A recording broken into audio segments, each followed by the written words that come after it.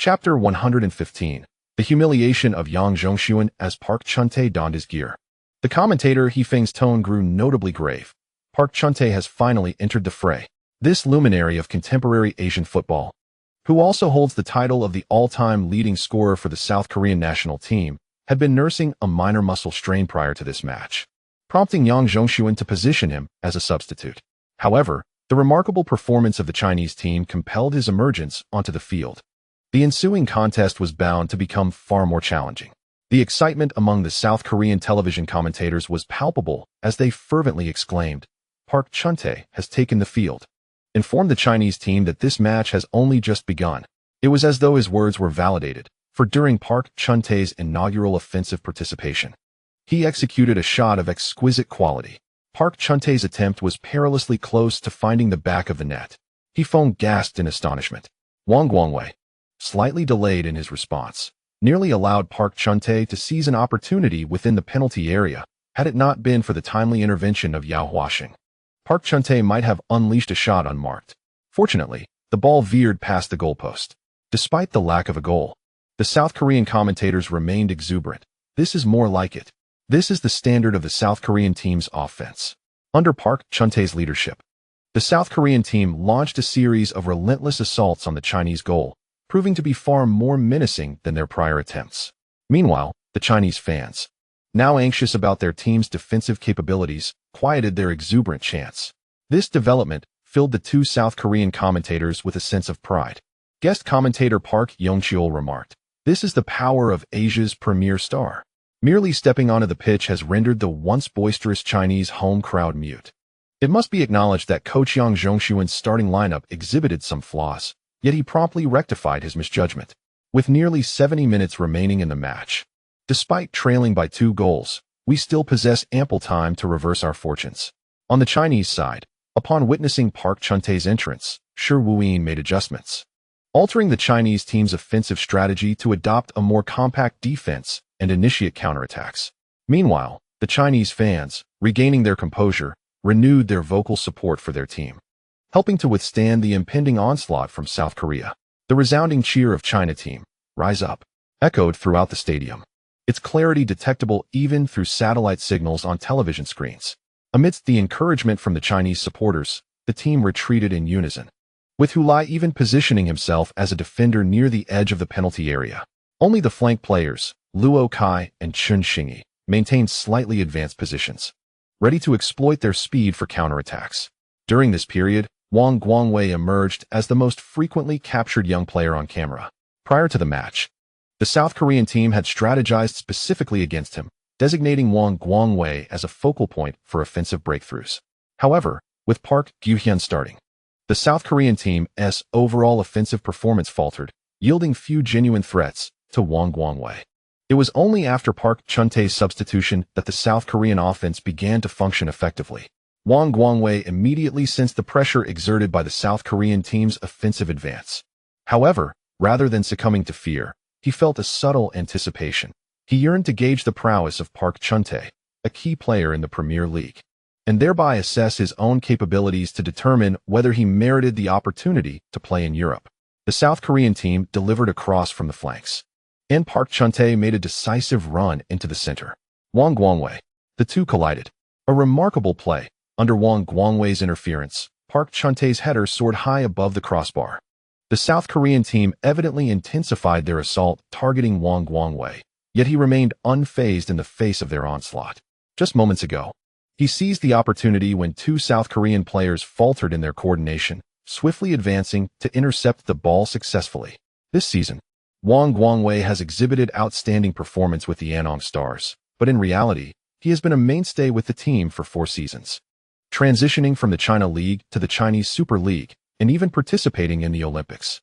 Despite his youth, his wealth of experience, combined with his composed demeanor and playing style, imparts an uncanny maturity that belies his age on the field.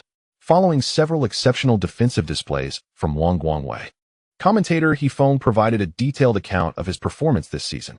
In both the Chinese Super League and the AFC Champions League, Wang Guangwei has shown remarkable progress. Should this momentum continue, he is certain to evolve into a pivotal anchor for the national team's defense in the future. Such accolades are indeed lofty, especially considering that Wang Guangwei is merely 23 years old. In the stands, Wang Guangwei's parents could not hear the commentator's words. Yet their son's performance stirred immense excitement within them, particularly when fans chanted their son's name, cheering him on. As a primary center back for the Anong Stars, one would expect Wang Guangwei to be accustomed to such moments. However, today was different. Today, he donned the jersey of the Chinese national team. The significance of representing one's country invariably surpasses that of competing for a club. Listening to the cheers from the stands, his parents truly felt the honor. Wang Guangwei's stellar performance epitomized the overall defensive strength of the Chinese team. He was not the only Chinese player excelling in defense.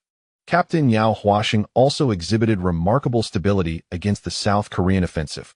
Not only did he fulfill his primary responsibilities, but he frequently assisted Wang Guangwei, alleviating numerous challenges he faced.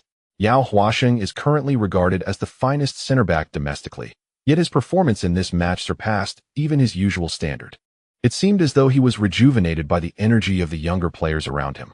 Under the vigilant defense of Wang Guangwei, Yao Huasheng, and their fellow players, the South Korean team failed to create any substantial opportunities until the conclusion of the first half, not to mention the goal of equalizing before halftime. They did not manage to score at all. When the referee signaled the end of the first half, the score remained 2-0, with China in the lead. The stands erupted in a wave of cheers, and after a raucous 45 minutes, the Provincial Sports Center finally quieted down somewhat. Fans must seize the opportunity to rest and replenish their energy in preparation for the battles that lie ahead in the second half. Upon entering the locker room, Yang Zhongxun firmly shut the door, silencing the cacophony outside, which faded to a mere whisper. Surveying the downcast faces of the players, he took a deep breath and raised his voice. "We made mistakes in the first half. Everyone did, including myself." His opening statement caused many players to look up in surprise. As the unequivocal leader of the team, even Park Chun-tae harbored a degree of trepidation towards him. Thus, it was quite uncharacteristic for Yang Zhongxun to openly acknowledge errors to his team.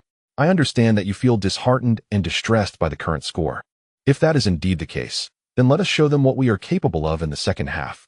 Do not be deceived by their seemingly stable defense. It is merely bolstered by the comfort and confidence of their 2-goal lead. If we can score first in the second half, their sense of security will shatter. And that will be our opportunity." Yang Zhongxun positioned the tactical board. "We will launch a strong attack on Wang Guangwei's side in the second half. However, I noticed that Yao Huasheng frequently came over to assist Wang Guangwei in the first half, revealing that Wang Guangwei's performance is far from what they believe it to be. He requires support. Thus, as we attack in the second half, we must monitor Yao Huasheng's positioning. By applying pressure on Wang Guangwei, we can draw Yao Huasheng out of his defensive zone. The moment he vacates his area, we will strike." Having outlined all necessary precautions, Yang Zhongxun stood at the center of the locker room and declared loudly to the team, "A 2-goal lead can be both a blessing and a curse for the Chinese team. Their mindset in the second half will undoubtedly differ from the first. This is our chance. Perhaps they believe that a 2-goal advantage guarantees their victory. Let us show them the disparity between Chinese and Korean football." As he spoke, Yang Zhongxun gritted his teeth. For him, conceding 2 goals within the first 20 minutes and being forced to make substitutions was a profound humiliation, overturning his tactical plans entirely. Since becoming a coach, whether at the club or national level, he had never encountered such a situation. In order to secure victory, he was compelled to temporarily set aside his sense of shame. Yet, it would be impossible to assert that he was unaffected by the incident. He bore those humiliations solely to emerge victorious in this match. Only through triumph could he cleanse the disgrace of the first 20 minutes, a humiliation he had never experienced in his coaching career. He would not allow anyone to offend him and walk away unscathed. Did they truly underestimate me, the titan of Korean football? In his heart, Yang Zhongxun silently vowed to himself and conveyed his dissatisfaction with the current outcome to his players through his words, gestures, tone, and expressions, ensuring they understood the gravity of his discontent.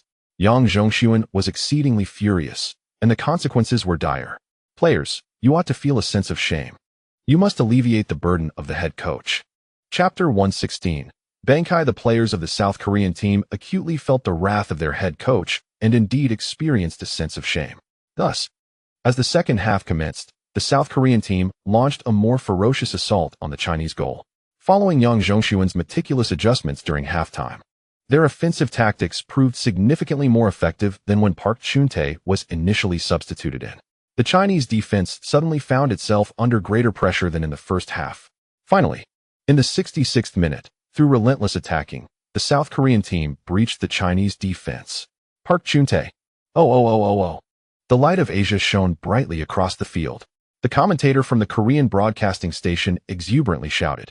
Despite the commendable and steady performances of Wang Guangwei and Yao Huasheng, they ultimately succumbed to Park Chun-tae's prowess. It was a spectacular rapid counterattack. Park Chun-tae single-handedly challenged the entire Chinese defense. The television broadcast repeatedly replayed Park Chun-tae's goal. There was no elaborate tactical scheme. Even the strategies devised by Yang Zhongxun at halftime were rendered unnecessary.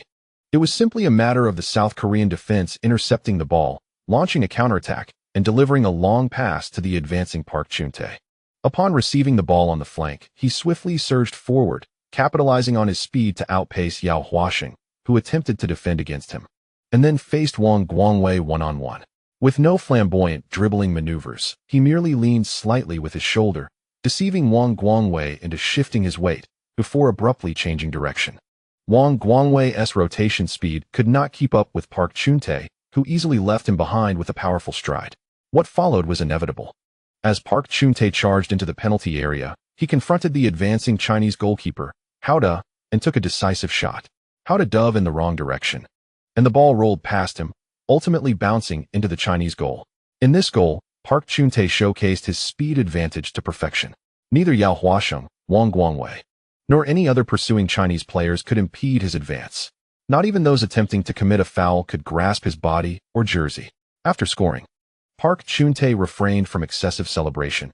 Instead, seizing the moment without an opponent contesting him, he dove into the net, retrieved the ball, and promptly returned to the center circle. He then raised his fists to his teammates. Keep pushing. Play like this. He was unwilling to settle for just one goal.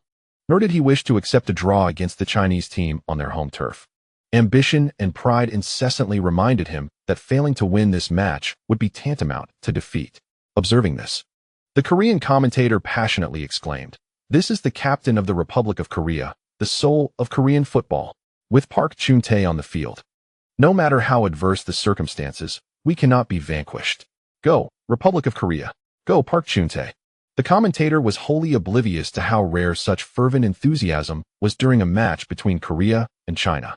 Such moments have been rare in the past. The South Korean team facing the Chinese team was not typically a daunting challenge. How is it that we find ourselves so exhilarated merely by closing the gap with a single goal while still trailing? From this perspective, one might argue that the South Korean team has already succumbed to defeat. However, the commentator from the exuberant South Korean television would not share this sentiment. He only perceives that the South Korean team has reduced a 2-goal deficit to 1. Park Chun-tae is in exceptional form, appearing wholly unburdened by any lingering injuries. With 24 minutes remaining, and considering stoppage time, there is nearly half an hour left to play. Given Park Chun-tae's current performance, surely this time is sufficient for him to score again, perhaps even twice. Victory shall undoubtedly belong to the Republic of Korea. Everything is fine. Everything is fine, exclaimed Yao Huasheng, the captain of the Chinese team, as he rallied his teammates in the penalty area. We still hold a 1-goal lead. The situation is not yet dire. It is essential to maintain our composure and steady our minds. Do not panic. Goalkeeper Hao also assumed his role as the vice-captain, comforting Wang Guangwei, who had been easily bypassed by Park Chun-tae. This is not your fault, Guangwei. The two had once been fierce competitors in the league, battling vigorously for the championship last season. Yet now, donned in the same red jersey of the Chinese national team, they share a singular identity as representatives of their nation. Wang Guangwei bowed his head in self-reproach. If only I had reacted a bit quicker, I could have closed the gap. Park Chun-tae's speed far exceeds that of Park Gu-hyun. Indeed, Hao replied. If he were on par with Park Gu-hyun, how could Park Chun-tae possibly be hailed as the Asian luminary? Gently patting Wang Guangwei's shoulder, he urged him not to dwell on this conceded goal, advising him to remain focused during the next defensive play. Wang Guangwei nodded in agreement. I understand, Hao. He Feng, who had been anxiously concerned for the team after conceding a goal, observed the scene unfolding on the field. Upon noticing several Chinese players comforting and encouraging one another, A weight lifted from his heart. With renewed vigor, he declared, "Although we have conceded a goal, it is of no consequence. We still lead in the score. This is not a grave issue. As long as we maintain our footing and look at how the national players are performing, supporting and uplifting each other, there lies hope." Such camaraderie has been a rarity in previous national teams. They have truly become a cohesive unit. Yin Kong beside him nodded in agreement. "You are absolutely right, He Feng. We have witnessed far too many instances where the national team faltered after conceding a goal and numerous examples of preemptive trepidation. But today's national team is different. It is this very difference that ignites our hope. He Feng, I have an overwhelming premonition. I believe that the fear of South Korea will be entirely vanquished." This is not merely an instance of two commentators feigning optimism or uttering sweet nothings to placate agitated viewers. They genuinely believe this. Moreover, the Chinese fans seated before their televisions share this conviction wholeheartedly. Following the conceding of a goal, an array of comments emerged online, starkly contrasting with the usual barrage of criticism directed towards the Chinese team. This time, the majority of messages were filled with encouragement, consolation, and fervent support. "Hold on. National team, we are still ahead. In a narrow confrontation, the brave shall prevail. Now is the time to fight with all our might. The South Korean team has already secured their advancement, and I refuse to believe they are more determined than we are. Although conceding a goal is disheartening, we rally behind our team. As long as we can triumph over the Koreans on our home turf, even if we ultimately do not reach the World Cup, it will be worth it. Indeed, if we can vanquish the Koreans in the World Cup qualifiers, I shall forgive you for the previous failed attempts at the World Cup. Losing to anyone is acceptable, but losing to the Koreans is simply intolerable." Park Chun-tae rushed back to the center circle, handing the ball to the already stationed Hulai. The latter flashed him a smile. "Brother, it seems your injury has healed, so why are you still on the bench? Do you look down on us?" Park Chun-tae, filled with ambition, felt a twitch at the corner of his mouth upon hearing Hulai's words. His emotions became disjointed. "Do you think I want to be a substitute? Is that looking down on you? Regardless of how I view you, we certainly shouldn't have conceded 2 goals first." Before Hulai could finish his thought, he continued to gaze at Park Chun-tae, saying, "Seeing you in such great form, I can finally give it my all." A look of confusion crossed Park Chun-tae's face as he failed to grasp Hulai's meaning. Observing his perplexity, Hulai kindly elucidated, I can finally exert myself fully." Upon hearing this, Park Chun-tae was initially taken aback, then narrowed his eyes, casting a disdainful glance at Hulai. "So, you were holding back before. That's a bit too arrogant, isn't it?" Suddenly, Park Chun-tae contemplated a possibility. Hulai could not possibly have been playing conservatively. His words were likely a deliberate provocation meant to rattle him and incite a loss of composure and reason. As a forward, maintaining rationality and composure during an attack is fundamental. Otherwise, one might fail to seize opportunities even when they arise. Almost fell for this kid's trick. Park Chun-tae recalled hearing others speak of Hulai as a cunning player, seemingly always brimming with mischievous ideas. However, he had never interacted with Hulai before, so he had merely dismissed those rumors without concern. He neither believed nor doubted, remaining noncommittal. Reflecting on his recent experience on the plane, he suddenly found the rumors to be quite credible, as he had personally validated their accuracy. With this realization, the anger on Park Chun-tae's face dissipated, replaced by a faint smile as he replied in English, "Is that so? Then please give it your all." Hulai, seemingly oblivious to the sarcasm in his tone, nodded without hesitation. "No problem. I look forward to your guidance, brother." One could almost envision him bowing in deference. P.S. Here is the second update. Please support with monthly tickets. This chapter concludes. Chapter 117. The cannon's initial roar. Park Chun-tae could not help but glance at Hulai in the distance again. Nearly 10 minutes had passed since he had declared his intent to give it his all, yet the Chinese team had not managed to score during this interval.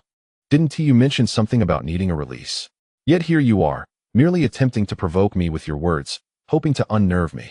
Park Chun-tae, now 30 years of age, let out a soft scoff. "Do not presume I would be so easily deceived, young one. Perhaps only a youth like Park Kyu-hyun would fall for your provocations, but I shall not." With Hulai's schemes thwarted, Park Chun-tae found himself in rather high spirits. He reminisced about the journey alongside Hulai on the flight to Jincheng, recalling the torment and anguish inflicted upon him. His declaration at the press conference that Hu Lai bore no responsibility was merely a statement tailored for the media. The truth was inconvenient to articulate. For once he spoke candidly, the media would delve deeper, questioning why his proximity to Hu Lai caused him such anxiety that he could not sleep. Were you afraid of Hu Lai? Why did you care so much about whether he might capture your image? Is there a hint of pretense in your demeanor? A seemingly straightforward matter would spiral into an intricate web of complexity. Furthermore, if he claimed a connection to Hu Lai, would Hu Lai acknowledge it? Absolutely not. In the end, it would devolve into a mere verbal sparring match, with neither side persuading the other, each asserting their own narrative. Such discourse would only obscure the focal point, disrupting proper preparation. Hence, Park Chun-tae opted for a decisive approach, asserting that it had nothing to do with Hu Lai. Yet, how could it possibly be unrelated? Had his seatmate been anyone but Hu Lai, his rest would have been assured. Had he not been concerned about Hu Lai's ulterior motives, would he have remained in a perpetual state of heightened tension and anxiety? Thus, one must ponder the extent of the connection to Hu Lai. It is indeed significant. It is precisely due to this connection that Park Chun-tae felt elated upon realizing that Hu Lai's tactics were ineffectual against him. Despite the Korean team trailing by a goal, he felt confident in leading his team to a remarkable comeback. Let us commence with the next offensive. Hu Lai faced staunch defense from the Korean team, particularly when entering the penalty area, where he was invariably accompanied by a defender, often with another hovering nearby. This resulted in limited opportunities for him in the second half. Yang Zhongxun stood at the sidelines, arms crossed, his expression gradually relaxing. He had meticulously studied Hu Lai, as this individual was arguably the most formidable player on the Chinese team at present. However, Hu Lai was not difficult to analyze. He was simply a pure striker, adept at scoring, with an acute sense for goal. His strengths were pronounced, yet so were his shortcomings. The most significant flaw lay in his confinement to the penalty area. Once he ventured beyond that realm, his threat diminished drastically, transforming from an efficient scoring machine into a superfluous role player. Consequently, defending against him was straightforward. Intensify the defense within the penalty area while avoiding unnecessary movement in the front line. Yang Zhongxun advised his players accordingly. Defenders needed to maintain their positions. As long as their placement within the penalty area remained intact, Hu Lai would struggle to seize any substantial opportunities. In essence, Hu Lai excels at exploiting gaps to score, does he not? Therefore, we must ensure that no spaces remain for him within the penalty area. Observe how Hu Lai has now been pushed out of the box, illustrating the success and effectiveness of our defense. With this thought, a faint smile graced Yang Zhongxun's face for perhaps the first time in this match, even as he maintained a serious demeanor during Park Chun-tae's goal. Hu Lai has increasingly drifted outside the penalty area, and He Feng and Yin Kong have naturally taken note of his new behavior. The South Korean team has indeed intensified their defensive efforts against Hu Lai in the box. At one point, he was surrounded by defenders, with their captain, Chao Xianhong, marking him closely. Yang Zhongxun's strategy appears to be to push Hu Lai out of the penalty area, distancing him from the goal, thereby significantly diminishing the threats he poses. It must be said, given the current circumstances, Yang Zhongxun's tactics have proven effective, effectively neutralizing Hu Lai as a scoring threat. Yin Kang's remarks may displease many Chinese fans, but there is a kernel of truth in his statement. Hu Lai is indeed a player whose threat diminishes the further he is from the goal. If it were Luo Kai or Chun Xingyi, the situation might be different, for they possess the ability to dribble and break through defenses. What else can Hu Lai contribute apart from positioning himself for a goal? Now, as he retreats from the penalty area, he primarily assists in passing the ball around, acting as a temporary wall for his teammates. This is his utmost tactical contribution. Fortunately, the Chinese team still leads by a single point. If they can maintain this advantage, victory remains within reach. Many fans have already called for Shi Wuyin to adjust the strategy to a defensive counterattack, utilizing the speed of Chun Xingyi and Luo Kai to disrupt the South Korean defense, preventing them from fully committing to an offensive push. Subsequently, the entire team could retreat to their half, aiming to hold on until the final whistle. With less than 15 minutes remaining in the match, enduring with grit and a stroke of luck may just preserve this slender lead.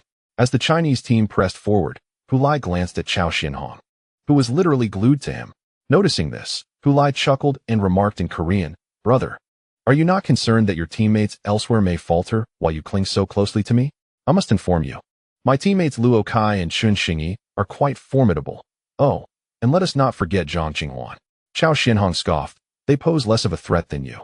Oh, how flattering, Hu Lai thought, placing a hand over his heart.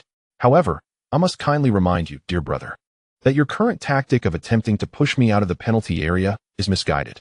Do you believe that I cannot score from a distance? Allow me to inform you. I possess a secret weapon. This time, Chao Xianhong chose not to respond to Hu Lai's banter, merely grunting in acknowledgement. He recalled the rumors surrounding Hu Lai. This lad is a linguistic prodigy, adept in various languages, often engaging opponents in conversation on the pitch. Once you engage in conversation with him, you inevitably fall into his rhythm, easily losing your ability to observe and assess your surroundings. The most prudent course of action is to ignore him entirely. Whatever he may say, do not respond. He has already erred, and fortunately, it was discovered in time. What nonsense about a secret weapon. It's clear that this fellow is merely spouting nonsense, attempting to distract me and divert my focus while I defend against him. Perhaps he even intends to draw me out of the penalty area, creating opportunities for his teammates. Seeing that his opponent remained unfazed, Hu Lai shrugged and remarked, "Well, I've given you a chance, my friend, before darting out of the penalty area." Chao Xianhong, upon hearing this, scoffed inwardly. What nonsense. He did not follow Hu Lai out, but instead remained steadfast outside his own defensive zone, alongside his teammates. As a center back, he could not abandon his position. This would be far more catastrophic than allowing Hu Lai to retrieve the ball outside the box. Besides, even if that lad managed to gain possession outside, what difference would it make? It would merely serve as a means to pass the ball to other Chinese players. He was almost tempted to shout at his teammates, "Let him have the ball." Indeed, let him have it, and see what he could accomplish. Observing Hu Lai retreat, Zhang Qinghua passed the ball over and sprinted forward, intending to use Hu Lai as a wall for a wall pass. Defensive midfielder Lu Mingyuan immediately followed suit, entirely neglecting Hu Lai. His action was not born of arrogance, but rather supported by compelling evidence. Prior to the match, head coach Yang Zhongxun had meticulously analyzed Hu Lai's strengths and weaknesses, revealing a shocking yet factual statistic. All of Hu Lai's goals throughout his professional career had originated from within the penalty area. In other words, he had not scored a single goal from outside the box. What does this signify? It signifies that he does not excel at long-range shots. Initially, everyone was taken aback by this conclusion, but upon a closer examination of Hu Lai's physique and playing style, it became understandable. His role as a poacher-type forward makes it quite normal for him to struggle with long-range shots. Consequently, when Hu Lai received the ball outside the penalty area, none of the South Korean players, including Lu Mingyuan, rushed to mark him immediately. As Hu Lai received the ball and turned to look, he noticed that Lu Mingyuan, not far from him, had his back turned, running towards Zhang Qinghua. He thought to himself, "You truly show no restraint in your disdain for me. Do not blame me for seizing the opportunity." Completely unmarked, Hu Lai calmly adjusted the ball, completed his turn, and controlled it from over 30 meters away from the goal. Facing the net, he felt the warmth of spring. He glanced at the positioning of goalkeeper Sun Haimin, gently nudged the ball forward, and stepped with his left foot onto the left side of the ball. He then spread his arms to maintain balance while swinging his right leg back. It was a flawlessly executed shooting technique. Today, allow you, this group of naysayers, to witness the culmination of my months of diligent practice. The super killer, the great Chinese cannon. The energy surged explosively from his significantly strengthened core muscles in the waist, abdomen, thighs, and glutes, cascading downward to the taut dorsum of his right foot. It erupted like gunpowder within a shell, propelling the football forward. The sound resonated like the thunder of artillery, harmonizing with the sonic waves of the ball slicing through the air. The South Korean defender, Kwon Young-ho, positioned on the edge of the penalty area, was momentarily paralyzed, caught off guard by Hu Lai's audacious decision to shoot directly. It was as if he was oblivious to the unfolding events. Only when the ball approached did he belatedly twist his body, uncertain whether to shield himself with his back or evade the powerful strike. Yet the gesture remained unfulfilled as the ball whizzed past him, hurtling towards the goal. By the time Kwon completed his turn, he witnessed his teammate, goalkeeper Sun Haimin, leaping into the air, reaching out to deflect the ball toward the upper right corner of the net. The football, however, had already struck the netting behind the goal. Stunned, he stood frozen. Not only he, but also his fellow teammates in the penalty area, including the captain and center back, Chao Xianhong, turned partially to glance back. Rooted in their positions, resembling statues, It wasn't until the ball lost all momentum and descended from the air that time resumed its course for them. Sun Heyman landed awkwardly on the ground, while Chao Haiyanhong raised his arms as if to celebrate the goal, only to immediately clutch his head in despair. Following this, the players of the South Korean team were met with the loudest cheer of the match. As the scene shifted, Hulai received the ball outside the penalty area, with Zhang Qinghwan attempting to orchestrate a wall pass. However, their intentions were discerned by the South Korean defense, causing Ryu Myung-won to rush towards Zhang Qinghwan. In that moment, Hulai turned and shot directly. The commentator, He Feng, expressed his astonishment. Unable to fathom Hulai's decision to shoot from approximately 33 meters away from the goal, a choice he had never made before. Was he truly compelled by the opposing defense tactics, left with no foothold in the penalty area, resorting to a shot in desperation, hoping for luck? In that fleeting moment, myriad thoughts and speculations raced through He Feng's mind. Yet, upon witnessing the football trace a white arc above the South Korean penalty area, piercing straight into the net, all those conjectures were cast aside. Gripping the microphone, he bellowed, "Wow! Hulai, a long-range shot, a world-class goal." Hulai has breached the South Korean defense with a shot he is least accustomed to. Beside him, Yen Kong echoed the fervor, exclaiming that at the moment Hulai struck the ball, not a single South Korean player was near him. Clearly, they had underestimated Hulai's capability to score from such a distance, paying dearly for their arrogance. They believed that driving Hulai out of the penalty area would equate to severing the tip of the Chinese team's trident. But who says one cannot inflict harm without a point? Amidst their frenzied commentary, the stands of the Anton Province Sports Center erupted with a surging sea of red. The Korean fans in the visiting section could scarcely perceive the field, as Chinese supporters vigorously waved their flags, dozens of them fluttering to obscure their view entirely. The waves surged skyward, as if the very heavens were turned upside down. This was merely a glimpse of the furious red tide. In the adjoining stands, Chinese fans were wildly shaking their fists and extending their middle fingers, roaring with bared teeth. Before them, a wall of special police stood, seemingly on the verge of being compressed to 2, or even 1, layer. "You bastards, do you see? Kneel down. Kneel before your Chinese father. Damn your Korea-phobia. Damn your puny nation. Long live China. Hulai is magnificent. Ah!" Xiaolon leaped and screamed in the stands, desperately clutching her husband's arm for balance, leaving red marks on his skin, oblivious to her grip. Her husband, Hu Li Sin, was equally unaware, bellowing at the figure sprinting toward the corner flag. "Good shot." Both their eyes glistened with unshed tears, yet they remained blissfully ignorant. Chen Rui wiped tears from his eyes, shouting, "How wonderful it is to have been teammates with Hulai." Beside him, Meng Shi pointed at Hulai on the field, grinning at Mao Xiao. "It was my high school teammate who vanquished the Korean team. This is a boast I can carry for a lifetime." Mao Xiao chuckled, "The match isn't over yet." "I don't care. Today, those bastards must perish." Meng Shi interrupted fiercely. In the distance, Chu Yifan asked Yan Yan, "How can we praise Hulai like this?" Yan Yan shook his head with a sigh. "It's beyond praise now." Chu Yifan laughed heartily, reveling in the moment. In the VIP section, those managers of Chinese Super League teams who had once been on the receiving end of Hulai's goals reminisced eagerly after their initial cheers. "Back then, when Hulai scored against us in Haiha, wasn't Flash Star still in the China League? Ah, I knew even then that this kid would have an extraordinary future. And look, I was right. What is that? Let me tell you, back when Hulai was with the Haitian youth team, he played against our South China Tiger youth team. I didn't see that match. But I later heard from our coach that a particularly talented young man emerged from the Haitian youth team, incredibly adept at scoring. Much later, I discovered that the coach was referring to Hulai. How could such a gifted talent be let go by Haitian? Shu, keep it down." Hearing these musings, Dong Won and Zhao Kongming exchanged a knowing glance, sharing a silent smile. On the Chinese team's bench, Shi Wuyin's eyes widened in astonishment. When did this lad learn to shoot from distance? "He's just lucky," murmured team leader Hong Renjia. "A mere stroke of luck is all it takes to score. Today, fortune smiles upon us. The Korean team is doomed."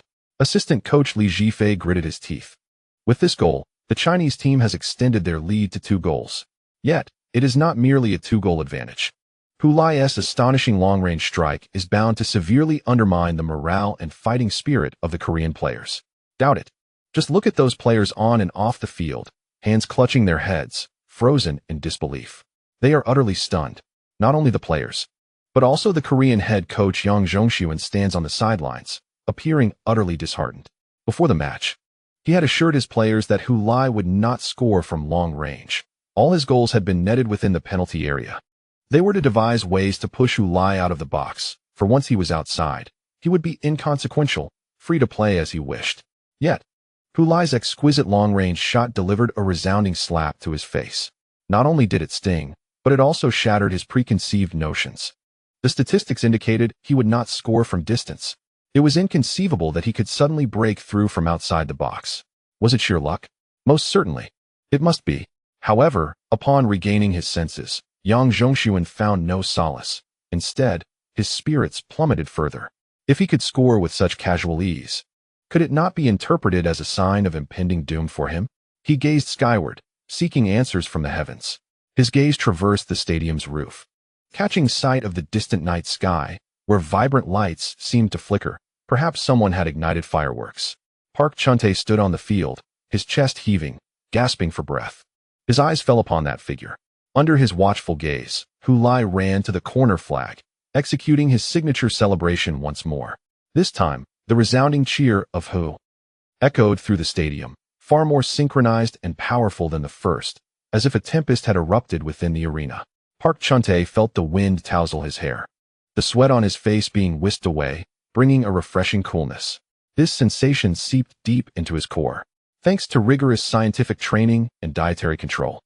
The professional lifespan of modern football players has significantly increased. 30 years ago, a player at 30 might have already begun their decline. However, today, 30 is regarded as a golden age for a professional athlete. Yet, amidst this tempest, Park Chun-tae found himself pondering for the first time. Am I getting old? He averted his gaze, turning to his Korean teammates, particularly the young players entrusted with significant responsibilities in this match. Their faces were etched with confusion.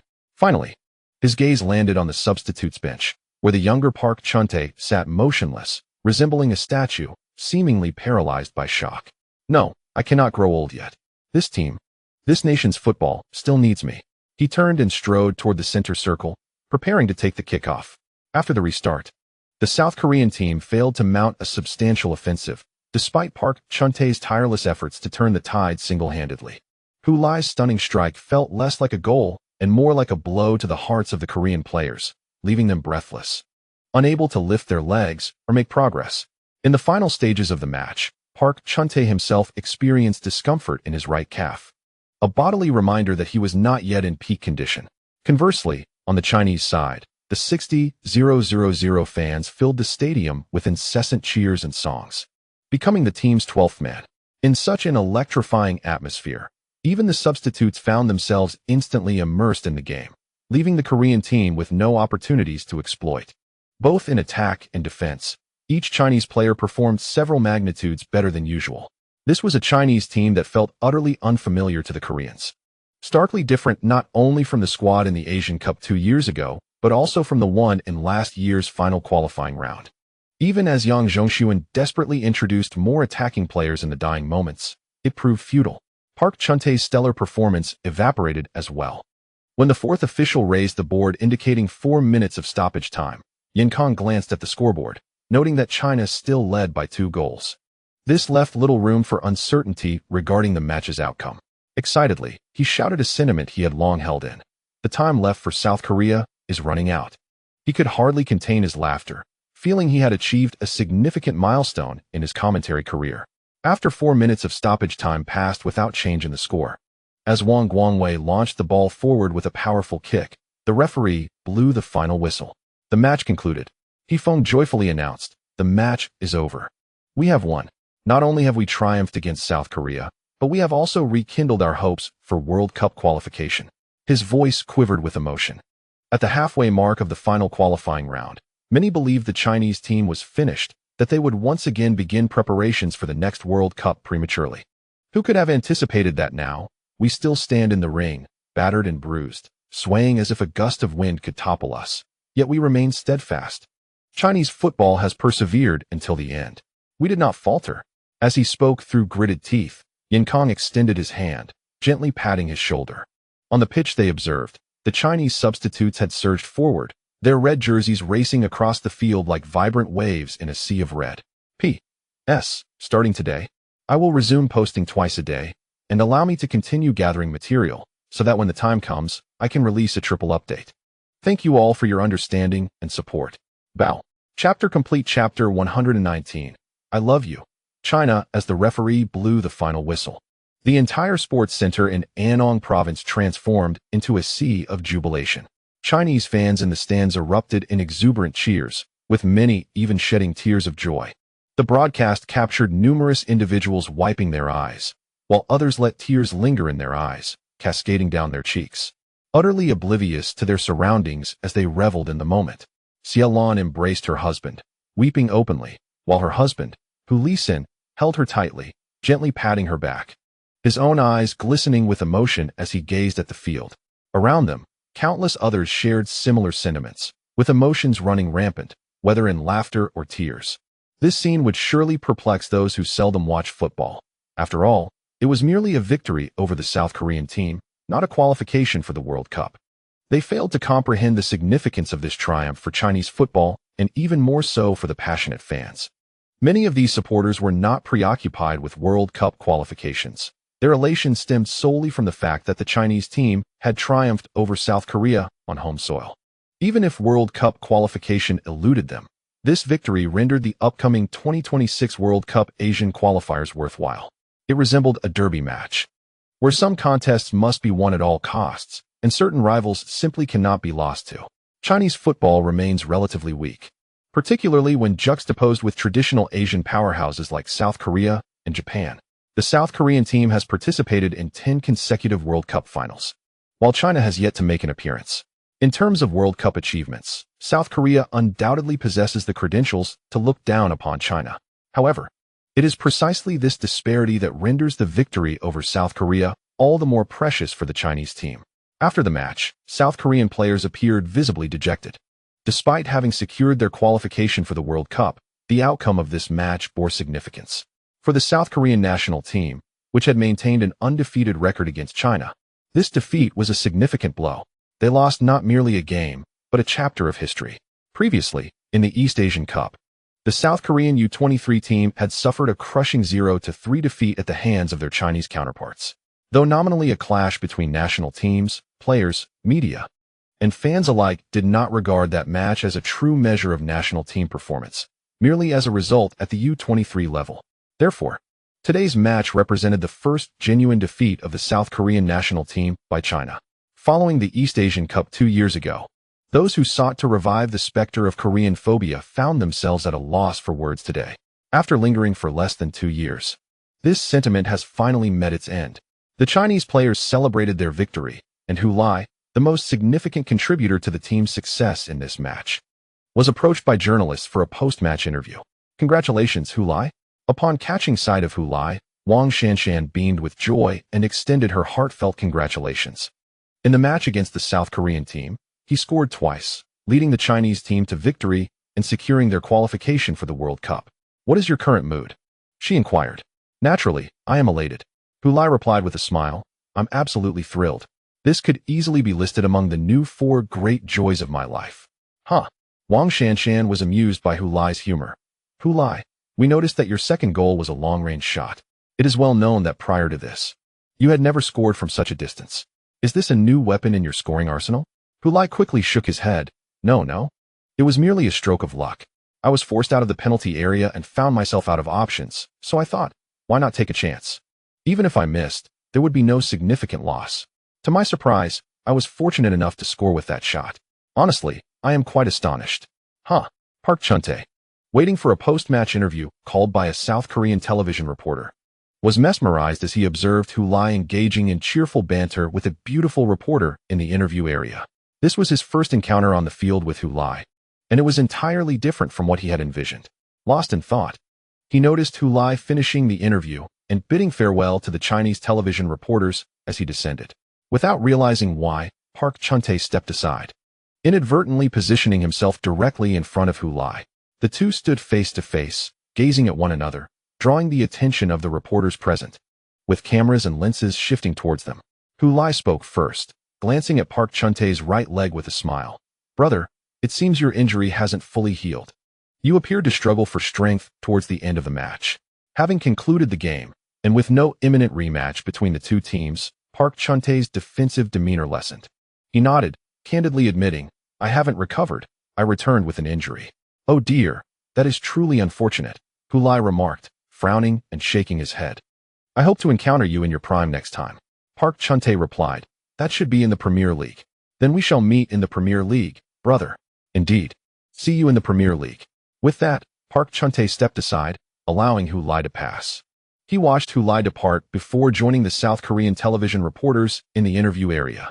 Despite the disappointment of losing the match, Park Chun-tae acknowledged, "This is football. In this game, we implemented some rotations, primarily to cultivate our youth. Compared to this objective, winning or losing is not the utmost priority. I believe this match will provide the young players with invaluable lessons and facilitate their rapid development." When Hulai returned to his teammates, they had already lined up, preparing to make a lap around the field to express their gratitude to the Chinese fans who had come to support them, whether by coincidence or deliberate choice. The starting point of their lap corresponded with a grand 5-starred red flag prominently displayed in the stands, the very same flag that had appeared prior to the match. As the Chinese team completed their lap around the field, the 5-starred red flag accompanied them in a ceremonial round of its own. It can be said that wherever the players of the Chinese team go, the crimson flag follows them, gracefully swaying in the stands. Enthusiastic fans raise their hands, passing the national flag above their heads. Through the collective effort of countless hands, the red flag appears to float gently in the stands, swaying softly in the night breeze. As the procession around the field reaches its midpoint, an old song begins to play over the loudspeakers. Upon hearing the introduction of this melody, cheers erupt from the stands, swiftly leading to a grand chorus of fans singing together. "Whenever I feel pain, I long for your embrace, just as you have always done, touching my soul. Whenever I am confused, you bring me warmth, like someone's arms tightly around my shoulders. Sometimes I feel lonely and helpless, like a stone rolling down a hillside. Yet just the thought of your name restores my confidence.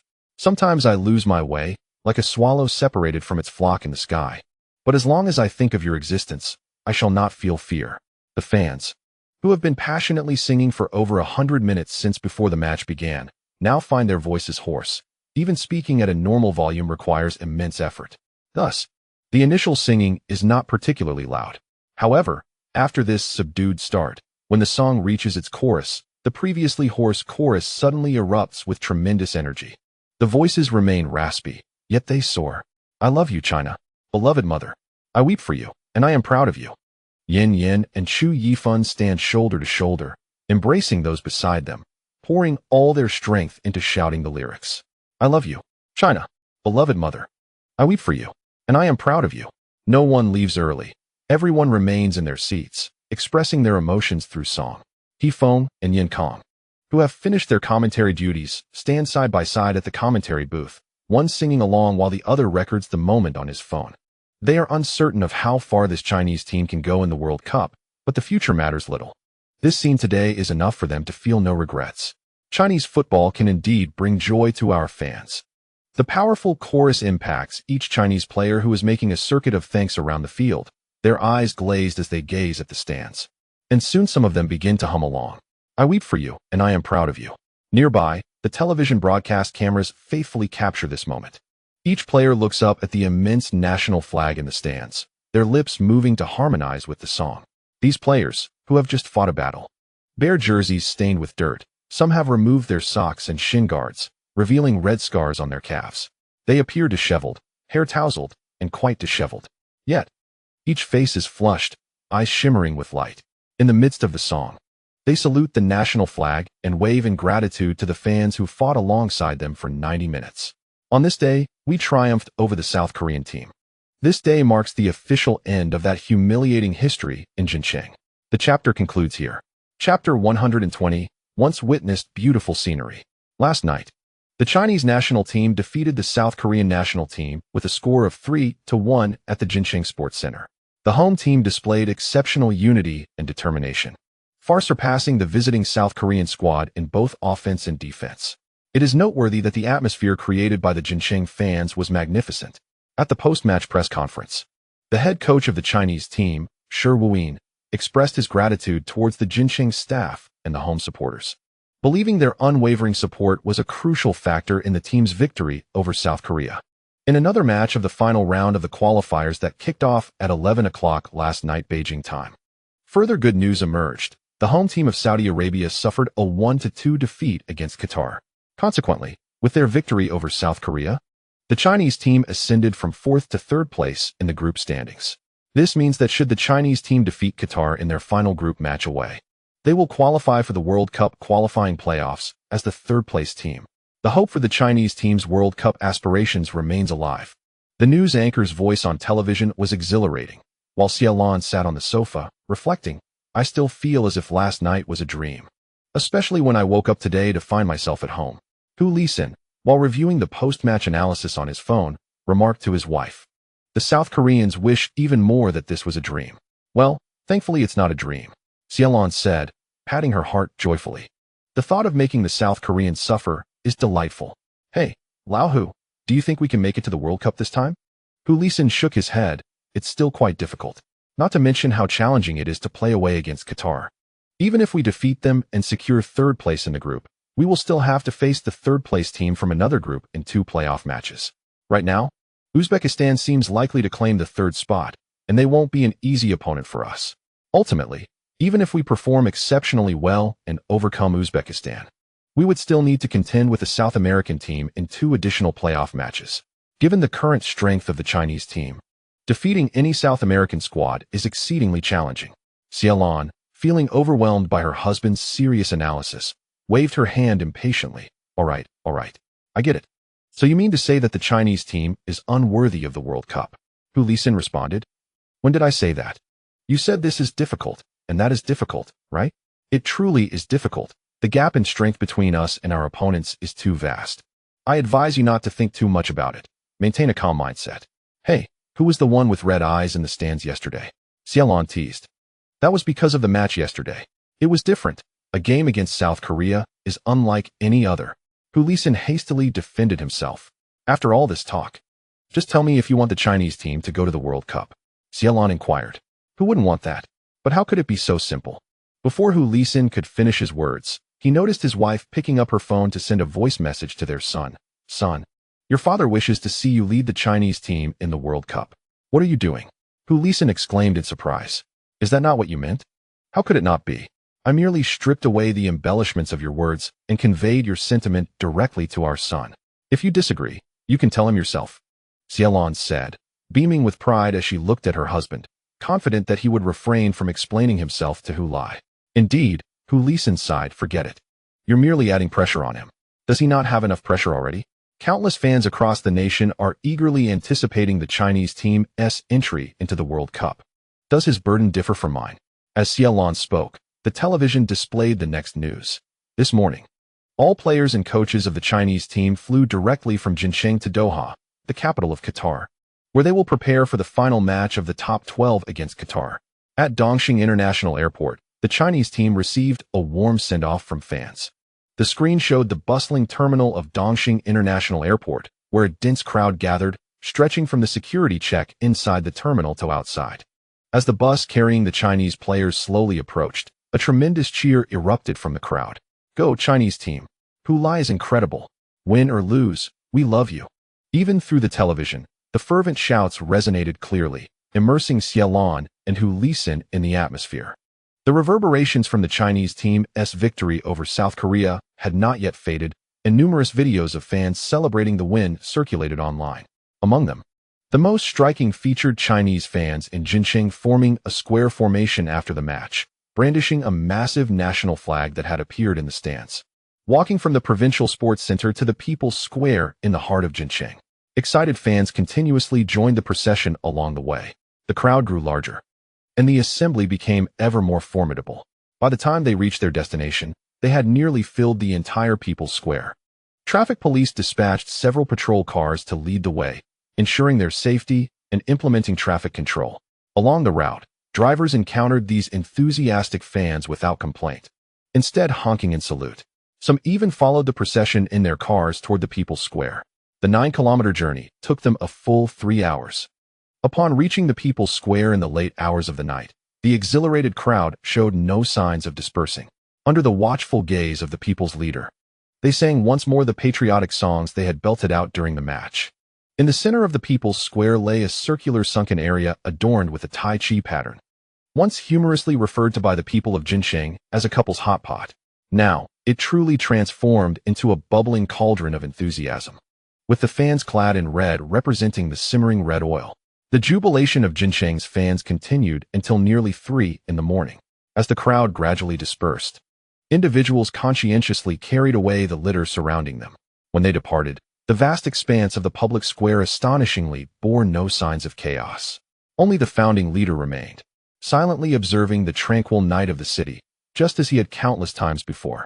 Occasionally, passers-by in vehicles gliding past the square would scarcely perceive that over 10,000 people had just gathered in that very spot. Yet, the exhilarating scenes continued to linger in the hearts of many, immortalized online as cherished memories of Chinese football, forever preserved. Regardless of the passage of years, there will always be those who stumble upon videos and photographs capturing these moments, recounting the journey of Chinese fans who, despite their struggles, witnessed breathtaking landscapes and enjoyed moments of unrestrained joy. The match between Saudi Arabia and Qatar took place an hour after the game between the Chinese team and South Korea. Perhaps influenced by the Chinese team's home victory over South Korea, Saudi Arabia's performance on their home turf was less than satisfactory. Simultaneously, the triumph of the Chinese team forced Qatar into a corner. If they wished to qualify for the playoffs, their only path lay in defeating Saudi Arabia. Consequently, this clash in West Asia unfolded with intense fervor. Ultimately, Qatar emerged victorious, triumphing over Saudi Arabia with a score of 2-1, thereby displacing Saudi Arabia from their third place in the league, while aligning both teams' points at 11. This development simplified matters significantly. In the final round of the group stage, all 3 teams were vying for victory. The team that faltered would face elimination. The Chinese team, having accumulated 12 points, had already surpassed both Saudi Arabia and Qatar in points, placing them in the most straightforward position. A victory over Qatar would secure their place, while Australia, having defeated the UAE 3-0 away, sat at 15 points. Even if Australia were to lose in the final round and China were to win, the 2 teams would still tie on points. However, based on goal difference, China would be unable to surpass Australia for second place, as China's goal difference stood at -1, not excessively poor, yet still inferior to Australia's +5, a 6-goal deficit. Unless Australia were to suffer a significant defeat at home against South Korea, while China achieved a resounding victory over Qatar, such a scenario seemed exceedingly unlikely. Saudi Arabia, facing the UAE away, would not falter again, given their precarious situation as former Asian football titans. However, even a victory would depend on the outcome of the match between China and Qatar. As long as China and Qatar drew, or if China were to lose, Saudi Arabia could still reclaim third place in the group. Qatar, on the other hand, needed to secure a victory against China while hoping for Saudi Arabia to lose to the UAE, a scenario with minimal likelihood. Thus, Qatar's journey to the World Cup proved to be the most treacherous. Nevertheless, this did not imply that China's final group match would be relatively easier. In fact, it could very well pose the greatest challenge yet, even more formidable than their previous encounter with South Korea. Firstly, this time, the Chinese team is playing away, competing against a West Asian team, a fact well understood by all. Secondly, there exists a myriad of historical grievances and stories between Qatar and Chinese football. Most importantly, there are lingering resentments between Qatar and Hulai. Consequently, one can easily anticipate the treatment that the Chinese team, along with Hulai, will receive on Qatari soil. Chapter 121. Who did you choose to provoke? As the aircraft came to a halt beside the jet bridge, some passengers eagerly sprang from their seats, anxious to retrieve their luggage from the overhead compartments. Hulai, however, remained seated, taking a moment to deactivate his phone's flight mode and connect to the local network through a virtual operator. His WeChat quickly buzzed with new messages. Among them was a voice note from his mother. "Son, your father wishes to see you lead the Chinese team to the World Cup." Seated beside him, Wang Guangwei caught the message emanating from Hulai's phone and glanced over, though he did not express any surprise. Given that the team had progressed this far in the final round of qualifying, with only Qatar left as their opponent, it would be disingenuous to claim that anyone was uninterested in participating in the World Cup. Ever since their home victory against South Korea, The entire Chinese team had united with a singular focus to secure third place in their group and, from that position, vie for a chance to compete in the World Cup playoffs. Thus, it was hardly astonishing for anyone to express a desire to attend the World Cup at this juncture, nor would it elicit incredulous looks or mocking gazes from their peers. Upon hearing his mother's voice message, Hulai smiled and replied through text, "Rest assured, Mom, I will fulfill this mission." His confidence stemmed from the fact that he indeed had a World Cup-related task assigned to him upon being selected for the Chinese squad in the final round of qualifiers. The task demanded that he assist the Chinese team in securing a ticket to the finals of the 2026 World Cup in the United States and Canada.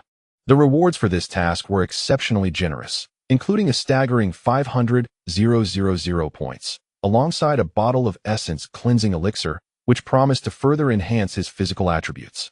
Additionally, there was a rare World Wave experience card, valued at 1 million points, which he had only glimpsed once during his early days on the high school team.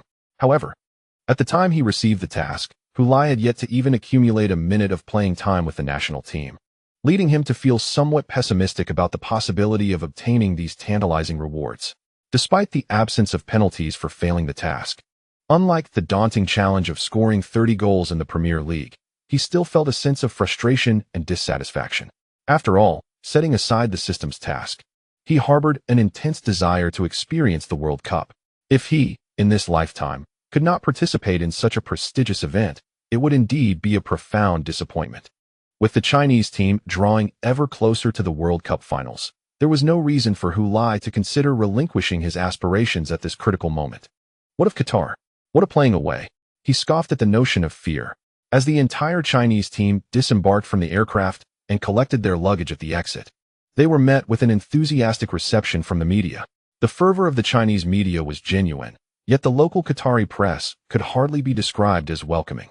Everyone recalls how the team's star player, Hulai, had previously humiliated Qatari football.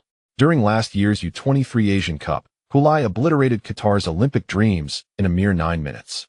What infuriated the Qataris even further was Hulai's post-match bravado. Did he truly believe that Qatari fans could not discern his sarcasm? He was clearly aware that they understood. Yet his remarks revealed an audacious disregard for their sentiments. Perhaps at that moment, he never anticipated encountering Qatar so soon again. The Qatari media and fans, with a sense of vindication, thought it was now time for Hulai to pay the price for his earlier arrogance. Outside the airport, Hulai faced an onslaught from Qatari journalists. Are you worried about losing to Qatar in this crucial match and thereby forfeiting your chance to participate in the World Cup? This was a relatively mild inquiry. Some reporters took a more sarcastic approach. Hulai, will you be able to score 5 goals in 9 minutes this time? His comment elicited laughter from surrounding Qatari journalists, while the expressions of the Chinese reporters darkened. Nevertheless, Hulai displayed no signs of anger. Instead, he widened his eyes in astonishment and asked in English, "Really? My dear journalist, are you a Chinese undercover?" The sarcastic reporter, amidst the laughter, scoffed but did not respond to Hulai's seemingly foolish question. Hulai, undeterred by the lack of reply, continued, "This is the first time I've encountered a journalist hoping to see their national team concede 5 goals in 9 minutes. I suspect you might actually be a longtime friend of Chinese football. Are you sure you're not one of our undercover agents?" The laughter abruptly ceased, as it was evident that no one expected Hulai to retaliate with such eloquence.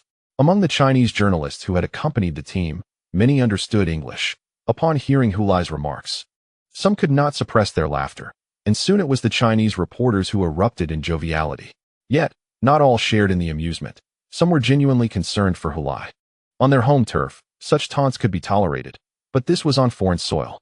While these journalists worried for Hulai, they were unaware that he had already received a new directive upon the provocation from the opposing reporters. The task was clear. You have arrived at a venue that is unfriendly to you, yet you must demonstrate that being beloved by all is a universal truth. Thus, you must conquer the hostile fans of your adversary in this match. Task reward: 200,000 points. Powerful Charm Essence Lotion, 1. Damaged Giant Bear Shin Guards, 1. Task failure penalty: deduction of 200,000 points. When Hulai saw that failure to complete the task would incur a penalty, his morale plummeted. Wasn't his situation already dire enough without adding this burden? Initially, all he needed to do was assist the Chinese team in defeating Qatar on their home turf. Now, Not only did he have to secure a victory, but he also had to win the hearts of the pig intestine fans.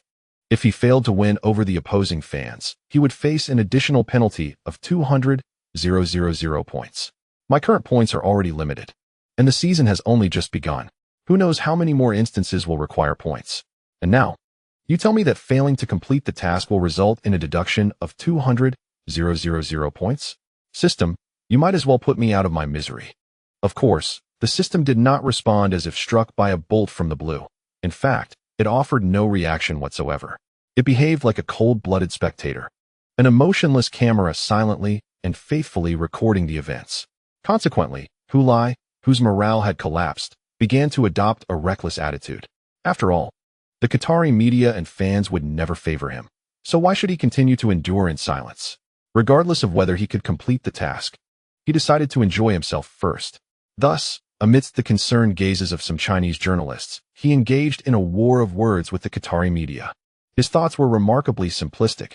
He had no consideration for the myriad concerns that those journalists harbored. He merely thought, "To hell with you. If you make me unhappy, I shall make you miserable in return." Hu Lai's sharp retorts left the sarcastic Qatari reporters, along with their rowdy colleagues, feeling quite embarrassed.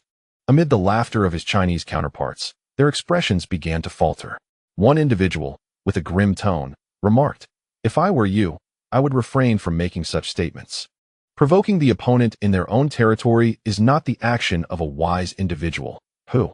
While this sounded like advice, even a fool could discern that it was, in fact, a veiled threat. Hu Lai chuckled and retorted fluently in English, "If I were you, I wouldn't provoke a player who once scored 5 goals against you in just 9 minutes before a match that you cannot afford to lose." A Qatari journalist in the crowd visibly paled. "Do you truly intend to do it again?" The tone of his voice revealed genuine concern, rather than mere sarcasm.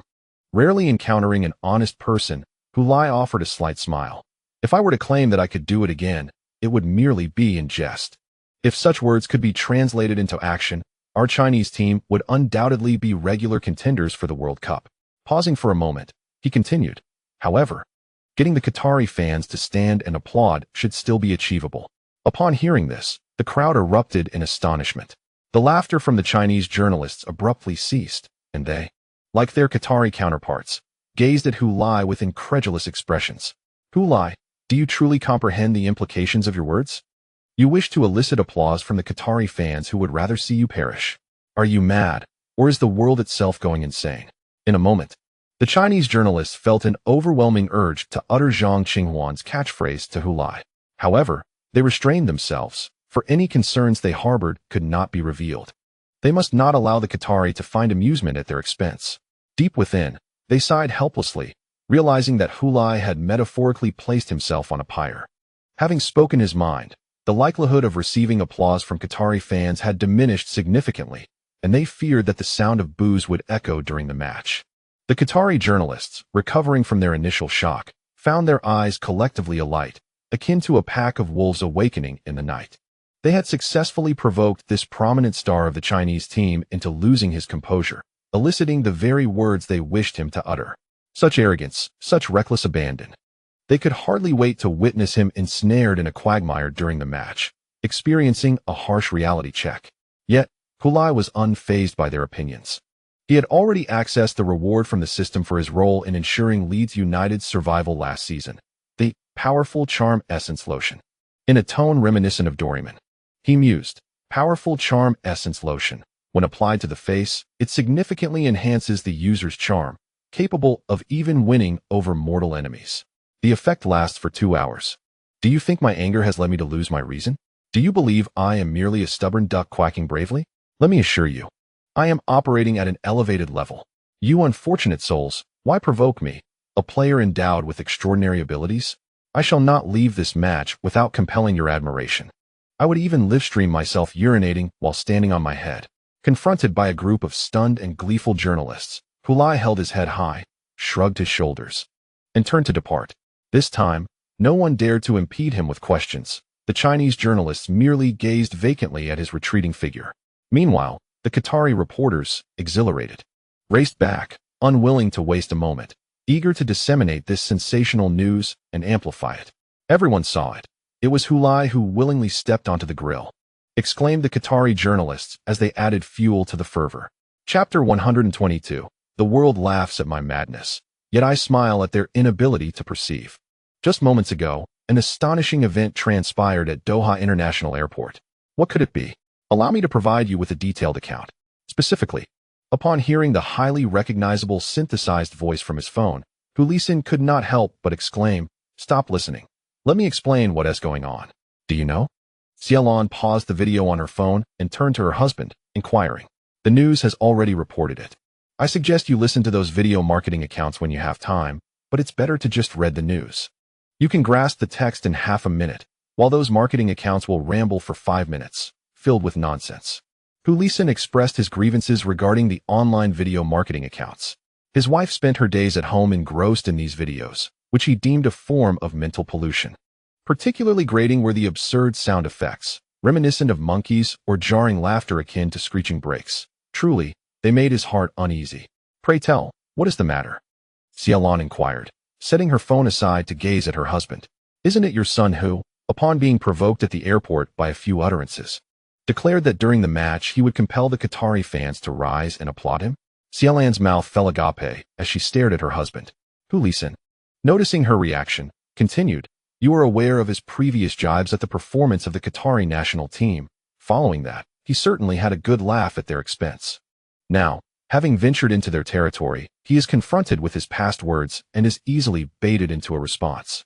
Before he could finish, Xiaolan slapped her thigh in delight, exclaiming, "Truly, he is my son." Humiliation smirked. "Your bias is rather excessive. Have you considered the troubles his words might invite? What should I do? Shall I angrily video call him on WeChat?" Xiaolan, seemingly unconcerned, waved off his worries. Humiliation shook his head in disbelief, muttering, "You just indulge him." Xiaolan, undeterred by her husband's complaints, grew more animated upon hearing the news and began fervently searching for related videos online. Soon, Humiliation's ears were filled once more with the raucous laughter akin to that of monkeys. He found himself utterly speechless, yet refrained from showing his displeasure to his wife and instead retreated to the kitchen.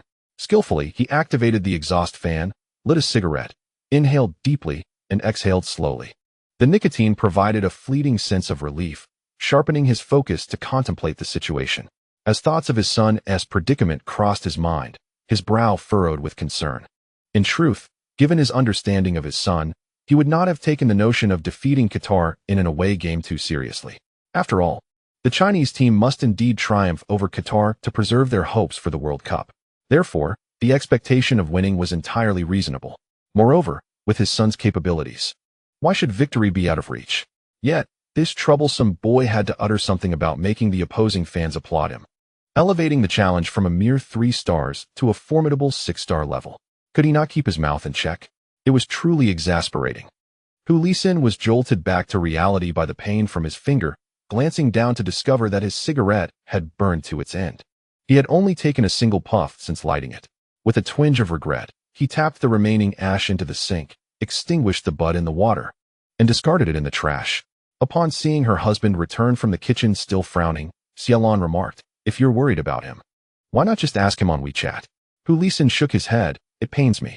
"Are you in pain for your son?" Humiliation raised his finger, which bore a burn. "I burned myself." Xiaolan squinted at the small black mark, dismissively saying, "You call that a minor blemish pain?" Losing interest in her husband, she turned away. Meanwhile, Humiliation took a seat beside her, reopened his phone, and began perusing the myriad opinions online regarding the incident involving Hulai, his brow remaining tightly knit. The online reactions to Hulai's comments were numerous and complex, with some echoing Humiliation's sentiments, believing Hulai was unnecessarily raising the stakes. Some believed that Hulai should not be blamed for this incident, as he was provoked directly and faced relentless pressure from others. In such circumstances, what could Hulai have said? Should he have remained silent? That would surely have led others to think he was intimidated. Therefore, while the consequences of this situation are unfavorable, it was not Hulai's intention to instigate it. He is, in essence, merely a victim. Others, however, dismiss Hulai's words as mere bravado. Given the atmosphere at that moment, with words flying back and forth, how could Hulai possibly concede before the opposing reporters? He was compelled to make grandiose and sensational statements, even if they sounded like empty boasts.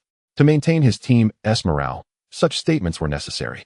As for what might happen afterward, they doubt that if Hu Lai failed to elicit applause from the Qatari fans, it would affect him in any significant way. Would he lose a hair? What truly matters is that we won the match. As long as we emerge victorious, Hu Lai likely wouldn't even feel embarrassed. Among those who hold this view, a small faction believes that Hu Lai was merely speaking off the cuff, with no intention of eliciting applause from his opponents. If he ultimately failed to achieve that, so be it. Given Hu Lai's thick skin, would he really care? Chinese fans overwhelmingly support Hu Lai, and the majority of the media does as well. Only a very few seek to stand out by criticizing Hu Lai for being overly arrogant, completely misunderstanding the nature of competition. It's disheartening to think that Chinese football has placed such expectations on individuals like him, illustrating how dire the situation has become. Of course, those who express such opinions are often met with fierce backlash, regardless of their status or follower count. At this crucial juncture in the World Cup qualifiers, society seems to disallow anyone from undermining the collective spirit. The reality has shown those stubborn individuals that in China, football remains the most influential sport. Previously, it seemed unworthy of being called the world's #1 sport due to the poor performance of the national team. However, with even a slight improvement, such as continuing to vie for World Cup qualification as a third-place team, the entire society has taken notice. Shi Wuyin looked at Hu Lai with a serious expression and asked, "What were you thinking at that time?" Hu Lai replied firmly, "I felt we could not lose our dignity. We must not allow the Qatari team to look down on us." With his chest out and head held high, Hu Lai's gaze and tone were resolute. "Then I suppose I owe you my gratitude?" Shi Wuyin responded. "Not at all, Director Shi. As a member of the national team, it is my duty." Hu Lai remained composed. Shi Wuyin refrained from using harsh language. Knowing that arguing with someone as shameless as Hu Lai was futile, Hu Lai maintained his proud posture, glancing at Shi Wuyin with his peripheral vision, fully aware of Shi Wuyin's reaction and the reasons behind it. There was no way he could confess that the damn mission was triggered by the provocation of reporters in Qatar. It was simply a requirement of the system, and he had no choice but to comply. If he were to voice such sentiments, it would likely infuriate Coach Shi even more. Thus, he resorted to jesting, pretending to be shameless. In truth, he wished to avoid such misunderstandings. Observing Hu Lai's furtive glances towards him, Shi Wuyin realized that no matter how many goals this individual scored in the Premier League, or how much hope he represented for the national team, he remained, at heart, merely a child who had recently celebrated his 22nd birthday. How many young men of his age could withstand being cornered at the airport, verbally challenged, and confronted in such a manner? Reflecting on this, Shi Wuyin shook his head and altered his tone. "I am indifferent to what you say, Hu Lai. Let us speak plainly. I only know that the upcoming match is of utmost importance to us, and my highest objective is the victory of the team. As for whether you can elicit applause from the Qatari fans through your performance, that is beyond my concern." Hu Lai nodded repeatedly. "No problem, Coach Shi. I was merely speaking offhand. If I ultimately cannot achieve it, then so be it. It's not as if I would lose a limb, just 20,000 points, which is far more painful than losing a piece of flesh. Damn that system." He cursed inwardly. Yet, the system remained silent, as if Hu Lai had no system at all. "You know this well. I was worried you might have some reservations. But you must understand that although you are the forward who ultimately shines, you still need to serve the team as a whole." "Certainly, absolutely," Hu Lai assured Coach Shi, thumping his chest. "As long as we can defeat Qatar, my personal progress and goals are of no importance." Shi Wuyin felt that his high tolerance for Hu Lai stemmed from the young man's apparent understanding of propriety. Regardless of the trouble he stirred outside or the esteem he held, he maintained a respectful demeanor before his coach. Satisfied, Shi nodded and a smile returned to his face. "However, I am still quite curious about how you plan to earn the applause of the Qatari fans. Can you comprehend their Arabic news?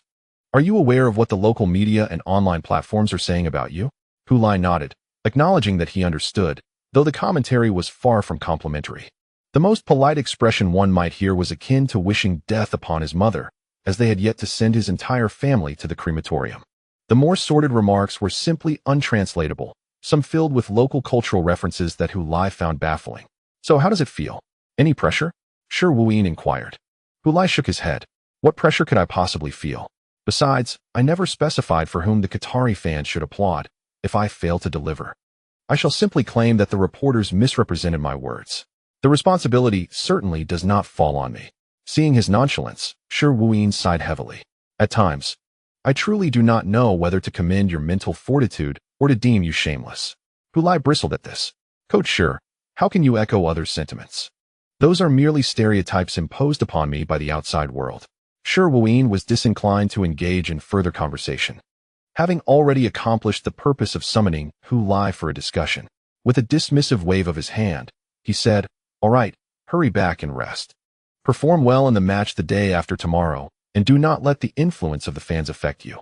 He paused for a moment, then chuckled and shook his head. "Why am I even saying this? You surely want to be swayed." Hu Lai quickly responded, "That is not true, Coach Shi. I have my moments of vulnerability too. Get lost." Right away, as Hu Lai retreated to his room, he was immediately surrounded by several eager teammates. "What did Coach Shi want with you? What did he say? Did Coach Shi blame you?" Facing their eager inquiries, Hu Lai smiled and shook his head. "No.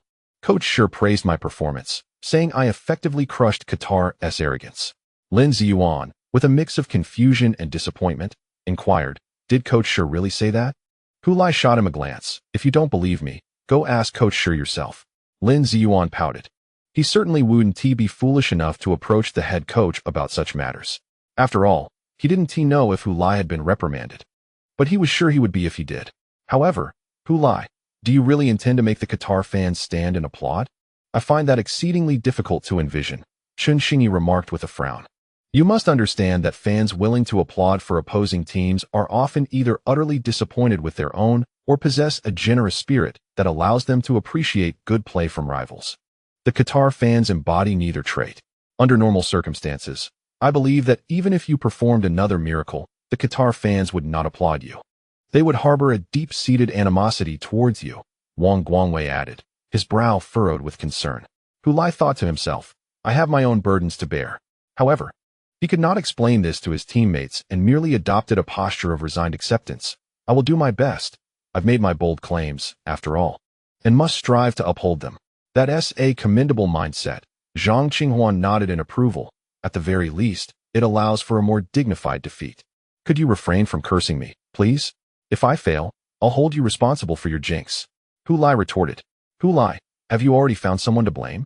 Truly, you are not one to enter a battle unprepared. Lin Ziyuan exclaimed dramatically. Indeed, it's all your fault. Hu Lai pointed at Lin Ziyuan. Get lost. After the young men had their fun, they eventually dispersed, leaving only Hu Lai and Wang Guangwei in the room. The latter, with a furrowed brow, remarked, regardless of whether you can realize your boast, let us discuss something practical. During the match the day after tomorrow, be sure to protect yourself, Hu Lai. Who knows what those Qatari players might resort to on the field? Touched by Wang Guangwei's concern, Hu Lai replied, Indeed, you truly care for me, old Wang. Rest assured, I am adept at self-protection. Wang Guangwei sighed and muttered, I just wonder if you'll be applauded by the Qatar fans if you are penalized for diving. Hu Lai? The chapter concludes. Chapter 123. Are you nervous? As Hu Lai warmed up on the pitch, he was met with jeers and insults from a nearby section of Qatar fans. The other Chinese players around him were unable to comprehend, yet they could discern the meaning behind the Qatari fans' words. For Hu Lai, the side effect of mastering every language in the world was that he could fully understand the insults directed at him, which predominantly consisted of various iterations of universal profanity aimed at his mother. This was the downside of being multilingual. Had his mental fortitude been somewhat weaker, he could have deceived himself into believing that the crowd was merely a pack of dogs barking. However, Hu Lai was no ordinary individual. He was someone who stood in opposition to the world, and his psychological resilience was formidable. Thanks to the ridicule he endured during his student years, his heart had long since solidified like rock. Even if he understood the Qatari fans' tirades, he could still perceive them as nothing more than a cacophony of barking dogs. Hu Lai remained unfazed, yet the reporters from the Chinese media present could not maintain such composure. At times, Hu Lai's character was indeed difficult to articulate. What could have been a fleeting moment of endurance escalated into an exchange of words, resulting in the current situation. In the media section, Chinese journalists huddled together, whispering among themselves. A genius, after all, often possesses some distinct traits that set them apart. Otherwise, how could they be deemed exceptional? Nonetheless, considering this was a life-or-death match, he seemed to be inflaming the opponent's fighting spirit even further. It felt to me as though he was inadvertently complicating matters.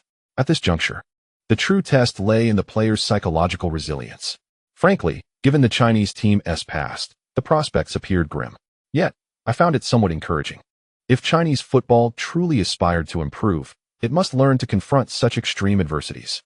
This was an excellent opportunity for the younger players in the squad to fortify their mental toughness. The journalists themselves were at odds internally, reflecting their conflicted sentiments regarding the situation. On one hand, they were concerned for Hu Lai and the Chinese team. On the other, it was challenging to cast aspersions on the heroic Hu Lai of Chinese football and place the blame solely on him. Some gazed at the Chinese players warming up on the sidelines, sighing deeply. They hoped that, indeed, they could learn something from this experience, which would be a positive outcome. Implicitly, even if the Chinese team were to lose this match, if they could learn how to confront such an unfriendly atmosphere on foreign soil, it would not be a loss in vain. This was, in fact, quite a pessimistic outlook. On the field, assistant coach Li Zhifei and other coaches were leading the players through their warm-up routines.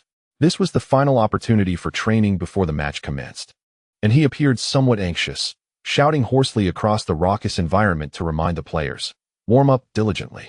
Those who neglect their warm-up will only have themselves to blame if they get injured during the match.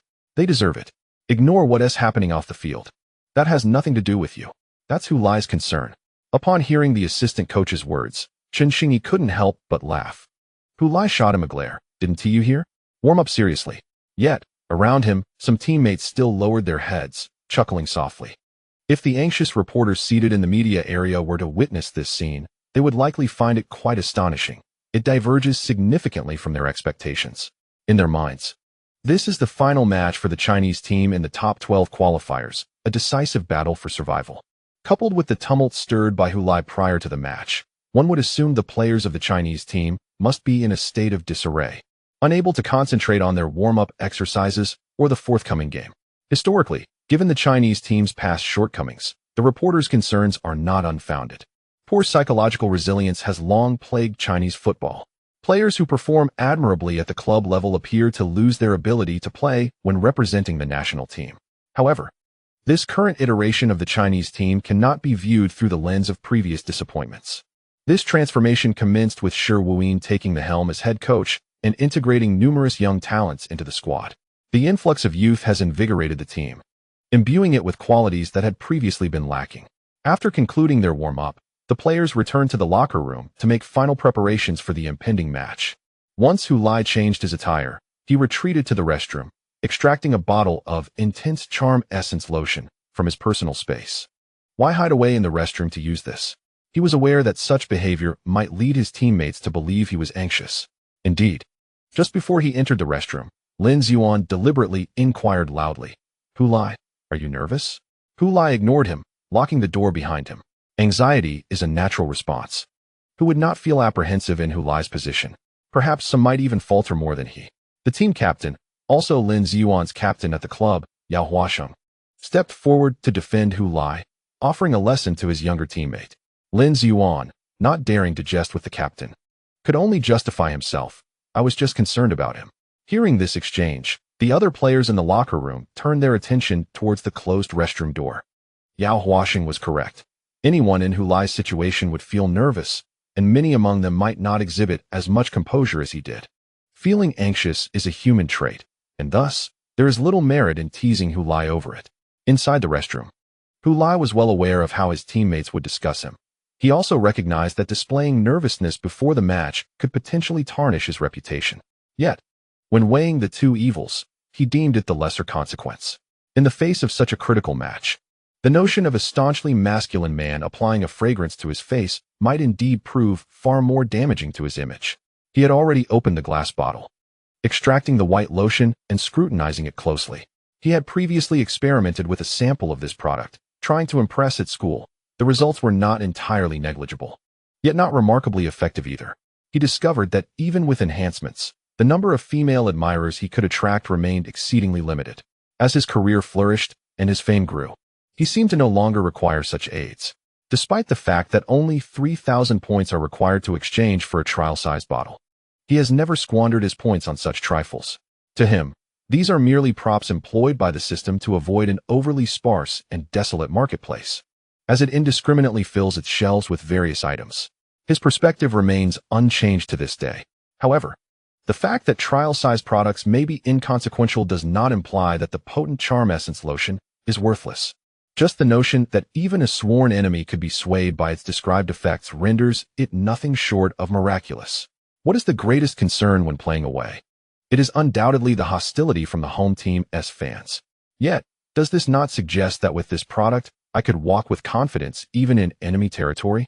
With this thought, Hu Lai felt a surge of anticipation for the task at hand. He then applied the essence lotion he had extracted entirely to his face, even emptying the bottle, and any excess he applied to his hands. After thoroughly blending the potent charm essence lotion into his skin, Hu Lai scrutinized his reflection in the mirror, ensuring there were no traces of its application before he stepped out of the restroom. Upon exiting, he immediately felt the weight of everyone's gaze upon him. Under their scrutiny, Hu Lai returned to his seat with an unperturbed demeanor, as if he had merely stepped away to relieve himself, not genuinely anxious. Chun Xingyi, noticing his return, leaned in with a teasing grin and remarked, "I never expected you to feel nervous, Hu Lai. I thought someone with a heart as tainted as yours wouldn't even comprehend the concept of anxiety." Hu Lai scoffed, replying, "Who's nervous? Oh, so going to the restroom before a match equates to being nervous? Little Xingxing, you've fallen into the trap of dogmatism and empiricism. I simply went to lighten my load." "Stop being stubborn, Hu Lai, just admit it." Chun Xingyi chuckled. Hu Lai rolled his eyes. "I am not being obstinate. Relieving myself before the game helps alleviate my physical burden, allowing me to perform more nimbly during the match. Is this simple truth beyond your grasp, little Xingxing? What nonsense." Chun Xingyi clearly doubted him. Hu Lai chuckled and patiently explained, "Let me ask you, little Xingxing, don't speed-oriented players like you have specific criteria when selecting footwear? For instance, a preference for lightweight shoes with a narrower fit, and they often avoid metal studs to minimize weight, striving for ultimate lightness to enhance your speed on the field. Am I correct?" Chun Xingyi nodded, acknowledging Hu Lai's observations. His current shoes were indeed designed for lightweight performance. Manufacturers had even considered the weight of the shoelaces, making them shorter than typical laces to reduce excess weight. Look at you, meticulously focusing on your shoes, yet you've neglected the potential to reduce your internal weight by utilizing the restroom before the match. Hu Lai countered with a smile. Chun Xingyi was momentarily taken aback, then fell into a contemplative silence. Just 10 minutes before their entrance, Shi Wuyin entered the locker room, intending to say something, but Hu Lai raised his hand and exclaimed, "Report, Coach Shi, Chun Xingyi is absent." "Absent? Where has he gone?" Shi Wuyin inquired, somewhat surprised. "To the restroom," Hu Lai replied loudly. At this moment, the thought of using the restroom crossed Shi Wuyin's mind, and he murmured his discontent. Perhaps it was due to nerves, Hu Lai shrugged. Shi Wuyin was tempted to retort that there was no reason for him to be anxious, considering the pressure was entirely on him. However, upon reflecting on the fact that this match was indeed a do-or-die situation for the Chinese team, he recognized that all players, aside from Hu Lai, would equally feel the weight of the occasion. Thus, he swallowed his words and turned to Hu Lai, stating, "You should call him out. It's unreasonable for us to wait here with so many." "All right." Hu Lai dashed off to prepare for the impending confrontation, just as Chun Xingyi emerged from the restroom. Upon seeing Hu Lai, he shot him a fierce glare, for he had heard every sound from outside while inside. Hu Lai, in turn, flashed a wide, innocent grin. Chun Xingyi dismissed him and addressed Shi Wuyin, asserting, "I'm not nervous." Feeling nervous is entirely normal. Shi Wuyin seized upon this moment to broach the topic, addressing the others in the locker room. "After all, this is our final match in the top 12 qualifiers. This game determines whether we still harbor hopes of contesting for the World Cup. It's only natural to feel anxious before such a crucial match. It would be abnormal not to." As he spoke, laughter erupted in the locker room, with several individuals casting glances toward Chun Xingyi. The one who had previously claimed to be unfazed had inadvertently become the epitome of abnormality. Noticing this, Shi Wuyin quickly clarified, "I wasn't referring to you." With a downcast expression, Chun Xingyi replied, "It's better if you don't explain, Coach Shi." Laughter erupted, led by Hu Lai, and even Shi Wuyin found himself unable to suppress a chuckle. The atmosphere in the locker room transformed, filled with a buoyant spirit that seemed in stark contrast to the impending critical match ahead. Meanwhile, in the home team's locker room, the coach of the Qatari national team was rallying his players with fervor. "Let us not concern ourselves with whether the UAE can defeat Saudi Arabia on their turf. That holds no significance for us. Our sole focus must be on vanquishing the Chinese team here. Show them who truly reigns supreme. Prior to the match, the Chinese players appeared rather arrogant, and Hu Lai might believe we are easy prey. Let him realize the price he must pay for such words. Go out there and tear him apart. Make him regret his pre-match bravado. Then let our fans rise to their feet and applaud us. He pointed towards the goal, and the assistant coach forcefully swung the door open, allowing the cacophony from outside to flood into the ears of all the Qatari players. In Chapter 124, time to get serious, Hu Lai activated the system view. In his sight, a white light chain connected him to Chun Xingyi, Zhang Qinghuan, and Luo Kai, while the four of them were also interconnected with one another. Due to the limited points he possessed, he purchased only 3 Lingxi cards, all of which he allocated to the attacking players of the Chinese team. This was not solely for the match against Qatar. He had employed these cards for these 3 players during the previous encounter against South Korea, even though the Lingxi cards were valid for 3 matches. With only 2 matches remaining in the final qualifiers, Hu Lai believes that as long as he can contribute in these encounters, even if the 3rd match proves futile, the points accrued will be worth the effort. In the contest against South Korea, the Lingxi card functioned as intended, leading the Chinese team to triumph over their opponents. Now, the focus shifts to Qatar. In addition to the Lingxi card, he has also prepared the Lover's Red String and the damaged Giant Bear Shin guards. The former is intended to bolster his luck, which he hopes will not only aid in scoring, but also during physical confrontations with opponents. The latter serves a singular purpose, to shield him from injury. After all, this is Qatar's home ground, and the playing style of Middle Eastern teams is often aggressive. Hu Lai had witnessed this firsthand during his time with the national youth team, where even in their home matches, Qatari players displayed blatant brutality. At that time, the national team's captain, Guo Juanfu, had suffered an injury at their hands. Hu Lai never hesitates to assume the worst of opponents lacking in sportsmanship, such as the South Koreans and teams from the Middle East. Thus, to avoid lifelong regret due to a momentary lapse in caution, he has opted for the damaged Giant Bear Shin guards in both matches, a choice that further strained his already modest financial situation. Hence, he feels compelled to fulfill his duty of eliciting applause from the Qatari fans. After applying the potent charm essence, he stepped onto the pitch alongside his teammates, hoping to captivate some Qatari supporters in the stands, perhaps even swaying them to cheer for him. However, the reality proved far less favorable than he had envisioned. Instead of warm welcomes, he was met with boos and jeers, along with universally recognized gestures of disdain. For instance, as Wang Guangwei launched a pass from the backfield directly to him, he leaped to contest the ball with the opposing defender, only to find himself knocked to the ground by the rival center back. The ball was subsequently cleared away by the opposing team. Even if the Qatari defender did not commit a foul in that aerial challenge, it is commonplace for players to fall after physical contact in a match. After all, no one is exempt from the laws of physics that dictate balance. While this scene is typical in football, to the Qatari fans, it appeared as though Hu Lai was attempting to feign a fall to draw a foul. Consequently, they responded with piercing boos and curses. Hu Lai understood that even with the application of the potent charm essence, it did not grant him immunity from the challenges of playing away. Like the previous trial versions, it could only amplify his efforts, but could not create opportunities from nothing. In essence, if he could not demonstrate genuine skill and deliver a commendable performance, merely applying a cosmetic essence would prove utterly futile. Thus, he decided to set aside thoughts of garnering applause and instead focus on scoring goals for the team, prioritizing victory above all else. The commentator from Qatar's television praised the team's center back for successfully contesting the ball over Hu Lai's head, stating that although Hu Lai has performed admirably in the Premier League, the English Premier League and the 3rd round of the World Cup qualifiers are entirely different arenas. We possess the utmost fighting spirit. Moreover, this is our home ground, not an English Premier League venue. Our fans and players stand united. If Hu Lai desires to score against us, let us not even discuss 9 goals in 9 minutes. Even if he had a full 90 minutes, he might not score a single goal. This statement was made by the Qatari commentator 20 minutes into the match, with the score still at 0-0, and the Chinese team yet to find the net. Following the match's commencement, Qatar launched a vigorous offensive, with the visiting Chinese team primarily adopting a defensive posture. Coach Shi Wuyin did not succumb to the pre-match bravado from Hu Lai, who had claimed he wanted the Qatari fans to stand and applaud him. Instead, Shi prudently opted for a counter-attacking strategy. It must be noted that this decision was indeed astute.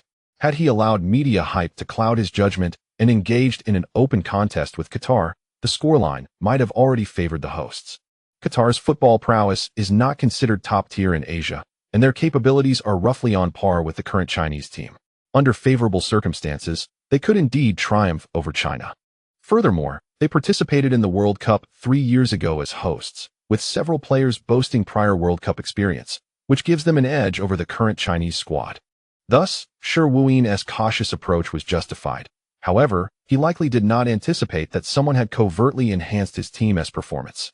After more than 20 minutes of relentless pressure on the Chinese goal without a breakthrough, Qatar altered their strategy, opting to ease off the pressure and afford the Chinese team more space to advance.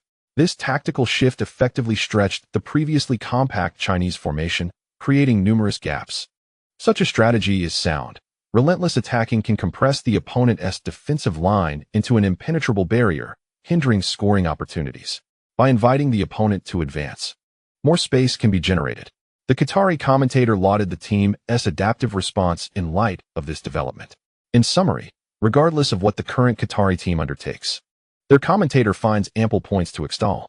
As Qatar retreated, the Chinese team began to push forward, eschewing a solely defensive stance, as that would not lead to victory. Cautious as Shi Wuyi may be, his ultimate objective remains to secure a win. The Chinese team surged forward, eliciting faint boos from the Qatari fans, which grew slightly louder as Zhang Qinhuan received the ball. When Zhang passed the football back to the supporting Hulai, the boos crescendoed, akin to someone suddenly cranking up the volume, overwhelming the stadium with a cacophony that felt as if it could induce a heart attack. This is not the first instance of such a situation occurring in this match, and everyone is well aware of the reasons behind it. In the commentary booth, He Feng and Yan Kong, narrating the game, understood the dynamics clearly, yet they chose to remain silent on the matter, refraining from inflating the emotions of the Qatari fans. Nonetheless, a sense of discontent lingered within them. They were irritated by the attitude of the Qatari supporters towards Hulai. Despite their understanding of the Qatari fans' motivations for targeting Hulai, their frustration remained palpable. It transcended notions of right or wrong. Even if Hulai's remarks genuinely irked the Qatari supporters, they stood unequivocally by their player's side. On the surface, they continued their commentary with an air of nonchalance, as Hulai received a pass from Zhang Qinhuan and transitioned the ball to the right. They inwardly cursed the Qatari fans countless times. After Hulai delivered the pass, the jeering subsided significantly, indicating that the Qatari fans were indeed purposefully fixated on Hulai. The players of the Chinese team exchanged passes in the attacking third, searching for an opportunity. The ball swiftly returned to Zhang Qinhuan's feet. This time, he did not pause to control it. Instead, as the ball approached, he had already surveyed the situation ahead. Thus, he was able to deliver the pass directly, catching the Qatari defenders off guard. Zhang Qinhuan executed a splendid pass without stopping the ball. Upon seeing Chun Xingyi positioned at the edge of the penalty area, He Feng let out a booming shout, seemingly aiming to overshadow the earlier jeers from the Qatari fans. Chun Xingyi found himself in a critical position. The Qatari players rushed to intercept him. However, Chun Xingyi did not receive the ball. Instead, he spread his legs apart, allowing the ball to slip through his legs and into the penalty area. Simultaneously, a red figure darted in from the side, perfectly positioned to receive the ball after it passed through Chun Xingyi. It was Hulai. Accompanying He Feng's exclamation was a sudden surge of boos from the crowd. The ghostly figure, upon receiving the ball, made no unnecessary movements and struck. The ball was sent towards the lower left corner of the goal. The Qatari goalkeeper lunged but was too late. For Hulai, this was a relatively simple task. The ball found the net. Hulai, magnificent. In the 25th minute, he opened the scoring for the away team, the Chinese squad. Nothing could impede his march towards the goal. Nothing. He Feng shouted with immense fervor, simultaneously shaking his fist, releasing all the pent-up frustration within him. He felt an overwhelming urge to voice his true sentiments. Let them boo. Let them jeer. Do they think this will deter him? How naive. Yan Kong, equally exhilarated beside him, remarked. I know many were concerned for Hulai before the match, but he is precisely the kind of player who thrives in adversity. The Qatari defenders believed their coverage of Hulai was sufficiently tight, yet any slight lapse could lead to irreparable consequences. Hulai is the player you know how to defend against, but simply cannot contain. Amidst their fervent commentary, Hulai, undeterred by the cacophony of boos, sprinted towards the corner flag. executing his signature celebration. From the deafening jeers, it was apparent that the Qatari fans harbored a deep-seated animosity towards him. Did they wish to rise and applaud? Not a chance. Chapter 125. Are we the clowns? After Hu Lai's goal, Chinese fans, whether in front of their televisions or online, exhaled in relief. The anxiety that had been suspended since the match's commencement could finally ease, albeit slightly. The reason for their lingering apprehension was the slender one-goal lead. Such a score was precarious, particularly in the hostile territory of Qatar, where a single-goal advantage was anything but secure. Despite the referee's consistent officiating thus far, who could predict whether Qatar might resort to underhanded tactics in desperation? Such speculation among Chinese fans was not unfounded, given Qatar's historical transgressions in football, reminiscent of South Korea's past. Thus, the celebrations following Hu Lai's goal were somewhat muted, marked by a cautious restraint that hinted at underlying concerns. However, the mindset of the Chinese players on the field diverged entirely from that of their supporters. They felt no such trepidation. Instead, a sense of calm enveloped them. They understood that they were the ones in the lead, possessing both a numerical and psychological advantage. The forthcoming match would undoubtedly become more favorable for them. Indeed, upon the resumption of play, the Chinese team displayed a marked elevation in morale, performing with greater prowess than their Qatari counterparts, who seemed beleaguered. The Qataris, brimming with ambition to assert dominance on home soil, found themselves outplayed by the Chinese team. A sense of absurdity arose as the realization dawned that the true fool in this scenario was, in fact, them. Especially poignant was the fact that the goal scorer was Hu Lai, the very individual whose pre-match bravado had incited the ire of the entire Qatari crowd.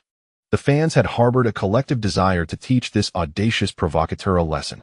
Who could have predicted that he would be the one to score? This revelation birthed an almost surreal notion among several Qatari players. Might it be that he is entirely indifferent to our opinions? The media had confidently proclaimed he would pay for his reckless arrogance. Yet here he was, the one finding the back of the net. Was this his punishment? Had another Chinese player scored, the impact on the Qatari team would not have been as profound. Many Qatari players found themselves wavering internally, a sentiment reflected in their frequent lapses during the match. Meanwhile, the Chinese players thrived in an atmosphere of elevated morale. In this shifting dynamic, the Chinese team continued to launch threatening attacks, eliciting gasps of astonishment from the Qatari fans in the stands. At times, their anxiety prevents them from even booing Hu Lai. The Chinese team is currently on a remarkable trajectory, yet it is imperative to seize opportunities and capitalize on this momentum. As commentator He Feng's words faded, the Chinese team swiftly propelled the ball into the penalty area once more. This time, Luo Kai and Hu Lai executed a cross run in front of the goal. Following Chun Xingyi's cross from the flank, Luo Kai leapt high in the center to head the ball towards the net.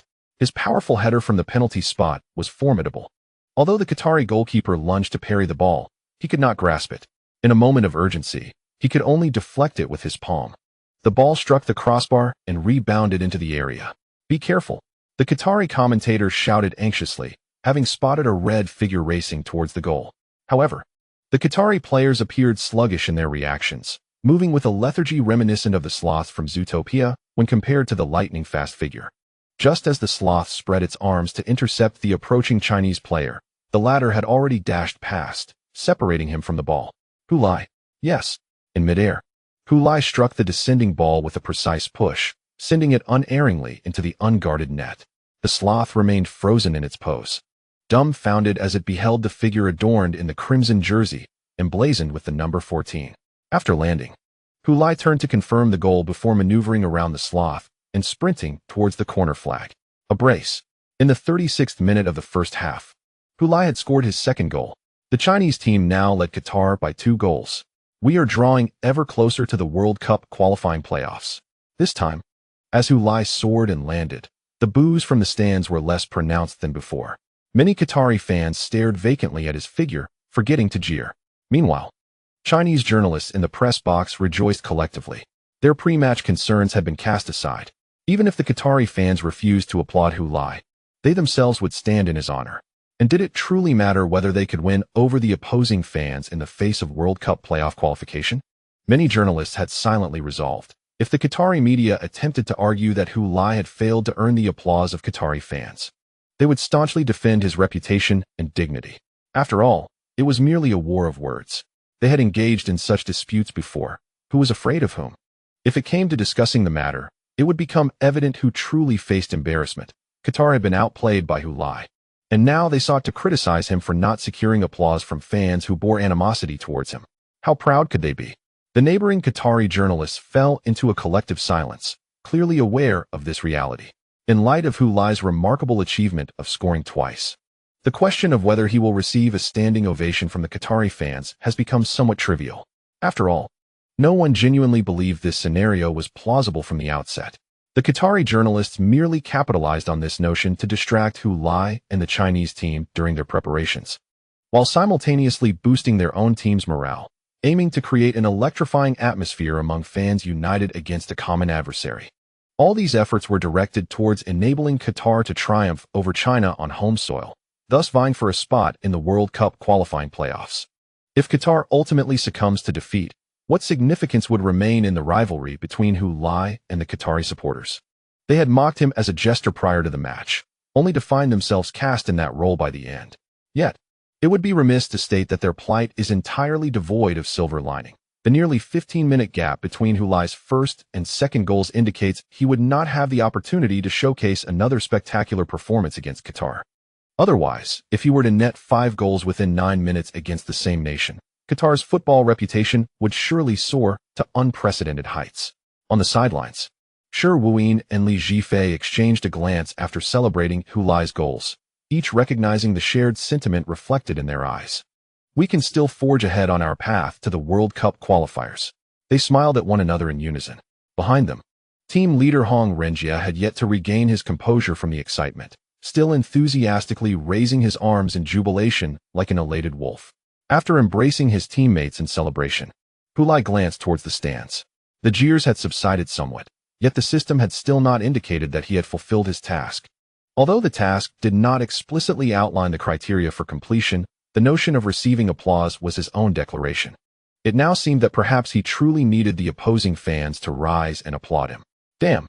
Hulai cursed Lin Ziyuan's catchphrase inwardly, adding a classic line of Huan Ji's in frustration. A hand pressed against his head, ruffling his hair, as Huan Ji's voice chimed in. What's the matter? Scoring twice and still not smiling? The first half isn't even over yet. I'm afraid of celebrating too soon. Hulai shook off Zhang Qinghuan's hand. You're being overly cautious. Zhang Qinghuan remarked, surprised. No, Huanggu, you haven't seen teams lose after leading by 3 goals at halftime. And this is Qatar's home turf. Anything can happen here. Upon hearing Hulai's words, Zhang Qinghuan fell into contemplation, recalling the U-23 Asian Cup match he had watched on television, despite not participating. Given Hulai's past experiences, it was only natural for him to view the Qatari players with a degree of skepticism. So what do you suggest we do? He inquired. Keep scoring. And utterly crush Qatar's will to resist. Agreed. Zhang Qinghuan nodded and turned to his teammates, exclaiming loudly, Did you all hear that? This is not the time for celebration. We must continue our offensive. Qatar, trailing by 2 goals, will undoubtedly retaliate, and we shall counter their attacks. Xiaoxing, Luokai, it's up to you two. Absolutely, Brother Huan. Chen Xingyi responded promptly. Luokai remained silent, but nodded in agreement. His recent header had been exceptional, yet it was thwarted by the opposing goalkeeper, leaving him slightly disheartened. However, in the grand scheme of things, such personal grievances were trivial and not worth voicing. He reasoned that it was merely a chance to repay Hulai for his earlier performance. The players of the Chinese team huddled together and jogged back to their half, awaiting the resumption of the match. Chapter 126. The coming of age of Chinese football, when the referee blew the whistle to signal the end of the first half after 2 minutes of stoppage time. Many Qatari fans in the stands exhaled in relief. They even felt that the referee should not have awarded the 2 minutes of additional time at all, preferring that he end the half at the 45th minute. Their concerns stemmed from the fear that the Chinese team would secure a 3-goal lead before halftime. Following Hulai's 2 goals, the morale of the Chinese team surged, starkly contrasting with the demeanor of the Qatari players, who seemed utterly lost on how to play. This Qatari national team boasted several expatriate players who had been naturalized at great expense. Individually, these foreign players surpassed their native counterparts, forming the backbone of the Qatari team that participated in the 2022 World Cup held on home soil. Despite being the host nation, they were eliminated in the group stage. Yet many Qatari fans and media held high hopes for their future. Participating in the World Cup finals for 2 consecutive tournaments was deemed the mission of this team. However, now they found themselves trailing by 2 goals in a crucial match against China. The performance of these naturalized players left Qatari fans deeply disappointed. Naturalization in various sports has become a hallmark of Qatar's athletic tradition, particularly in athletics, where the country began this practice early on. The first Asian sprinter to break the 10-second barrier in the 100 meters was also a naturalized athlete from Qatar, although he represented Qatar at the Asian Games. Securing a gold medal in the 100 meters, he was unequivocally African, with no ties to Qatar or Asia. Thus, many media outlets, when discussing this achievement, often added qualifiers such as non-native Asian athlete, a distinction that was well understood by all. In athletics, where individual prowess is paramount, Qatar's naturalization strategy has proven effective. However, football, being a team sport, demands coordination and a sense of collective identity. Currently, the dismal performance of these naturalized players on the field has laid bare their most significant shortcomings before the discerning eyes of Qatari fans.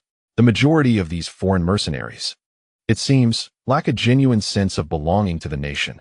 They fight not for the honor of their country, nor for the welfare of its people, but rather for monetary gain. This disconnection leads to their propensity to disband easily in moments of adversity.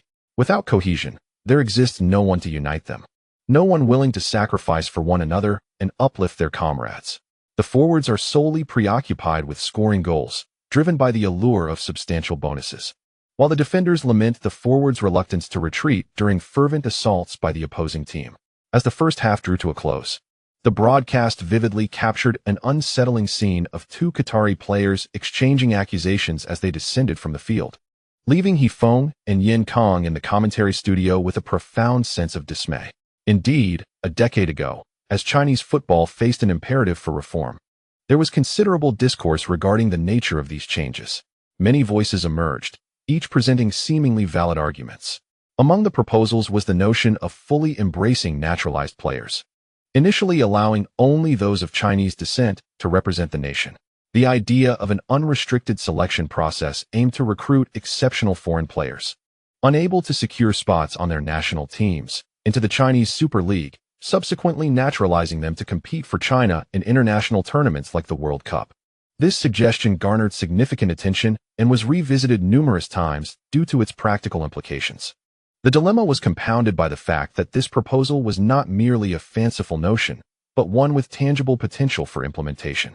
At that juncture, Chinese football had reached an all-time low, with youth training programs suffering from a lack of talent, dwindling attendance at matches, and investors withdrawing from clubs, leading to numerous dissolutions and bankruptcies. Achieving success with the existing talent pool seemed nearly impossible, while nurturing new prospects demanded time during which the national team's performance would undoubtedly falter. Abandoning all hope was not an option, as declining results could further jeopardize youth training initiatives. Thus, enlisting foreign players to temporarily bolster the national team's performance could, in turn, facilitate reform. It must be noted that this proposal was both plausible and pragmatic. Japan's rapid ascendance in football was, in part, attributable to the presence of outstanding naturalized players. Ultimately, however, the authorities opted against a complete liberalization of the naturalization policy, rooted in the belief that those not of their kin might not truly fight for the nation when it mattered most. Consequently, the Football Association chose to focus on solidifying youth training and establishing a comprehensive campus football program, ensuring a clear pathway for players from middle school through university. By doing so, they aim to encourage more parents to enroll their children in football, fundamentally expanding the nation's footballing populace. From 2015 to 2025, a decade has elapsed, and although the Chinese team has yet to secure a place in the World Cup, the superiority of the youth training and development routes is no longer a matter of debate. The distinction is evident. A group of players nurtured through our campus football programs have emerged as key figures in their respective clubs, and among them is Hulai, a beacon of hope who shines on the Premier League stage. When these individuals unite, they are acutely aware of their purpose. They are not motivated by promises of substantial rewards, but rather by their love for their homeland and the aspirations that ignited their passion for football. Every young football enthusiast has undoubtedly dreamed of donning the national team jersey and standing on the World Cup stage. They fight for their dreams. And how could they not give their all? In the locker room, Coach Shi Wuyin surveyed his players, young and old, familiar faces and newcomers, all part of his team. For the pursuit of their World Cup aspirations, they persevered until the end. He spoke, "The match is not over. Although we lead by 2 goals, this does not guarantee our ultimate victory. I trust that all of you understand this better than I do. The journey of 100 miles begins with a half of 90. In these remaining 45 minutes, I need everyone to be resolute. Forget the score. Let's play as if it's still 0-0. We will battle for every single goal." Captain Yao Huasheng rose, exclaiming, "This is the closest we have ever been to the World Cup. No one is allowed to falter." He added a warning. "If anyone dares to mess things up during the match, don't blame me for being harsh." The captain, who seldom spoke in such a manner, revealed his formidable side. Faced with the allure of the World Cup, Yao Huasheng disregarded the feelings of his teammates, focusing solely on the immense honor that participating in the World Cup would bring to his career. Thus, any individual who threatens that opportunity becomes his adversary, and he would show no mercy in dealing with them. Interestingly, the teammates did not take offense at the captain's words. Rather, they shared his sentiment. Each of them felt the same fiery resolve. Anyone who dared to obstruct their path to the World Cup would face dire consequences. The mere thought of their chance to compete in the World Cup ignited a fervent passion within them, heating the air in the locker room to a blistering intensity. After a 15-minute halftime break, the players returned to the pitch. It was evident that the Qatari players had been invigorated during the intermission, showing signs of encouragement or perhaps provocation. Thus, as the second half commenced, their performance improved compared to the latter part of the first half. Amidst the cheers of Qatari supporters, they launched a series of attacks on the Chinese goal. Anticipating this surge, coach He Feng had made adjustments during halftime. Foreseeing that Qatar would intensify their offensive efforts, a predictable strategy, as they had no other viable options. They could not possibly continue to play conservatively in their own half, while trailing by 2 goals, could they? Given that Qatar is determined to mount a full-scale counterattack, it inevitably means that gaps will appear in their defense. The Chinese team merely needs to fortify their defense and await the opportunity to strike back, utilizing the speed of their flanks to create threats. Scoring or not is of little consequence. The primary goal is to instill in Qatar the realization that their relentless assault places their backline in jeopardy, thereby prompting them to retreat and alleviating the pressure faced by the Chinese defense. With a 2-goal lead, as long as the Chinese team avoids errors, the situation remains quite stable. Unless Qatar experiences an unforeseen surge and lands several stunning goals, there is little to be done. As for the officiating, after the first half, He Feng has gained a sense of assurance. Following the uproar at the U-23 Asian Cup, the Chinese Football Association's outcry within the AFC should deter Qatar from engaging in any dubious conduct. This clearly illustrates that one should not be excessively honest. Sometimes, making a scene is necessary, a lesson for organizations as well. Moreover, the recent improvements in Chinese football, exemplified by the Olympic squad's remarkable performance that brought glory to Asian football, cannot be overlooked by the AFC. In essence, this match can largely be free from external distractions, allowing football to take center stage. In a straightforward comparison of football skills, He Feng, brimming with confidence, believes the Chinese team holds the upper hand against Qatar. Just as this thought crossed his mind, he witnessed a swift counterattack from the Chinese team. Hulai surged forward through the center, drawing away a Qatari defender and leaving Chen Xingyi unmarked behind. Upon reaching the open space, Chen Xingyi expertly controlled Zhang Qinghuan's pass with his chest and unleashed a powerful shot. The ball soared into the lower corner of the goal. 30. Splendid. Chen Xingyi has scored. In the 51st minute of the match, Chen Xingyi extended China's lead to 3 goals. This score momentarily left He Feng in a state of hesitation, cautious not to jinx the situation. Yet, beside him, Yan Kong, in a burst of excitement, seamlessly continued the thought. This almost seals the match. We no longer need to concern ourselves with the outcomes of the Saudi Arabia and UAE matches. The Chinese team still has a chance to contend for the final World Cup spot. I cannot predict our success, but from being on the brink of despair to remaining in contention, I believe this is already a monumental victory for the Chinese team. Hearing Yan Kang's words, He Feng released his mental burden and nodded in agreement. I believe this World Cup qualifying campaign, regardless of the final outcome, represents a rite of passage for Chinese football after a decade of reform.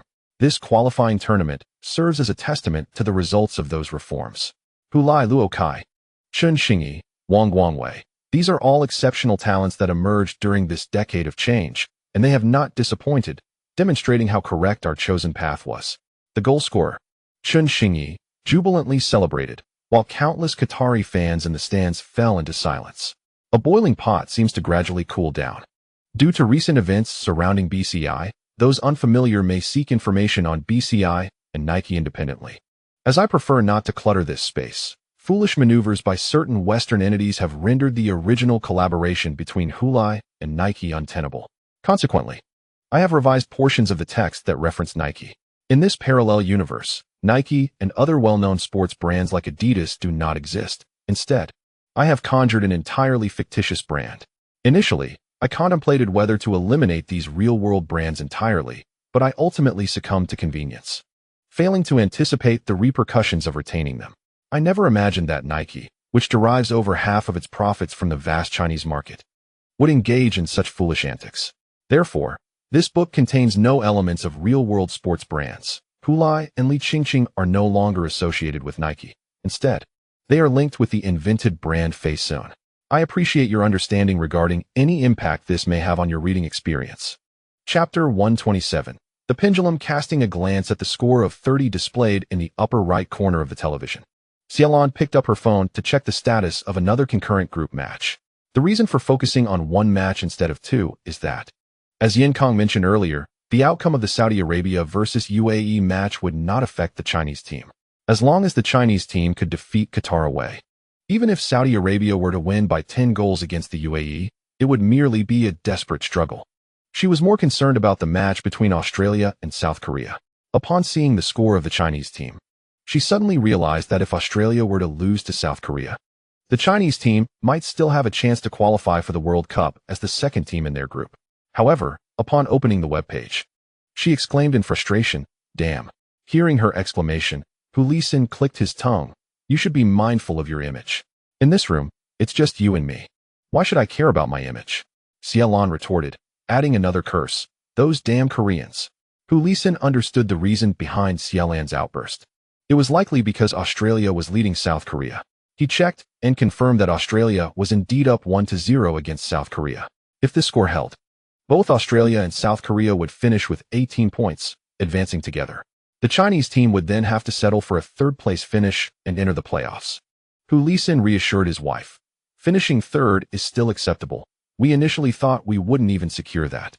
Besides, considering South Korea has already qualified, it's only natural for them to field more reserves and younger players, rather than deliberately losing to Australia."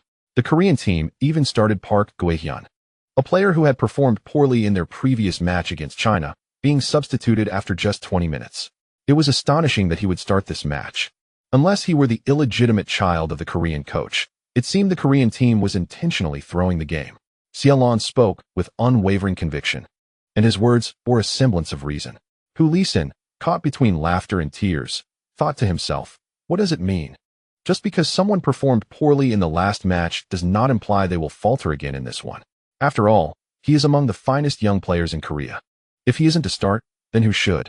With Park Chun-tae having already departed for London Bridge, Hu Lisin was interrupted by Xiaolan's sudden exclamation of surprise. "Oh? Park Guhyun has been substituted." Hu Lisin seized the moment, remarking, "See, the Korean team certainly does not wish to lose to Australia on their own turf." Xiaolan retorted defiantly, "Who can blame them? They have a history." As Park Guhyun left the field, he exchanged a brief handshake with coach Yang Zhongxun before trudging back to the bench, his head bowed, embodying the very essence of dejection. Having been granted another chance to start in this match, he had been eager to prove himself and redeem the poor impression he had left on the coach in the previous game. Yet, something had gone amiss, preventing him from showcasing his true abilities. Given his performance at the club, he felt he should not be struggling so when representing the national team. What exactly had gone wrong? Why did he feel inferior to Hulai when donning the national colors? He couldn't help but think of his rival, who had scored twice in the last match. What about this one? With that thought, he turned to his teammate Su Hongda and inquired, "What is the situation with the Chinese team?" Su, taken aback by Park Gi-hyun's sudden interest in the Chinese side after his own substitution, replied, "What happens with them is of no concern to us. Are you not aware?" Park Gi-hyun frowned. "I heard that the Chinese team is leading Qatar by 3 goals." Su Hongda quickly recovered, responding, 3 goals ahead. The change in Park Guhyun's demeanor was palpable. And Hu Lai? He pressed. He scored twice, Su admitted. Twice in consecutive matches. Meanwhile, Park Guhyun had been substituted early in both games, and his composure began to unravel. Little did Hu Lai know that, from afar in Australia, his consecutive goal-scoring feats were causing Park Guhyun's mental state to deteriorate. At that moment, Hu Lai did not regard his achievements as anything remarkable, for he had yet to fulfill the tasks assigned to him by the system. The toll of 2 consecutive national matches on their points was significant, and he felt an urgent need to complete his objectives to replenish his score. If the Chinese team managed to secure 3rd place in their group, they would face formidable opponents in the playoffs. He too required points for items. Previously, he had assured Coach Schur that he prioritized the team's overall success over seeking applause from Qatar fans. Yet now, seeing his team leading by 3 goals, Hu Lai found himself plagued by doubts. He could not bear the thought of losing that coveted 200,000 points. I must continue to score, he resolved. With the powerful Charm Essence lotion already in use, he believed the sole remaining requirement for task completion was to find the net. With renewed determination, he turned his gaze toward Qatar's goal. Meanwhile, the Qatari goalkeeper, who had been standing resolutely in front of the goal, suddenly shivered, a sense of impending crisis washing over him. He cast a puzzled gaze forward, yet saw nothing unusual. The 3-goal deficit had plunged the morale of the Qatari players to its nadir. Once the match resumed, it became glaringly apparent that the Qatari players were fighting their own battles. The forwards focused solely on attacking, advancing without any intention of retreating. Meanwhile, the defenders, fearing further conceding, resolutely refrained from pushing forward. Thus, the disconnection between Qatar's front and back lines became alarmingly pronounced. In response, the head coach of the Qatari national team erupted in fury on the sidelines, vigorously waving his arms and shouting to urge the defensive line to join the offensive play. With a 3-goal deficit, such conservatism left them devoid of hope. It was imperative to unleash their full strength and attack. Perhaps a comeback was still possible. Although trailing by 3 goals seemed insurmountable, they owed it to the fans to put forth a commendable effort. One may lose, but surrendering prematurely was simply unacceptable. Amidst his roar, the Qatari defense finally advanced to support the attack. With the defenders' assistance, Qatar's offensive displayed a semblance of threat, yet it was merely an illusion. Genuine threats from their attacks were few and far between. Conversely, the Chinese team seized the opportunity presented by Qatar's offensive push, launching counterattacks that appeared far more menacing. Luo Kai's long-range shot. Alas, what a pity. It struck the crossbar. The shot was powerful, and the Qatari goalkeeper had nearly conceded defeat in his attempt to save it, only for the ball to be mercilessly denied by the crossbar. The Chinese team surged forward again with another rapid counterattack. Chen Xingyi's shot veered slightly off target. With each counterattack, the Qatari fans grew increasingly anxious, while Chinese fans watching from home gradually relaxed, beginning to envision the upcoming World Cup qualifying playoffs and pondering the opponents they would face. The match itself seemed to weigh less on their minds. With the game reaching the 70th minute and only 20 minutes remaining, it appeared nearly impossible for Qatar to recover the 3-goal deficit. Observing this, Schur Wuyin began to warm up more players, preparing for substitutions. Are you planning to substitute Hu Lai? The assistant coach, Li Zhifei, recognized Schur Wuyin's intentions as he called for forward Gao Chen to warm up. Schur Wuyin nodded affirmatively. He needed to return to participate in the Premier League matches soon, so it was best to substitute him early to allow for some rest. Hu Lai had traveled over 10,000 kilometers back, scoring 4 goals in 2 matches, making him the greatest contributor to China's securing 3rd place in the group. He had given his all for the national team, and as the head coach, Schur Wuyin naturally understood this. However, he had boldly declared before the match that he wanted the Qatari fans to applaud him. If he substituted him now, would that not defeat the purpose? Schur Wuyin turned to Li Zhifei and asked, "Do you really believe the Qatari fans would applaud Hu Lai? What if they do?" Li Zhifei hesitated, harboring a flicker of hope. Forget it, there's no what if. The Qatari fans are now in a state of exasperation, too furious to even contemplate applauding Hu Lai. Perhaps this incident serves as a lesson for him. Some words should remain unspoken. Moreover, we emerged victorious in the match. Who truly cares whether the Qatari fans applaud Hu Lai? I believe he himself is indifferent to it. Upon hearing Shi Yuyin's remarks, Li Zhifei furrowed his brow and fell silent, recognizing the truth in Shi Yuyin's words. He had indeed overthought the situation. It appears that the possibility of Hulai being substituted is quite slim. Xiaolon, an experienced fan, understood the implications when the national team's forward, Gao Chun, was suddenly called to warm up. If Gao Chun were to enter the game, it would likely mean that her son, Hulai, would have to be replaced. You really think that's a possibility? Humiliation asked in surprise. Why not? Xiaolon countered. What if the Qatari fans collectively lost their minds? Humiliation rolled his eyes. Responding, just listen to what you're saying. Is that even feasible? Xiaolon was well aware of the improbability. Yet the thought that her son might become a source of ridicule still troubled her. This match had transformed into a less than perfect victory. Relax, maintain a calm demeanor. Not every good fortune should be attributed to our son, Humiliation encouraged, sensing his wife's distress.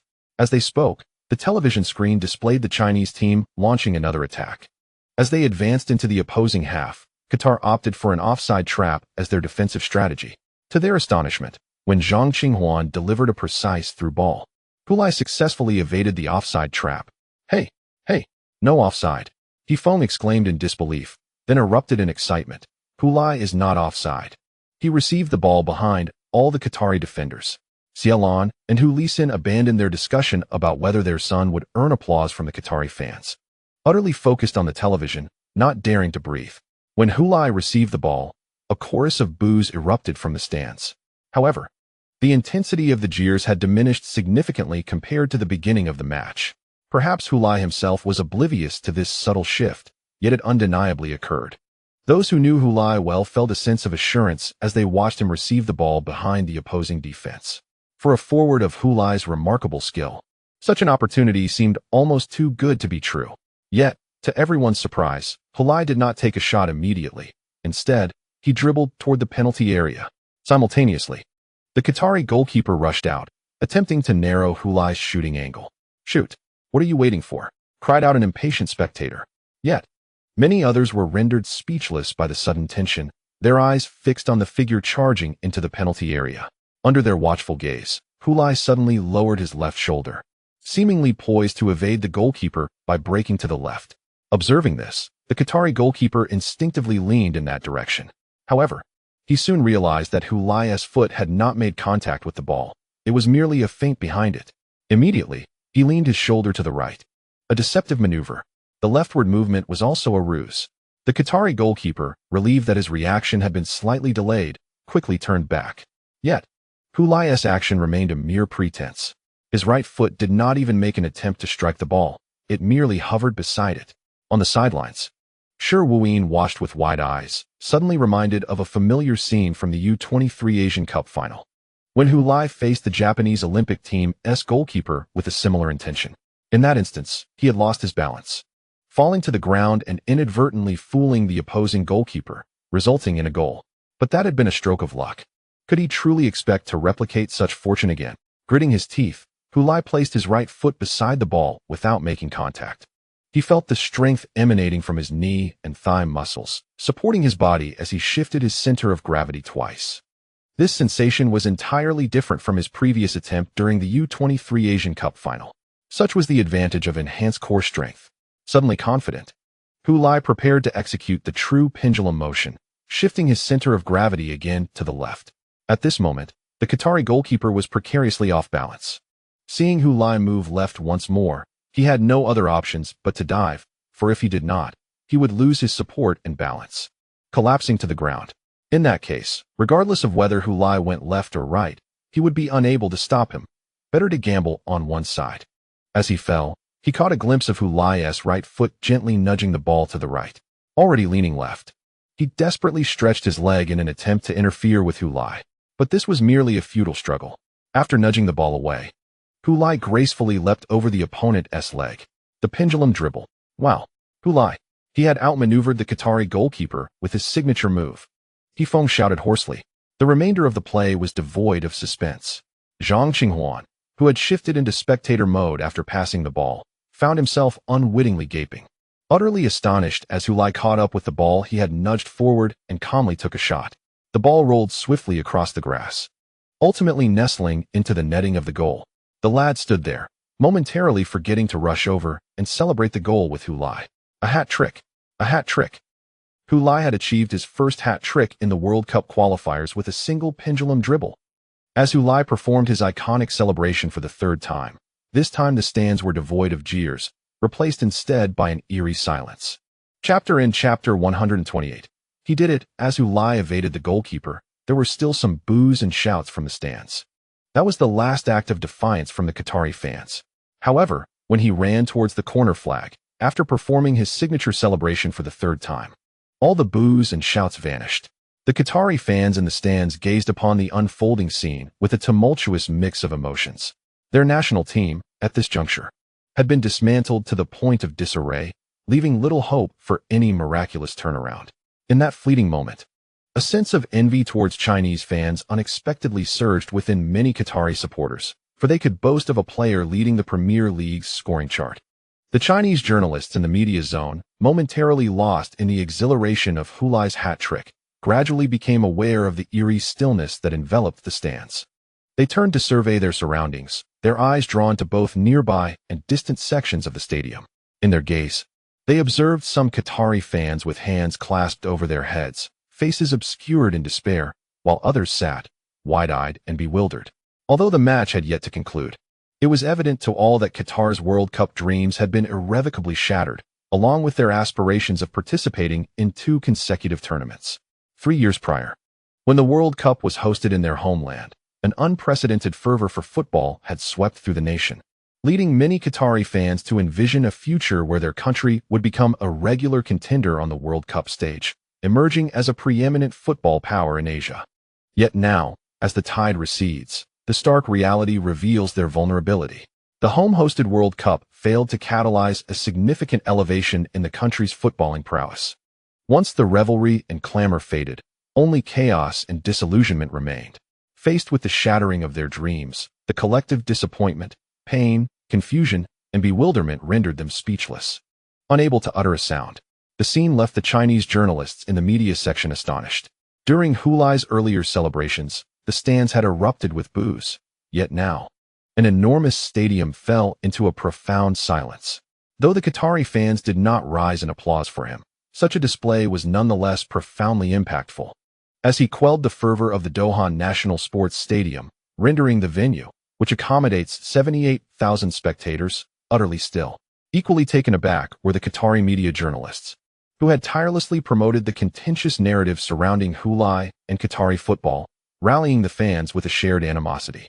Now, they witnessed their efforts unraveling before their eyes as the Qatari fans remained silent in the face of Hu Lai's hat trick, leaving them in a state of panic. The Chinese players finally approached Hu Lai to celebrate his goal. Chun Xingyi, with wide eyes, inquired, "How did you manage that?" Hu Lai replied with pride, "It's the pendulum dribble."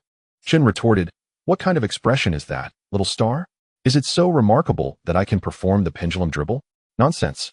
Just last year, you could only do that ridiculous Schrödinger pendulum. What nonsense. That is my signature move. It was precisely the Schrödinger pendulum that enabled us to defeat Japan's U-23 team." Hu Lai defended himself. "No need to explain, Hu Lai. Those who understand, understand. I simply want to know what transpired with that pendulum earlier. What else could it be? As you witnessed, that was my skill." Hu Lai adamantly refused to concede, leaving Chun Xingyi at a loss for words. Zhang Qinghuan rushed forward, embracing the 2 individuals, exclaiming, "Why ask so much? Just be impressive." While the young men were laughing and joking, an unusual sound suddenly caught their attention from the nearest stands. Luo Kai glanced over, and then he seemed to be struck by a petrifying spell, rendered completely motionless. "Hey Luo Kai, what are you staring at? Is there a beauty in the stands?" Chun Xingyi teased him, but when he turned to look, he too fell silent. More players from the Chinese team, upon casting their eyes towards the stands, also froze in place. Hu Lai followed suit, turning to gaze at the stands, where the Qatari fans, who should have been booing him, were all standing in front of their seats, solemnly applauding. They were applauding him for his remarkable performance, 3 goals, and that final mesmerizing dribble. Hu Lai was momentarily lost in thought. He had truly accomplished it. Simultaneously, a familiar voice echoed in his mind. "Congratulations, task completed. You have earned 200,000 points. 1 bottle, 1 set. Look, quick look," a Chinese reporter in the media area exclaimed. Yet, he was not the first to notice. Others had already directed their attention to that section of the stands, only to be so astonished that they forgot to vocalize their shock. They saw that behind the goal where the Chinese team had scored, many Qatari fans were indeed applauding. No further explanation was necessary. Everyone understood the significance of this scene. They were astonished. They never expected Hu Lai could genuinely alter the hostile atmosphere of this stadium to one of applause. The Qatari reporters in the media area were equally incredulous. As the instigators of the conflict, they stared wide-eyed, unable to fathom the scene before them. The proud Qatari fans had truly bowed their heads. How could this be? This was not supposed to happen. Oh, many Qatari reporters lamented inwardly, their faith trembling. They never imagined that Hu Lai would indeed follow through, compelling Qatari fans to rise and applaud him. This was even more challenging than scoring 5 goals in 9 minutes again. Gazing at the spectacle, many Qatari reporters suddenly felt that perhaps having Hu Lai perform another 5 goals in 9 minutes would have been preferable to this outcome.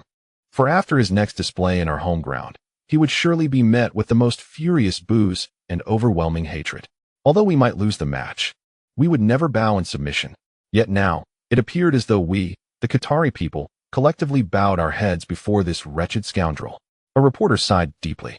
In their ears, the sound of applause grew louder and more fervent, like a torrential rain descending from the heavens, drenching their hearts. This was the entire Qatari fanbase applauding Hu Lai. They were genuinely applauding Hu Lai. As adversaries of the Chinese team, the Qatari fans who had previously booed him whenever he touched the ball were now turning the tide, applauding his splendid performance. He Feng described the scene before him with incredulity. Before the match, when Hu Lai made his bold proclamation, we all believed it to be utterly impossible. Yet now, he has transformed the improbable into reality, once again creating a miracle that should not have occurred in front of all of us. Yin Kong added, I believe this will forever be a moment worth remembering for Chinese football. Our players have conquered the discerning fans away from home. In front of the television, Xielan's face was glistening with tears as she pointed at the screen and asked her husband, Your son, are you not proud? However, Hu Lisin diverted the topic, saying, Wipe your tears before speaking. Xielan wiped her cheeks with the back of her hand, still fixated on her husband, insisting, Just tell me, with a son like this. Are you not proud? Are you not filled with pride? Hu Lisin appeared somewhat bashful, but gently nodded, yes. Upon hearing her husband's response, Xielan burst into laughter. Wow, Hu Lai is truly remarkable. He actually made the Qatari fans stand up and applaud him. I must ask, who else could perform like this? I doubt even Meili could manage it. As the broadcast displayed the serious-faced Qatari fans clapping, Chinese social media erupted with fervor. Fans expressed their admiration for Hu Lai, akin to the relentless surge of the Yellow River. I initially thought the Qatari fans would vehemently oppose Hu Lai, but I sensed their disappointment lay more with their own national team's performance. It was meant to be a must-win match, yet they were utterly humiliated on their home turf. Had the Chinese team displayed such lackluster performance, I would have likely been booed from the stands. Regardless of the reasons, what matters is that they applauded Hu Lai. Hu Lai is phenomenal. Hu Lai, forever in our hearts. Truly, Hu Lai is exceptional. To be honest, when I first heard him say that, I thought he was merely spouting nonsense. I even considered such provocations to be rather irrational, but I never expected Hu Lai to prove me wrong so swiftly. Although I was taken aback, my heart swelled with joy. If every time Hu Lai could prove me wrong, I would gladly remain a beacon for Chinese football. The applause from the Qatari fans seemed to be the final straw. After the match resumed, Qatar completely lost their fighting spirit. Their foreign coach sat immobile on the bench, making no further adjustments or commands, resembling a statue. Meanwhile, the Chinese team seized the opportunity to make substitutions.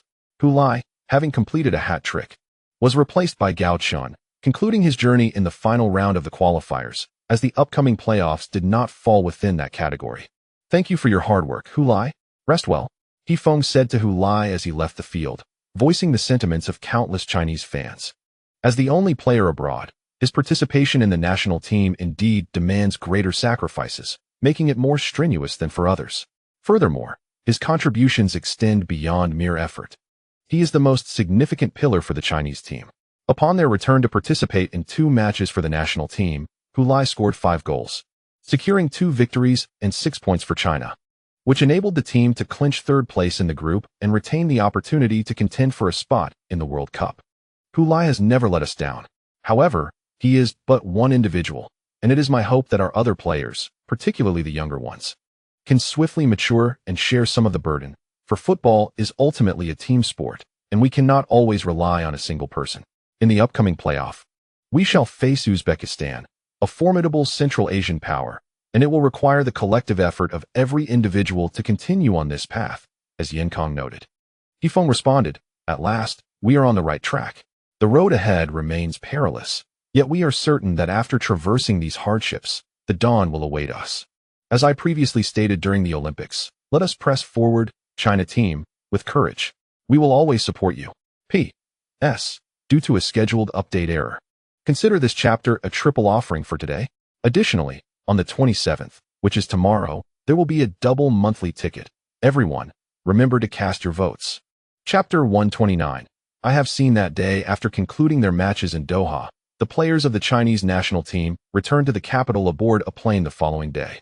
Here, they would disband and return to their respective clubs to continue preparations for the upcoming league. They would transition from teammates striving towards a common goal to rivals battling fiercely for the same objective. Upon retrieving their luggage and exiting the terminal, the national team players were warmly welcomed by fans and journalists who had eagerly awaited their arrival. Banners, flowers, cheers, and flashes of cameras expressed their gratitude. Although the Chinese team had merely secured a spot in the World Cup qualifiers and had not yet reached the finals, this achievement was nonetheless worthy of celebration in the eyes of the fans. Perhaps they might ultimately face a shattered dream. Yet this did not diminish their current hopes for the future. The fervor of the fans and media left some players feeling somewhat uncomfortable. As they sensed that the welcome was primarily for Hu Lai, Lin Ziyuan murmured, "What are you thinking? They know Hu Lai has already left. They are here to welcome us." Captain Yao Huasheng patted Lin Ziyuan on the back of the head. "It feels as though we are merely receiving their enthusiasm on behalf of Hu Lai." Lin Ziyuan continued to grumble. Yao Huasheng glanced at the obstinate young man and chose not to respond further. In a sense, Lin Ziyuan was correct. The returning national team players basked in the glow of Hu Lai's brilliance, which had created such a lively scene. However, since Hu Lai himself could not attend, his teammates were left to enjoy the accolades in his stead. As the only player in the national team competing abroad, Hu Lai departed for England immediately after the match against Qatar. Even during his stay at a hotel in Doha, he found himself bereft of the luxury of an additional night, a moment to rest and recalibrate. The fifth round of the Premier League in Leeds City is set to commence with a whistle on Saturday, September 13th, leaving Hu Lai with scant time to rejoin the team and participate in their training sessions. Moreover, he must account for the time required for travel and adjusting to the time zone. While the allure of playing in Europe is undeniable, the accompanying hardships are equally pronounced. In contrast to the leisurely pace of the Chinese Super League, the other national team players returning have ample time to recuperate. The Premier League, however, is distinctly different. Recognized as one of the fastest-paced national leagues globally, it is noteworthy that Park Chun-tae, who plays for the same Premier League team, was able to return to his club immediately after his match with the Chinese team to rest and prepare. Hu Lai, in stark contrast, does not share such fortune. With the South Korean team advancing to the next round early, the Chinese team had to fight until the final moment. As a key striker for the Chinese team, he naturally had to accompany them throughout. Had it not been for the substantial advantage against Qatar in their final match, he might not have even qualified for an early substitution to rest. Although South Korea managed to score a goal at the last moment, securing a draw against Australia, with the advantage of that single point, successfully claimed second place in the group alongside South Korea. Ultimately, the Chinese team finished third in their group and is set to compete in 2 playoff matches against Uzbekistan, the third-place team from another group, on October 9th and 14th, vying for the opportunity to face Paraguay, the 5th-place team from South America, in a final playoff in November. It can be said that the next 2 months will be exceptionally demanding for Hu Lai, necessitating frequent travels between the UK and China, should fortune favor the Chinese team. He may even find himself journeying to the distant shores of South America. Fortunately, based on his performance in the 2 recent matches of the final round, he appears largely unaffected by the rigors of travel and time zone changes, exhibiting remarkable stamina and outstanding performance on the field. In stark contrast stands South Korea's star player, Park Chun-tae, whose infamous slumber during the flight from London to Jincheng continues to haunt the minds of Korean fans. Rumors have begun circulating online in South Korea suggesting that Park Chun-tae may be suffering from some underlying ailment. Although officials have attempted to dispel these rumors, it is clear that skepticism prevails, with many preferring to cling to their conjectures. Compared to Park Chun-tae, Hu Lai embodies the vigor of youth. At just 22 years of age, he can endure over a dozen hours of flight and the challenges of traversing 8 time zones, emerging invigorated and animated on the field. Witnessing his robust running and leaping on the pitch gives the impression that he is devoid of any physical limitations. In his early days at Shining Star, Hu Lai was notably affected by stamina issues, often struggling to complete a match. Yet now, he possesses the capability for sustained intercontinental performances. His progress in physical endurance is nothing short of astonishing. Moreover, his overall development has left many in awe. This elucidates why, despite a decade of reform in Chinese football that has cultivated numerous exceptional young players, it is Hu Lai, an individual with humble beginnings, who has emerged as the embodiment of hope for all. Upon the national team's arrival in the capital, Hu Lai had already returned to Leeds, where he was reunited with his agent, Yang Zhongxun. Impressive, Hu Lai. 5 goals in 2 matches, Yang Zhongxun exclaimed, giving him a thumbs up as soon as he spotted him. Basic skills, basic skills. Hu Lai humbly waved his hand in modesty. Yang Zhongxun chuckled.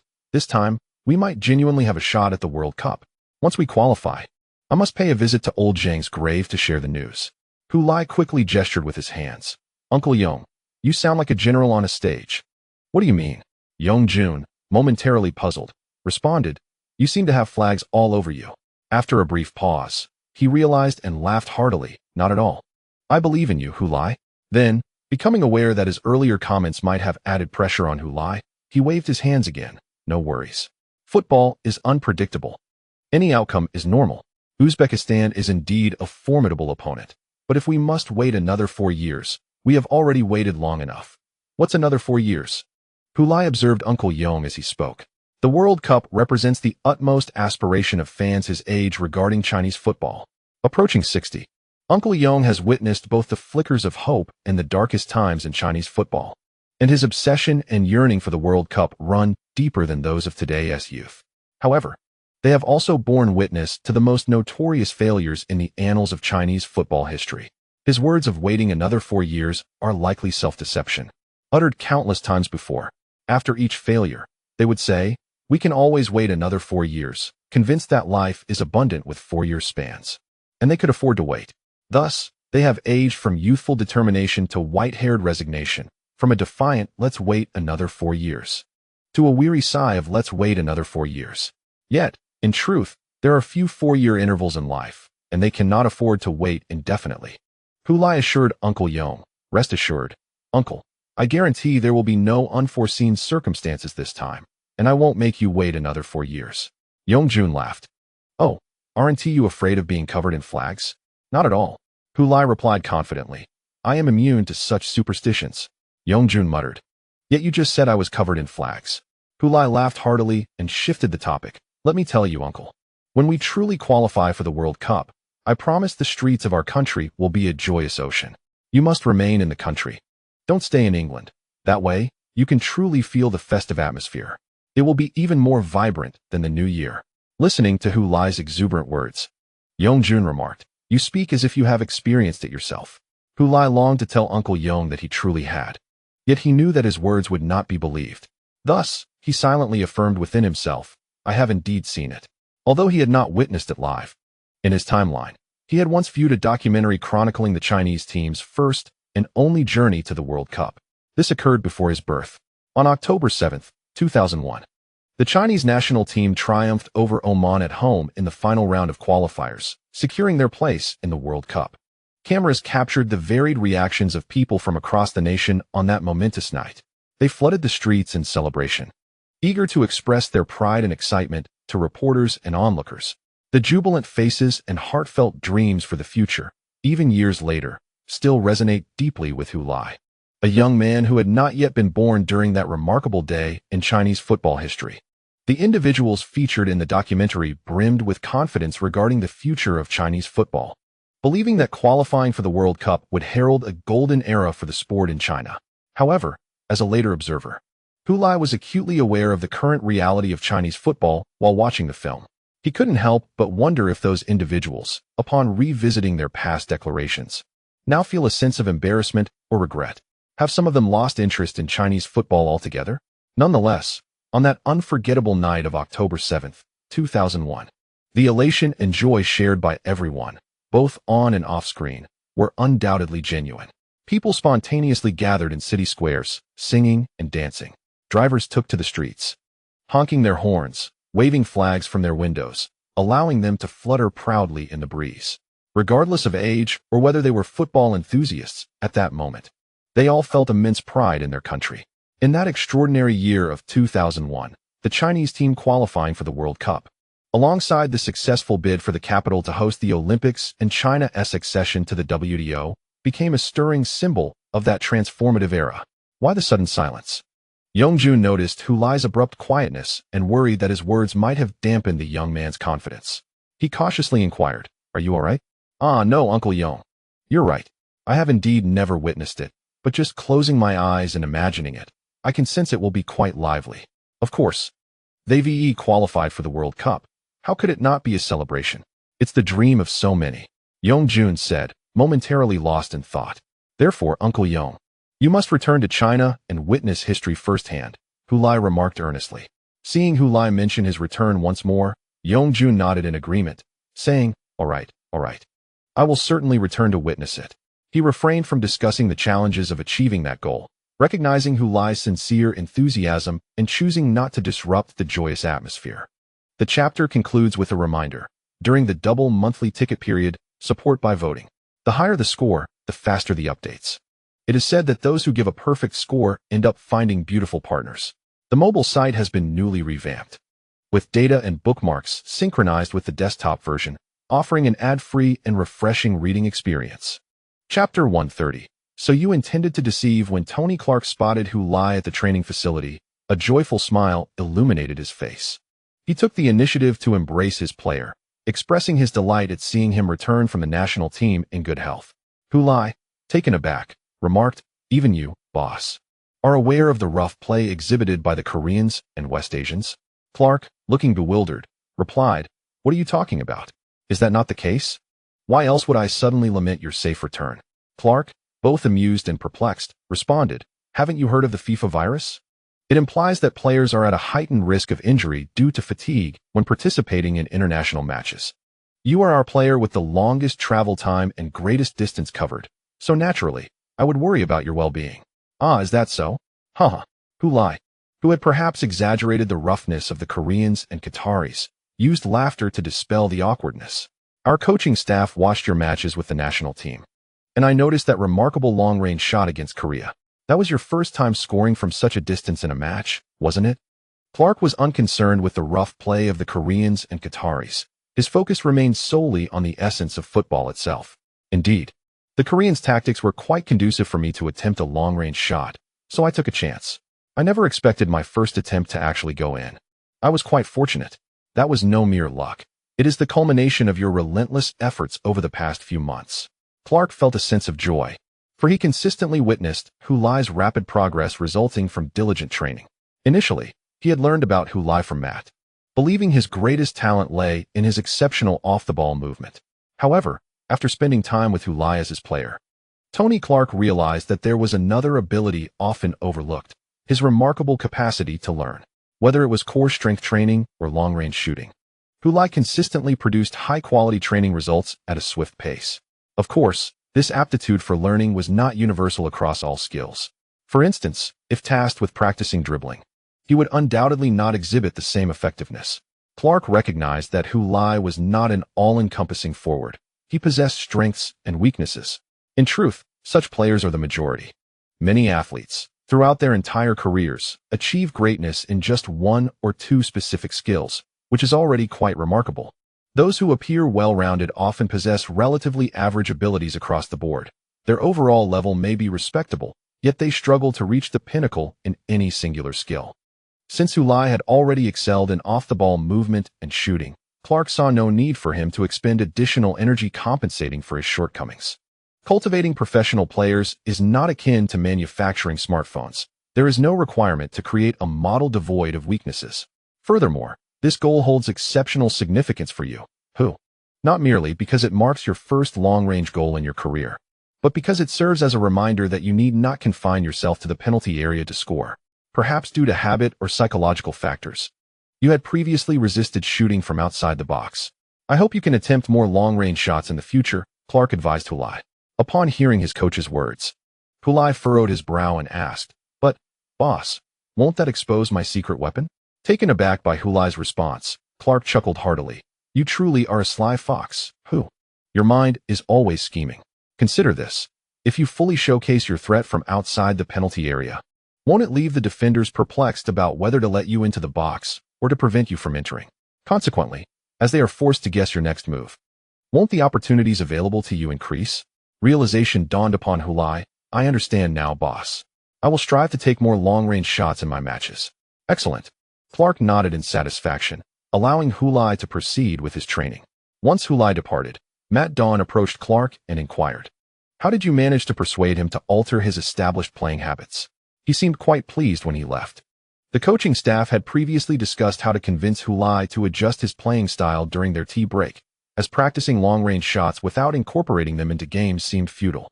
As the head coach, Clark certainly had the authority to issue a direct command for Hulai to change his habits. Yet the coaching team had collectively advised against such an approach. For a player like Hulai, such rigidity would likely yield adverse effects, potentially provoking resistance. Through nearly a year of interaction, it became evident that Hulai, while outwardly humble, possessed a resolute inner strength. He held firm convictions, and if he could not be persuaded, mere demands would result in covert defiance. After all, this lad was brimming with cunning ideas and could easily resort to mischief. Thus, the objective was to encourage Hulai to willingly embrace change. However, how could one inspire him to willingly alter his ingrained playing style? If a person's habits could be so easily transformed, they would hardly be termed habits. Hence, when Matt observed Hulai conversing with Tony for a brief moment, he left with a smile, astonished by how his friend had managed to persuade Hulai. "Matt, we were mistaken." Clark turned to him. "Huh? Mistaken? In what way?" Matt was baffled. "We believed he was reluctant to take long-range shots because he found it difficult to change his playing habits. Did we not? Isn't that the case?" Matt gestured with his hands. "But do you know what he just told me? He said he refrains from frequent long-range shots because he fears it might prematurely reveal his secret weapon. He wishes to reserve those shots for the most critical moments." Just like in the recent national team match, Matt was left speechless by Clark's revelation. Seeing his friend's astonishment, Clark erupted in laughter. "Listen, Matt. That truly sounds like something that lad would say. It reflects his thoughtful approach to decision-making." Matt, somewhat surprised, murmured, "I am still too young." When I suggested that if he could demonstrate his long-range shooting prowess, it would complicate the defender's task and create more opportunities for him, he readily embraced my advice. There was no hint of coercion. He would undoubtedly take more long shots in the upcoming matches, and perhaps we would soon witness him scoring from distance for the club. "Matt," Clark asserted with unwavering confidence, a broad smile adorning his face, "is absolutely right. Brilliant." His astute positioning in front of the goal afforded him a golden opportunity for an unmarked shot. As the current top scorer in the league, he was certain not to squander such a chance. Having just concluded his national team duties, who displayed no signs of fatigue. In fact, he brought back his remarkable form of scoring 5 goals in 2 matches with the national team to lead City, as Sky Sports commentator Matthew Cox enthusiastically proclaimed, whose goal had propelled Leeds City to a 2-0 lead. With only 10 minutes remaining in the match, this scoreline made it exceedingly difficult for the home team, Northumbria, to stage a comeback. Prior to the season, Leeds City had faced Northumbria in a friendly where they had struggled significantly, narrowly escaping defeat. Hence, before today's match, Northumbria's head coach, Michael Harris, declared his intention to employ the same tactics as in that friendly, aiming to send Leeds City home empty-handed. Harris was not misrepresenting. He indeed utilized the same strategy, yet today it proved far less effective. Just look at the current score. Hu and Williams each netted a goal, effortlessly dismantling Northumbria. In that earlier match, Kamara had been rendered ineffective by Northumbria's fierce defense, but today he excelled. Although he did not provide direct assists, both of Leeds City's goals were linked to him. One was the free kick he earned, which led to Peter Williams scoring. Thus far, Kamara had drawn yellow cards from 3 defenders on Northumbria's backline, perhaps one of the reasons who faced less pressure after coming on as a substitute in the second half. After scoring, Hu embraced Kamara in celebration and joyfully remarked, "Ismail, you have finally learned to protect yourself." Kamara, equally delighted, replied, I think I've finally grasped a bit of the trick, though I'm not quite proficient yet. Williams, overhearing their exchange, interjected with a hint of annoyance. While I may not comprehend what you are discussing with Ismail, I know it is certainly not anything flattering. Displeased, retorted, how can you unjustly accuse a good person? Peter? I was commending Kamara's progress. Progress in diving? Williams scoffed. Who spat? You saw it. It was entirely different from diving. If Ismail were truly diving, the referee would not let him off lightly, especially now with video refereeing in place. Attempting to gain an advantage through diving in a match is simply foolish. Since he was able to compel 3 defenders from Northumbria to receive yellow cards, it is evident that these defenders truly committed fouls against Kamara. Under my guidance, he successfully evaded injury and instilled a sense of caution in the opponents, deterring them from recklessly challenging Ismail any further. He then turned to Kamara and said in French, remember, Ismail, self-protection is a sophisticated skill, not something that just anyone can master. Some may merely imitate poorly, ultimately leading to a clumsy fall.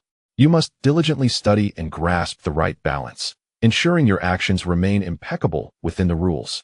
Noticing the seriousness in Hulai's tone, Kamara restrained his smile and nodded earnestly. Rest assured, Hulai, I will practice diligently. Peter Williams, with his hand pressed against his forehead, sighed deeply.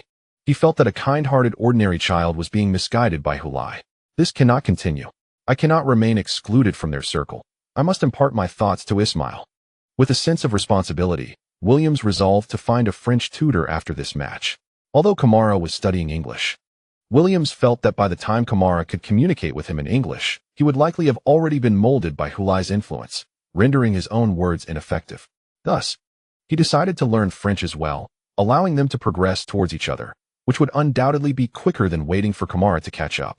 This way, he could gain an advantage in the race against Hulai, somewhat slowing Kamara's drift towards Hulai's style. P.S. The double monthly tickets are here. I kindly request your support. P.S. 2. To address some inquiries from the previous chapter, it was not subscribed twice. Chapter 129 was accidentally released at 6 o'clock last night due to my oversight. After the automatic subscriptions, I modified the content to that of Chapter 128, as both chapters have the same word count. Thus, there was no advantage or disadvantage. Everyone spent the same amount of money for the same word count. Therefore, those who automatically subscribed to Chapter 129 yesterday, your subscription this morning for Chapter 128 effectively compensates for the previous modification. The system would not allow a duplicate subscription, eliminating any concern over repeated subscriptions. I felt it necessary to clarify this to avoid any misunderstandings about potential deceit. End of Chapter 131. The aspiring individual's Tony Clark was alone in his office, meticulously reviewing the video footage of the previous match that Matt had just submitted to him. In this match, Leeds City had effortlessly secured a 2-0 victory against Northumbria. The win was quite comfortable, and the opponent's performance left much to be desired. Yet, Clark was determined to analyze the game footage to identify areas for improvement and to note issues to be mindful of in future encounters. As he continued to watch, his brow began to furrow. He then lowered his head and diligently recorded the observations in his small notebook. When the team gathered for practice, Clark sought out Hulai once again. I appreciate your attempts at long-range shots outside the penalty area in the last match. However, I noticed that the timing of those 3 attempts was rather ill-fated, resulting in disappointingly inaccurate outcomes. To be frank, I do not believe this reflects your true capabilities. Do you have any thoughts on this? Clark inquired, his brow furrowed. Hulai scratched his head and smiled sheepishly. Well, here's my reasoning, boss. After the match against the South Korean team, I mentioned in an interview that I would not attempt long-range shots. I was merely speaking off the cuff. If I were to suddenly deliver high-quality long-range shots in the subsequent matches, wouldn't that make it seem like I was being disingenuous? It would be akin to slapping my own face.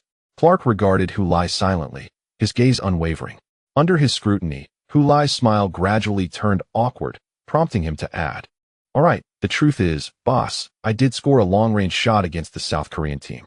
Logically, one would expect that I would be encouraged to attempt more long-range shots in future matches. However, since I have never specifically practiced long-range shooting, my performance in that regard will naturally not be up to par. Essentially, I wanted to cultivate an impression among those who are unaware of the situation. This way, when I truly need to score a long-range goal in a critical moment, it would catch my opponents off guard." After listening to Hulai's explanation, Clark smirked. Indeed, You seem to have quite the cunning mind. Hu Lai protested diplomatically. Boss, this is wisdom.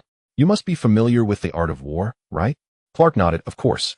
I am aware. The art of war holds a certain renown in the Western world. Though I have heard of the book, I have not delved deeply into it. Seeing that the boss was familiar with the text, Hu Lai felt a surge of confidence. The endorsement of a classic would lend credence to his forthcoming arguments. He continued, the art of war states that military operations are essentially acts of cunning and deception. Thus, those with abilities should feign incompetence, and those who are to act should pretend they will not act. You see, boss, I am adhering strictly to the principles outlined in the art of war. I possess the ability to shoot from distance, but choose to pretend I cannot. How can this be considered deceit? This is the culmination of thousands of years of wisdom from our Chinese ancestors. Moreover, to put it bluntly, are not football tactics akin to those of warfare? We must always entice our opponents while concealing our weaknesses. Hearing Hu Lai's reasoning, Clark furrowed his brow in contemplation. He had previously thought Hu Lai's ideas stemmed from a whimsical nature, but now he realized the young man was calculating and deliberate in his actions, meticulously considering each step. He had previously mocked Matt for underestimating this young talent, only to find himself falling into the same trap. So you plan to portray yourself as a novice in long-range shooting to mislead your opponents? Clark asked. Hu Lai nodded. Of course, boss. Does that not imply that I won't be able to score from long range for quite some time? Certainly not, boss. Scoring through long-range shots does involve a degree of luck, so I can occasionally manage to score that way. The key is to maintain a fluctuating performance. Sometimes good and sometimes bad. This will further deepen my opponent's confusion about me. After you taught me that day, I went home and pondered seriously. Since long shots can make it more challenging for my opponents to defend against me, why not double their confusion? When they expect me to take a long shot, I can feign ignorance, and when they believe I score by chance, they will naturally lower their guard. Thus, I can reveal my true capabilities, repeatedly deceiving my opponents until they are thoroughly bewildered. Seeing Hu Lai articulate his thoughts so eloquently, Clark suppressed the urge to sigh deeply and merely waved his hand. All right. I understand. You may proceed with your training. Okay, boss. Hu Lai responded before turning and sprinting back to the training field. Clark watched his retreating figure, unable to suppress the thought, are all Chinese people this cunning and clever? It seems I should perhaps acquire an English translation of the art of war to study. It would surely benefit my coaching. Clark, who never relaxed his demands for self-improvement, silently resolved to do so. Peter Williams concluded a day of training and drove back to the house where he lived with his grandmother. Why return to his grandmother's house instead of his parents'? On one hand, it was closer to the training base, and on the other, having been raised by his grandmother since childhood, he shared a deeper bond with her. After his grandfather passed away, his grandmother was left alone in that house, and it was only natural for Williams to move in with her. Having just finished dinner, he returned to his room when he suddenly heard his grandmother's somewhat panicked voice calling, Peter, Peter, come quickly. Someone is looking for you. Lying in bed playing on his phone, Williams jumped up in confusion and hurried downstairs. Why would someone be looking for him? And why did his grandmother seem so alarmed? Upon seeing a brunette woman standing at the door, he froze. His grandmother had quickly walked to his side and whispered, Peter, I know you're at that age now, but if you wish to indulge next time, could you perhaps be a bit more discreet and not invite girls directly to the house? It's rather inappropriate. Upon hearing his grandmother's words, Williams finally understood why her voice had sounded so terrified. She had misunderstood. He hastened to clarify, Grandma, you're overthinking it. She is my French tutor. I am only free in the evenings, so I had to invite her over then. His grandmother, however, raised her eyebrows knowingly. I understand. I understand, a private tutor. You young people certainly know how to have fun. What? Grandma, Williams said, both amused and exasperated, deciding to ignore her overly vivid imagination. He approached the brunette woman who had just entered and asked, Hello, are you Miss Delphine Isabella? Yes, I am Delphine Isabella, Mr. Williams. A young girl stood at the entrance, clutching a handbag with a hint of shyness as she faced the illustrious football star of Leeds. She was well aware of who had summoned her for this engagement. She had even hesitated at the prospect of declining the offer. Unlike those superficial girls consumed by dreams of fame, she felt that associating with a superstar as an ordinary person might not necessarily be beneficial. Yet, in the end, the substantial tuition fees persuaded her to accept the role. After all, Peter Williams had made an exceedingly generous offer. Thus, 26-year-old Delphine Isabella became the French tutor to the central midfielder of Leeds City, the football star Peter Williams. Shall we begin? Williams gestured toward the dining table. Right here? Isabella inquired, somewhat surprised by the choice of location. Indeed, right here, he affirmed, casting a glance at his grandmother who was nearby. He thought it best to commence the lesson in the dining area, under his grandmother's watchful gaze, rather than retreating to his room, where her imagination might conjure up all sorts of scenarios. This way, he could demonstrate to her that he had indeed hired a legitimate French teacher and that he was earnest in his desire to learn the language. Isabella had no objections. She joined Williams at the table and began to unpack her belongings from her handbag, simultaneously handing him a document. "What is this?" Williams inquired. "Your textbook, Mr. Williams." "Oh, very well," he replied. After accepting the material, they sat across from each other and formally commenced the lesson. Meanwhile, his grandmother observed discreetly, astonished to see the two genuinely engaged in a French lesson. While she felt a sense of relief, she couldn't help but worry about her grandson. If he can't even find a proper companion, what will become of him? At some point, the grandmother dozed off on the sofa, only to be startled awake by the sound of the door. Upon opening her eyes, she discovered her grandson returning from the entrance. She quickly sat up and asked, "Have you finished your lesson?" "Yes, today's lesson is complete. Miss Isabella and I have arranged for her to come 3 times a week to teach me French." The grandmother's mouth fell open in surprise. "You genuinely intend to learn French?" "Of course. Am I joking?" Williams replied, his tone resolute. He felt a twinge of injustice at his grandmother's previous misconceptions. Did she truly perceive him in such a light? Thus, his words were punctuated with determination. However, his assurance only deepened the furrow of concern on his grandmother's face. "Peter, are you planning to leave Leeds to play football in France?" Williams was taken aback by her leap to such conclusions. He quickly waved his hands. No, Grandma. Don't jump to conclusions. I am very content playing in Leeds and have no intention of leaving, certainly not for France." "Then why on earth would you want to learn French?" His grandmother remained skeptical of her grandson's explanation. "Grandmother, you know that Ismail is still not very proficient in English, and I wish to communicate with him, hence my desire to learn French. However, did you not mention before that who could assist you with translations?" Upon hearing this, a hint of embarrassment crossed William's face. It would not be appropriate to always trouble who, so I resolved to rely on myself instead. "Indeed, that is the case, grandmother. Please do not jump to conclusions. I will not be going to France to play football." "Really?" "Of course it is true." Upon hearing her grandson's words, the grandmother once again broke into a smile. Chapter 132. An encounter with the North London Wanderers for those fans who only occasionally glance at the English Premier League standings. A sudden check after 5 rounds would likely leave them astonished by the latest rankings. At the top stands the reigning champions, the Stand Park Rangers. This is unsurprising, as their strength as the defending champions justifies their position. However, surprisingly, the second place does not belong to the formidable last season's runners-up, Manchester Athletic, but rather to Leeds City. A team that merely avoided relegation until the penultimate round of the previous season has displayed an electrifying performance in the new season. After 5 matches, they have achieved 4 victories and 1 defeat, amassing 12 points, just 3 points behind the perfect 5-win Stand Park Rangers, and holding a 2-point lead over third-place Manchester Athletic. They are also 4 points ahead of London Bridge, Tranmere, North London Wanderers, and Gunboat Port. Leeds City's remarkable performance has left many in disbelief.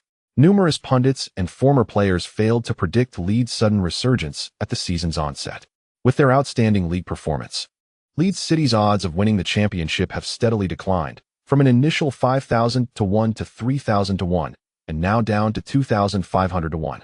Nevertheless, even with these odds, it does not imply that Leeds City has a genuine chance of winning the title. In reality, even odds of 1,000 to 1 would suggest that a championship victory is utterly implausible for Leeds City. The astonishment surrounding Leeds City's early season performance warrants generous praise, but it does not equate to a belief in their championship potential. These are entirely distinct concepts. Many teams often find themselves ranking high in the early stages of the league.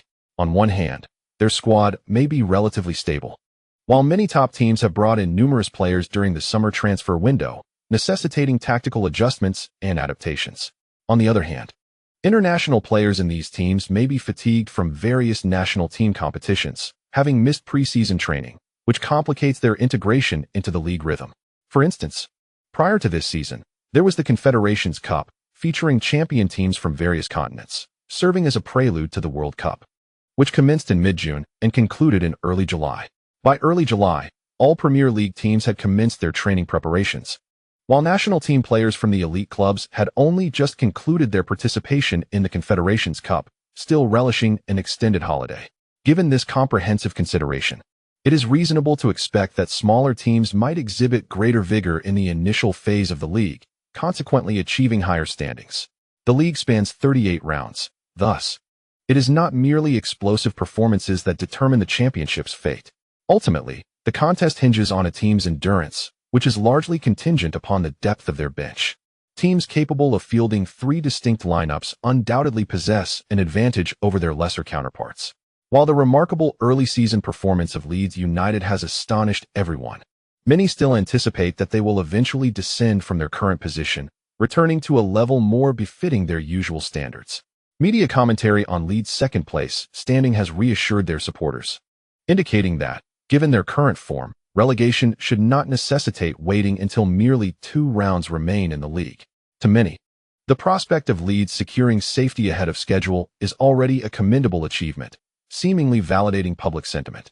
In the 6th round of the league, Leeds suffered a 0-1 defeat at home to 9th-placed Bochum, resulting in a drop in the standings, with several teams closing in on them, leaving Leeds just a single point ahead. There was no surprise or dissatisfaction regarding Leeds' performance, while the home loss to Bochum was unfortunate, given their current ranking.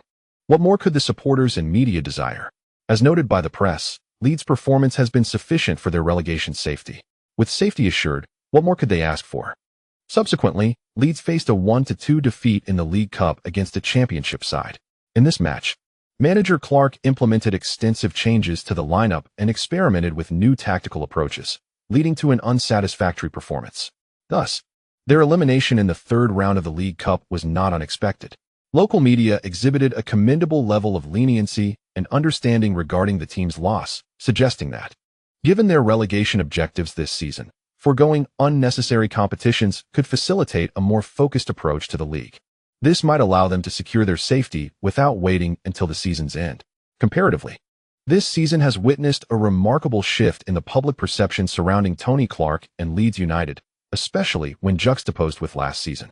Last year, it would have been difficult to fathom Clark's squad receiving understanding and support after consecutive losses. During that time, the media might have resurrected discussions about Laurent Gallic, expounding on the issues currently confronting Leeds. However, now, not a single media outlet has sought out the sidelined Gallic. Ultimately, Leeds' performances since the season's commencement have fostered a greater willingness among the public to extend patience towards Tony Clark. In simpler terms, Tony Clark currently possesses the liberty to breathe. Certainly, should he continue to experience such defeats, it would not merely be the League Cup at stake, but additional leagues as well. The authority bestowed upon Tony Clark by the media and fans would undoubtedly be rescinded. Last season, Clark successfully guided the team to safety 2 rounds ahead, a feat that warrants a measure of patience and trust from all. Despite consecutive losses, the external criticisms directed at us have been surprisingly minimal, which caught me off guard. In the break room, Clark conveyed his disappointment to his coaching staff. "You actually wish for the media to lambaste you, Tony?" Assistant coach Sam Landier expressed his astonishment. "Because that might just cause our upcoming league opponents to lower their guard against us," Clark remarked, clearly alluding to their next rival. Matt chuckled from the side. "Tony, you're overthinking it. No matter how much the media criticizes us, North London Rangers will not easily overlook us. They have yet to forget who knocked them out of their Champions League qualification." Clark was well aware of this, yet he had recently been studying the art of war, constantly contemplating the strategy of feigning weakness. Wasn't it Barnett who eliminated their Champions League hopes? He mused. By the way, will Barnett be starting this match? Matt Dawn, who had recently been promoted from a video analyst to the director of scouting, presented a definitive conclusion derived from his scouts' reports. Yes, he will start. Barnett has been in commendable form this season, contributing 2 goals and 2 assists, making him an indispensable figure in the North London Rangers lineup. Despite last season's disheartening conclusion, this has not adversely affected Sean Barnett's performance in the new season. He seems to have recovered from the failure and the fans' criticism. Barnett possesses a well-rounded skill set. He can score and assist, but defensively, he can pose a challenge. However, I intend to engage in a direct confrontation with North London Rangers away from home. We shall see who can score more, or more precisely. We will compare the combination of Hu, Kamara, and Williams against the attacking lineup of North London Rangers, Clark stated nonchalantly, revealing a rather daunting decision. Those present, including Matt Dawn, assistant coach Sam Landier, and other coaching colleagues, were not taken aback by Clark's choice. Having collaborated with him for a season, they had somewhat grasped the temperament and nature of this head coach. Although Leeds City has displayed considerable improvement in defense compared to last season, Clark's intrinsic desire remains rooted in offense.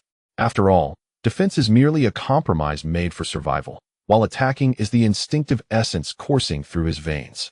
We possess the capability, and we can certainly catch North London Rangers off guard. They would never anticipate that we would engage them in an attacking duel on their home turf, Clark proclaimed, his mind echoing a phrase from The Art of War: attack where they are unprepared, strike when they least expect it.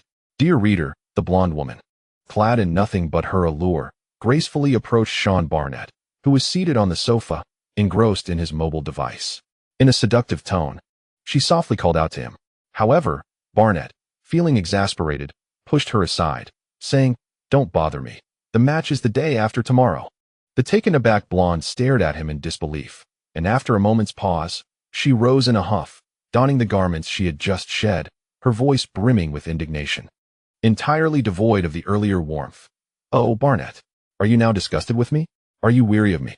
Barnett, surprised by her outburst, inquired. "What nonsense are you spouting?" She continued, "Don't think I'm oblivious, Barnett. You've been clandestinely in touch with that little harlot we saw at the bar. Why won't you let me see your phone?"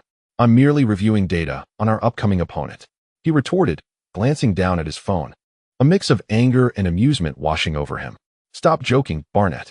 You've never bothered to analyze the opponent's data before a match. What are you pretending for? The truth is you're fed up with me, aren't you? Fine. I'm fed up with you too. I'm leaving right now. Go find that little harlot. She has the dark hair that captivates you, doesn't she?"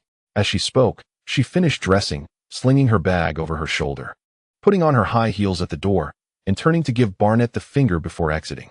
Barnett, watching his girlfriend vanish behind the door, was left bewildered, hands spread in confusion as he shouted at the closed door, "What the hell is wrong with you today?" Yet, he did not rise to pursue her. Instead, he resumed his intense study of information pertaining to the next match against Leeds City, his former team.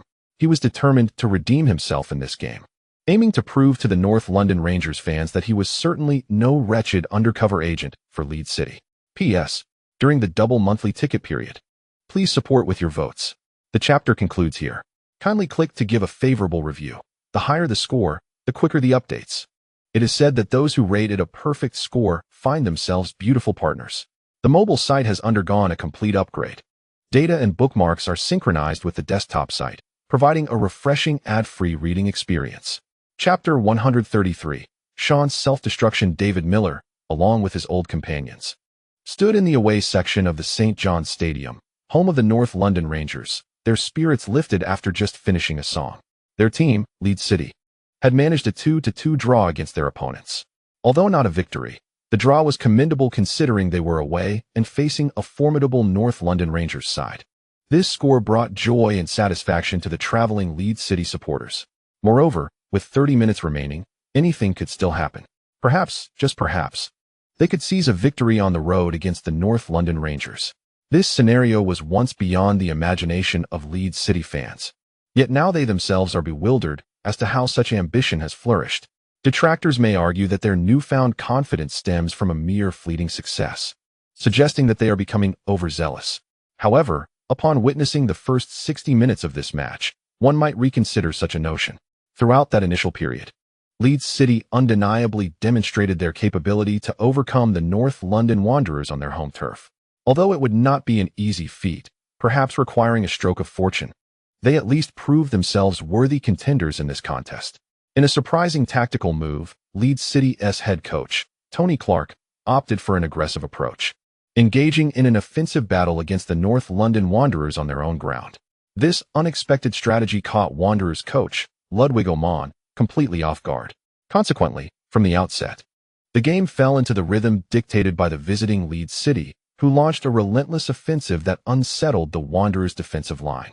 In the 22nd minute, Captain Lorenzo Esposito struck first, heading the ball into the net and giving Leeds City the lead. The North London Wanderers, momentarily shaken, quickly regrouped and mounted a vigorous assault on Leeds' goal, equalizing just 10 minutes later through their own captain and leading scorer, Jörg Hendry, who has netted 3 goals this season thus far. Fueled by their equalizer, the Wanderers surged forward and, just before halftime, capitalized on a corner kick opportunity, with center-back Roland Menai heading the ball into the net to turn the tide in their favor. As halftime approached, Miller's teammates expressed concern that if Leeds City continued their reckless offensive strategy in the second half, they might concede even more goals. Yet, to their astonishment, Leeds persisted in their attacking play after the break, managing to equalize just 5 minutes into the second half. The goal came from midfielder Jay Adams, who had recently transferred from London Bridge. He struck a low shot from outside the penalty area, sending the ball skimming along the grass into the North London Wanderers' goal. This marked Adams' first goal since joining Leeds City. Having shifted to a defensive midfield role, Adams found himself with more opportunities to advance. And when he made his forward runs, opponents often struggled to adjust their defenses in time to thwart him, thus granting him the space to unleash powerful long-range shots. At this juncture, it appears that Tony Clark's transformation of Jay Adams has yielded initial success, as Adams is increasingly adapting to his new position. I've always maintained that the team should adhere to an attacking style of play, as it is both passionate and effective, remarked Laven from the away stands. A member of the White Rose, John, sitting nearby, shot him a glance. Who was it during halftime that insisted we needed to adjust our strategy? Laven's face flushed. Yet he quickly concocted an excuse. I said that if we couldn't turn the tide in the second half, we should consider a change in tactics. Not that we had to. Look, isn't everything going splendidly now? David Miller stood nearby, arms crossed, exclaiming, I never anticipated that Jay Adams would so seamlessly adapt to the defensive midfield position. I had always believed he was destined to play as an attacking midfielder. Coach Clark truly possesses remarkable skills. He has managed to cultivate a style of play that is not only aesthetically pleasing, but also yields commendable results. I find myself increasingly eager to see where we will stand at the season's conclusion. I cannot say for certain, but I am confident we will not find ourselves in the championship. Laughter erupted among the group. Sean Barnett shifted his gaze toward the visiting fans gathered in the stands. St. John's Stadium is a traditional football ground devoid of a running track, which brings the stands remarkably close to the pitch. The away supporters occupy a narrow, fan-shaped section in the northeast corner, accommodating approximately 2,000 spectators. During the first half, Leeds City's goal was directly in front of this section. And as the starting forward for North London Rangers, Barnett often found himself in this vicinity, easily spotting the fans clad in Leeds City jerseys. Now, as the second half commenced and the teams switched sides, the away fans were situated in North London Rangers' half. Though the distance had increased, Barnett could still faintly discern the smiles on the faces of those supporters and even speculate on their conversations, which were likely filled with joy over their team equalizing the score. They were satisfied with Leeds City's opportunity to leave the away match with a point. For reasons unbeknownst to him, Sean Barnett felt a deep discomfort upon witnessing the elation of the Leeds City fans. It was as if they were not merely celebrating their team's performance, but mocking him instead, ridiculing his decision to leave Leeds City, deriding his performance at Flanders Stadium last season, and belittling his failure to secure a Champions League qualification. Particularly troubling was the fact that, as the current season progressed, Leeds City's league standing surpassed that of North London Rangers. This incited a potent emotion within Barnett, akin to witnessing one's once impoverished relatives thriving while he struggled. How could one swallow such indignation after exerting so much effort only to find oneself in a more precarious situation? He felt an overwhelming urge to demonstrate to his hometown community that his departure from Leeds City was indeed the right choice. To validate his decision to join North London Rangers. Last season, upon returning to Flanders, he had stated in a media interview that he would not celebrate should he score. However, that sentiment had shifted. Sean Barnett was resolute in his intent to celebrate, to exuberantly release the pent-up emotions within him. Of course, he understood that first and foremost, he needed to score. Woody Davis. With a roar from Cox, North London Rangers winger, Alan Woody Davis, skillfully navigated past Leeds City's right back, Josh Lawler, and delivered a cross. However, the cross was slightly too close to Leeds City's goal, prompting goalkeeper Van der Ven to rush out in an attempt to clear the ball. Unfortunately, he misjudged the ball as trajectory, resulting in a botched clearance, merely grazing the ball, which then veered slightly off course and landed in the small box behind him. Sean Barnett, the forward for North London Rangers, emerged at the spot where the football descended, extending his foot to deftly redirect the incoming ball. With almost no defenders in sight, he nudged the football towards the unguarded net. The outcome was already beyond doubt. Barnett. The ball finds the net. The Rangers have reclaimed the lead. This goal was scored by the prodigious talent Sean Barnett, who once began his career at Leeds City. He has avenged himself against his former club. This marks his third league goal of the season. The Leeds City fans in the away stand witnessed this scene with immense disappointment, many burying their heads in their hands, feeling a profound sense of sorrow over the result. Some sentimental supporters even found themselves pondering the thought, if only Sean were still a player for Leeds City. The striking partnership he could have formed with Hule would surely have been formidable. However, the next moment left these fans astonished as they watched Barnett, after scoring, sprinting away from the Leeds City penalty area. He evaded his North London Rangers teammates who sought to embrace him in celebration. Accelerating past the halfway line with no intention of slowing down, he continued his relentless dash, traversing from the front line to the back, finally reaching the area beneath the away stand bustling with Leeds City fans. Then, he executed a dramatic slide on his knees. Indeed, sliding across the ground for 5 or 6 meters, he came to a precise halt right in front of the Leeds City supporters, separated only by an LED advertising board. Everyone was taken aback. Both commentator Cox and the Leeds City fans found themselves gazing at Barnett across that barrier. Maintaining his kneeling position, Barnett wore a fierce expression, gritting his teeth. The image he had previously crafted of a beloved child of Leeds City was, in this moment, utterly shattered by his own hands. Even Cox, witnessing this spectacle, was left speechless. Not to mention the Leeds City fans in the stands, who just seconds earlier mourned Barnett's departure, now found themselves confronted with the shocking reality. The prodigious talent they had once cherished as their own had delivered such a devastating blow. Not merely through his goal that restored North London Rangers' lead, but due to the brazen celebration that followed. Though Barnett had claimed he would refrain from celebrating at Flanders Field, few Leeds City supporters would genuinely curse him for celebrating. After all, they were adults who understood the inevitability of certain circumstances. Yet, Barnett's decision to traverse the entire pitch post-goal, from one end to the other, to slide in celebration beneath the stands of Leeds City fans held a different significance. It was not merely a celebration after scoring against his former club, but a deliberate act of running to the very front of his old fans to revel in his triumph. To put it plainly, this was an act of provocation.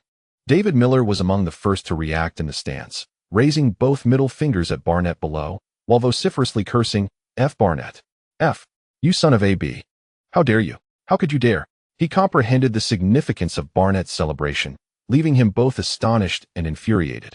Amidst his loud tirade, the surrounding members of the White Rose awakened from their stupor, directing obscene gestures at Barnett and cursing vehemently, much like David Miller. Cox, too, reacted, exclaiming, "My heavens! Look at what Sean Barnett has done." After scoring, he sprinted several dozen meters to the fans of his former club, sliding on his knees in celebration. He must be out of his mind. Previously, he had professed his love for this team countless times. I cannot fathom what provoked him to behave so wildly after scoring. Goodness, observe how the Leeds City fans are responding. They are all in a frenzy, cursing Barnett. His celebration has utterly enraged them. On the field, Hule observed the scene with a peculiar sense of déjà vu. He then turned his gaze towards Williams, who seemed mesmerized by the confrontation between Barnett and the Leeds City supporters. Perhaps he, too, did not anticipate Barnett's sudden outburst. Football does tend to intoxicate one easily. Hule approached and gently patted Williams on the shoulder, bringing him back to reality. "You need not worry about the Leeds City fans remaining oblivious any longer." "I do not understand why he would do such a thing," Williams replied, still shaking his head. "I don't want to pretend anymore.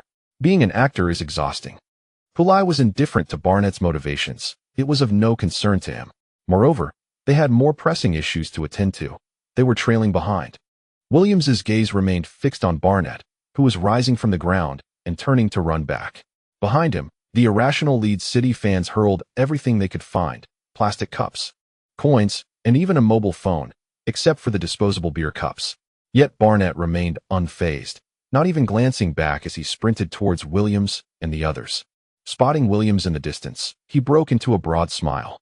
Just as Hulai had suggested, he chose to abandon his pretense. Witnessing this, Williams turned to Hulai and declared, "I shall not allow him to win this match, especially after how he treated our fans. He shall not be the one to have the last laugh." "Well said, Peter. I detest those who flaunt themselves before me. No one can act superior without facing consequences." With that, Hulai gestured at the approaching Barnett, turning his thumb downward. The beauty of this universally recognized gesture lay in its simplicity. Barnett would understand its meaning without the need for words. Indeed, upon seeing Hulai's signal, the smile vanished from Barnett's face instantly. P.S. During double points, please seek monthly votes. The chapter concludes here. Chapter 134. A bold idea. Hulai's gesture towards Barnett was swiftly captured by the live television broadcast. Soon, audiences around the globe watching the match witnessed the moment when Hulai directed a thumbs-down sign at Barnett. Oh my! Upon witnessing the scene, Cox was filled with exhilaration. As Hulai appeared to make a provocative gesture towards Barnett, it was evident that he was standing up for his fans. This match had suddenly become captivating. One cannot deny that Hulai's action truly garnered him considerable admiration. He Feng, observing this moment, further elucidated that Barnett's celebratory gesture was clearly an affront to the Leeds City fans. In this instance, Hulai's defense of the supporters undoubtedly elevated his stature in their eyes to monumental proportions. However, this would inevitably embroil him in some controversy. Yin Kong remarked nearby that, indeed, controversy seemed to follow Hulai like a shadow. He recalled the earlier match between the Chinese team and Qatar. The temperament of a genius is always distinct from the ordinary. After all, He Feng chose to continue championing Hulai. As the Leeds City supporters in the stands took note of this incident, they erupted in cheers for Hulai. "Well done, Hu. That's the spirit. Give him a good thrashing. Hu, we love you." After a spirited shout, Revan lowered his voice and remarked to David Miller beside him, "Fortunately, last season, Hu spared us the opportunity to display that banner."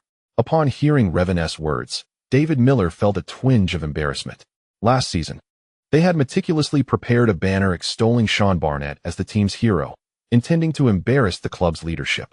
However, Hulai's goal in the 13th minute thwarted their chance to unveil it at an opportune moment, and they had not had another opportunity throughout the match. Little did they know, this inadvertently saved the White Rose. Otherwise, David Miller and his companions would likely be experiencing far more than mere embarrassment. Revan continued in a hushed tone, "But now who is so provocatively challenging Sean? Could this land him in some trouble? Perhaps with the jeers of the home fans?" David Miller wished to assert that they would vociferously support Hu. Yet, he understood that the entire Leeds City contingent traveling for the away match numbered fewer than 2,000. They could hardly make their voices heard amidst nearly 50,000 North London Wanderers supporters. Their every utterance would be drowned out by the overwhelming presence of the opposing fans. He could only grit his teeth and declare, "When we return to our home ground, those North London scoundrels will learn the meaning of a tenfold reckoning." As Revan had feared, Hulai's gesture not only provoked the goal scorer Sean Barnett, but also incited the ire of the North London Wanderers supporters. Last season, he had indirectly dashed the Wanderers' hopes for Champions League qualification with a hat trick. However, at that time, the Wanderers fans could not hold Hulai accountable, blaming their team's poor performance instead. But now, the situation was different. Hulai's gesture instantly united the Wanderers fans in their resolve to settle both old and new scores. "The loss of our Champions League qualification is now your affair, lad." When the match resumed, the moment Hulai touched the ball, a chorus of boos erupted from the North London Wanderers fans. Although it had not reached the intensity of the Qatar fans' outcry, it was unmistakably directed at Hulai. As Hulai sent the ball sailing, the cacophony of boos abruptly ceased. In that moment, a bold idea struck him. He called out to Williams, "Peter, pass me the ball." Williams complied, delivering the football. The jeers resumed. Without halting the ball, Hulai deftly passed it to Kamara, silencing the crowd once more. As the ball was still en route to Kamara, Hulai shouted in French, "Ismail, don't trap it, send it back immediately." Although Kamara was perplexed by Hulai's intentions, he acquiesced to his request and obediently returned the ball. As Hulai received the ball, the boos erupted once more. He shifted the ball to Charlie Porter on the opposite side. Once the ball left his foot, the crowd's disapproval dissipated. After passing the ball, Hulai surged forward, calling out to Porter, "Diagonal pass to me, Charlie." Porter anticipated Hulai's next move and, with exhilaration, shouted back, "Return it to me, Hu." Upon receiving the ball, the jeers intensified. Hearing Porter's call, Hu Lai executed a direct return pass. Just as the boos crescendoed, a pause ensued. Just as the North London Rangers fans were about to catch their breath, Porter sent the ball back to Hu Lai. This time, the boos were slightly delayed. When Hu Lai returned the ball to Porter, the jeers finally erupted. The North London Rangers supporters hastily adjusted their rhythm, abruptly halting their boos just as the ball found its way back to Hu Lai's feet. The commentator from the French television station was left speechless at this spectacle. It was evident that Hu Lai and his teammates were utilizing this simple exchange of passes to amuse the hostile North London Rangers fans. Meanwhile, Li Qingqing, watching from home with her plush toy, was in fits of laughter, never expecting Hu Lai to turn the jeers of the opposing fans into a source of merriment. In the Capital Live studio at CCTV, He Feng and Yin Kong exchanged glances, recognizing the complexity of each other's expressions. He Feng remarked, "How do we commentate on this?" Yin Kong replied, "Just say anything." He Feng steeled himself, stating, "Hu Lai is maneuvering with his teammates to unsettle the North London Rangers' defense through these exchanges." Beside him, Yin Kong stifled laughter, his shoulders shaking in suppressed mirth. He Feng shot an exasperated glare at his partner. Under He Feng's furious gaze, Yin Kong reluctantly continued, "It's apparent that the North London Rangers players are becoming increasingly impatient with this passing." Before he could finish, they witnessed North London Rangers midfielder Andy Waterfield charging towards Hu Lai with intent after the latter had released the ball. "Watch out." Hu Lai caught a glimpse of Waterfield's aggressive approach from the corner of his eye, his body instinctively tensing in anticipation. Just as he passed the ball, he leapt, only to be swept off his feet by Waterfield's challenge, losing his balance and tumbling to the ground. The sharp whistle and the crowd's jeers erupted simultaneously. Kamala stood not far away, watching in disbelief as Hu Lai rolled on the ground, clutching his left foot, momentarily stunned, believing Hu Lai had indeed been struck hard. Charlie Porter made no attempt to intercept the ball as it rolled past his feet. Instead, he spread his arms in protest to the referee, exclaiming, "That was a foul." Peter Williams rushed towards the offending Wattfield, loudly accusing the England international, "You did that on purpose." Captain Lorenzo Esposito hurried over, visibly anxious, and pushed Williams aside, insisting, "You need to check on Hu first." He then took Williams' place to argue, declaring, "That was a malicious foul. A red card should be issued." Williams hurried to Hu Lai's side, asking nervously, "Are you all right, Hu?" Lying on the ground, Hu Lai, eyes closed, gritted his teeth and replied, "Get down here, Peter. Come closer." Williams complied, leaning down to hear Hu Lai's faint inquiry, "Did the referee show a card?" Williams was momentarily taken aback before responding with anger, "You're worried about that? You're injured." "I'm fine, Peter. Remember, this is self-preservation," Hu Lai whispered back. For a fleeting moment, Williams felt the urge to curse, but he recognized the need for restraint to avoid revealing his emotions. "When the referee is ready to call for a stretcher, you help me up," Hu Lai continued, offering guidance to the righteous Williams. The latter did not respond, but Kamala, who had approached, quickly understood and informed Hu Lai. The referee issued a yellow card for the foul. "Just a yellow card?" Hu Lai frowned but understood the need to accept the situation, instructing Kamala, "Help me up, Ismail." Kamala, undeterred by Hu Lai's choice of address, pulled him up with determination. Once upright, Hu Lai wore a pained expression, as if the effort to rise drained all his strength. He stood, hoping that his injuries were not severe. From the slow-motion replay, it was clear that Wattfield had indeed made contact with Hu Lai's supporting foot, although Hu Lai had made a noticeable attempt to evade the challenge. He was unable to completely avoid it, confirming that Wattfield had committed a foul warranting a yellow card. When Hu Lai was knocked to the ground, Li Qingqing gasped, releasing the stuffed toy she had been holding, staring blankly at the television screen. However, she quickly regained her composure, realizing Hu Lai had made a distinct evasive maneuver, and concluded that even if he had been fouled, he should not have sustained serious injury. Indeed, shortly thereafter, Hu Lai was helped to his feet, which relieved her. Knowing Hu Lai as she did, if he had truly suffered a grave injury, he would never allow his teammates to assist him. With this thought, she picked up her toy again, holding it tightly against her chest to calm her racing heart. Hu Lai seemed unscathed, moving his left ankle a bit before appearing as though nothing had happened. Yet the players from North London Wanderers could not accuse Hu Lai of diving, as Wattfield had indeed made contact. Moreover, The nature of the tackle itself was inherently dangerous. Even had he not made contact, it would still constitute a foul. Kamala widened her eyes as she gazed at Hu Lai. I always believed I had mastered the art of self-protection, but after seeing you, I realize how far I still have to go. Hu Lai smiled softly. Then you should study diligently, Ismail. I have told you before, self-protection may appear simple. Yet to wield it with proficiency, both experience and talent are indispensable. With that, he turned and sprinted towards the penalty area, where he was brought down by Watfield on the left flank, granting Leeds a free kick at a 45-degree angle. Peter Williams stepped up to take the free kick, placing the ball carefully before retreating. He noticed Hu Lai amidst the crowd in the penalty area, shaking his head. He dismissed the distraction Hu Lai had caused him and forced himself to refocus on the match rather than indulge in idle thoughts. Looking again towards Hu Lai's position, centrally in the penalty area, he observed the throng of players, recognizing that Hu Lai appeared rather inconspicuous. Surely, he would not pass the ball there. The density of players made it unlikely that his teammates could receive it. Why, then, was Hu Lai still standing there? Did he not realize the improbability of receiving the ball in such a congested space? Suddenly, Williams recalled Hu Lai's earlier impressive maneuvers and concluded that this young man would not simply remain stagnant in that spot. Indeed, he watched as Hu Lai scanned the area before beginning to subtly withdraw, retreating towards the back post with an air of nonchalance, as though casually strolling within the bustling confines of the penalty area. In the fray of the Premier League, no one seemed to take notice. Williams understood Hu Lai's intent and resolved how to execute the free kick. With the referee's whistle piercing the air, he took a couple of steps back and struck the ball towards the penalty area. The ball arced gracefully through the air, heading directly for the back post.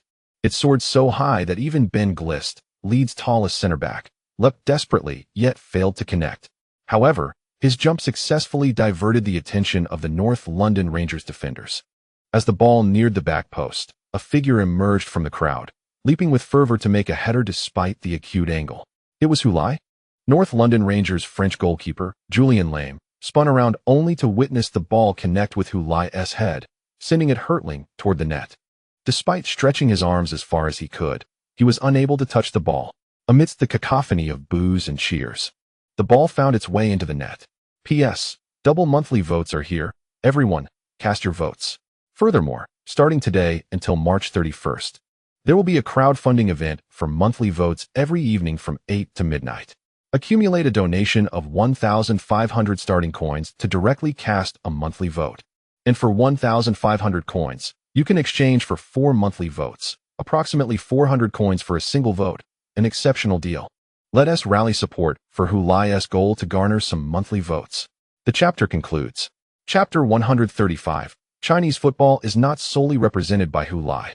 As the football soared towards the far post, Hu Lai executed a magnificent leap, with only one North London Rangers player nearby, Sean Barnett, the forward who had hurried back to defend. Yet, he exhibited no reaction to Hu Lai's acrobatic maneuver.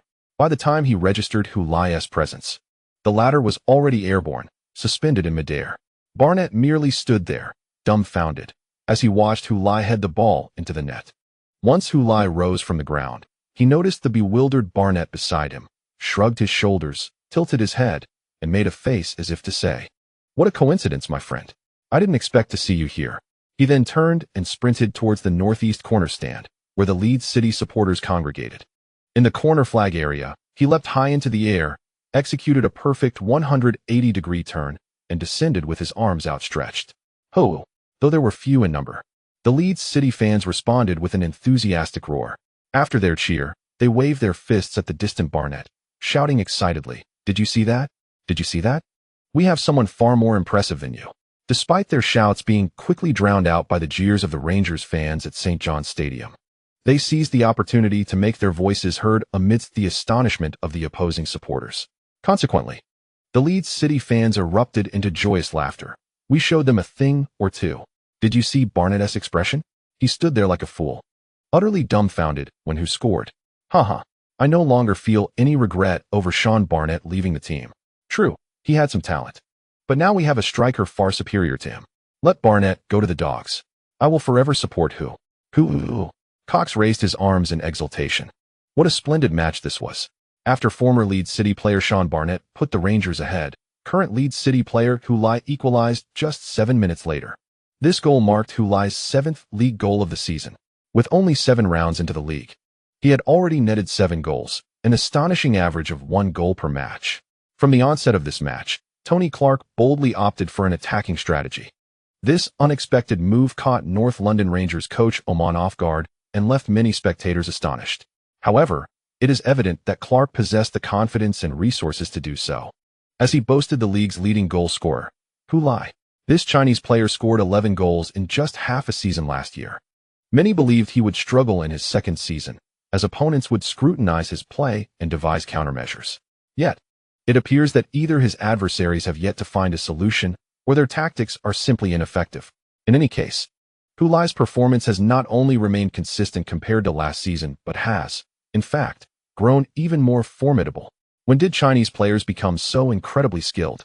I believe that Europe should perhaps reevaluate its perception of Chinese football. In the distant East, of which we are largely unaware, has this colossal entity finally produced football stars that align with its stature as a great nation? Cox, in a fervent discourse, articulated numerous thoughts that were not intended to appease the Chinese audience, who, in truth, are unable to view the broadcasts of Sky Sports. His remarks were directed at the British audience. Hu Lai's performance has indeed astonished many who hold outdated views of Chinese football, including Cox himself. With a deeper understanding of the global football landscape and its evolving trends, he is acutely aware of what Chinese football ought to embody, certainly not the current representation showcased by Hu Lai. Witnessing Hu Lai's prowess prompts him to ponder whether it is time to refresh his knowledge base and pay closer attention to Chinese players. The national team has advanced to the World Cup qualifying playoffs, and should they manage to reach the World Cup finals, it would be rather remiss for him, as a commentator, to possess knowledge of only Hu Lai while remaining oblivious to the rest of the team. Concurrently, Cox finds himself intrigued. Given the previous capabilities of the Chinese team, qualifying for the World Cup seemed nearly unattainable. Yet, they now harbor such aspirations, leading him to wonder if this shift is solely attributable to Hu Lai. It seems unlikely. Based on Cox's understanding of Hu Lai, he is a player who requires the support and assistance of teammates to excel. It is clear that, while Hu Lai is a significant asset, the improvement of the Chinese team must involve more than just his individual talents. Evidently, changes have indeed transpired in the realm of Chinese football, unbeknownst to many. Meanwhile, Tony Clark, standing before the coaching bench, expressed his delight to assistant coach Sam Landell, stating, "It has been proven that even in an away match, we are unafraid of them." With that, he strode purposefully to the sidelines, calling out to the Leeds City players who had just returned to their half, "Continue the assault. Do not retreat into defense. Push forward." While other coaches might consider a draw on foreign soil a satisfactory outcome, Clark held a markedly different perspective. "We are riding a wave of momentum, having just scored a goal. Why should we tighten our defense? Why settle for merely 1 point?" He believed in seizing the moment to continue their aggressive play, striving for a victory on the road. Could this approach lead to a potential loss? Such a possibility exists. Nonetheless, Clark was willing to embrace that risk in pursuit of triumph. With Leeds City gaining momentum, he sought to capitalize on it. The players, understanding the directive from their coach, were united in thought. If the manager urged them to attack, then attack they would. Ultimately, if they were to lose, the responsibility would lie with the manager. However, if they emerged victorious, the spoils would be shared. Upon the resumption of the match, Leeds City did not adopt a defensive mindset aimed merely at securing a draw. Instead, they continued to launch assaults on the North London Rangers penalty area. The latter, of course, was unwilling to accept a draw against Leeds United on their home turf. Changing opponents might have been more palatable, although none wished for a stalemate. If it were to occur, they would have no recourse. However, facing Leeds United incited a fervent desire to secure victory for the North London Wanderers. This was rooted in their previous encounter last season, where they suffered a defeat at the hands of Leeds, a setback that ultimately led to their decline and the forfeiture of a coveted Champions League berth. Thus, from this perspective, the match represented a quest for vengeance for the North London Wanderers. Previously, there had been no animosity between the two teams, but now, that had changed.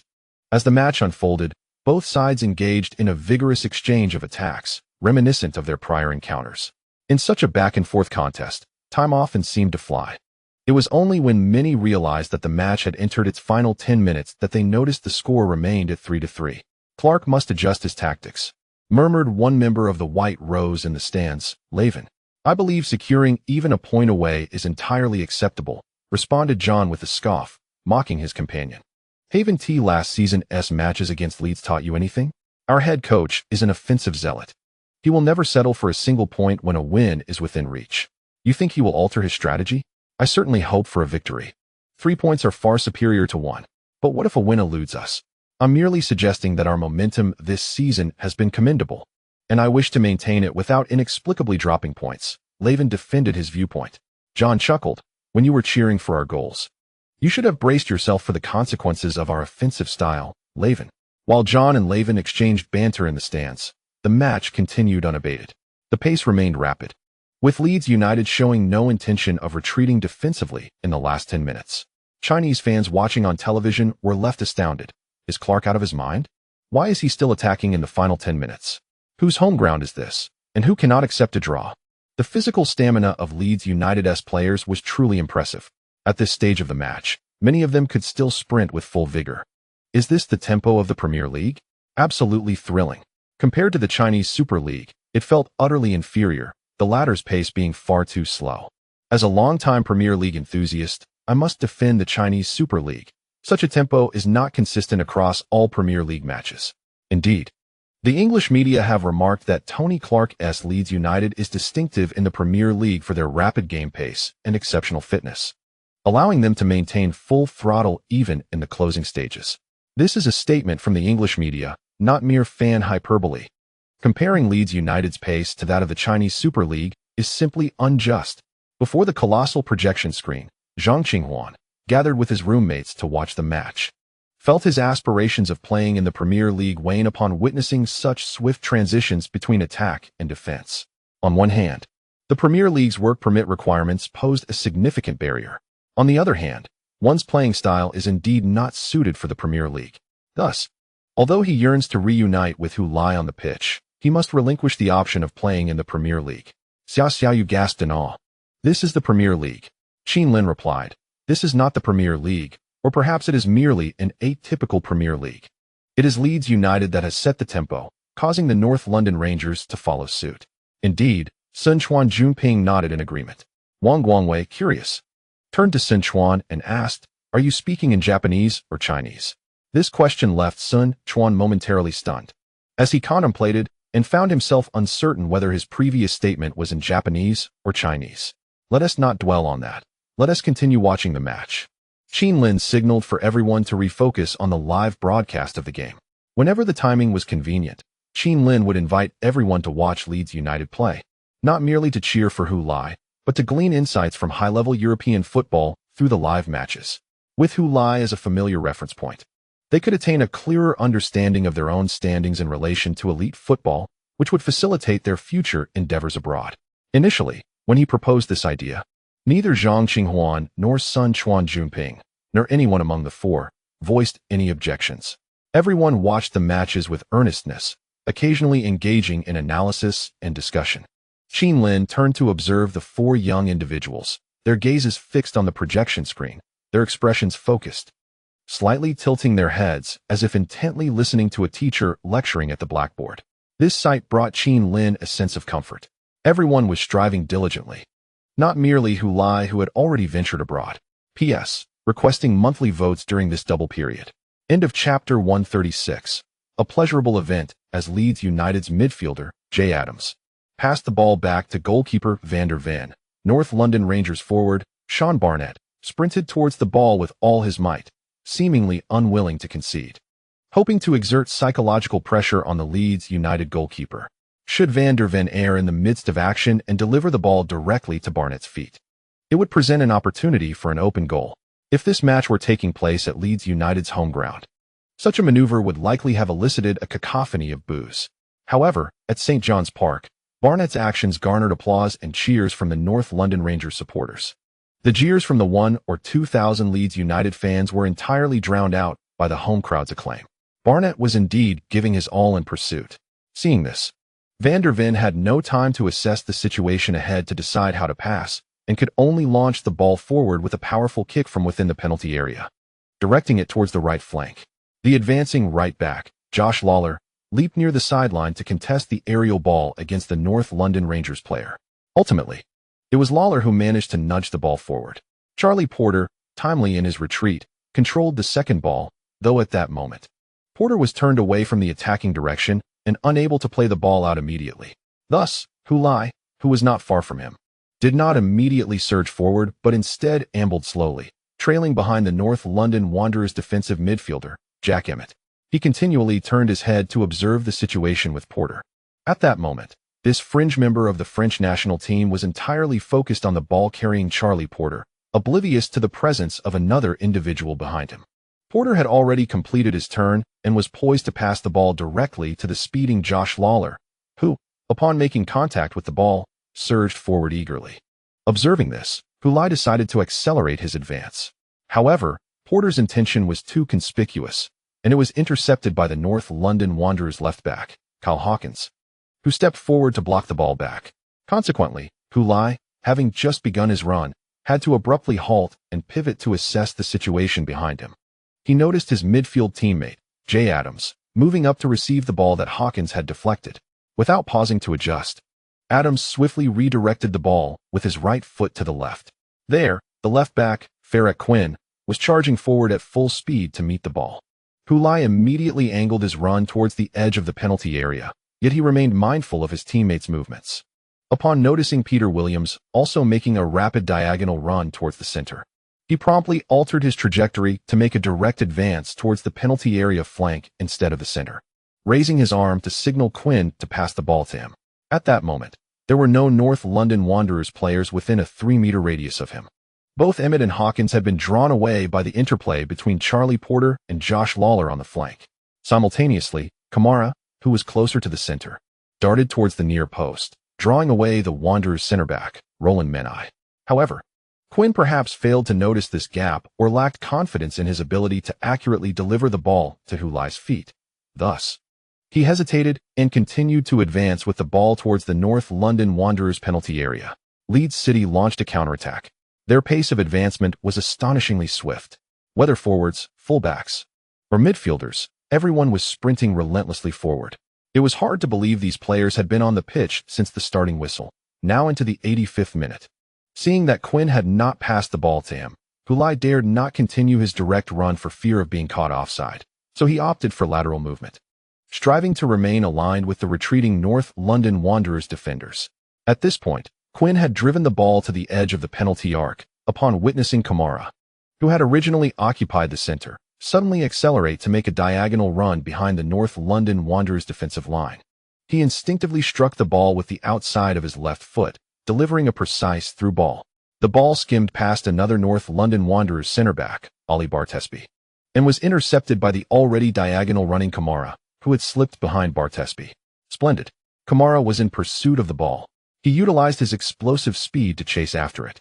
Meanwhile, the goalkeeper for North London Wanderers, Julian Lame, swiftly shifted into action, opting to charge forward, attempting to intercept the ball and block Kamara's shooting angle. Observing this sudden turn of events, Hulai, who had initially moved towards the center, seized the opportunity to accelerate once more, darting in front of Menai. At that moment, Menai finally recalled Hulai's presence behind him. He turned back to locate him, only to be met with utter bewilderment. The figure that had been trailing him had inexplicably vanished, such a large individual simply disappearing right before his eyes.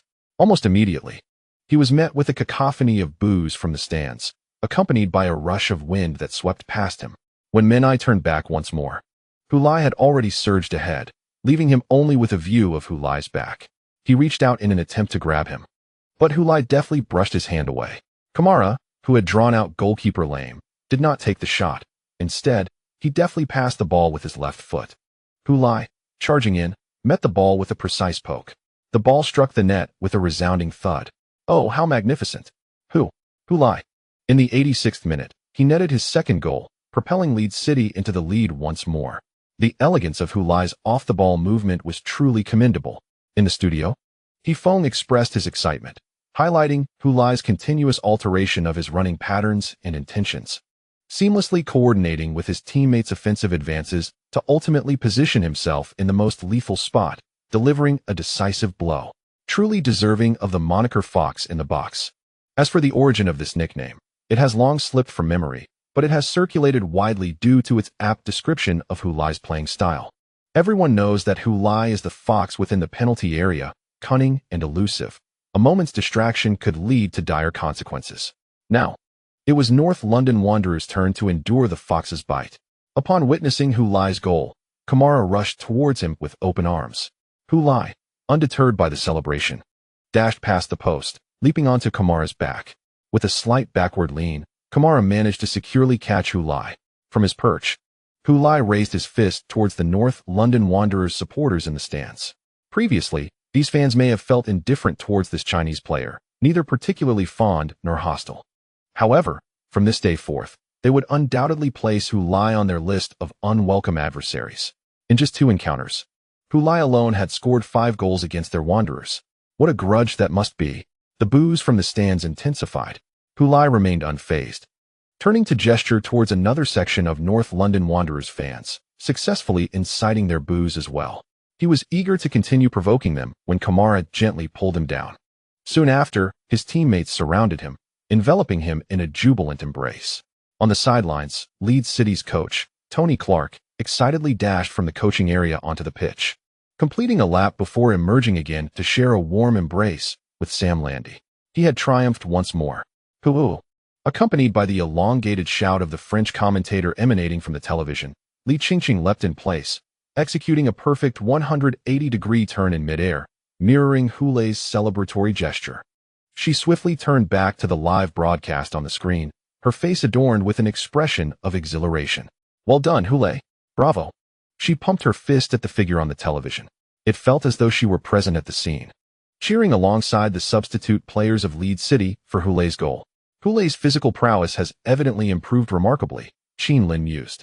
He articulated this sentiment because he observed Hu Lai's multiple accelerations, abrupt direction changes, and sudden stops during this offensive play. In the final 5 minutes of the match, such anaerobic exertion demands a high level of physical fitness. Having played abroad, he understands the stark differences in physical requirements between domestic and international football. Many players in the Chinese Super League would find it exceedingly challenging to perform such continuous directional changes if they were to compete in Europe, as their fitness levels and muscular strength often fall short of supporting such movements. Yet, Hu Lai executed these intricate maneuvers with remarkable ease. Particularly impressive was his burst of speed as he maneuvered from behind men-eye to the front, dashing toward the near post with a powerful push-off. When shooting, his left leg served as a stabilizing support, ensuring his body remained steady and preventing any erratic movements that could jeopardize his accuracy. While these moments may appear commonplace, they are underpinned by the sweat and dedication of a professional athlete. Without the rigorous training and physical conditioning, Hu Lai might falter at a critical moment, sending the ball soaring high instead of into the net. The younger spectators, however, did not view Hu Lai's performance through Coach Qin Lin's lens. They were immersed in the live sounds emanating from the home theater, the cacophony of boos and cheers intertwining from various directions, enveloping them in an atmosphere of excitement. Each heart burned with fervor. We must go out. We must prevail. Playing in such an environment, competing against high-caliber opponents, whether eliciting cheers or boos, is undeniably exhilarating. P.S. Seeking monthly votes, double monthly votes. The crowdfunding event for monthly votes continues tonight from 8 to midnight. Accumulate 1,500 points in tips and automatically cast 4 monthly votes. Chapter 137. Savoring victory. Although the match resumed, the North London Rangers supporters in the stands had noticeably quieted. Many clasped their heads in despair, silently observing the field. With only a few minutes remaining and the Rangers trailing by a single goal, one might argue they still had a chance to equalize, albeit solely for that. The prospect of turning the tide seemed nothing short of a pipe dream. Yet, a wave of despair surged within many Rangers fans. At the match's outset, when they realized that the visiting Leeds City was engaging them in an open contest, every supporter in the stands had felt a surge of elation, believing that Leeds City was courting disaster. As the final moments of the match dwindled, Leeds City had engaged in a fierce battle for over 80 minutes. Emerging ahead on the scoreboard, this reality left the North London Rangers supporters in a state of discontent. Although we did not qualify for the Champions League last season, we did finish 5th, so how could we falter against a relegation-threatened team? Some Rangers fans turned their attention to Leeds City's number 14, Hulai. His two last goals tipped the scales of victory. He appeared rather unremarkable, so how could our defense fail to contain him? The supporters in the stands were bewildered by the current scoreline, and the players on the field fared no better. Engaging in a back-and-forth contest throughout the match, they found themselves trailing in the end. What does this signify? It indicates that their offensive prowess is inferior to that of a relegation team. Hulai's goal in the 86th minute greatly diminished the morale and spirit of the North London Rangers players. In the final minutes of the match, the Rangers attempted to attack, but their efforts lacked any semblance of strategy. Too often, it devolved into individualistic and reckless plays. For instance, Sean Barnett received a pass from a teammate just outside the penalty area and took a long-range shot. This poorly executed attempt inevitably soared high over the goal line. The Leeds City fans in the northeast corner responded with merciless jeers and applause. "Thank you, Sean. Leeds City needs only one more minute to secure victory." A minute later, the referee finally blew the whistle to signal the end of the match. The atmosphere above St. John's Stadium was filled with a cacophony of boos, curses, and cheers. The Leeds City players raised their arms in triumph, while their supporters rushed the field to embrace and celebrate with their teammates. The match concluded. Congratulations to Leeds City for achieving a hard-fought victory on the road. Despite the twists and turns, Leeds City emerged victorious in the end. For the fans, it was an exhilarating offensive showdown, with a total of 7 goals scored, yet Leeds City ultimately triumphed. This victory brought their points tally to 15. Keeping them firmly in third place after 7 rounds of the league. When Cox made this statement, there was an undeniable sense of incredulity in his tone. He had a lingering premonition that Leeds City's performance this season might defy expectations. The television broadcast quickly focused on Hulai celebrating with his teammates. Simultaneously, the screen displayed the caption, "Man of the Match." Cox remarked, following the camera's lead, "Hulai has once again been awarded the Man of the Match title. A well-deserved honor. He scored twice in this match, contributing to his team's success in this goal-laden contest.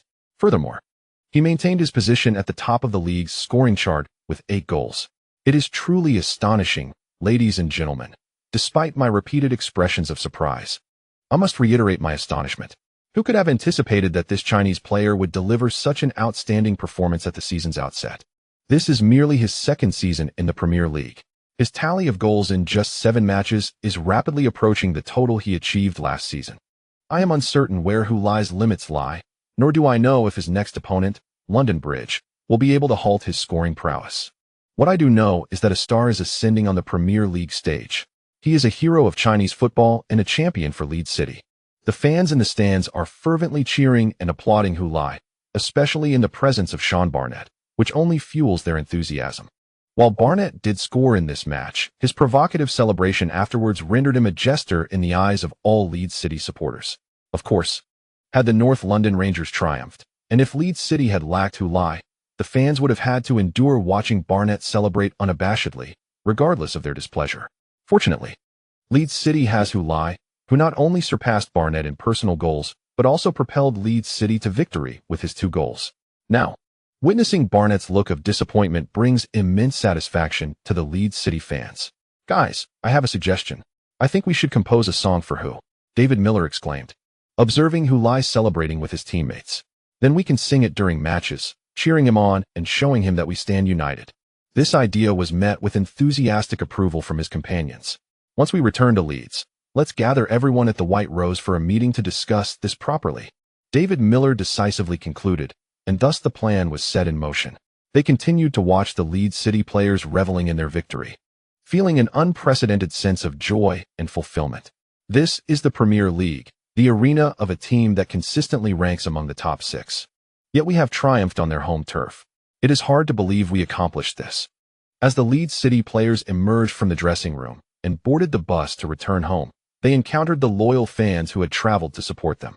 These fans had evidently been waiting specifically for the team. Upon the sight of the Leeds City bus, they stood along the roadside, cheering and waving their scarves with fervor. Many players on the bus returned their gestures. Even as the bus departed, the players could still faintly see the fans on the sidewalk waving goodbye. Peter Williams remarked with a sense of relief, "I feel that the rift from last season has truly healed." Last season, the relationship between Leeds City fans and the club had been tumultuous, nearly resulting in a Cold War throughout the year. The tension had been palpable, which was particularly distressing for Peter Williams, who found himself caught between the two as both a player and a fan. During that period, he found himself wavering on whether to continue his stay in Leeds City, as he felt both disappointed with the club and bewildered by the fans' actions. He turned his gaze towards the interior of the bus, which was filled with exuberance following their recent victory. Voices rang out as some recounted their impressive performances in the match. Others swayed their heads to the rhythm of music through their headphones, while some were engrossed in their phones, chatting with someone and bearing smiles on their faces. The atmosphere that Williams sensed from the bus was one of joy and relaxation. Although it was common for everyone to feel this way after a win, he nonetheless perceived subtle differences. This team was undergoing a transformation. Having just informed Li Qingqing via WeChat that the foul he endured from Watfield during the match was of no significant concern, Hulai lifted his head to see Williams lost in thought. He nudged him with his elbow and asked, "What's wrong? Why so pensive after a victory?" "Not at all." Williams shook his head and smiled. "I am happy." "Your happiness seems rather subdued," Hulai remarked with a frown.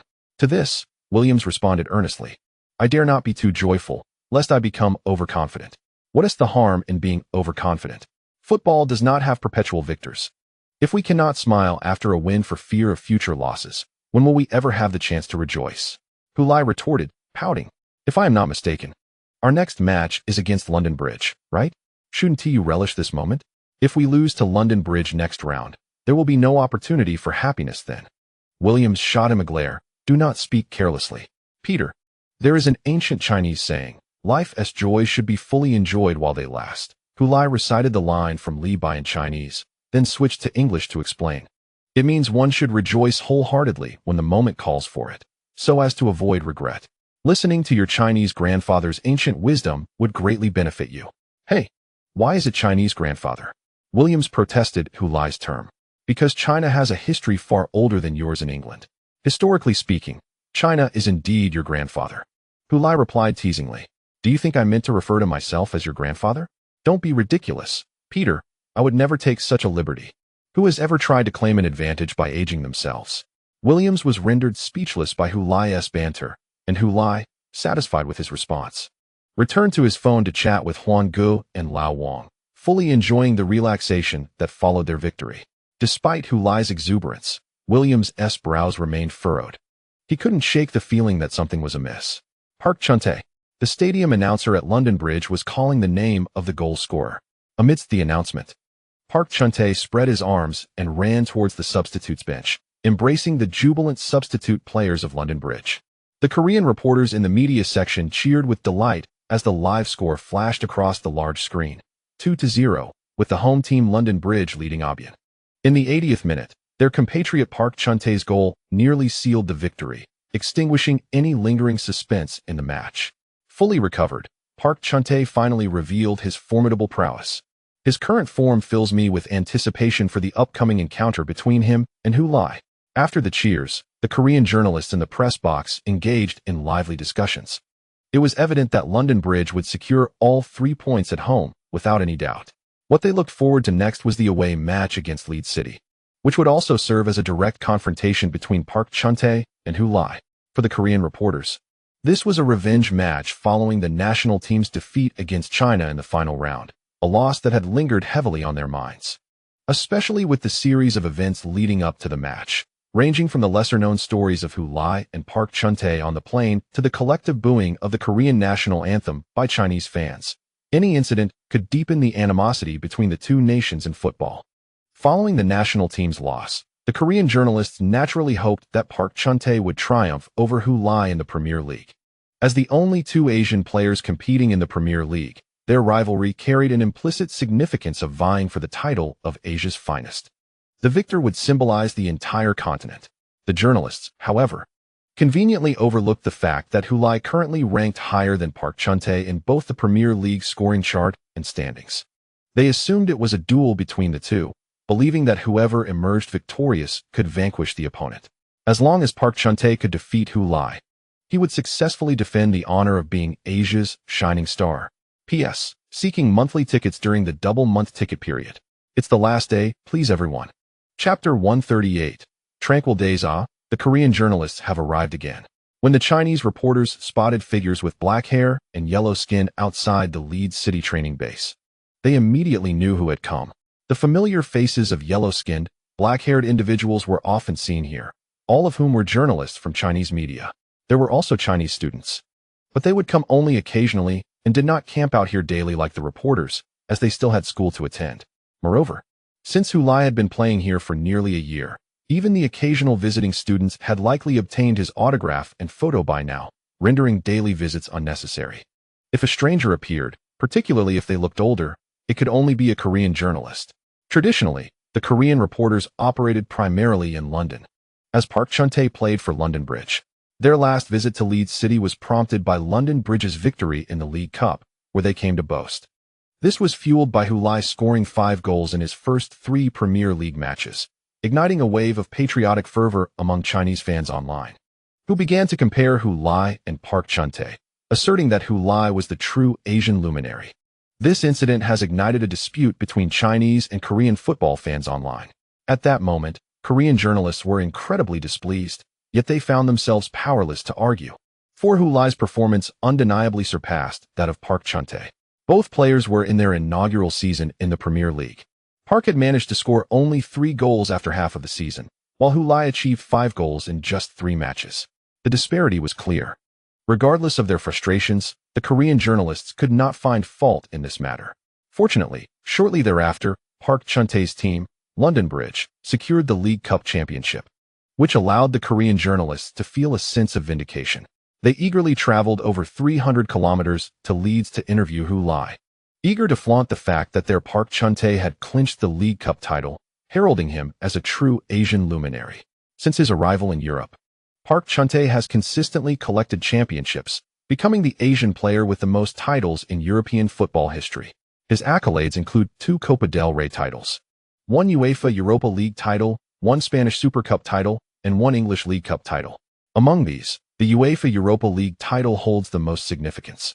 It is this very triumph that has established Park Chun-tae as the most representative star in Asia, earning him the esteemed title of Asian Light.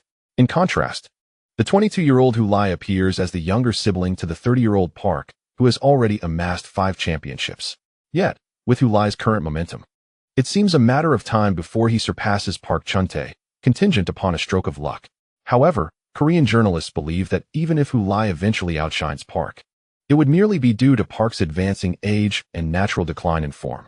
Presently, Park Chun-tae is at his zenith, and it is utterly implausible to expect him to willingly relinquish the title of Asian Light. Not only would Park himself be unwilling, but the Korean journalists and fans would vehemently oppose such a notion. Now, the purpose of these journalists' visit to interview Hu Lai is indeed more justified than their previous trip to Leeds, as the 2 players are set to face each other in the upcoming match. Thus, inquiring about Hu Lai's views on his senior, Park Chun-tae, seems entirely reasonable.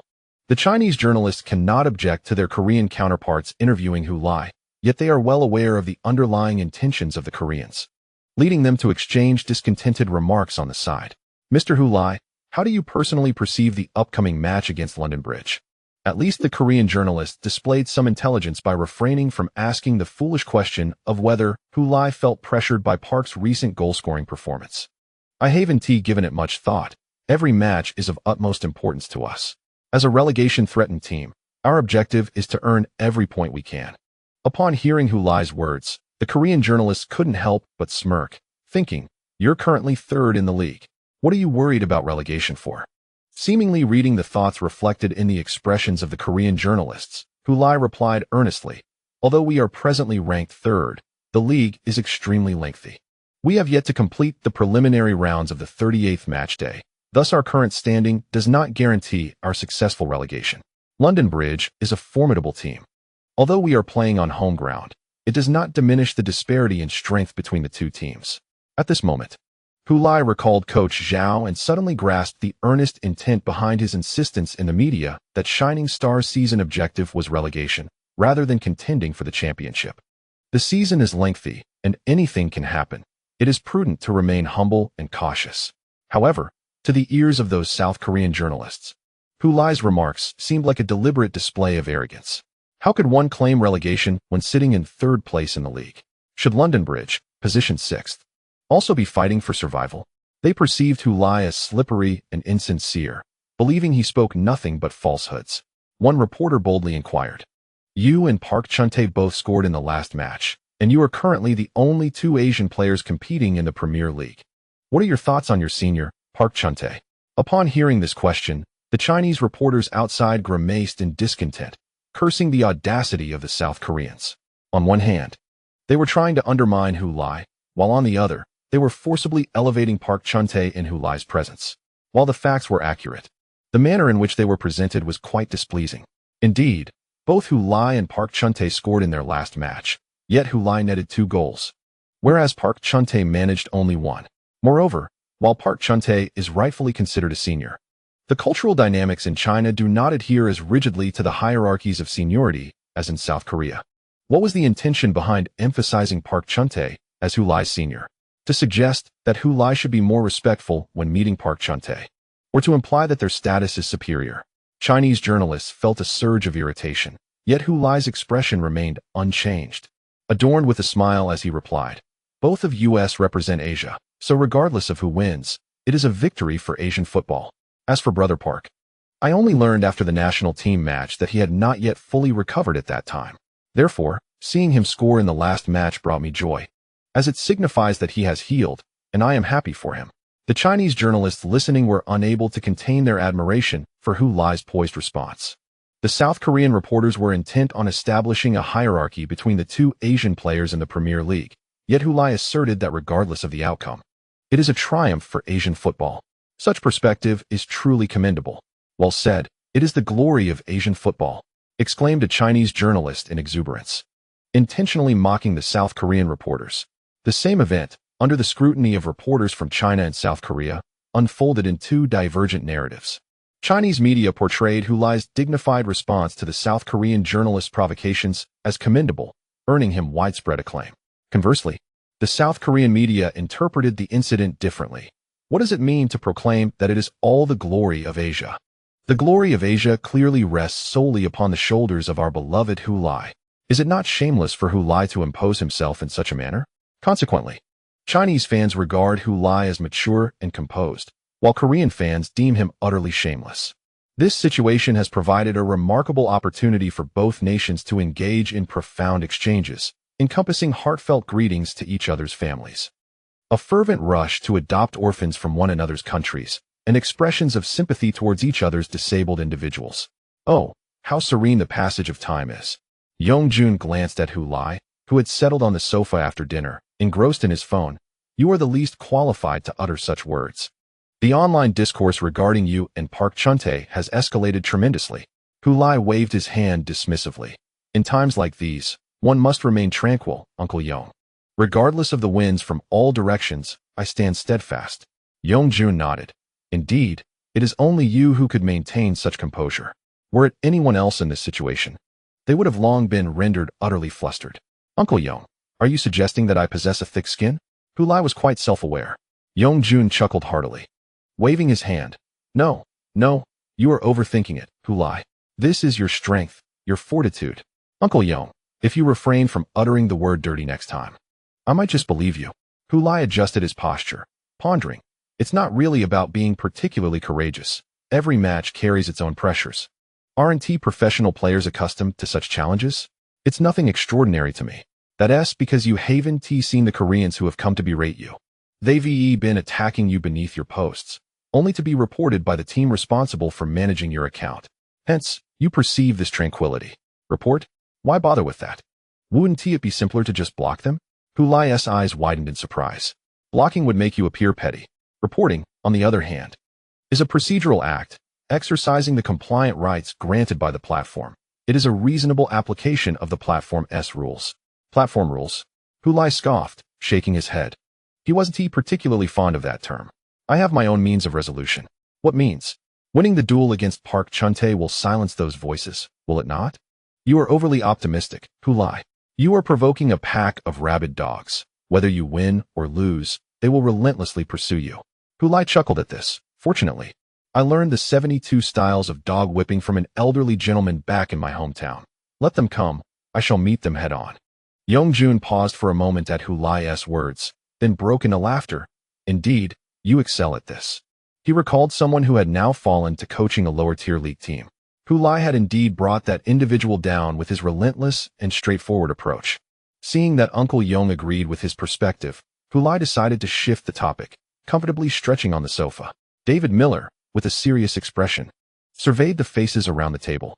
Under his piercing gaze, the owners of those faces averted their eyes, unable to meet David Miller's direct stare. It has been nearly a week, and you still have not come up with a suitable song for who? Miller inquired. No one responded. Miller, visibly displeased, retorted, "It's just a song. Is it truly that difficult?" Levin murmured softly, "We came up with so many songs, only to have them all rejected by you, David." Nonsense. Those tunes are far too simplistic, lacking any depth. Melodies like Hulai, Hulai, Hulai, Hulai could be sung by any player. What David Miller sings is merely the tune of a OLE, OLE, OLE. But aren't our cheer songs all this straightforward? Levin spread his hands, feeling quite aggrieved. But Hulai is different. When we sing this song, we want everyone to know it is dedicated to Hulai, without any chance of misunderstanding or mishearing. David Miller insisted on his requirements. That makes it challenging, Levin muttered. Falling silent, the bar once again descended into a tranquil hush. Behind the counter, Leo White, the first generation of the White Rose, stood polishing a glass with a soft cloth, quietly observing the White Rose members gathered around the table, a gentle smile gracing his face. Golden sunlight streamed through the window, illuminating the fine dust dancing in the rays. It was another serene and lovely afternoon. P.S. The last day for double monthly tickets. And the last 4 hours for the crowdfunding monthly tickets, from 8 in the evening until midnight. Monthly tickets are requested. End of chapter 139. And you? David Miller, John, and Levin stood in the north stand, somewhat dejected. The match between Leeds City and London Bridge was upon them. Yet they remained at a loss for the cheer song they wished to compose for Hulai. Consequently, during this home game, they could not cheer for Hulai with their usual rousing songs. The thought of this left them feeling quite defeated. Every popular player in Leeds City has a fan-created anthem. When a player performs exceptionally, fans express their admiration by singing this song from the stands or outside the stadium. These anthems are typically adaptations of popular or classic melodies, designed for fans to learn swiftly and sing along en masse. Thus, they borrow from well-known, widely sung popular songs, altering the original lyrics to create a tune that fans can joyfully chant while bouncing in the stands. This is part of England's football culture. However, as the top scorer for Leeds City, Hulai has yet to have such a song, which is incongruous with his significance in the team. This discrepancy is rooted in history. When Hulai first joined Leeds City, he was not warmly welcomed by the fans due to certain well-known factors. Only now, as the new season unfolds, do they feel it is time to create a song for Hulai. This is, in a sense, a belated acknowledgement. It is precisely this delay that has prompted David Miller to aspire to craft a highly recognizable song, as both an apology and a tribute to Hulai. Yet, his high standards and stringent demands have resulted in the prolonged absence of a simple cheer song. He had initially planned to use the new song to support Hulai in the upcoming match against London Bridge to bolster their spirits. At this moment, Miller and his companions gazed at the verdant football pitch, letting out a sigh. Park Chun-tae encountered Hulai in the players' tunnel, and Hulai returned his gaze. Upon their eyes meeting, Park Chun-tae initiated a greeting. "Hi, Hulai. How are you?" Hulai nodded and delivered the textbook response. "I'm fine, thank you. And you?" Taken aback by Hulai's formal reply, Park Chun-tae responded with a nod of his own. "I'm fine too." This was followed by an awkward silence between the two. The routine nature of Hulai's answer left Park Chun-tae at a loss for words. After a few seconds of uncomfortable quiet, he recalled what he wanted to convey and said, "My injury has healed, and I will give my all in this match." Hulai smiled and replied, "That's wonderful. I can also unleash my skills, big brother." Upon hearing a familiar term, Park Chun-tae instinctively probed, "Are you going to attempt a long-range shot again today?" As soon as he asked, he noticed a flicker of surprise on Hulai's face, which Hulai quickly masked. No, big brother. You know that my long shots are merely luck. Otherwise, why haven't I scored a single one until now?" "Oh, I see." Park Chun-tae feigned acceptance of Hulai's explanation, but internally, he had already discerned Hulai's true intentions. He recalled Hulai's recent attempts at long-range shots in the past 2 matches, which had not yielded successful results. This indicated that regardless of whether the long-range goal against the Korean team was indeed a fluke, Lai was consciously working to improve his long shots. Park Chun-tae would wager that Lai had been secretly practicing his long-range shooting during this time. Though his acquaintance with Lai was brief, Park Chun-tae felt he had come to understand him well. He was as cunning as a fox, full of clever schemes. To speculate about others with a conspiratorial mindset might be offensive, but speculating about Lai was certainly justifiable. With this thought, Park Chun-tae's perception of Lai changed. He lost interest in continuing the pleasantries and, after exchanging a few casual remarks, ended the facade of politeness and turned back to his team. He walked directly to his teammate Alberto Bueno, the Spanish national team's goalkeeper, and spoke in fluent Spanish. "Alberto, be cautious of whose long-range shots during the match." "Long-range shots?" Bueno replied, somewhat surprised, as he had never scored from such a distance in a match. "No, he scored one against us in the qualifiers." Park Chun-tae recounted the moment from the third round of qualifiers to Bueno. Meanwhile, he emphasized the threat posed by Lai's long-range shooting to the other defenders gathered around Bueno. To reinforce his point, he diligently recounted how the Korean national team's coach, Yang Zhongxun, had advised him on the matter. He remarked that there was no need to pay attention to who receiving the ball outside the penalty area. If he wanted to remain there, so be it. As long as he did not enter the box, it was acceptable to us. However, who found himself unmarked outside the area, and his first long-range shot sent the ball soaring into our net. That goal utterly shattered our morale, leading us to an inevitable defeat. Park Chun-tae is not an inconspicuous figure in European football. His words carry weight. Thus, seeing him so serious, the expressions on the faces of the defensive players turned grave as well. Lai noticed Park Chun-tae conversing with his teammates, and his smile vanished, replaced by a slight frown. If a player from London Bridge were to cast a glance in his direction, they would surely perceive that Lai was dismayed at his little secret being uncovered by Park Chun-tae. This expression drew the attention of his teammates. Charlie Porter patted him on the shoulder and asked, "What's wrong? Why the sudden frown?" "Oh, it's nothing," Lai replied, reluctant to discuss the matter with his teammates, fearing he might complicate things further. He swiftly changed the subject, pointing towards Jay Adams, who was chatting with his former teammates, saying, "It seems Jay has maintained quite a good relationship with them." Porter glanced over and shrugged. "Isn't that normal? Jay spent 10 years at London Bridge. He must know more people there than here." "I initially thought this match would be a chance for revenge for Jay," Lai remarked, observing Adams laughing with his old teammates. "How can there be so much animosity? Do you think everyone is like Sean Barnett?" Porter shot Lai a glance. At this, Lai chuckled. Following the last round of the league, Sean Barnett had sprinted several dozen meters before sliding on his knees in front of the Leeds City fans, celebrating his goal in a manner that became a notable highlight of that Premier League round, igniting much debate across the internet and media. Aside from Leeds City supporters, many neutral fans strongly disapproved of Barnett's actions, which seemed inexplicable. Prior to this, the Leeds fans had shown no animosity towards him. Yet, Barnett exploded during the match, turning the Leeds fans into his emotional outlet after scoring. Such an approach, which lacked justification from any angle, was roundly criticized by neutral fans and the media post-match. Many memes were created from Barnett's dramatic slide, and for a time, he reached the pinnacle of his personal fame, though he likely never anticipated becoming a household name across England and Europe in such a manner.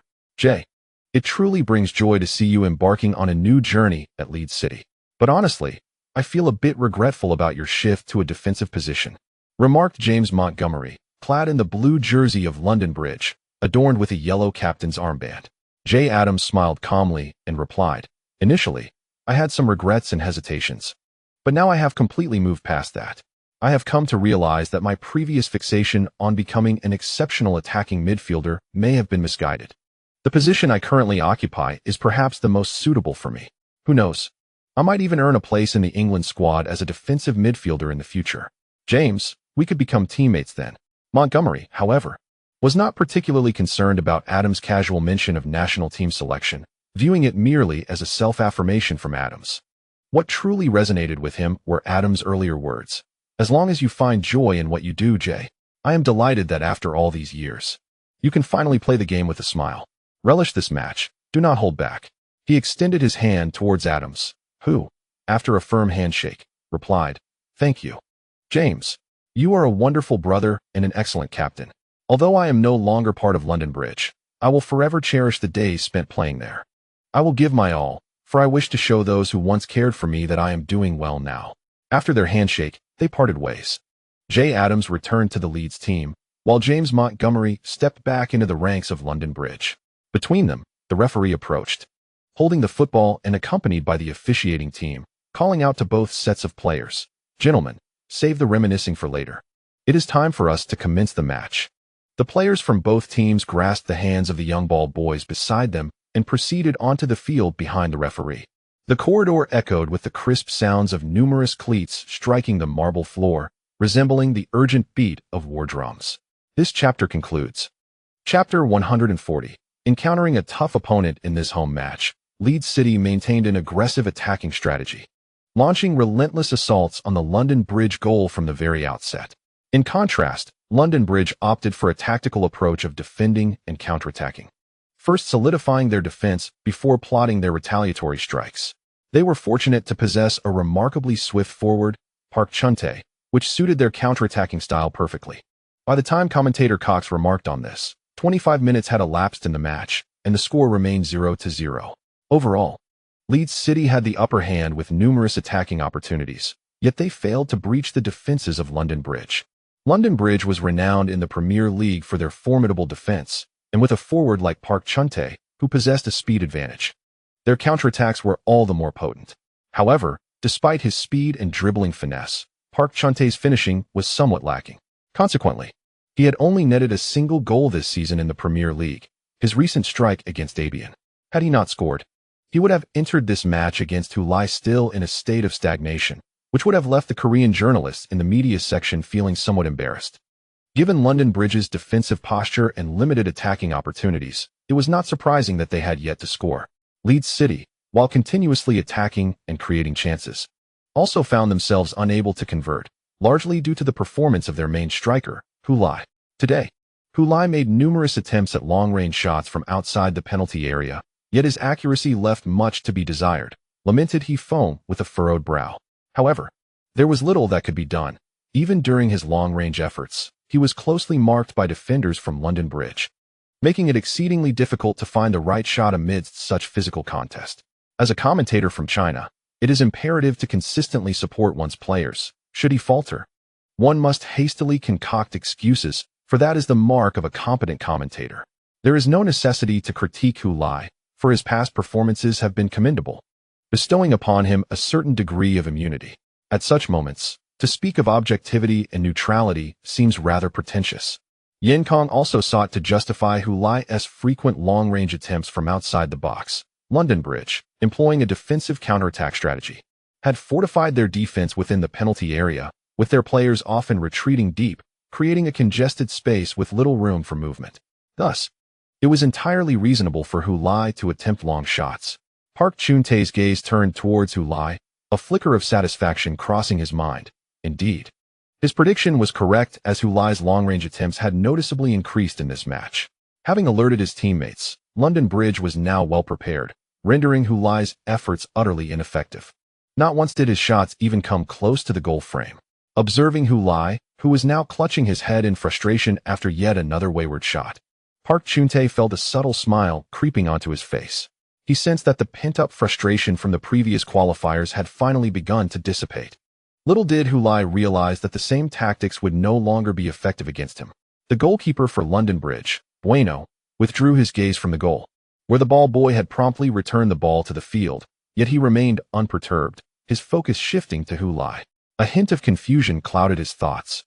According to Park Chun-tae, Hulai was supposed to possess considerable prowess in long-range shooting. If that were the case, why the excessive concern? It was precisely after hearing Park Chun-tae recount Hulai's performance against the Korean team that he approached the situation with heightened vigilance. However, since the match commenced, Hulai had already made 3 long-range attempts, yet none had even grazed the goal frame. The last shot was absurdly high. In the previous 2 attempts, he at least made an effort to save, which, while unsuccessful, demonstrated the goalkeeper's respect for Hulai's capabilities. Yet, after the 3rd attempt, he lacked even the enthusiasm to raise a hand in acknowledgement, merely turning to watch the ball sail towards the stands. This was contrary to what Park Chun-tae had suggested. Long-range shots had been attempted, yet given the quality of these attempts, it seemed unlikely they would pose a threat to his goal. Did this even warrant special attention? He shook his head, retrieved the ball that had rolled to his feet, and prepared to take the goal kick. If he delayed any longer, the referee might suspect he was intentionally wasting time, and scattered jeers began to emerge from the stands. This was not reflective of Hulai's usual standard, remarked assistant coach Sam Rander from the sidelines of Leeds City. Even when he faced close defensive pressure while attempting to shoot, it should not have resulted in such a poor kick. Did I not mention this to you, Sam? Tony Clark inquired. Randier, perplexed, asked, What did you say? I have already posed this question to who informed me that he hoped to confound the opponent, leading them to believe his long-range shooting skills were rather mediocre. Clark recounted the contents of his conversation with Hulai to Randier. Upon hearing this, Randier displayed a complex expression. Indeed, it is something he is capable of.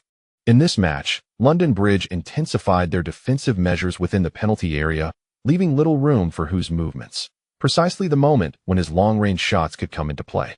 However, it appears that Tavares has specifically devised a strategy to counter Hulai's long-range efforts, as the players from London Bridge evidently prioritized defending against Hulai's long shots, perhaps hoping that such an approach would lead to complacency among the defenders. As he spoke, he cast a glance towards the head coach of London Bridge, the Portuguese Miguel Tavares.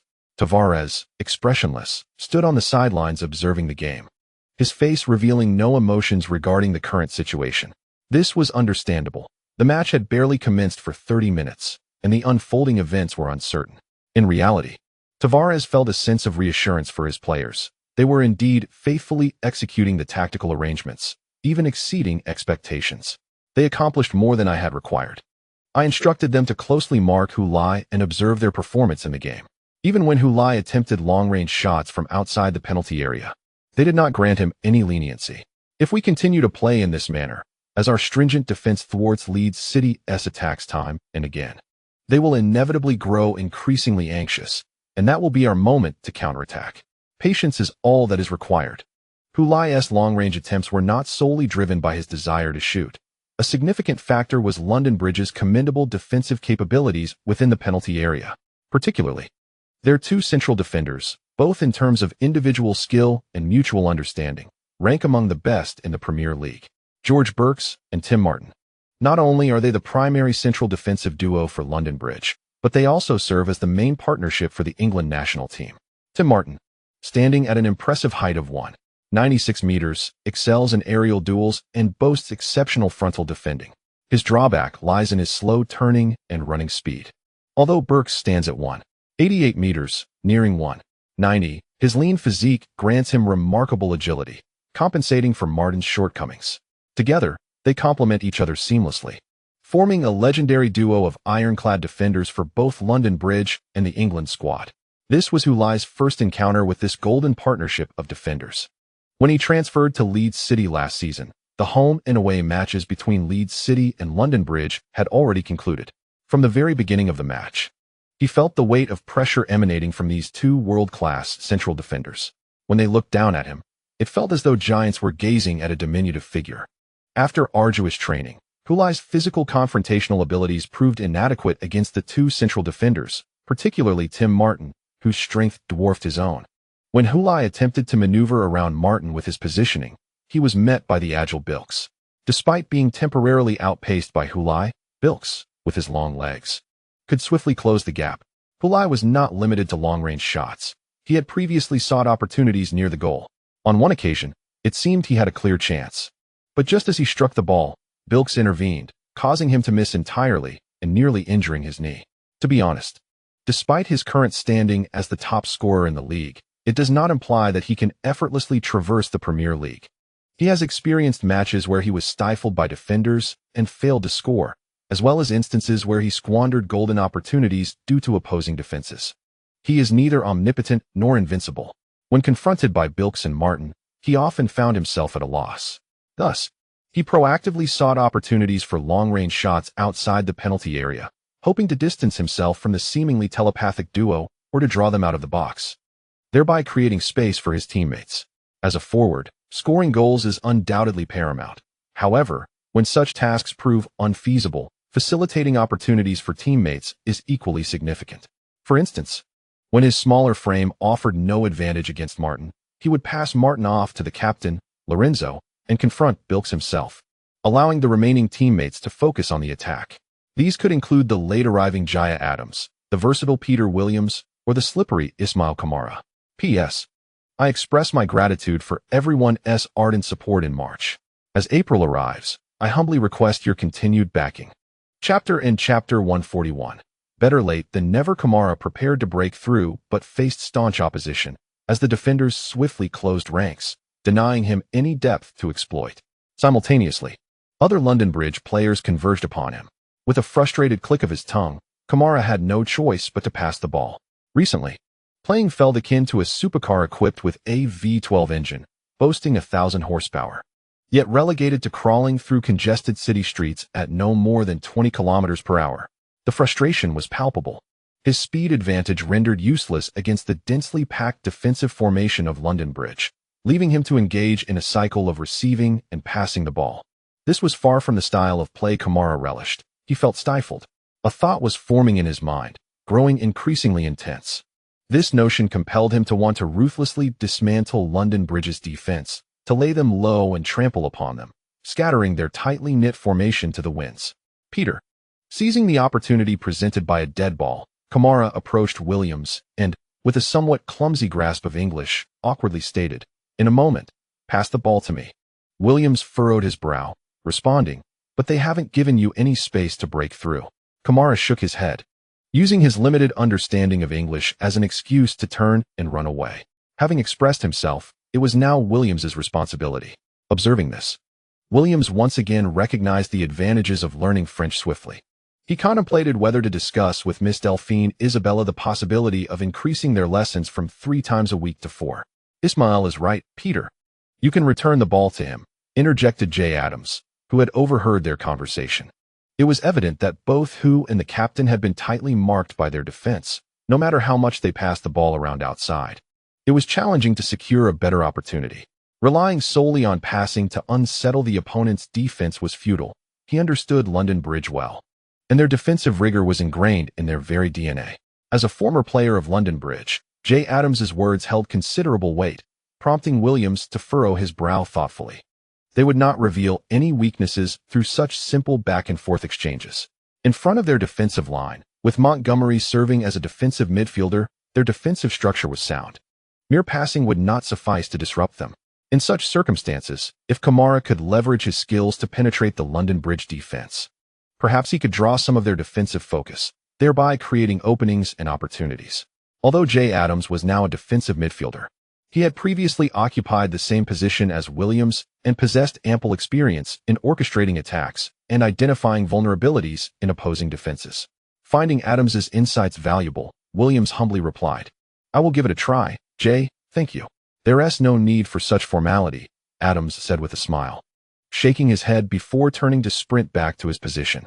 Williams watched the silhouette of his new teammate. As a product of the London Bridge Youth Academy, Adams likely never envisioned a day when he would completely sever ties with London Bridge and find himself facing them in the Premier League as an adversary. Yet, football often unfolds in unexpected ways, with many circumstances beyond personal control. Had he ultimately decided to depart from Leeds United last season, he would now be donning the colors of another team to confront them. Though this is the norm in professional football, Peter Williams still found it somewhat disheartening. Fortunately, Leeds United had offered him a glimmer of hope last season, leading him to choose a 5-year contract extension, allowing him to remain with the team he had supported since childhood. In truth, his fortune seemed to surpass that of Jay Adams. Once the match resumed, as Williams once again received the ball, he glanced at Kamara, who was positioned on the flank, notably unmarked by London Bridge defenders, unlike Hu.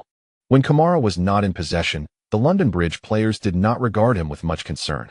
He belongs to that rare breed of players who pose a significant threat when in possession of the ball. Thus, as he ventured to the flanks, London Bridge appropriately relinquished their grip on him.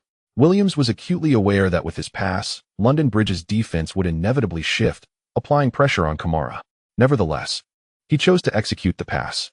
After heeding Jay Adams' counsel, he was also eager to observe how Kamara would disrupt London Bridge's backline. Indeed, accompanying the ball destined for Kamara was a defender from London Bridge, their Portuguese right-back, Ricardo Souza. In this instance, Kamara opted against stopping the ball. Instead, he feigned a direct drive, preparing to accelerate past his opponent. Sensing this, Souza immediately slowed his pace, refraining from lunging, lest he be easily bypassed by Kamara. After 7 rounds of the league, Leeds City currently occupies the 3rd position, and every player on this team is bound to be a focal point of scrutiny for their adversaries. Souza, who was tasked with marking Kamara, was well aware of the latter's strengths, particularly his impressive speed. If Kamara were to gain momentum, Souza realized that only a foul might suffice to halt him. In light of this, Kamara's compatriot and coach, Tavares, had advised the defenders to deny him the space to accelerate rather than engage in tight marking. Consequently, Souza swiftly adjusted his speed, attempting to maintain a prudent distance from Kamara. Yet, just as he decelerated, Kamara unexpectedly flicked the ball laterally into the center. Damn it! Souza cursed inwardly, hastily resuming his pursuit. However, Kamara's deft maneuver had completely eluded him. He could only hope that his teammates in the center would momentarily hinder Kamara, allowing him to converge and box him in. As long as the defensive line remained intact, players like Kamara would not pose a significant threat. He glanced up to see the team captain and defensive midfielder, Montgomery, racing toward Kamara, which offered him a slight sense of relief. While Kamara's initial burst of speed was indeed impressive, he did not maintain that velocity, as the space for him to exploit had vanished. Montgomery was closing in rapidly, positioned directly in his path. Should he fail to slow down, a collision was inevitable. However, becoming trapped there would serve the opposing defense's purpose. What should he do? Ever since he took Peter's advice to heart, Kamara's playing style had certainly become more refined. Yet, this did not imply that he had cast aside his dazzling footwork. He simply chose not to utilize it in that moment, not that he had forgotten how. Now, with speed being rendered ineffective, Kamara resolved to address the situation in his most familiar manner. That method, often criticized, was not inherently flawed. The error lay in the failure to discern the appropriateness of the occasion. I am no longer that reckless youth who lacked judgment, Kamara thought to himself as he promptly decelerated. When Montgomery closed in on him, he pivoted, shielding the ball in front of him. In doing so, he temporarily blocked Montgomery. Yet he also forfeited the space to advance, coming to a complete halt. According to past experience, at such a moment, he should have passed the ball. Peter Williams drew closer to him, yet refrained from shouting loudly, patiently awaiting Kamara to deliver the football himself. Should he realize there were no opportunities, he would certainly pass the ball. There was no need for me to remind him loudly, as that would only alert the opposing team. Williams contemplated this, then suddenly widened his eyes in astonishment. He witnessed Kamara, who had just turned his back to Montgomery, subtly nudging the ball with the outside of his right foot, causing it to slip through Montgomery's legs. Montgomery had yet to react. Kamara swiftly turned again, weaving past Montgomery. A deft maneuver. Through the legs. Splendid. Oh my goodness. The subtlety of Kamara's action was remarkable. Even the seasoned Montgomery failed to respond immediately. He attempted to catch up with Kamara, but was evaded. With a twist of his body, Kamara sidestepped Montgomery's outstretched hand, then abruptly cut across, positioning himself in front of Montgomery. The pursuing Montgomery had no choice but to come to a sudden halt, raising his hands and tucking in his torso, wary of any physical contact that might result in a free kick awarded to the opponent. The two players were almost at the edge of the penalty area. If Leeds were to be awarded a free kick here, it would be exceedingly perilous. After all, for the attacking side, set pieces are a formidable weapon for scoring. Avoiding conceding a free kick in such a dangerous zone is a fundamental quality of a defensive player. Kamara, however, gambled on Montgomery's reluctance to award a free kick. Confident that he would withdraw his foot, thus he cut into the penalty area. As Montgomery pursued him, he dared not make any contact from behind. Kamara, magnificent. PSN. The stands at Flanders Field erupted in jubilant cheers. As Kamara surged into the penalty area, Hulai quickly drifted to the flank. Upon noticing this, Burks immediately followed suit, perceiving Hulai as the greater threat. Captain Lorenzo also swiftly shifted sideways, creating a passing lane for Kamara. Tim Martin hesitated, uncertain whether to follow Lorenzo or to defend against Kamara. This moment of indecision provided Kamara with the opportunity to strike the ball, sending it directly towards the goal. Martin reached out in a bid to block, but it was too late. The ball was launched towards the net with tremendous force. The London Bridge goalkeeper, Alberto Bueno, the second-choice goalkeeper for the Spanish national team, leaped to make a save, but could not thwart Kamara's powerful shot. The ball thundered against the netting behind him. What a splendid goal! Cox exclaimed, a perfect display of individual brilliance. Ismail Kamara scored his first official match goal since joining Leeds United. This goal was truly a testament to Kamara's unique style. Dazzling footwork and agile movement allowed him to create a shooting opportunity in an almost impossibly confined space within the penalty area. Certainly, the seamless cooperation between Hu and Lorenzo in drawing defenders away significantly aided Kamara. The cheers above the Flanders Stadium resonated like thunder, reverberating over the heads of all present. Following the goal, Kamara was visibly elated. Instead of racing towards any teammates, he sprinted straight towards the Flanders North Stand, leaping high into the air and raising his fist towards the Leeds City fans. At long last, he had scored his inaugural Premier League goal. Although it took until the 8th round of the league for him to net his first goal, better late than never. Chapter 142. Infuriated after landing. Kamara let out a triumphant roar towards the sky. Despite having established himself as a key player for Leeds City and showcasing remarkable performances, it was only at this moment that he truly felt he had solidified his place in the Premier League. He, Ismail Kamara, was no longer the street footballer relegated to lower leagues. He was now a bona fide Premier League player. Not only did this achievement benefit him, but it would also uplift his family. He could earn a substantial income, enabling him to rescue his mother, sister, and younger brother from their dilapidated apartment, allowing them to purchase a spacious home either in the UK or Paris, where they could all reside together. He could facilitate his brother's return to school and relieve his sister from the burden of labor. Most importantly, his mother, who single-handedly raised them all, would finally be able to enjoy life rather than toil endlessly for their survival. The trajectory of his entire family's life would be transformed, all stemming from his exceptional performance on the football field. As Kamara daydreamed about this bright future, he was abruptly embraced from behind, and Hulai's voice rang in his ears. "Well done, Ismail. Shooting was the right decision. Did you see how the defenders were completely caught off guard?" Prior to this moment, Kamara had always passed the ball to Hulai, accumulating 5 assists and leading the assist chart, leading many to believe he would not score himself. Therefore, as Hulai pulled aside, Bilks followed suit. It was as though a door that had been firmly shut was now wide open for Kamara. The remaining task became effortlessly simple for him. Kamara was well aware that Hulai had played a significant role in his goal. Had Hulai not moved aside, he and Bilks would have blocked Kamara's path, obstructing his shooting opportunity entirely. Thus, Kamara turned to embrace Hulai, whispering in his ear, "Thank you, Hu." Hulai patted him on the back, saying, "What are you thanking me for? I did nothing." Kamara refrained from elaborating, simply tightening his grip on Hulai's arm. "Easy now, easy." Hulai protested. Peter Williams joyfully rushed over, colliding with Hulai, who had just managed to break free. "Congratulations, Ismail. Your first goal." Hulai rolled his eyes at the two of them, surrendering to the forthcoming embrace as more teammates surged forward, enveloping the trio in a jubilant hug. How could he possibly resist the collective strength of his teammates? As the saying goes, celebrating a goal resembles a certain kind of revelry. Since resistance is futile, one must simply indulge in the experience. In a dilapidated apartment building in the northern French city of Cannes, Kamara's mother sits before the television, wiping away tears. "My son. That is my son." Beside her, her eldest daughter, Kamara's sister, embraces her, gently patting her broad back to soothe her jubilation. Yet, she herself is equally exhilarated. 2 younger boys, noticeably younger, are ecstatically shouting in front of the television. "Brother scored." The afternoon sunlight streams through the window, illuminating the dim, narrow room, bringing not only light but also hope, the hope that the entire family will soon lead a better life. The commentator from the French television station exclaims, "Can you imagine?" Ismail Kamara faced skepticism when he joined Leeds United. Many questioned why Leeds would invest in an obscure player from the French 3rd Division. Now, it must be acknowledged that Leeds has an exceptional eye for talent.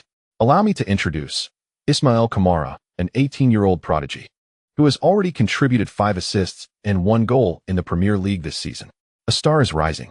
Akraf Taki leaps high in the stands, one hand gripping his phone while the other points at the Leeds players embracing each other in celebration. He shouts to those around him, "The scorer, Ismail Kamara, is my player. He is a genius." Clad in a wrinkled suit, he dances frantically in the stands, nearly delirious. Some nearby gaze at him as if he were mad, while others pat his shoulder. "Congratulations, mate." A few even pull out their phones, capturing his animated outburst for posterity. After the match, they might share it on social media, captioning it, Met Kamara's agent. He looks thrilled. What? You don't know who Kamara is? You've fallen behind, my friend. That move against Montgomery was truly spectacular. The television replay showcases Kamara's goal, beginning with his deft maneuver to evade Montgomery. Initially, not everyone noticed the finesse of Kamara's footwork. Now, through slow-motion replays, they observe how he captivated Montgomery's attention with a turn, effortlessly using the outside of his right foot to nudge the ball between Montgomery's legs. The subtlety of this action was such that even Montgomery failed to react. He only considered pulling him back when he saw Kamara turning away again. Having not even glanced at where the ball was, he had resolutely decided that, regardless of the circumstances, the ball could pass, but he would not. However, his movements were slightly delayed, allowing Kamara to slip past him. Montgomery, looking up at the slow-motion replay on the big screen, finally comprehends what transpired beneath his feet moments earlier. He lowered his head once more, gazing between his parted legs.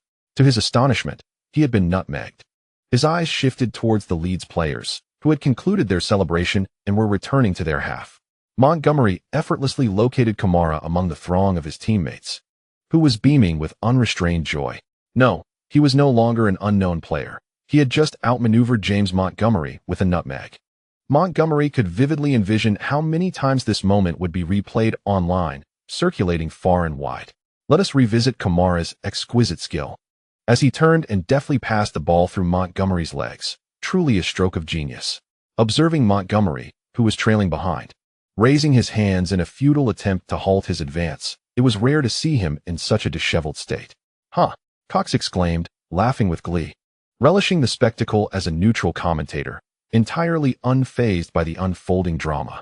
Should he have the opportunity to provoke Montgomery's ire, he would not hesitate to repeat his remarks in front of him.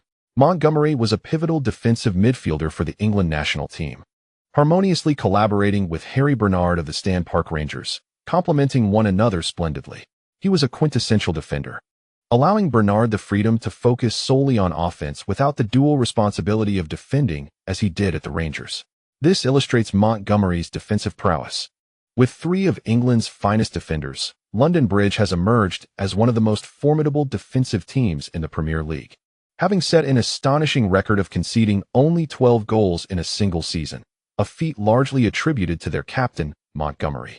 Aware of Montgomery's formidable skills, Cox couldn't help but mock his opponent with impunity, knowing full well that Montgomery would not remain indifferent to such near humiliation. What was about to unfold would be captivating. The goal scorer, Kamara, was riding a wave of confidence, feeling invincible, convinced that no one could halt him today.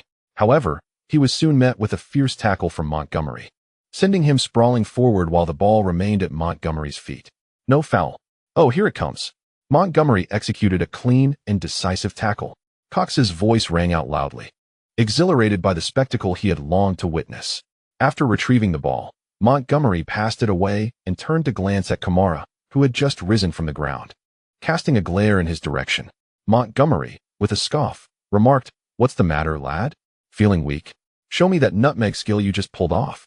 Kamara struggled to comprehend Montgomery's accented English, but sensed the underlying meaning, causing his expression to darken. With Montgomery now on his tail, did this imply that London Bridge's defenses were wide open? After Kamala guided Montgomery to the flank, he noticed Peter Williams in the center, arms wide open, signaling for a pass. Although Kamala yearned for a one-on-one duel with Montgomery, he ultimately prioritized the team's interests and passed the ball to Peter Williams. Upon receiving the ball, Williams attempted to surge into the penalty area, only to be entangled by another central midfielder from London Bridge, Marcus Hassmann, hailing from Germany. Left with no choice, Williams had to pass the ball back, bringing Leeds City's attack to a halt. It was evident that London Bridge's midfield defense relied not solely on Montgomery or Hassmann's support, but rather on an intricate system of cover and collaboration. Every player in London Bridge was prepared to assist their teammates, striving to minimize any significant gaps between opponents. The entire team contracted into a cohesive unit, preventing the attacking side from exploiting weaknesses. Thus, the notion that Kamala could draw Montgomery to the flank and create space in the center was futile. It was this exceptional blend of defensive tactics and the players' formidable individual capabilities that enabled London Bridge to achieve the remarkable record of conceding only 12 goals in a single season 2 years ago. Leeds City initially sought to capitalize on their momentum after scoring, launching a fierce assault on London Bridge's penalty area.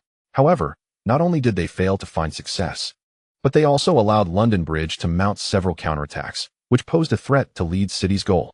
Chapter 143. Park Chun-tae. Oh, how disappointing. The South Korean television commentator gasped in astonishment, first calling out Park Chun-tae's name with fervor, followed by a long sigh. Burying his head in his hands and leaning back against the studio chair. This East Asian derby in the Premier League was naturally broadcasted by South Korean networks, with fans hoping to see Park Chun-tae excel and prove to the dismissive Chinese fans and media that he remains a beacon of Asian football, still the leading figure in Asia. However, as the match commenced, Leeds City, playing on their home turf, clearly dominated. They took the lead thanks to a goal from the French player Kamala.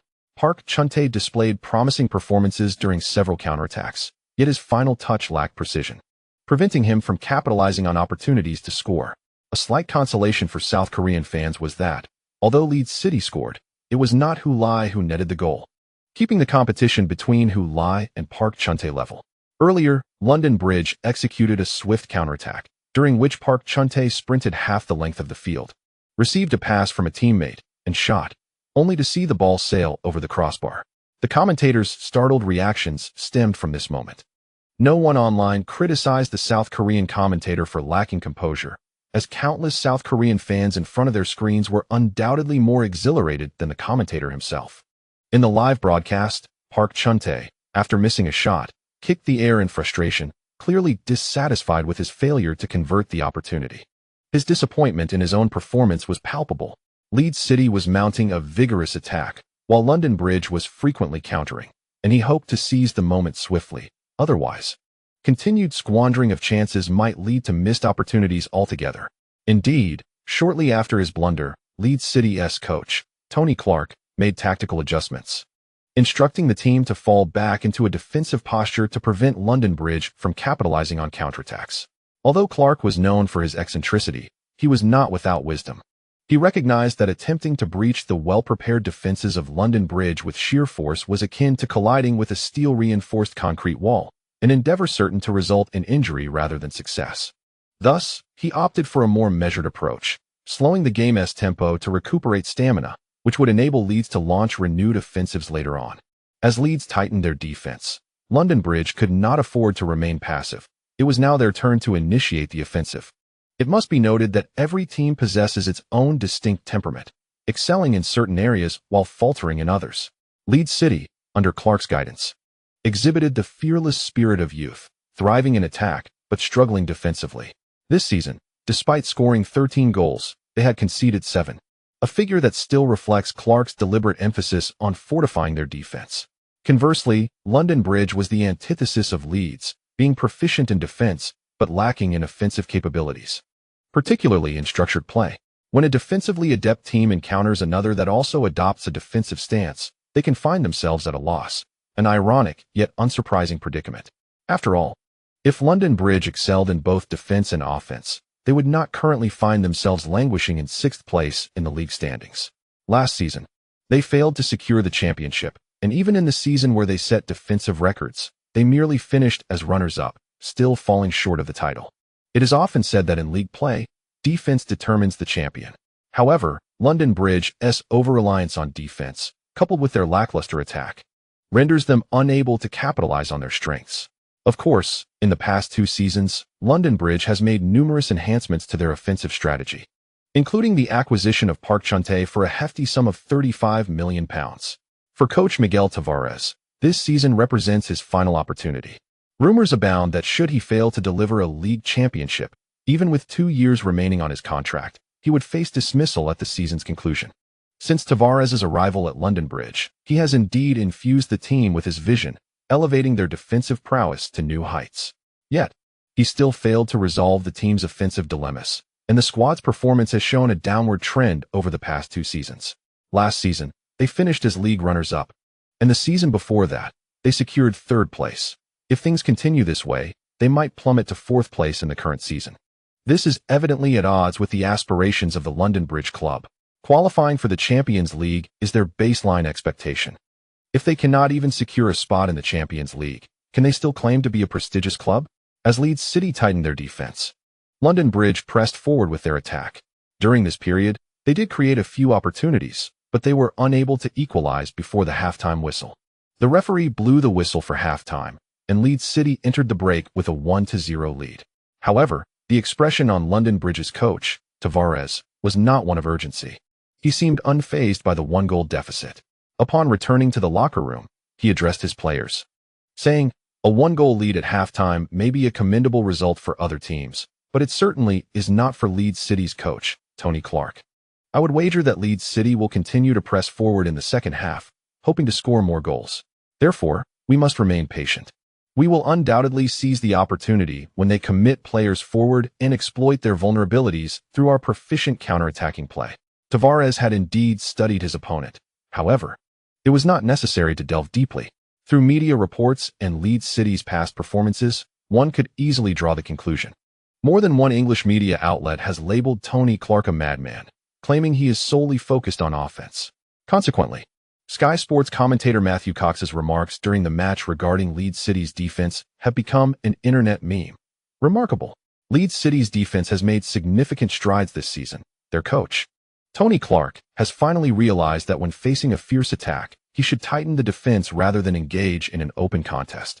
While this statement appears to commend Clark, it is, in fact, a critique of his singular focus on offense.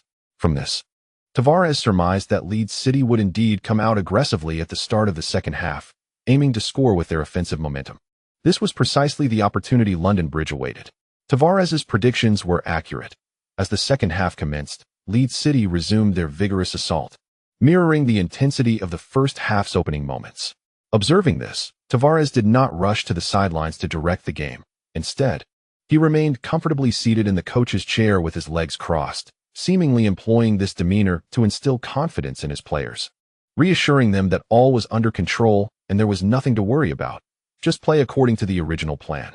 Finally, in the 58th minute, after successfully regaining possession in their own half, London Bridge launched a rapid counterattack. The ball found its way to Park Chun-tae's feet. The South Korean forward, upon receiving the ball, surged forward with astonishing speed, effortlessly evading the pursuing Jay Adams, driving straight towards Leeds City's central defenders. With a deft change of direction, he maneuvered past the advancing Leeds defender, Ben Grist, and penetrated the penalty area. The South Korean broadcaster's commentator was nearing a crescendo. "Park Chun-tae!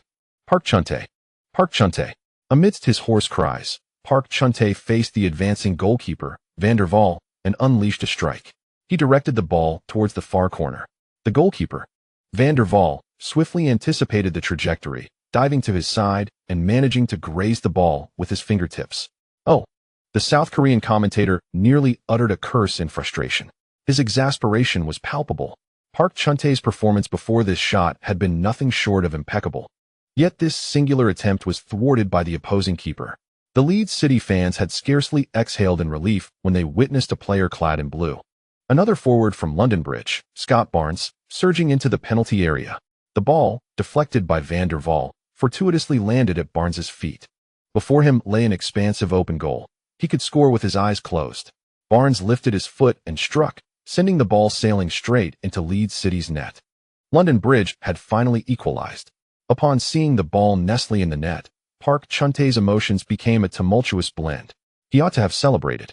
Yet he felt a twinge of resentment that the goal was not his, instead becoming a gift to another. Nevertheless, he swiftly cast aside his dissatisfaction, racing towards Barnes, who had already sprinted to the corner flag to join in the celebration of their equalizer. Regardless, they had restored parity with their rivals. And the second half was merely commencing. There remained opportunities for London Bridge, and for him as well. He consoled and encouraged himself with these thoughts. While Park Chun-tae had relinquished his fixation, the South Korean commentator expressed profound regret. Park Chun-tae had squandered the chance to equalize. The ball having fortuitously fallen to Barnes after being deflected by Van der Waal, who had capitalized on the misfortune. The South Korean fans, watching from their screens and online, felt an even deeper disappointment. Some had resorted to venting their frustrations online. Yet, they found themselves at a loss as to whom to direct their ire. Should they criticize Park Chun-tae for his failure? He too had not intended to falter. Should they blame Barnes for seizing Park Chun-tae's potential goal? However, the opportunity had been one that Park Chun-tae himself had failed to seize. Any forward in such a clear-cut chance would not pass the ball to a teammate, rendering Barnes's decision entirely justifiable. Ultimately, the South Korean fans could only find solace in the fact that, at least, Hulai had not scored, stabilizing their emotions. With a mix of curses for Hulai and well wishes for Park Chun-tae, they continued to watch this East Asian derby. Meanwhile, on Chinese social media, although Leeds City had conceded, their advantage evaporated, the atmosphere was far more jubilant. Many Chinese fans mercilessly mocked Park Chun-tae. Given the opportunity, you falter, they jeered. Does anyone recall how many chances Park Chun-tae wasted in this match? Is this the brilliance of Asia's light? Truly love it. Chapter 144. Playing football with intellect as Hulai observed Park Chun-tae sprinting towards Barnes to celebrate the goal. He couldn't help but reflect on the stark contrast between the pinnacle of world football and the apex of Asian football. In the Asian qualifying rounds for the World Cup, Park Chun-tae emerged as South Korea's leading scorer, netting a total of 9 goals, which facilitated the national team's qualification for the World Cup 2 rounds ahead of schedule. Although he did not claim the title of the top scorer in the qualifiers, his tally positioned him among the top 3, affirming his role as the primary goalscorer for the South Korean team. Yet, this prolific scorer, who effortlessly dominates in Asia, frequently falters in the English Premier League, missing opportunities with alarming regularity. Hulai does not attribute this to Park Chun-tae's mental fortitude. Rather, it highlights the chasm between Asian football and elite European standards. In less competitive matches, Park shines, yet in the high-stakes arena of top-tier football, his performance inevitably diminishes. Conversely, it is precisely through enduring the rigors of high-level competition that one can excel in less developed contexts. Is Park Chun-tae lacking strength? Certainly not. As a beacon of Asian football, he has navigated the European football landscape for over a decade, with both his skill and experience beyond question. This simply underscores the formidable intensity of the Premier League.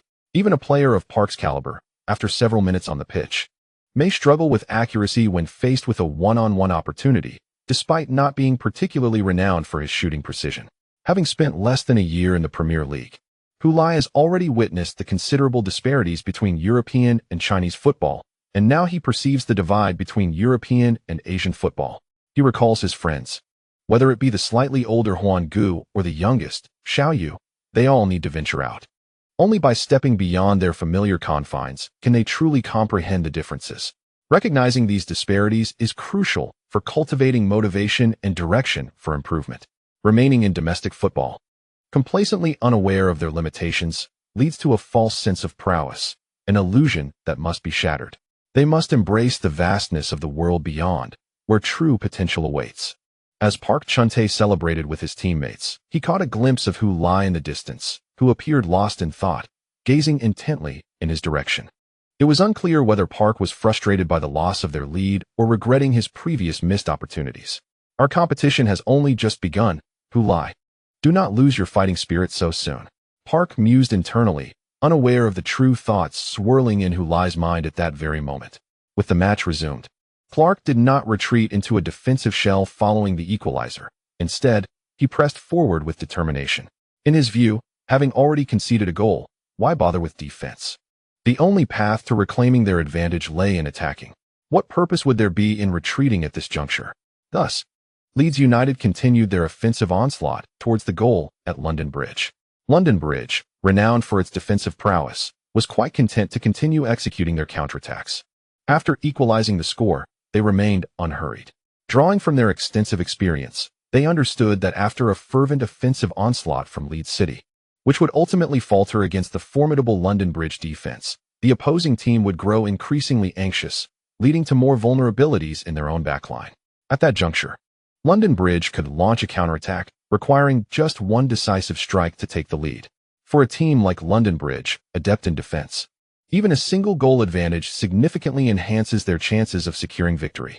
In contrast to Tony Clark's philosophy that a one-goal lead is the most perilous score in football, London Bridge adheres to a more pragmatic approach, deeming a score of 1-0 as the epitome of perfection.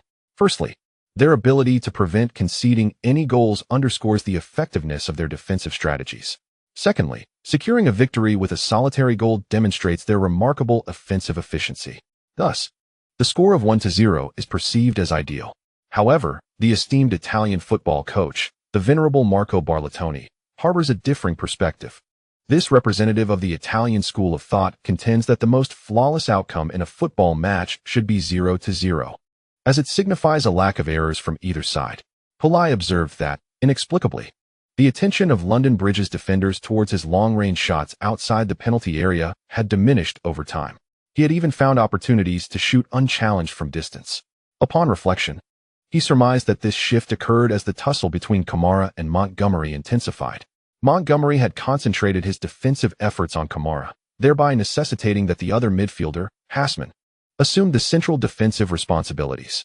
Meanwhile, Peter Williams and Jay Adams frequently surged forward, posing a direct threat to London Bridge's defense, thus overburdening Hassman. Consequently, the previous stringent vigilance against Hulai's long-range attempts had waned. Furthermore, Hulai believed that his prior attempts from distance had often failed to pose any real threat to London Bridge's goal, as both Kamara and Williams, along with Adams, were far more potent from outside the box. This led to a strategic reassessment by London Bridge, resulting in a reduced focus on limiting Hulai's movements beyond the penalty area. At last, the long-awaited opportunity presented itself. Seizing a chance for a long-range shot, Hulai aimed to calibrate his distance shooting. This time, he struck within the framework of the goal. However, the shot was too straightforward. Alberto Bueno barely shifted his position, effortlessly gathering the ball into his arms. Rather than a save, it felt more like Hulai had simply returned the ball to Bueno with insufficient force and a lack of angle, rendering it an easy task for the goalkeeper. As Bueno cradled the ball, he mused, you finally managed to get the ball within the goalposts. Yet he felt no further contemplation was warranted. This was merely one of many ineffective shots that occur throughout a match. What was there to concern oneself about?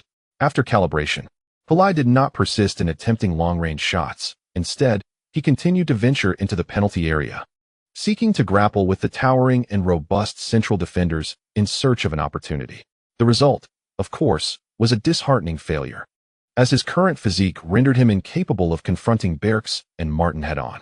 To anyone observing, it appeared as though Hulai, feeling disillusioned by his inability to score from outside the box, was engaging in a futile struggle out of sheer desperation. Many would look at him with eyes filled with sympathy and pity. However, those familiar with him would be perplexed. Is Hulai not in good form today? It seems his long-range shots are off. In the spacious living room of a grand villa, Xia Xiaoyu finally voiced the question that had been weighing on his mind. Yet, those who truly understood him would assert, I have a feeling he is doing this intentionally. Wang Guangwei furrowed his brow. He had also demonstrated long-range shooting during national team training, and it had not been this abysmal. Even considering the physicality of the Premier League, it should not be this severe. However, only those who understood Hulai could discern his true intentions. I believe he is attempting to deceive his opponents.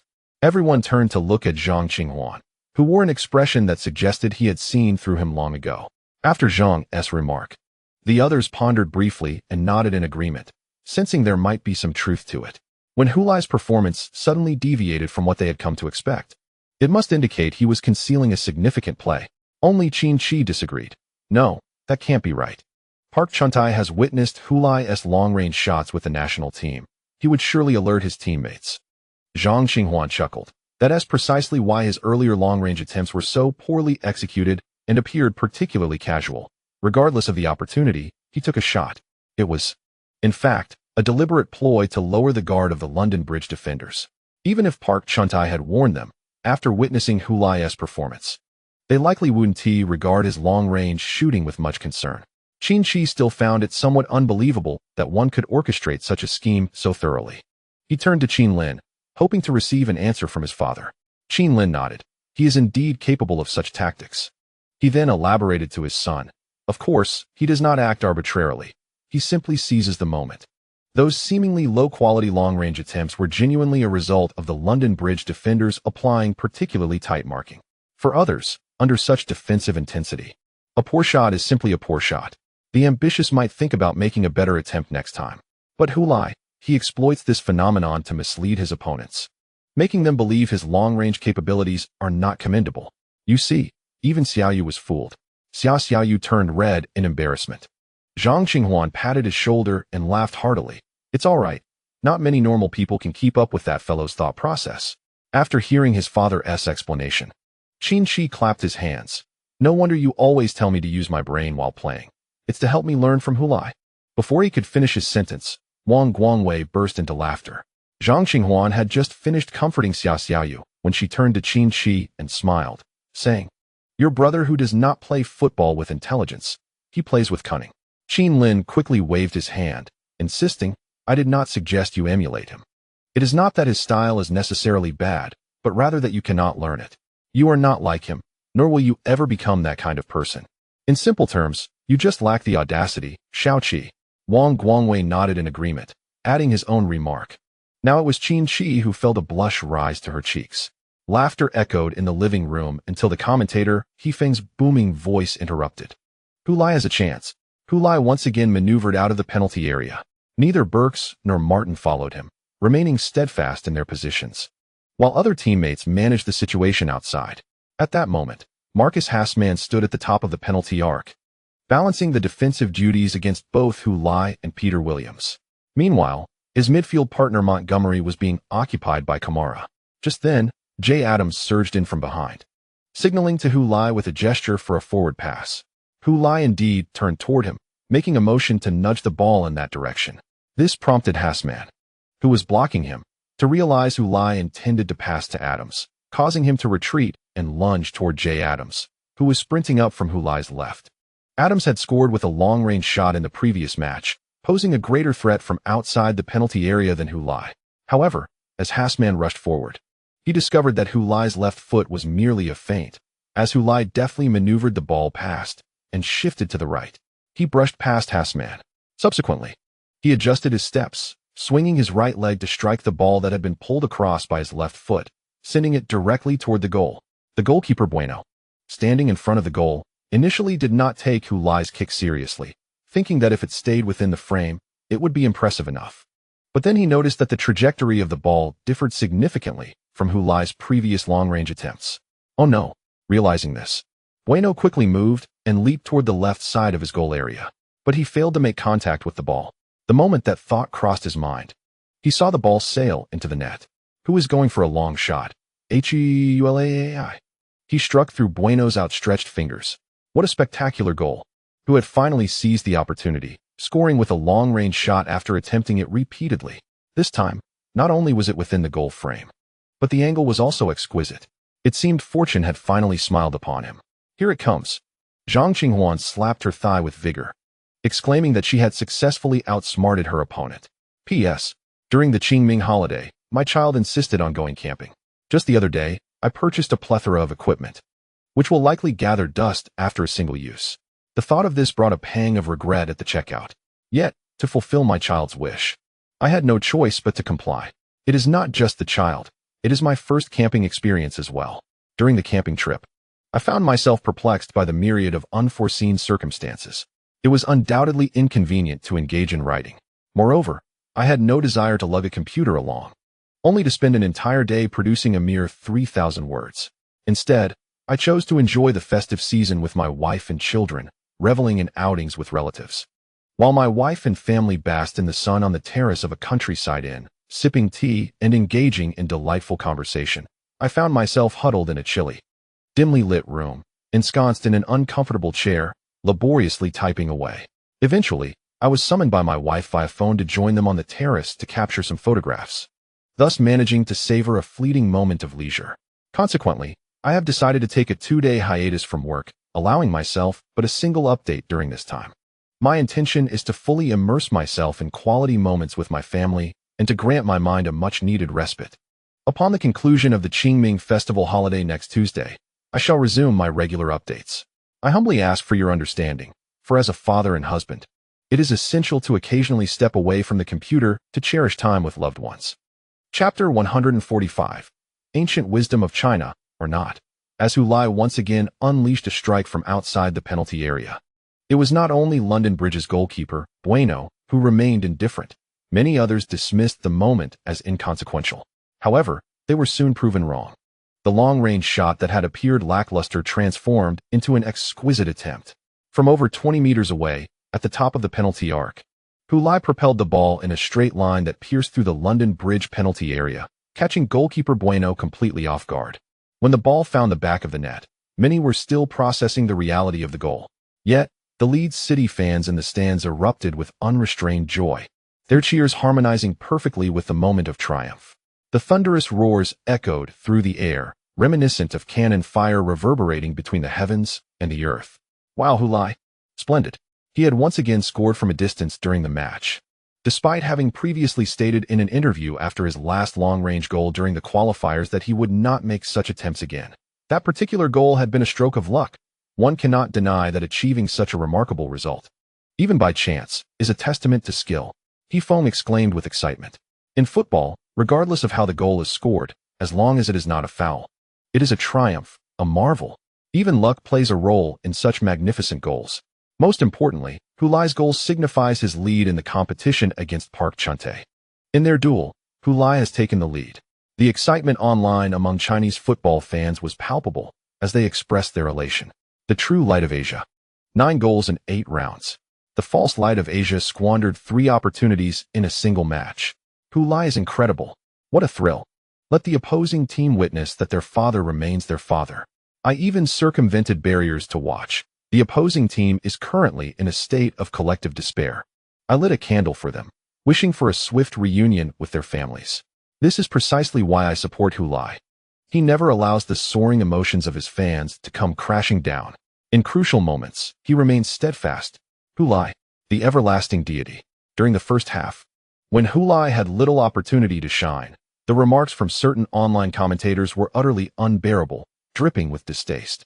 I found it distasteful to translate their words, which would only further sully the discourse. Nevertheless, the current elation is palpable.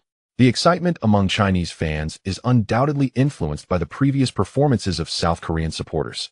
In fact, the sentiments towards Park Chun-tae among Chinese fans are similarly complex. Before Hulai's emergence, many watched as a South Korean player became a beacon of Asian football. And to claim indifference would be to feign saintliness. A tinge of envy was inevitable.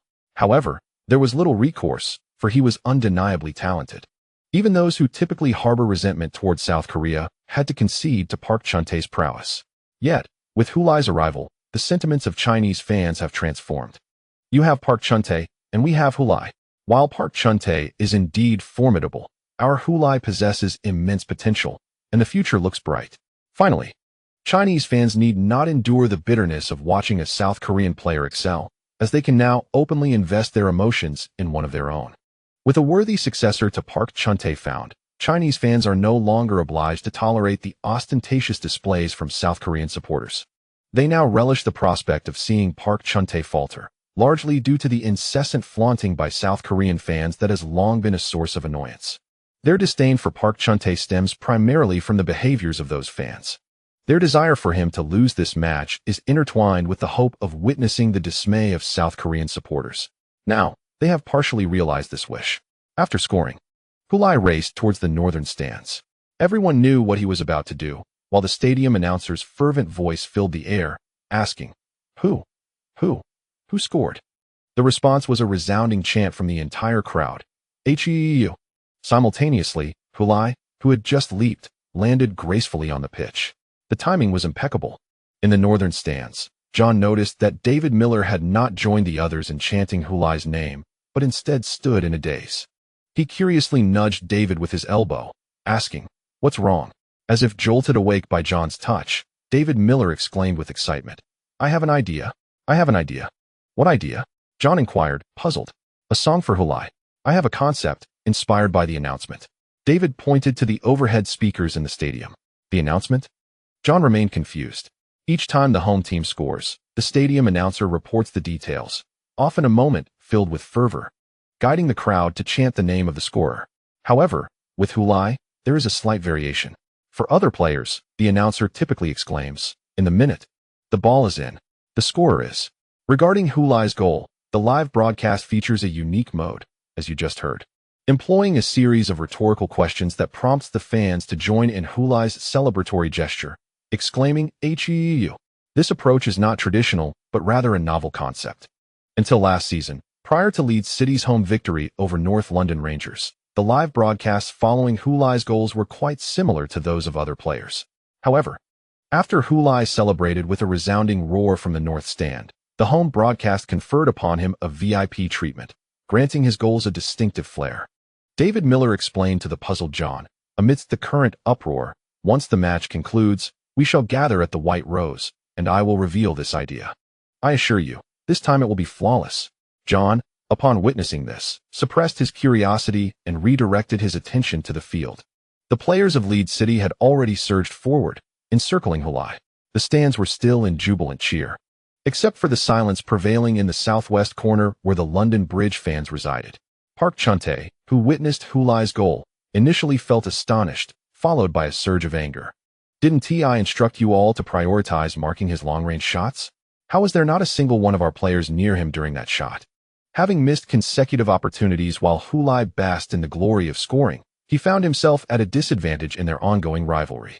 Although neither mentioned this competition during the pre-match interviews, Park Chun-tae was acutely aware that they could not possibly refrain from competing. He believed that Hulai shared this sentiment as well.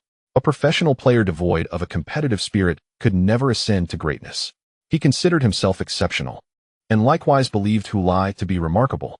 Thus, after extensive discussions in the media regarding their rivalry, how could the two involved remain indifferent? Their reluctance to acknowledge it publicly stemmed solely from a desire to avoid succumbing to the media's narrative and engaging in an endless war of words, which would ultimately betray their intent. After all, resorting to disparagement is certainly not the hallmark of professional competition. While Park Chun-tae brooded in frustration, goalkeeper Bueno lay on the ground, gazing at the football nestled in the net, murmuring, "Was it just luck?" The answer to this question had become utterly irrelevant. Regardless of whether it was mere chance, the ball had crossed the threshold into the goal. A goal would not be nullified simply because it was perceived as a stroke of luck. Moreover, Bueno had indeed erred defensively. During Hulai's long-range shot, he hesitated momentarily, reacting a fraction too slowly. It was precisely this fraction that allowed the ball to evade his grasp. If one were to assign blame, regardless of Hulai's fortune, Bueno could not evade responsibility. The head coach of London Bridge, Tavares, was profoundly dissatisfied with the team's defensive performance, erupting in fury on the sidelines and hurling his bottled water. He then turned to his assistant coach, incessantly lamenting, "Why did our players fail to close in when Hulai was afforded consecutive long-range opportunities outside the box? Why did that fool Bueno hesitate during the save? What was he hesitating about? Do you want to see clearly where the logo on the football is pointing?" The assistant coach had no choice but to calm the ever-curious Tavares. "Take a breath, Miguel. Perhaps the situation isn't as dire as it seems. You know, Leeds City is only leading by a single goal, and that scoreline is perilous for Tony Clark." Tavares paused for a moment, his expression transforming as anger dissipated. "Indeed. I almost forgot to remind the players to remain composed and not to panic. We still have a chance." The assistant coach set off to relay the message. However, once the match resumed, Tavares quickly sensed something was amiss. How is it that Leeds City has adopted a defensive counterattack strategy?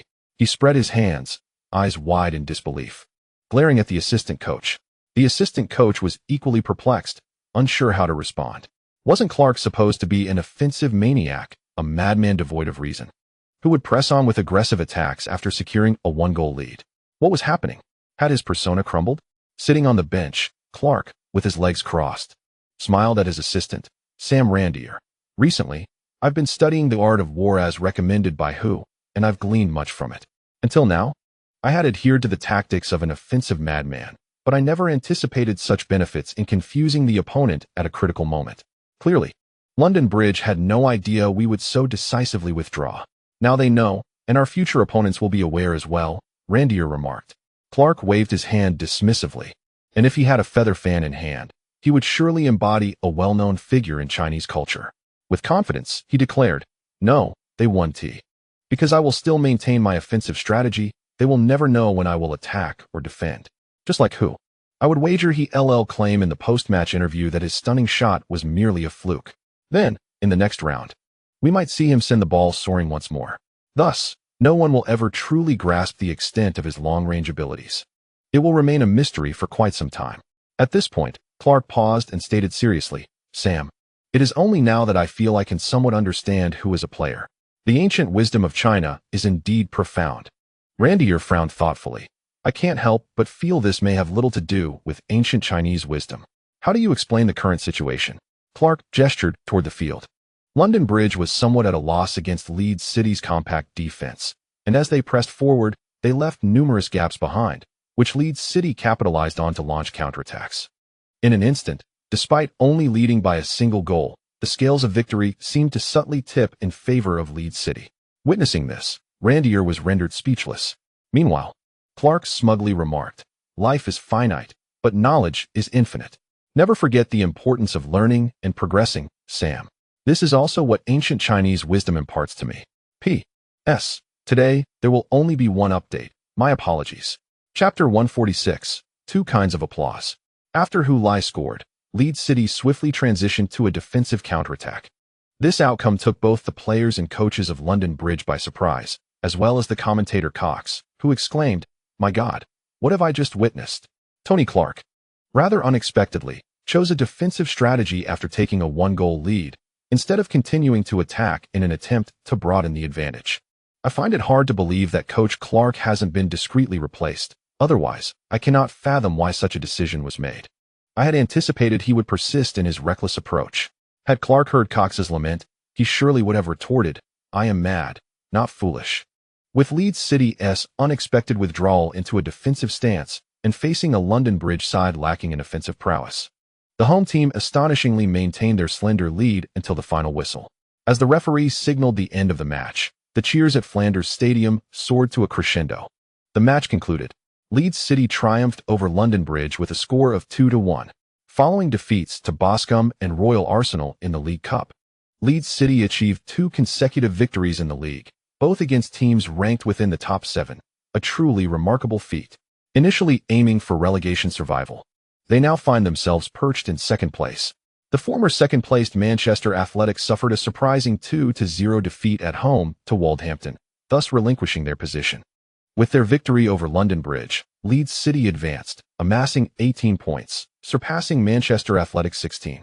The third position in the league had previously been an unimaginable dream for Leeds City fans, yet they have now ascended to the second tier. Many Leeds City supporters felt as if they were living a dream, fervently wishing never to awaken. The players of Leeds City reveled in their victory, while the London Bridge players appeared profoundly dejected. Numerous players lay on the ground in anguish, covering their faces with their hands as the final whistle blew. Among them Park Chun-tae. He had poured every ounce of effort into the latter stages of the match, striving to equalize for his team.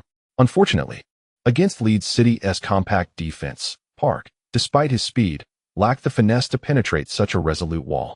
He later attempted long-range shots from outside the penalty area, only to be thwarted by the determined Leeds City defenders. Thus, he fought until the very last minute, ultimately resigning himself to the bitter taste of defeat. For the rest of the London Bridge players, it may have been merely a lost match. However, for Park Chun-tae, it signified much more than just a game lost, or a singular defeat to Hu Lai. At 30 years of age, he stands at the pinnacle of his career, with his physical prowess, technique, and experience reaching their zenith. His injury from the soleus muscle has healed completely. Yet, without any semblance of excuse, he succumbed to Hu Lai, who is 8 years his junior. This left him with an overwhelming sense of despair and no avenue for retreat. As he lay on the grass of Flanders Stadium, listening to the Leeds City supporters chanting Hu, a thought struck him. The youth are indeed formidable. This momentum is now inexorable. South Korean football is poised to confront a formidable rival in the future. The dynamics of East Asian football are no longer merely a contest between them and Japan, but have officially entered a triadic phase. Park Chun-tae's thoughts are not solely influenced by the presence of a player like Hu Lai in Chinese football, but also by the impact of last year's Olympics and the preceding 12-team qualifiers, which have instilled in him the conviction that Chinese football is not merely represented by Hu Lai. Moreover, when considering the younger generation represented by Park Kyu-hyun, they likely remain oblivious to this reality, utterly devoid of any sense of impending crisis. Ultimately, Park Chun-tae rose from the ground. He could not present himself in a disheartened state before South Korean fans. He is a hero of Korean football, and how could a hero appear so despondent? He made his way to the southwest corner of the stands, joining several teammates who had not been crushed by defeat. And together they expressed their gratitude with applause to the London Bridge supporters who had traveled with them. Leading the charge was none other than James Montgomery, the captain of London Bridge. This 32-year-old captain, with his chiseled features, epitomized the image of a resolute warrior. Clutching the captain's armband, he raised his arms high, persistently applauding. The previously disheartened London Bridge fans were revitalized by his presence, showering applause upon Montgomery and the other players behind him, giving a thumbs up and chanting, "It's all right. Keep striving in the next match." In that moment, Flanders Stadium resonated with two distinct forms of applause, one for the victors and the other as solace for the vanquished. Post-match, Tony Clark faced a question from reporters during the press conference. Mr. Clark, who stated in a post-match interview that his long-range goal was merely a stroke of luck. Was there no targeted training for Hu's long-range shots? Indeed, he did say that. Clark noted Hu Lai's candidness, feeling a deeper connection with him. He was well aware of how to respond to such inquiries, and after a brief cough, he remarked, "Yes.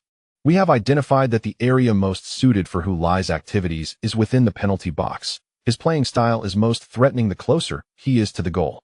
Thus, we had not previously considered enhancing his long-range shooting ability. To be honest, I was quite surprised that he managed to score such a stunning long-range goal during the match, as he had not demonstrated such prowess in training." It is reported that he had previously scored a long-range goal in a national team match. "Yes, I have heard of that," Clark answered succinctly. "Will the team consider implementing specialized long-range training for Hu following this? I have indeed noted this aspect, but it ultimately depends on the player's personal willingness. Currently, he seems to prefer operating within the penalty area." This match was also characterized by London Bridge's exceptional defensive performance within the box, which compelled him to venture further out for long-range attempts. This match was an anomaly and should not be regarded as a standard. Clark did not close the door on the possibility. He had yet to confer with Hu Lai and could only articulate so much based on their existing rapport. He planned to meet with Hu Lai once more to discuss strategies, not merely for outsmarting the opponent, but also for enhancing their tactical gameplay. However, this matter can only be discussed once Hu Lai returns from the national team. He has already flown directly to London to partake in the World Cup qualifiers, and the league will soon enter a hiatus. The South Korean journalists, upon hearing Clark's response, couldn't help but inwardly scoff. Hu Lai, after our 12-nation contest, expressed his confusion, and now he remains in a similar state for this match. How could there be so many fortunate occurrences that one could continuously stumble upon? Their sentiments were generally low, as Park Chun-tae ultimately failed to score. The anticipated showdown, which had been awaited since the 12-nation qualifiers, concluded with a sense of anticlimax. Had they known this would be the outcome, they would not have fervently promoted the so-called East Asian Derby. It is entirely predictable how the Chinese media and fans would mock them. This topic was initiated by the South Korean media themselves, thus embodying a sense of irony akin to a failed endeavor. In the post-match interview, Park Chun-tae displayed remarkable magnanimity, praising Hu Lai's performance and bestowing upon him high accolades. Yet, the South Korean journalists showed no inclination to congratulate the victorious Hu Lai. Rather, they wished for him to falter in the national team, resulting in China's defeat in the qualifying playoffs, thereby allowing them to salvage some dignity. They held no regard for the notion of an Asian football community. Regardless of the number of World Cup slots for Asian football, it bore no relevance to them. The South Korean team will always secure a place in the World Cup. There was no need for them to rally for Asian football. It is only the Chinese football, hoping to ride on the coattails of others, that cares about the performance of Asian football in the World Cup. After all, the loss of even a single slot would further diminish their already slim hopes of participating in the World Cup. Chinese media frequently covers the developments in South Korean football, particularly the performances of Park Chun-tae in European leagues. Conversely, the South Korean media seldom reports on Chinese football, and prior to Hu Lai's move to the Premier League, it was nearly ignored entirely. In their perspective, what merit is there in reporting on a football scene so far behind? It would simply squander media resources. Once Hu Lai entered the Premier League, even before he had played a single match, Chinese media continuously followed and reported on him with great enthusiasm. The South Korean media, however, acted as if it were of no consequence, rarely mentioning it, and when they did, it was often in reference to Park Chun-tae, adopting a tone of subtle superiority. They would say that after Park Chun-tae's debut in the Premier League, Chinese player Hu Lai also rode this favorable wind, being selected by the relegation-threatened team, Leeds United. Despite Hu Lai not having played a single minute since joining Leeds United, Chinese media and fans remained excited about his signing, as he would be the first player in their football history to play in the Premier League. Such enthusiasm, despite not having yet graced the pitch, is quite understandable. Moreover, many were not optimistic about Hulai's prospects in the Premier League, suggesting that Leeds United had signed him solely for the sponsorship from Chinese enterprises. Given Hulai's physical attributes and technical characteristics, they believed he would struggle to sustain his position in the Premier League. Perhaps after serving as a water dispenser administrator for half a season, he will return to Anong Stars on a loan basis, hastily concluding this foray into Chinese football. Otherwise, after Hulai's 3 matches and 5 goals, Chinese fans might fervently engage in a heated rivalry with Korean fans and media. Driven by their long-held grievances against the Korean scornful jests regarding their community's aspirations. It is often said that every action has its consequence. However, while Korean media and fans accuse Chinese supporters of orchestrating a spectacle against Park Chun-tae after Hulai's impressive performance, they seem oblivious to how they previously treated Hulai. After all, how could the great universe of Korea be in error? The fault must lie elsewhere. On the flight from London to the capital of China, the cabin lights were dimmed and the window shades drawn, enveloping the interior in darkness and silence. The flight attendants also paused their service. Most passengers had succumbed to slumber, including Hulai. Having just concluded a match against London Bridge, he arrived in London even earlier, boarding an evening flight home for the upcoming competition. Exhausted after the game, he opted not to use any physical stamina enhancers, choosing instead to embrace his fatigue and sleep on the plane, simultaneously adjusting to the time difference in preparation for the 2 forthcoming matches against Uzbekistan. Regardless of whether the opponents were Uzbekistan or Paraguay in the playoffs, he resolved to face them in peak physical condition. This was the closest he had ever been to the World Cup, and he was not inclined to wait another 4 years. As soon as Hulai stepped out of the terminal at the Capital International Airport, he was besieged by a flurry of media cameras, both still and video. CCTV even organized a live broadcast of his arrival, showcasing Hulai's journey from the airport to the hotel where he would reunite with the national team. The content was rather mundane, primarily featuring CCTV's vehicle trailing behind the MPV Hulai referred to, with the camera occasionally catching glimpses of him. Surprisingly, this rather tedious broadcast attracted a considerable audience, peaking at 1 million concurrent viewers. This occurred shortly after Hulai arrived at the hotel and exchanged handshakes with the national team's head coach, Shi Wuyin, and team leader, Hong Renjia. As the only player from the Chinese team currently playing abroad, Hulai's returns are always met with great anticipation, particularly this time due to the World Cup qualifying playoffs. With the main qualifiers concluded and teams that secured direct entry to the World Cup now seeking opponents for warm-ups, the Chinese team continued its struggle for qualification. Given their previous outings in World Cup qualifiers, where they had long since bid farewell to the tournament at this stage, being able to remain in contention this time is a remarkable achievement, inspiring heightened expectations from their supporters.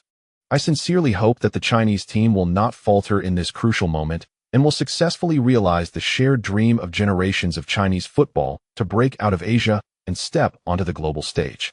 During this period, the most significant event in Chinese sports is undoubtedly this, as even those who typically do not follow football or sports are aware of the Chinese team's ambitious quest for the World Cup, to be jointly hosted by the United States and Canada next year. Old Fan sat in the duty room of his workplace, gazing at the television mounted on the wall. The sports news that was playing naturally pertained to the Chinese team's pursuit of the World Cup.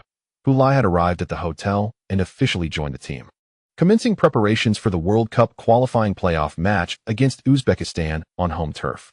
For the Chinese team, this was a battle of life and death, with Hulai being a crucial player upon whom the team would heavily rely. In the recently concluded English Premier League, he had scored 3 goals in 2 consecutive matches, showcasing exceptional form. Fans across the nation were hopeful that he would bring his remarkable club performance to the national team. As Old Fan stared at the television screen, he couldn't help but exclaim in admiration, "I never expected Old Hu's son to be so accomplished now, the hope of all fans." He sighed, "Oh dear, I really should have asked Old Hu for his son's autograph back then." Shaking his head, he reflected on his past camaraderie with Hulai's father, which filled him with pride. He had boasted about this connection countless times in various settings and would continue to do so. Since Old Hu resigned, he had not returned, which was entirely understandable. After all, he was now the father of a superstar, far removed from his former role as a security guard. Despite the envy that such a situation might evoke, Old Fan felt no jealousy. As a security guard in a high-end community, He was acutely aware of the disparities between his life and that of the affluent. While he could admire their wealth, he felt no reason to be envious. Though I lack wealth, I also bear no heavy burdens, he mused. Unlike old Hu, whose son is under immense pressure with so many expectations resting on him. As a father, he must have endless worries. If the upcoming match is won, all is well, but if they lose, he will face the backlash as well. Thus, everyone has their own struggles. I may not be as wealthy as old Hu, but when I watch the match, I carry no psychological burden. If they play well, I will praise them. If they do poorly, I shall criticize. With a casual swing of his crossed leg, Old Fan continued his contemplations. Starting with a home game doesn't seem like an ideal schedule, Xiaolon muttered nervously while glancing at her phone. You even know this? Hu Li asked, perplexed. Don't underestimate me, Xiaolon retorted. Playing at home first means if we don't resolve the suspense, the second leg might be precarious. Anything can happen on the opponent's turf. However, it seems that Central Asian teams are not as rough as those from West Asia, which is a relief, she concluded, patting her heart. Hu Li longed to reassure his wife that there was no need to frighten herself unnecessarily. Yet, he realized that he could not provide any solid evidence to dispel her concerns. There exists a notion that, in a two-legged match played at home and away, commencing with an away game before hosting provides a greater advantage than the reverse arrangement. Hu Lisin ultimately found a way to comfort his wife. Consider this. In the second leg we will be playing away, which presents an opportunity to secure more away goals. Do you understand the significance of away goals? Xiaolon pondered for a moment, her expression shifting to one of realization. Oh, right, the away goals. She then muttered. It's a pity this match is taking place in the capital, not in Jincheng. I can't watch our son play live. If you miss him, you can always video call him on WeChat. No, Xiaolon shook her head vigorously. We cannot contact him now. I fear it might add pressure. Hu Lisin recalled his wife's earlier insistence. There are so many fans across the nation hoping for the Chinese team to qualify for the World Cup. Does he not feel the pressure as well? However, he wisely chose not to dredge up past grievances with his wife. He merely smiled gently and shook his head. His wife has always been one to speak her mind boldly, yet her thoughts run deeper than anyone else's. Uzbekistan has become a familiar adversary for us. 3 of their key players currently compete in the Chinese Super League, making them well known to us. Conversely, they are equally familiar with us. The team is characterized by their remarkable physical attributes and disciplined tactical execution. If we fail to connect and communicate effectively, we risk being isolated and overwhelmed, forced into a scenario of individual struggles. In the conference room of the hotel where the Chinese team is staying, assistant coach Li Jifei is analyzing their upcoming opponents with the aid of video footage. The Chinese team has faced Uzbekistan numerous times in various age categories on the Asian stage, with Uzbekistan often emerging victorious. However, exceptions exist.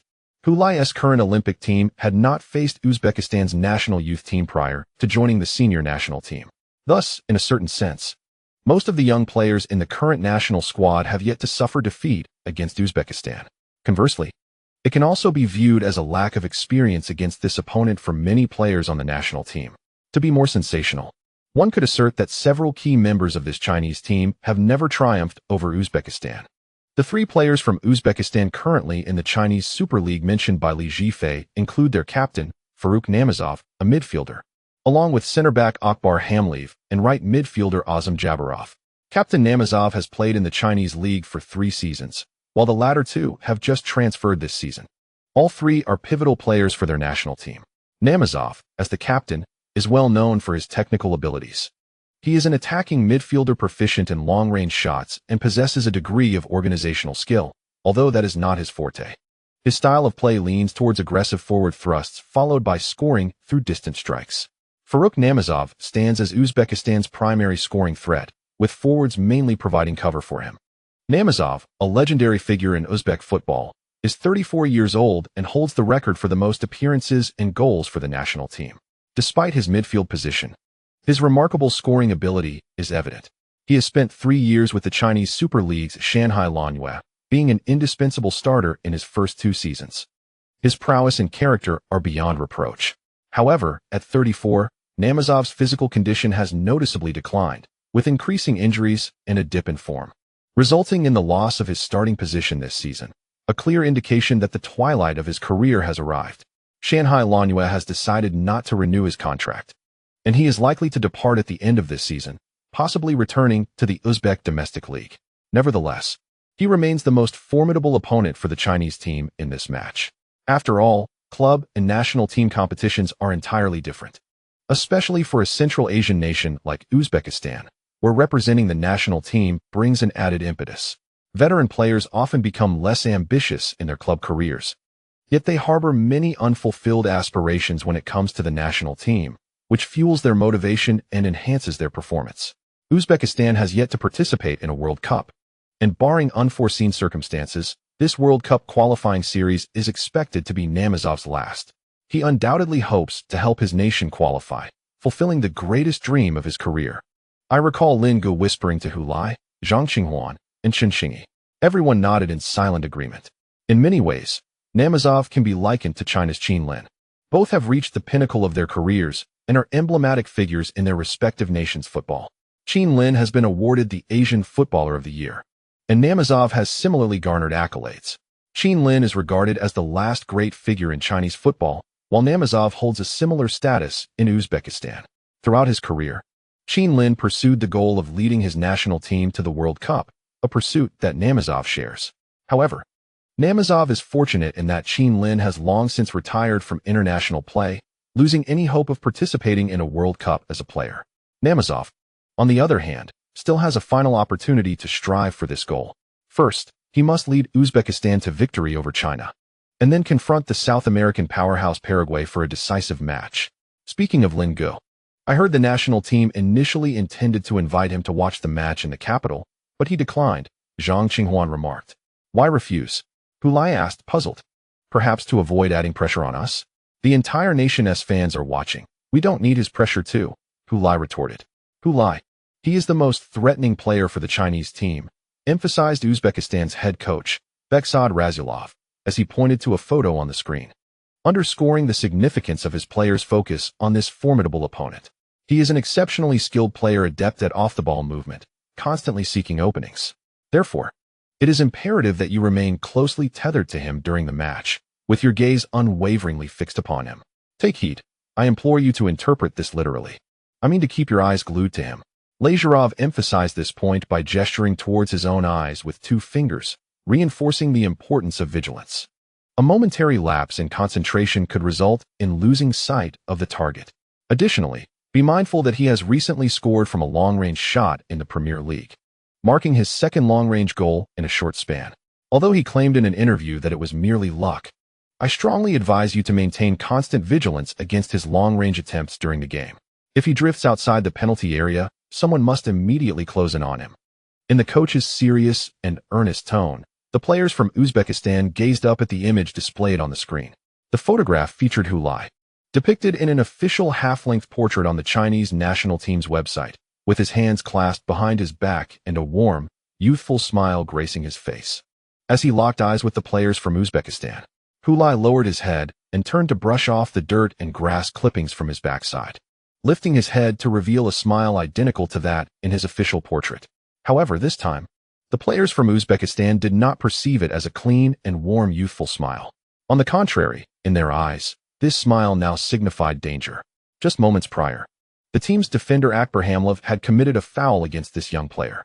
Hu Lai had executed a series of deft changes in direction near Hamliev, leaving him somewhat disoriented as he attempted to track Hu Lai. Ultimately, in a bid to prevent Hu Lai from evading him, Hamliev resorted to pulling him down. Curiously, Hu Lai fell without any semblance of struggle, collapsing cleanly and efficiently, wasting no time at all. Amidst the resounding boos echoing through the capital's workers' stadium, the referee signaled a foul against Hamliev. There was no disputing the call, and Hamliev accepted it. However, upon rising from the ground, Hu Lai gestured to the referee, signaling for a card, hoping to prompt the referee to issue a yellow card to Hamliev. Although the referee did not heed his request, this scene did not escape Hamliev's notice, who shot Hu Lai a piercing glance. Unfazed, Hu Lai brushed off the dirt and grass from his backside once more, lifting his head to reveal a clean and warm smile, reminiscent of his youth. The match between the Chinese team and Uzbekistan had progressed for nearly 30 minutes. With the score still at 0-0, Uzbekistan's tactical objective was exceedingly clear: to strive for a draw against the Chinese team on their home ground. Consequently, their coach, Beksad Lazarov, devised a strategy heavily focused on defense. Should the team advance and lose possession, they would not engage in a protracted struggle with the Chinese team in the attacking third. Instead, they would swiftly retreat, akin to a receding tide, all players hastily pulling back. They established a formidable defensive presence within the 30-meter zone, sealing off their goal with unwavering resolve. The rapid withdrawal can be attributed to the swift movements of Luo Kai and Chen Xingyi. In order to prevent the Chinese team from exploiting opportunities for counterattacks through the flanks, it was imperative to retract quickly, thereby avoiding excessive gaps behind. This tactical approach proved effective in the initial 30 minutes. Although the Chinese team maintained dominance in terms of possession, consistently pressuring Uzbekistan, they struggled to find the back of the net. The penalty area was congested, and the physical prowess of Uzbekistan's players posed a significant challenge, prompting Hulai to attempt long-range shots from outside the box. However, each time he endeavored to shoot, he was met with defenders from Uzbekistan closing in on him, rendering these attempts largely ineffective. Both teams employed straightforward tactics, devoid of any intricate strategies, as they were well acquainted with each other's capabilities from numerous encounters in Asian football. Additionally, with 3 key Uzbek players participating in the Chinese Super League, there was a mutual familiarity that further complicated matters. Hulai's reputation preceded him, leaving little room for surprises. Thus, any attempts by Hulai to employ cunning strategies to outmaneuver the opposition were likely to be futile. Nevertheless, he did not feel disheartened, acknowledging that such challenges are commonplace in the realm of competition. Instances like the previous match against London Bridge were exceptional and should not be regarded as the norm. Often, there are no unexpected secret weapons, nor are there exploitable weaknesses. To score, one must confront the opponent head-on, engaging in a battle of skill and determination. As the qualifiers progressed, it became evident that no opponent was easily subdued, and none would willingly make errors that would gift an advantage. Despite the interruption of his offensive play by a foul from the opposition, Hulai remained confident. The use of fouls to halt his progress indicated that the defenders were already struggling. He had faith in himself and his teammates, particularly as he had exchanged 90,000 points for 3 Lingxi cards, which he utilized on his teammates Huang Guo, Xiao Xingxing, and Luo Kai, all of whom shared a profound connection with him. With 3 consecutive matches of validity, including 2 in the playoffs, he felt no regret over the 1 match lost. Moreover, he adorned himself with a lover's red string on his arm, hoping to attract some luck. In his pursuit of a World Cup spot, Hulai was willing to sacrifice everything. He won an advantageous free kick for the Chinese team, with Zhang Qinghwan stepping up to take the shot. Alas, it was parried away. Amidst He Feng's excited commentary, Hulai surged into the penalty area, beating Azam Jabarov to the ball, only to see his shot graze the outside of the goalpost and sail out of play. Such a missed opportunity, He Feng lamented, slapping his thigh in disappointment from the commentary booth at the Workers' Stadium. "Mark your man," shouted Uzbekistan's captain, Namazov, pointing at Hulai. Jabarov raised his hand in apology to his captain, acknowledging that his focus had momentarily strayed from Hulai, drawn instead by the allure of the ball. Zhang Qinghwan's free kick was of exceptional quality, elegantly curling around the wall and heading straight for the upper corner of the goal. At that moment, Jabarov, who was tasked with marking Hulai in the penalty area, was so preoccupied with the impending threat of the ball entering the net that he neglected to monitor those around him. When he saw the ball being deflected by goalkeeper Hassan Abdurrahmanov, he exhaled a sigh of relief. However, before he could fully release that breath, he noticed the ball hurtling in his direction. By the time he initiated a clearance, it was too late, and Hulai seized the opportunity, successfully firing a shot before him. Jabalov, in his attempt to defend against Hulai, was somewhat sluggish and lacked focus, remarked the commentator from Uzbekistan television, shaking his head. Jabalov had only transferred to the Chinese Super League earlier this year, and by the time he arrived, Hulai had already departed from the Anton Star team, which meant he had not yet had the chance to directly confront Hulai in a match. Otherwise, one might surmise that had he faced Hulai in the Super League, he would not have been so lax in his defense. Indeed, the commentator's observation held a ring of truth. After all, why would their captain, Namazov, place such importance on Hulai? Because he had once gone head-to-head with Hulai in the Super League. Although it was only for a single season, it was sufficient for him to grasp Hulai's prowess as a purely opportunistic striker. The reason Hulai could emerge as the top scorer in the Super League and assist his team in clinching the championship lies in his extraordinary efficiency as an opportunist. Unless one can deny him a single opportunity throughout an entire match, the likelihood of conceding a goal remains high. Namazov, as an attacking midfielder, primarily focused on scoring and could not afford to mark Hulai closely during the game. Thus, he had to delegate the task of defending against Hulai to his teammates. However, observing his teammates' performances, he found himself constantly preoccupied, needing to remind them from time to time. After all, not everyone shares his stringent standards. Fortunately, as a footballing hero of Uzbekistan and a respected figure in the sport, his influence within the national team ensures that his words are heeded. As the Chinese team launched another offensive, when Zhang Qinghwan advanced with the ball, Hamliev glanced back over his shoulder to confirm Hulai's position. This fleeting glance sent a chill down his spine. There was no one behind him. Hulai was nowhere to be seen. He quickly turned to search again and finally spotted Hulai on the opposite side, allowing him to breathe a sigh of relief.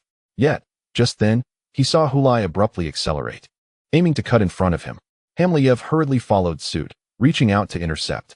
However, he grasped at air, as Hulai, who had initially surged forward, executed a sudden stop and moved laterally. Hamliev, now in a frantic spin to recover, found himself at a disadvantage. Despite Hamliev's towering stature and exceptional physicality, as well as his prowess in aerial duels, keeping pace with Hulai's nimble footwork proved to be quite the challenge. His movements had become somewhat sluggish following the series of sudden stops and directional changes. Hulai, however, did not linger for him to close the gap.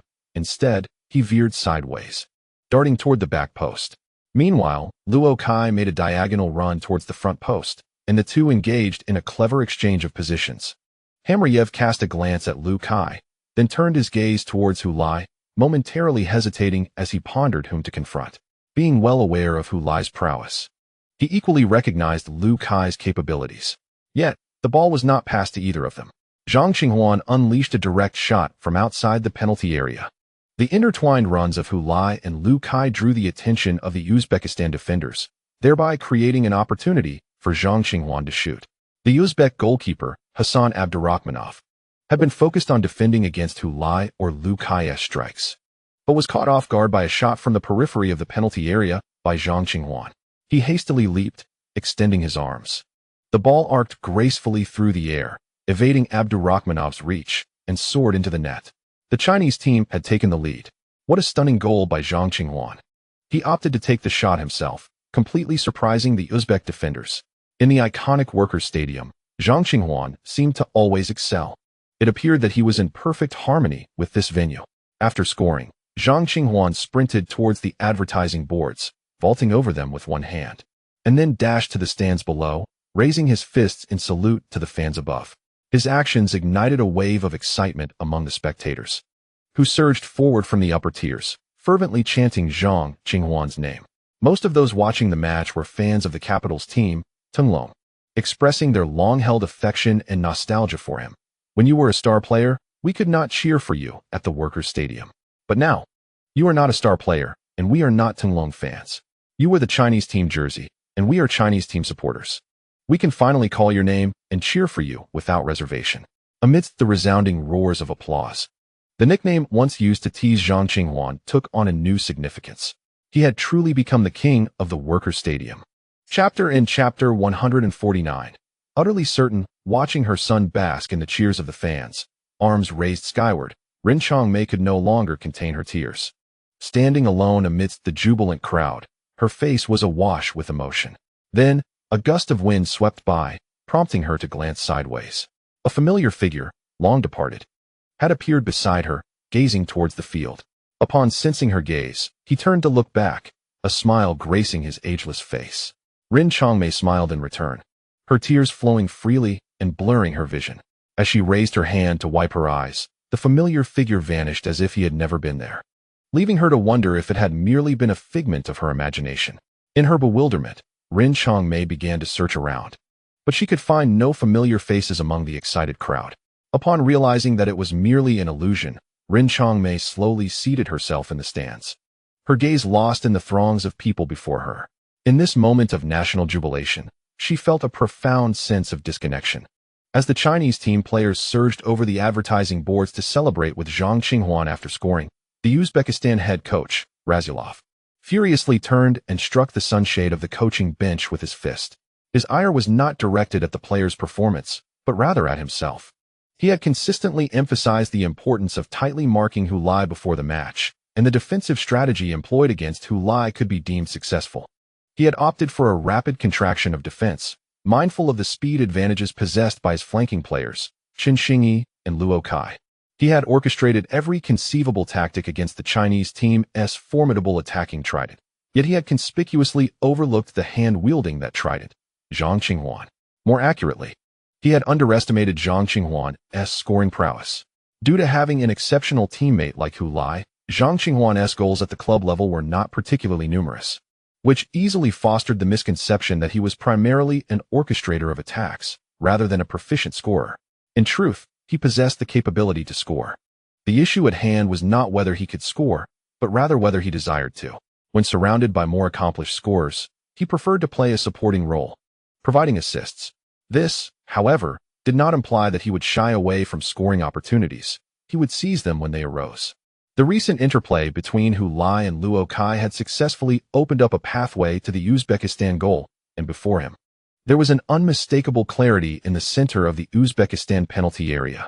If Zhang Qinghua failed to capitalize on such a splendid opportunity, he could hardly be regarded as the most gifted prodigy in Chinese football prior to Hulai's emergence. Zhang Qinghua's goal came in the 40th minute, leaving little time before the conclusion of the first half. The Chinese team was unable to leverage the surge in morale from this goal to mount a sustained assault on the Uzbekistan goal. 5 fleeting minutes passed swiftly. The referee soon blew the whistle, signaling the end of the first half, with the Chinese team leading by a solitary goal. While this score was gratifying, it did not afford them the luxury of complacency, for they were merely 1 goal ahead. Should the match conclude with this scoreline, it would be Uzbekistan who would be smiling, rather than the Chinese team. For Uzbekistan, returning to their home ground for the second leg, a mere 0-1 loss in the first leg would be seen as a minor setback rather than a defeat. Thus, the singular objective for the Chinese team in the second half was to score again, to net more goals, not only to win, but to win decisively. In response to this scenario, Coach Rasulov rallied his players in the locker room, affirming, "Though we conceded a goal, your overall performance in the first half was commendable. As time and advantage are now in our favor, the Chinese team will undoubtedly launch an aggressive offensive in the second half.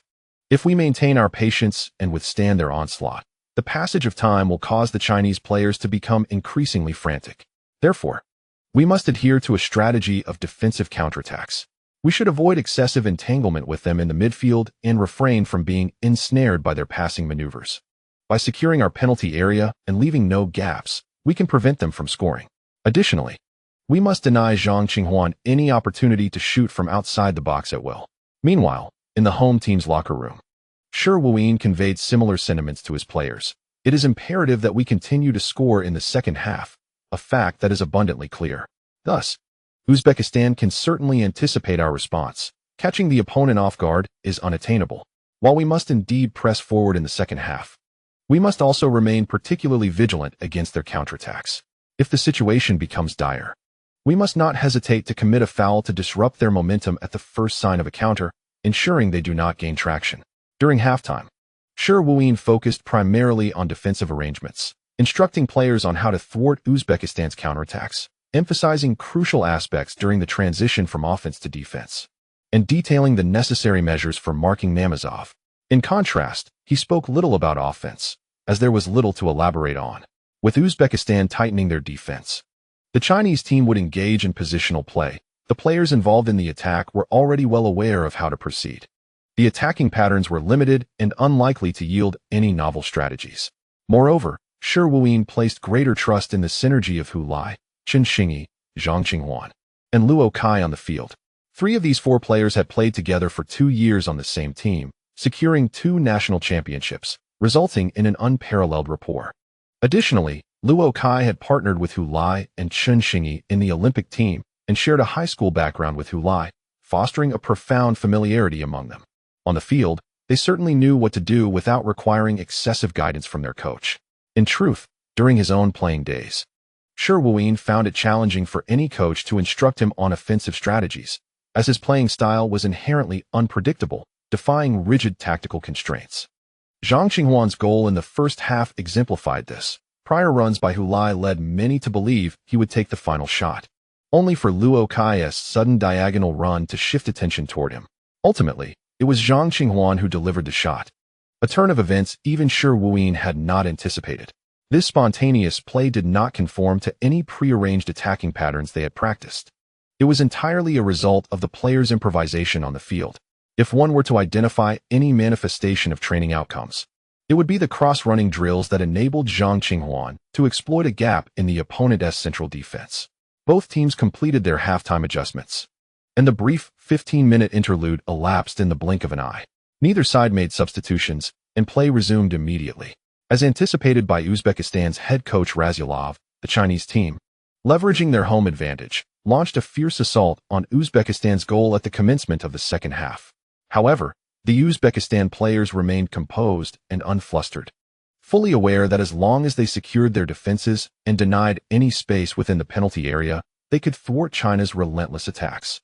Following Zhang Qinghuan's goal in the first half, Coach Razyalov had specifically instructed his players during halftime to enhance their vigilance against Zhang's direct attempts on goal, effectively reinforcing their defensive strategy. Observing the match from the sidelines, Razyalov noted that the situation had stabilized and thus returned to his coaching seat. Seizing a moment to hydrate and converse briefly with his assistant coach, time seemed to drift by until he approached the coaching bench and spoke to his assistant, who nodded in acknowledgement. Leaning down, Razyalov grasped a bottle of mineral water, twisting off the cap and raising it to his lips as he turned. Suddenly, a thunderous cheer erupted. Upon turning back, he beheld Chun Xingyi skillfully maneuvering the ball down the flank and into the penalty area, pursued closely by Uzbekistan's right back, Agita Tajibov, who was struggling to maintain his balance in a rather awkward manner. Chun Xingyi's breakthrough was remarkable as he entered the penalty area. Confronted by an incoming Uzbek defender attempting to block him, he delivered a cross, a low ball directed towards the advancing Hu Lai. Despite the central defender Hamliev closely shadowing Hu Lai, Chun Xingyi opted to pass the ball to him. Hu Lai had explicitly mentioned during halftime that it was crucial to disregard the presence of defenders and seize any opportunity to receive the ball. After all, having played nearly a year in the Premier League, he could not afford to be outmatched by defenders at the Asian level. Such an experience would be rendered futile otherwise. Chun Xingyi concurred. Could Uzbekistan's central defenders truly be more formidable than those in the Premier League? Thus, he delivered the cross without hesitation. After the pass, he observed Hu Lai darting towards the near post, using his body to shield the towering Hamliev behind him, his right arm entangled with that of the opponent. Displaying remarkable poise, he surged towards the ball's landing spot, planting his right foot firmly beside it, then striking with his left foot. In an astonishing display, his left foot connected not solidly with the ball, but rather sliced it, producing a peculiar arc that evaded Hamliev's outstretched leg and circumvented the goalkeeper Abdurakhmanov, who was positioned to block at the near post. The ball sailed towards the far post.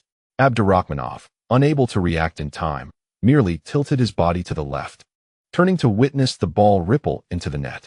Meanwhile, Razyalov, still in the act of drinking water, inadvertently sprayed it everywhere, utterly astonished by the unfolding scene.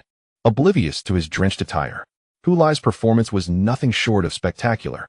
It was yet another shot taken with his less adept left foot, executed with remarkable cunning. Abramov's reaction was utterly absent. We had taken a 2-goal lead. He Feng, from the commentary booth, raised his arms in exhilaration, his voice hoarse. Yet his words were swiftly engulfed by the deafening roar of the crowd. The chapter concludes here. Chapter 150. Regrets of youth lost. Lasalov maintained his drinking posture, albeit the water bottle had been removed from his lips. His demeanor remained unchanged. Residual droplets trickled from his chin, dampening the shirt and suit that adorned his chest. The cheers within the stadium continued unabated, a relentless wave of sound building upon itself. Finally regaining his composure, Lasalov cast a glance at the mineral water bottle in his hand, feeling an overwhelming urge to hurl it to the ground in a fit of frustration. His mind was a tempest of expletives. A left foot. How could it be the damned left foot? Lasalov felt as if the universe conspired against him today.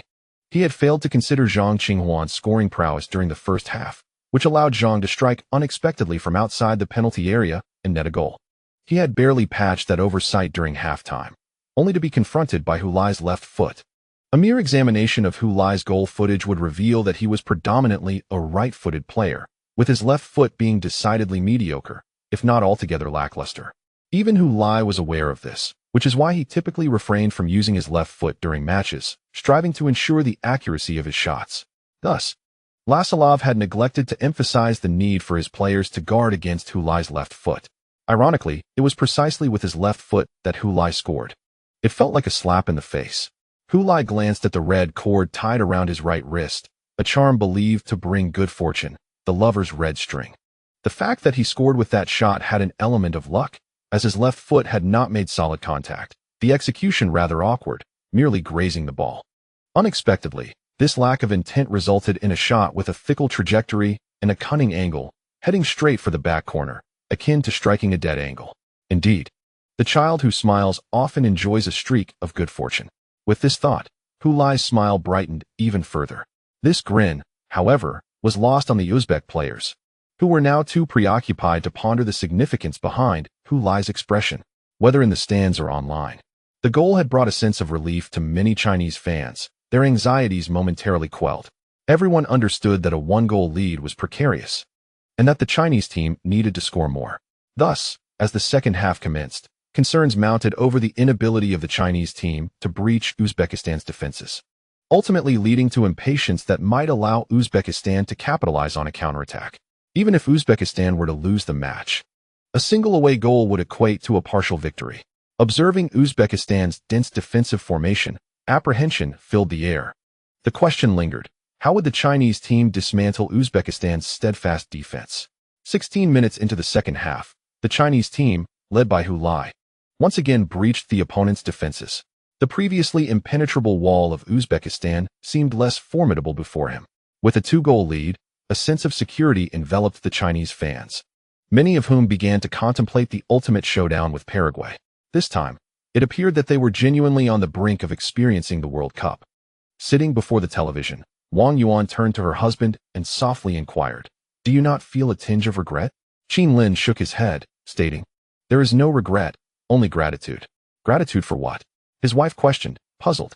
"Gratitude that these young talents emerged at this moment. Had they been born in my era, even the finest gifts would have been squandered." Qin Lin glanced at their son, Qin Shi, sitting diagonally in front of them.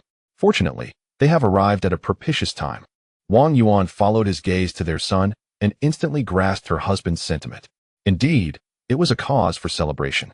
Whether it was Hu Lai, Chen Xingyi, Luo Kai, or their own child, Xiao Qi, they were all thriving in a promising era. Most of her husband's career coincided with the darkest days of Chinese football. Now, the darkness had dissipated, giving way to a radiant dawn. "But I do feel regret," Wang Yuan suddenly interjected. Qin Lin looked at her quizzically. "What do you regret?" "I do not regret that they did not share your era. Rather, I regret that you did not share theirs." "Oh, Qin, how wonderful it would be if you were a decade younger." Her words left Qin Lin momentarily disoriented. At times, he too had entertained such thoughts. If only he were a decade younger, just past 30, in the golden age of his career, fighting alongside these young talents. Surely the national team would not be forced to battle through successive playoffs for a ticket to the World Cup finals. Yet, he understood the futility of such musings and often made a conscious effort to avoid them to prevent himself from sinking into unnecessary nostalgia, which would only impede his progress. Let the past remain in the past. Regrets are simply that, regrets. It is precisely because of these regrets that I find the motivation to move forward. Their son, who had been watching the match, suddenly interjected, "Mom, I saw someone write about that idea online." The couple was taken aback. "What?" "There's an online author named Lin Hai-ting Tao who wrote a story featuring Dad as the protagonist. It begins with him waking up the day after his retirement, only to find himself inhabiting the body of a young player named Dong Sheng, becoming teammates with Hu Guo, Huan Guo, Wang Guo, and Xiao Yu Guo. He possesses the physique of a 20-year-old but the wisdom of a seasoned veteran. The narrative follows his journey from the reserves to his first selection for the national team.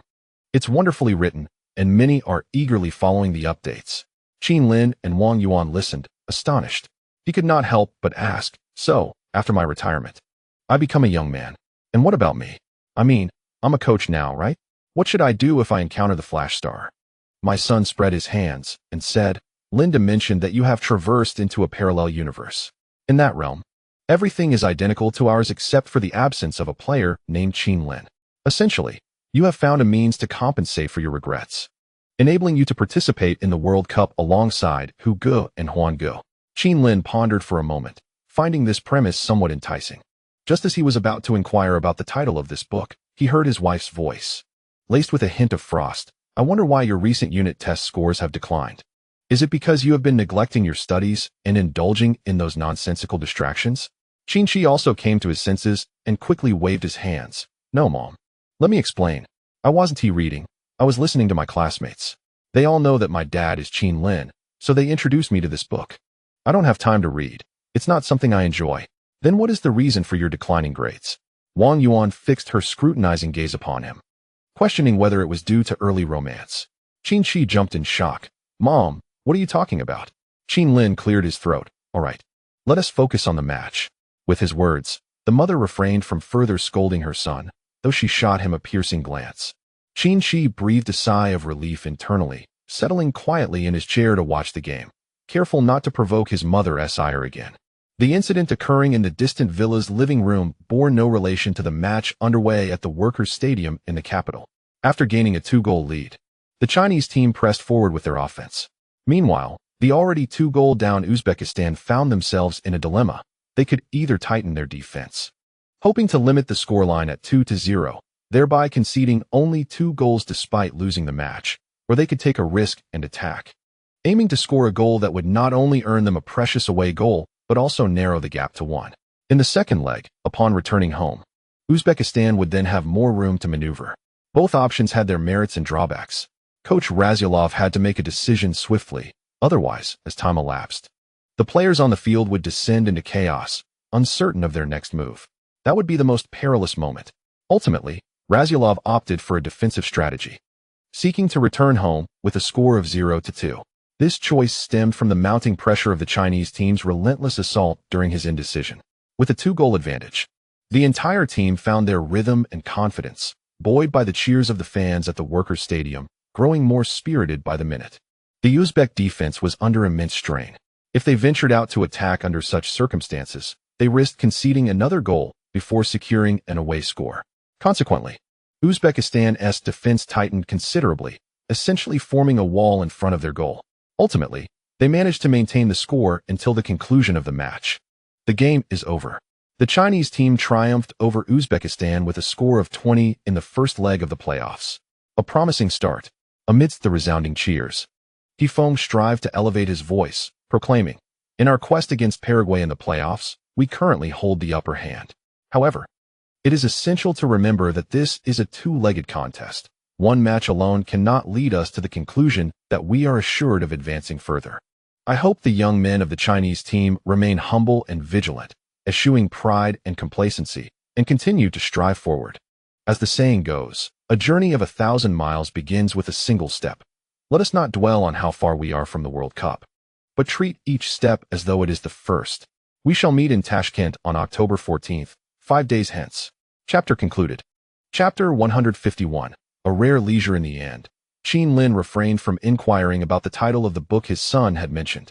He felt a twinge of embarrassment. Fortunately, he remembered the author's name, Lin Hai Jing Tao.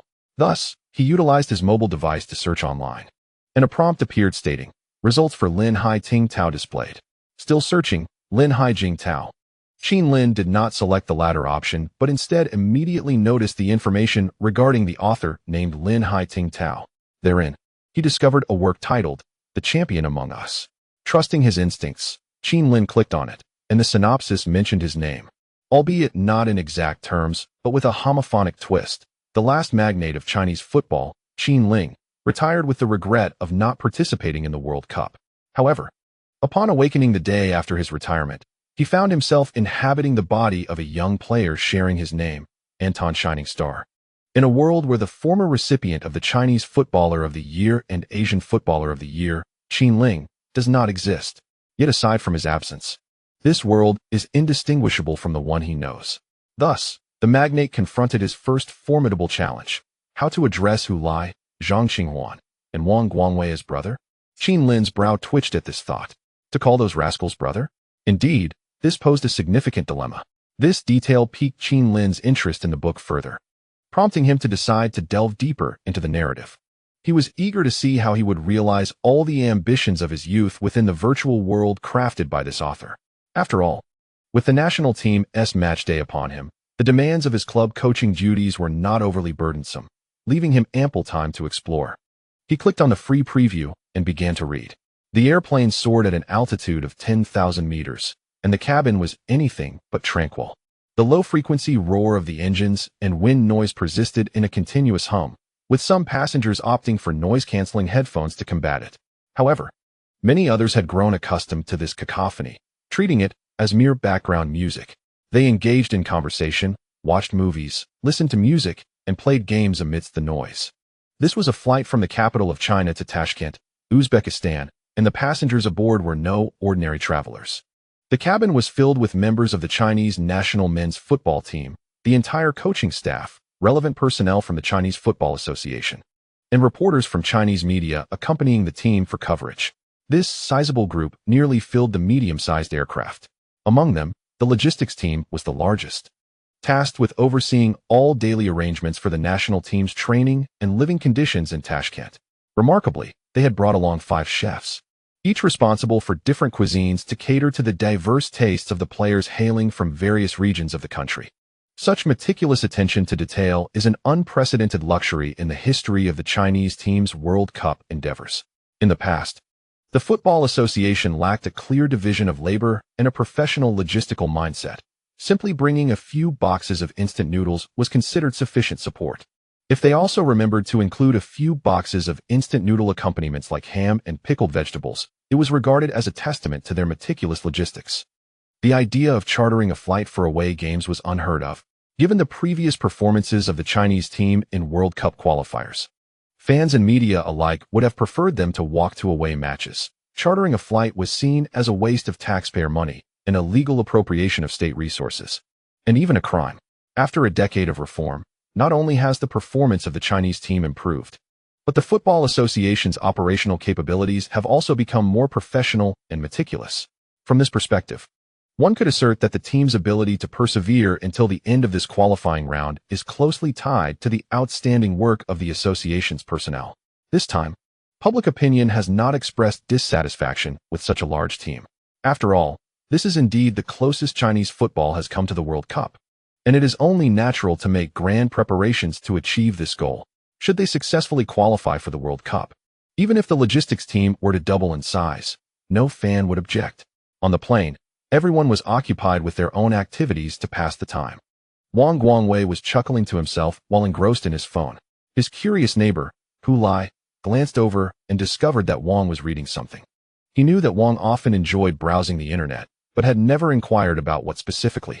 Bored today, Hu Lai decided to ask, "What book is making you so cheerful?" Wang Guangwei set down his phone and replied, "It's a book about football." "Football? What could possibly be interesting about that? You play every day. Wouldn't watching a novice's perspective feel out of place?" "Actually, it's quite engaging," Wang Guangwei chuckled. "Hu Lai, I'll tell you the title, and you can guess who the protagonist is." "How could I possibly guess?" Hu Lai shrugged. "Give it a try. The title is The Boss. We Are Champions." Upon hearing this, Hu Lai paused, and a name instinctively sprang to mind, prompting him to exclaim, "Lin Ge?" Wang Guangwei clapped his hands in delight. "See, you guessed it right away." "Indeed. It's about Lin Ge traveling to a parallel world after his retirement, where he becomes our teammate in that realm." Yet his identity had transformed. He was no longer the prominent figure in Chinese football, but rather a mere rookie in the reserve team, a mere 20 years of age. Before he could finish his thought, Hu Lai interrupted him. "Wait, has Lin become a 20-year-old newcomer?" Wang Guangwei nodded. "Indeed, sharing the same name. Though the author has cleverly used homophones, everyone understands." Hu Lai chuckled. "Hey, shouldn't Lin call us bro now? What kind of expression is that? If I didn't know your writing was rather poor, I'd genuinely suspect you penned this book." Initially, Lin faced his first dilemma. Should he refer to us as bro? "TSK, old Wang, clarify your statement. What do you mean by poor writing? I'll have you know, my essays in childhood once graced the hot posts of our school's forum." "Oh, is that so?" Hu Lai said proudly. "After all, It's not every day one encounters a zero-score essay. Wang Guangwei rolled his eyes. Knowing full well, you dare to say that? Hulai, unfazed, nudged Wang Guangwei with his elbow. Isn't it particularly delightful to be called bro by Lin? Wang Guangwei chuckled, but soon adopted a serious demeanor, stating solemnly, this is fiction. Would I derive joy from such fabricated tales? Hulai scoffed, yet you appeared so delighted earlier. Just passing the time. Had this flight not been so dreadfully dull, I wouldn't even be reading. Wang Guangwei retorted earnestly. You read quite swiftly.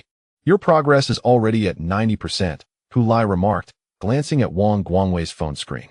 Ahem, I read at a relatively fast pace, Wang Guangwei replied.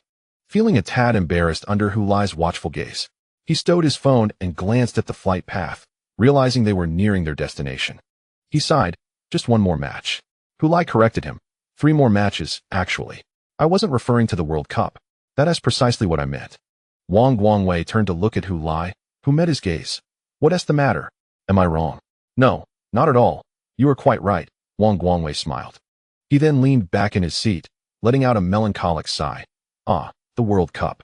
Even though they were at the last match of the Asian qualification rounds, it still felt surreal. He recalled the first time he met Hulai on the high school football field. And now they were on a plane heading to Tashkent as members of the Chinese national team, making a final push for the World Cup finals. This shift in identity left Wang Guangwei with a sense of disconnection, as if he were in a different era. Why the sigh? Hulai inquired.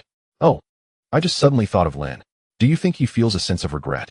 Having worked his entire life only to retire and discover that the Chinese team could potentially qualify for the World Cup? Wang Guangwei's question was not merely a conversation starter. He was genuinely moved. The earlier book had stirred this poignant reflection within him. Nothing is more painful than embarking on a journey only to meet one's end before achieving success. Regret is futile. After all, Lin missed the opportune moment. Hulai sighed and suggested, how about we bring Brother Lin's photo along and place it on the substitute bench during the World Cup match? It would fulfill his World Cup dream. Wang Guangwei paused for a moment, envisioning the scene in his mind, then buried his face in his hands. If only Brother Lin were here. Otherwise, you'd be in for quite a surprise. He exclaimed. Hulai, you have become quite arrogant. Hulai retorted with a smirk. Arrogant? You're the one who dares to let Brother Lin call you brother. Your ambitions are all too evident. Just as they were playfully bantering, the airplane shuddered slightly, and the cabin announcement came through in the pilot's somewhat indistinct voice. Ladies and gentlemen, we will be landing at Tashkent International Airport in 30 minutes. The current ground temperature is 28 degrees Celsius. Please open your window shades, stow your tray tables, and switch electronic devices to flight mode. Upon hearing this, Wang Guangwei, who had been joking with Hulai, straightened in his seat, tensing as if preparing to parachute into a battlefield. It wasn't he just him. The other teammates around him also removed their headphones, set aside their phones, opened their window shades, and gazed downwards. Their leisurely time had come to an end. Though there was no need for parachuting, the battlefield lay directly beneath them. Chapter 152. No way out for Namazov. Having lost the first leg 0-2, we found ourselves cornered. In the home team's locker room, Uzbekistan's captain, Faruk Namazov, was addressing his fellow players. Even head coach Razyalov stood aside, yielding the spotlight to this national hero of Uzbek football. Namazov had once led the Uzbekistan national team to a runner-up finish in the AFC Asian Cup, marking their best achievement in international competitions. It was for this remarkable feat that he was named the Asian Footballer of the Year. Those were the most glorious days of Namazov's career. Now, as his professional journey approached its conclusion, he yearned to fulfill his dream of leading Uzbekistan to a historic appearance on the World Cup stage. However, at this moment, hope seemed rather dim. After the 2-goal defeat in the first leg, the Uzbekistan national team faced severe criticism from local media and fans upon their return. Coach Razyalov was under immense pressure, as both media and supporters believed he had been overly conservative in his strategy while trailing by 2 goals. They felt he should have opted for a more aggressive approach to secure an away goal. If the team could return home with a score of 1-2, the second leg would be much more manageable. Now, this scoreline left many Uzbek fans feeling despondent. Well, gentlemen, let us not dwell on the past. Let us pour our hearts into this match and strive for victory, Namazov urged. Staying focused is crucial. It allows us to unleash our full fighting spirit. Namazov brandished his fists, delivering a powerful oration. In the previous round of the competition, he had faltered, burdened by immense pressure. He expressed no grievances about this. Upon returning to Tashkent, he willingly shouldered the blame for the defeat when confronted by reporters at the airport. As He Feng articulated this, the second round of the match had already commenced. The home team, Uzbekistan, abandoned their defensive strategy from the first round, opting instead for a proactive offensive approach. Amidst the fervent cheers of nearly 70,000 fans, they unleashed a torrential assault on the Chinese team's goal. Every Chinese supporter watched in trepidation. Would the Chinese team become complacent after the first round, thereby squandering a golden opportunity? Such precedents are numerous in the annals of Chinese football history, contributing significantly to its tarnished reputation. While others recognize the folly of stumbling over the same stone twice, Chinese football seems perpetually ensnared by this very fate. With such a burdened legacy, who among the populace can remain calm? Despite the deepening reforms in Chinese football over the years, many entrenched perceptions have slowly begun to shift. Yet, some sentiments are deeply ingrained, particularly the distrust that Chinese fans harbor towards their national team. In critical moments, the haunting memories of past calamities resurface, intertwining with the present match. In plain terms, the tragedies of yesteryears have fostered a pervasive sense of pessimism among Chinese fans, leading them to anticipate defeat rather than victory. Even those who have dared to hope have often been met with harsh realities, resulting in a reluctance to be overly optimistic. This sentiment echoes the humorous adage, "Every time the Chinese team plays, I bet on their loss. If they win, I may lose money, but my joy is unbounded. If they lose, I rejoice in my winnings." Ultimately, this mindset has allowed me to purchase a new home with the profits from betting against the Chinese team. Transforming this deeply entrenched perception of Chinese football is not an endeavor that can be accomplished overnight. Nevertheless, every change must have a starting point, otherwise, transformation will remain a distant dream. The Chinese team withstood the onslaught from Uzbekistan and sought to mount a counterattack. He Feng felt a slight relief as he uttered these words. The previous storm of Uzbekistan's attacks had created considerable tension, prompting him to react with alarm during the commentary. Regardless, we managed to hold our ground. Now, we can take a breath and prepare for the next wave of aggression. On the pitch, the Chinese team initiated their offense down the left flank. Unlike the first round, this time Uzbekistan did not retreat promptly to their penalty area to defend against the Chinese attack. Instead, they applied pressure in the midfield, hoping to regain possession swiftly for a counterattack. This shift in tactical objectives from the first round resulted in more vulnerabilities within their defensive line. Luo Kai received a long diagonal pass from the backfield on the right flank and surged forward with the ball. As the Uzbek defender Eduro Tagulov advanced to defend, he glanced at the space behind his opponent. Without any unnecessary flair, he forcefully propelled the ball forward and then leveraged his speed to overtake. Luo Kai was magnificent. He skillfully outpaced Otagulov. Upon successfully overtaking, Luo Kai did not continue with the ball. Instead, he swiftly crossed it after catching up. The ball arced beautifully into the penalty area. Hulai rushed in, striking the ball without pausing. The Uzbek goalkeeper Hassan Abdurakhmov came out to block the shot with his body. The ball struck his leg and rebounded. Hulai, having completed his initial shot, swiftly reacted again. His body was already leaning forward, leaving him no time for further adjustments, so he lunged forward, executing a diving header. He managed to nod the ball into the Uzbek goal just ahead of Hamriyev's clearance. A sudden stillness enveloped the tumultuous winds above Tashkent's Grand Stadium. The Uzbek fans were taken aback by the unexpected goal, which came out of nowhere, and it was scored by the Chinese team. Hulai! Ah!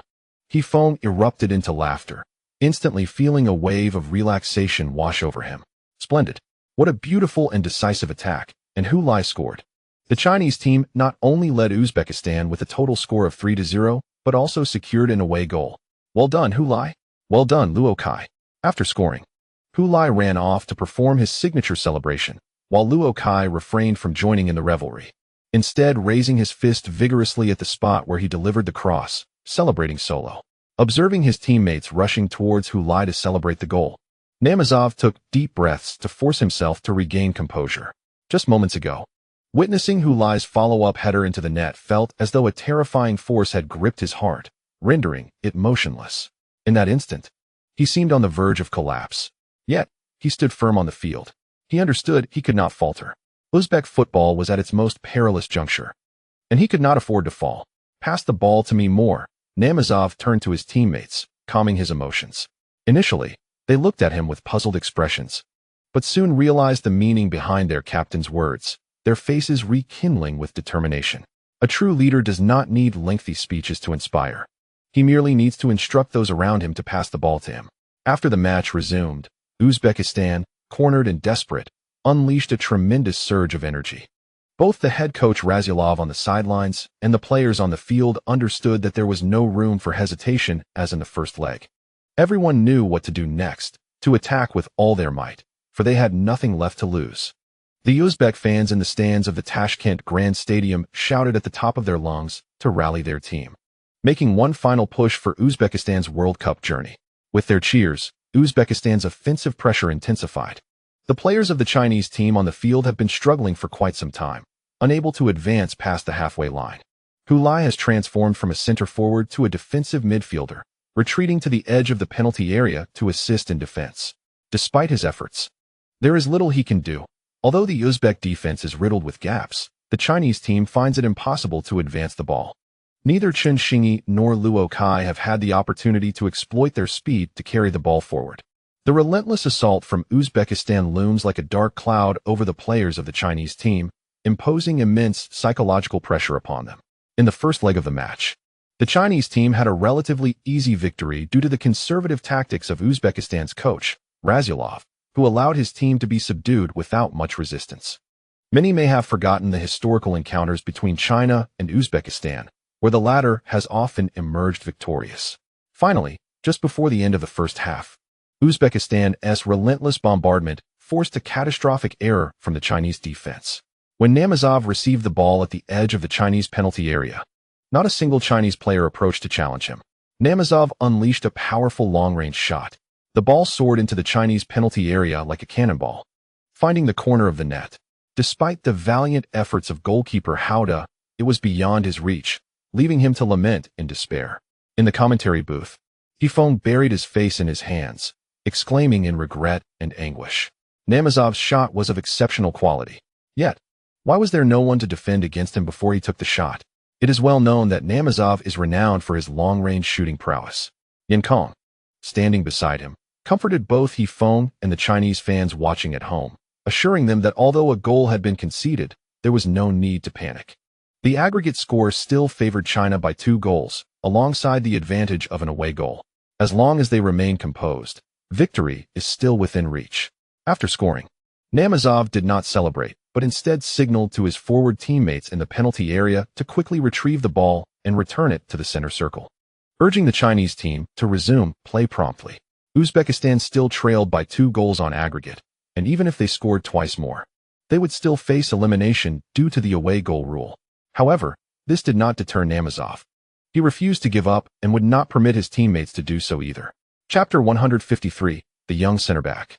Namazov had already achieved his first pre-match goal by scoring during the match. Would he accomplish his second goal of leading the Uzbekistan national team to the World Cup? The commentator from Uzbekistan television was filled with excitement. After scoring, the morale of the entire Uzbek team surged, intensifying their attacks on the Chinese team. Even after a 15-minute halftime break, this momentum remained unbroken. As the second half commenced, Uzbekistan continued to besiege the Chinese goal, with cheers from the stands rising to a fever pitch. In such circumstances, the commentator from Uzbekistan's national television expressed his thoughts. As a seasoned sports commentator, how could he be unaware of the formidable challenge of overturning the Chinese team on home soil? How could he not recognize the troublesome advantage of the away goal that the Chinese team possesses? Yet, he refrains from disclosing these considerations to the fans.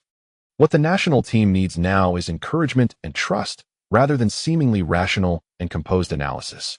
Everyone speaks of creating miracles, but without the fertile ground for miracles to take root, how can one expect them to flourish? It is essential to unite everyone in the belief that Uzbekistan can turn the tide. This is how we cultivate the soil for miracles to blossom. While the power of spirit may seem ethereal, it can indeed manifest in tangible ways. There are precedents in football where opponents have faltered dramatically within mere minutes. If other teams can achieve such feats, why cannot Uzbekistan? Furthermore, it is worth noting that the Chinese team has a historical tendency to collapse under pressure. How did our goal in the first half come about? It was through relentless pressure on their defense, ultimately leading to a critical error. If we managed it in the first half, we can certainly do so again in the second. The current circumstances are unfavorable for us, yet we must endure through the hardship. This sentiment was firmly expressed by He Feng. During this period, he, as the commentator, is notably anxious. Although the Chinese team currently leads by 2 goals overall, it is debatable whether this margin constitutes a true advantage. Should they falter, a 3-goal lead would not guarantee safety either. Thus, he hopes that the Chinese team can withstand the pressure. It is not his desire for them to defend rigidly until the final whistle against such a formidable Uzbek side. That would be unrealistic and unfair. However, he wishes for them to stretch the intervals between conceding goals as far as possible. In doing so, even if Uzbekistan manages to equalize, the match would likely conclude thereafter. If the Chinese team were to lose this match, it would not equate to a collapse. Not only is He Feng on edge, but the Chinese fans watching at home share his anxiety. Xiaolan finds it impossible to remain seated on the sofa. She stands before it, her hands crossed over her chest, anxiously fixated on the television screen, speechless. Behind her, Humiliation displays a relatively calmer demeanor, at least managing to sit on the sofa. Though his expression still betrays tension, as he occasionally glances at the match clock on the broadcast. He silently calculates. 63 minutes have elapsed in the match, leaving 27 minutes until the end of regulation time, considering the potential for 3 to 6 minutes of stoppage time. Especially as the Chinese team may adopt tactics to delay the game, it is reasonable to expect additional time. 6 minutes of stoppage time, plus 27, grants us 33 minutes in total. Uzbekistan must score 3 more goals within these 33 minutes to secure a chance to compete with Paraguay for the final World Cup berth. Unless the Chinese team's defense collapses instantaneously, how could this be possible? Despite such thoughts, Humiliation's brow remained furrowed. When considering the solidity of defense, many eyes inevitably turn to Wang Guangwei. Yao Huasheng, the captain of the Chinese team, is a seasoned defender who has weathered countless storms. No matter the doubts surrounding others, faith in the veteran Yao is unwavering. Since Mao Zedong's injury, Wang Guangwei has stepped in as the starting center back, thus becoming the focal point of scrutiny. It is well known that a center back requires experience and a composed temperament. Consequently, those who excel in this position typically emerge around the age of 25 or older. However, at just 23, Wang has been thrust into a starting role on the national team, facing such a pivotal moment. Can he withstand Uzbekistan's fierce onslaught? This has become a source of concern for many. In reality, Wang Guangwei has already served as a starting player for 3.5 seasons at Anong Shanjing, winning the China League One Championship, the FA Cup, and the Chinese Super League Championship. Since joining the Olympic team, he has also been a starter, clinching the East Asian Cup and the U23 Asian Cup, and even participating in the Olympics and the AFC Champions League. He possesses a wealth of competitive experience typical of a seasoned professional, perhaps even more than many of his contemporaries.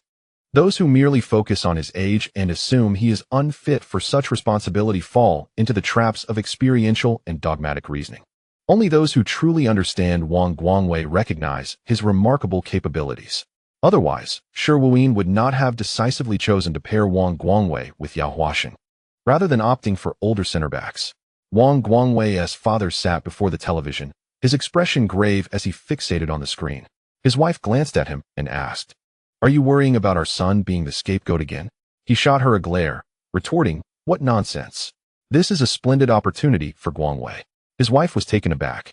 "You would say something like that? Aren't you always worried about Guangwei becoming a scapegoat for the national team? That's ancient history." He waved his hand dismissively. "The situation is indeed critical, but it is precisely such matches that will hone Guangwei's skills. Only by enduring such trials can he truly grow." Admittedly, he inadvertently revealed a hint of concern for his son. Ultimately, the Chinese team withstood Uzbekistan's subsequent waves of attacks after their initial goal.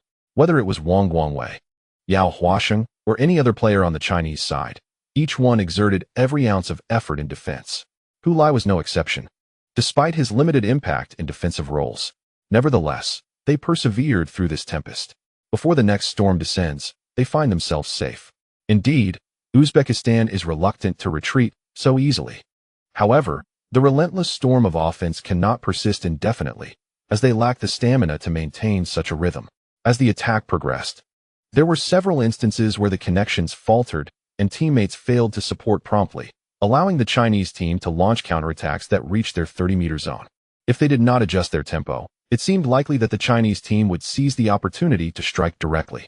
Thus, Uzbekistan opted for a tactical adjustment, drawing back slightly to create space, thereby granting the Chinese team room to maneuver.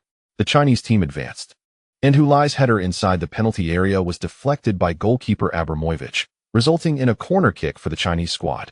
This marked the first corner for the Chinese team in the second half. They aimed to exploit this set-piece opportunity to trouble Uzbekistan. During He Feng's commentary, defenders Yao Huasheng and Wang Guangwei sprinted from the back line to position themselves directly in front of Uzbekistan's goal. In the penalty area, Namazova pointed at Hulai, shouting, "Mark Hulai, don't let him slip away." He understood that although Hulai might not possess remarkable height or weight, he harbored an extraordinary talent for judging the trajectory of the ball. Consequently, even in a crowded penalty area with scant space, Hulai remained the foremost threat for the Chinese team. True to form, Hulai did not remain in his original position but instead raced towards the near post, attempting to evade his markers. Yet, no matter where he moved, he was met by Uzbek players, as if ensnared in an intricate web. Noticing the situation, the corner taker Zhang Qinhuan raised his right hand, signaling the play to his teammates. Hulai's frantic movements caused a bit of chaos in the Uzbek penalty area, providing him a perfect opportunity to take advantage of the confusion. Upon the referee's whistle, Zhang Qinhuan took a couple of steps back and delivered the ball towards the goal. The ball soared high into the air, passing over the near post. In front, Hulai struggled valiantly, leaping alongside two Uzbek defenders, yet both were far from the ball. After gliding over Hulai's head, the ball continued towards the far post, where Wang Guangwei, who had previously been in the center, had turned and retreated. Seizing the chance to draw the Uzbek defender's attention away thanks to Yao Huasheng's positioning, he leaped unmarked, bending low to head the ball. He struck it solidly. Wang Guangwei's header. What a goal! The ball is in. At the most precarious moment, the Chinese team has scored again. They now lead Uzbekistan 2-1. With an aggregate score of 4-1. With less than 30 minutes remaining in the match, the Chinese team retains a 3-goal advantage. We can finally breathe a sigh of relief. Beside him, Yin Kong remarked with a smile, "I knew there would be concerns about the young Wang Guangwei's ability to withstand the recent onslaught from Uzbekistan.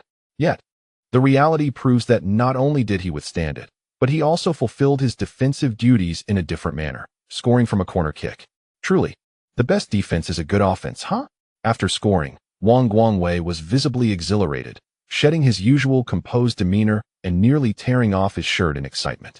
His hands grasped the hem of his jersey, only to remember that such exuberant celebrations could lead to a yellow card. As a central defender, receiving a yellow card would render him shackled for the remainder of the match. Yet, to drop his hands seemed foolish. In a moment of inspiration, he dashed towards the corner flag, waving the hem of his shirt as if fanning himself. Thus, he celebrated his inaugural goal for the national team with this peculiar gesture. Meanwhile, Wang Guangwei's father, watching from the television, leaped from the sofa in sheer delight, raising his arms high. Splendid. His wife, observing her husband's exuberance, stifled her laughter with her hand. Chapter 154. A heartfelt reflection. Even the most skeptical supporters of the national team had to concede that Wang Guangwei's goal signified a promising path for the Chinese squad in the Asian qualifying playoffs. While they might not voice these sentiments aloud, such thoughts were hard to suppress. Anticipation grew for the two-legged encounter against Paraguay. Undoubtedly, Paraguay posed a greater challenge than Uzbekistan. How could the Chinese team possibly overcome such formidable opponents? At this stage of the qualifiers, many Chinese fans were no longer content with merely advancing to this point, nor satisfied with a noble defeat. A prevailing sentiment online suggested that even if the team failed to reach the World Cup, their impressive performance in the final round of qualifiers offered a glimmer of hope for the future of Chinese football, an honorable defeat, indeed. This perspective found considerable support, particularly when hopes for World Cup qualification seemed bleak. In their quest for solace amidst despair, Chinese fans had become accustomed to seeking the faintest flicker of hope. To their astonishment, the trajectory of events exceeded expectations, as the Chinese team qualified for the Asian qualifying playoffs as the third-place finisher in their group. With this newfound opportunity, ambitions began to stir within many hearts, although most remained hesitant to acknowledge it. even after the first leg where the Chinese team triumphed 2-0 against Uzbekistan on home soil. Few dared to dream. Now, with Uzbekistan trailing by 3 goals on their home ground and China having scored 2 away goals, the prospect of a comeback seemed daunting. They would need to net 4 goals within the remaining 30 minutes. Yet, even in the face of potential collapse, it seemed improbable that the Chinese team would falter to such an extent.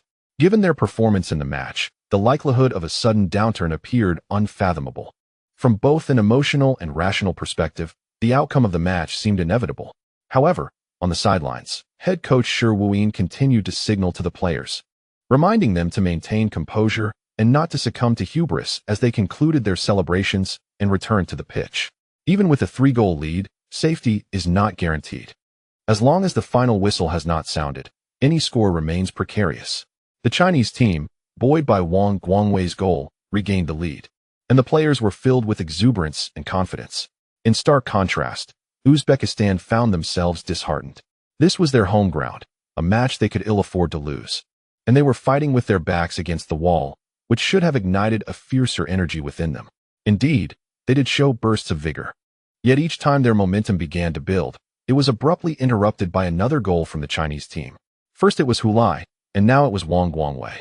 Once could be tolerated, but to endure it again? It was a severe blow to their morale, akin to a message telling them that no matter how hard they tried, it would ultimately amount to nothing. Consequently, after the match resumed, Uzbekistan's performance noticeably declined compared to before their conceding. The players appeared anxious, their attacks simplistic and direct.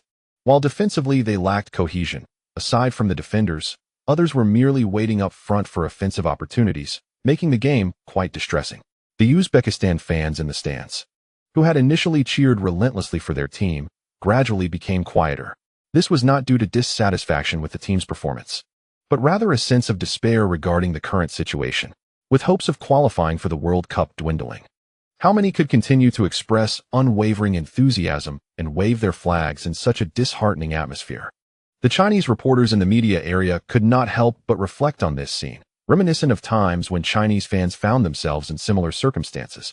Witnessing opponents celebrate right before their eyes, observing their rivals grow more confident as time ticked away, while failing to see any signs of victory for the Chinese team. This moment felt all too familiar, a shared experience. Thus, these reporters deeply empathized with the feelings of the Uzbekistan fans in the stands. Witnessing this, they even found themselves losing some of their joy for the Chinese team's success, as they felt a twinge of sympathy. Reluctant to express too much happiness for fear of becoming the very fool they despised. With a 3-goal aggregate lead, the Chinese team slowed their pace, tactically dancing around Uzbekistan. At the same time, coach He Feng began to make substitutions, adopting a more conservative approach, no longer pursuing goals with fervent attacks. The players inevitably became a bit complacent, which led to Uzbekistan scoring another goal in the 82nd minute. The scorer was their captain, Faruk Namazov, utilizing his signature powerful long-range shot. This was Namazov's preferred method of scoring, having previously netted many crucial goals in such a manner, including the goal that propelled Uzbekistan into the Asian Cup finals. A pinnacle moment in the nation's football history. However, this time, Namazov could not save his national team with his favored technique. After this goal, neither side managed to score again, until the referee's whistle signaled the conclusion of the match. The Tashkent Grand Stadium fell into an unexpected silence. The Uzbek fans stared blankly at the field, their dreams of the World Cup shattered once again. Meanwhile, the Chinese team players exuberantly raced across the pitch, celebrating their triumph. For one nation, the World Cup dream had been extinguished, while for another, it continued to thrive. Namazov approached Hulai, who was engrossed in the celebration with his teammates.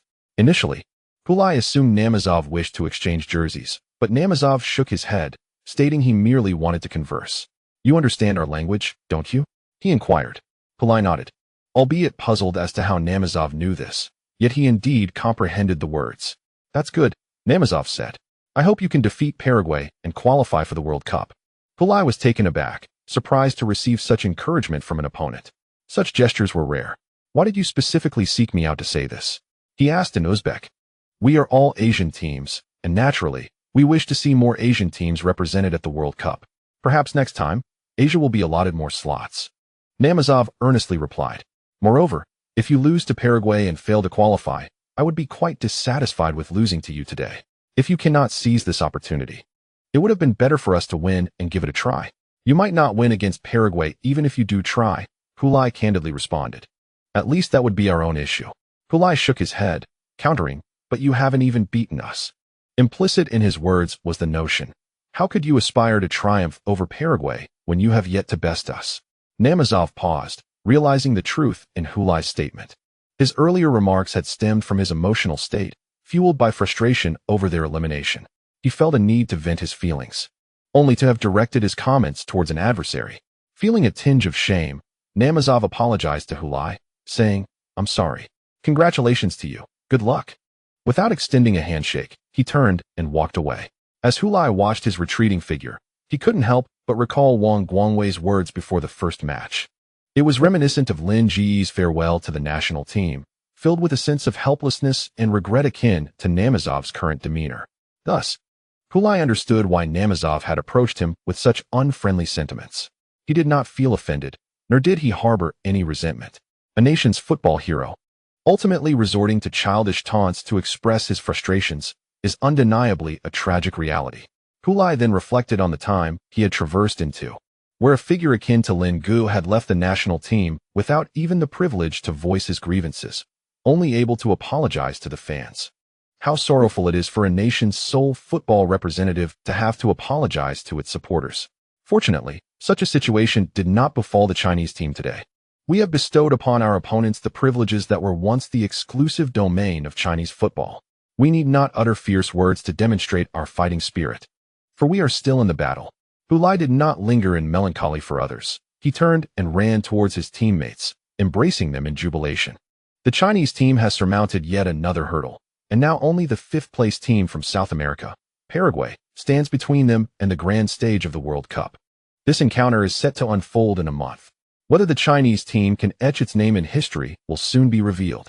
Chapter 155. Walking alone. Faruk Namazov officially announced his retirement from the national team in a post-match interview. Although he had previously indicated that this World Cup qualifier would be his last, the reality of that moment brought a profound sense of loss. Namazov calmly articulated his decision before the camera, offering no elaborate explanations or further remarks, simply stating that he would now focus on club competitions. At the airport, Hulai paused to watch the news broadcast on the airport television screen. The image displayed Uzbekistan's captain, Faruk Namazov, standing before the backdrop after yesterday's match. He understood the news anchor's fluent Uzbek and could read the headlines, fully aware of the significance of the report. A nation's football hero was bidding farewell, stepping into the shadows of history. As the curtain fell once more, he became invisible. After completing the interview, Namazov nodded in gratitude to the reporters before exiting the camera's view. Hulai withdrew his gaze, grasped his suitcase, and continued toward his boarding gate. He was to fly back to England from Tashkent, while his national teammates had departed slightly earlier. Alone, he awaited the announcement for his flight. Not only was he waiting, but he also had to navigate a journey involving 2 layovers and 3 flights with 2 different airlines, spanning 15 hours to reach London. There, he would meet his agent, Yang Zhongxun, and then embark on a car ride exceeding 3 hours to return to his apartment in Leeds. This was his solitary journey, the price he had to pay as the sole hope of his village to play football abroad. During those days when he returned to compete from England, he spent them in much the same way. The once glorious Hulai on the pitch now found himself alone in a foreign airport, dragging his suitcase and carrying a backpack.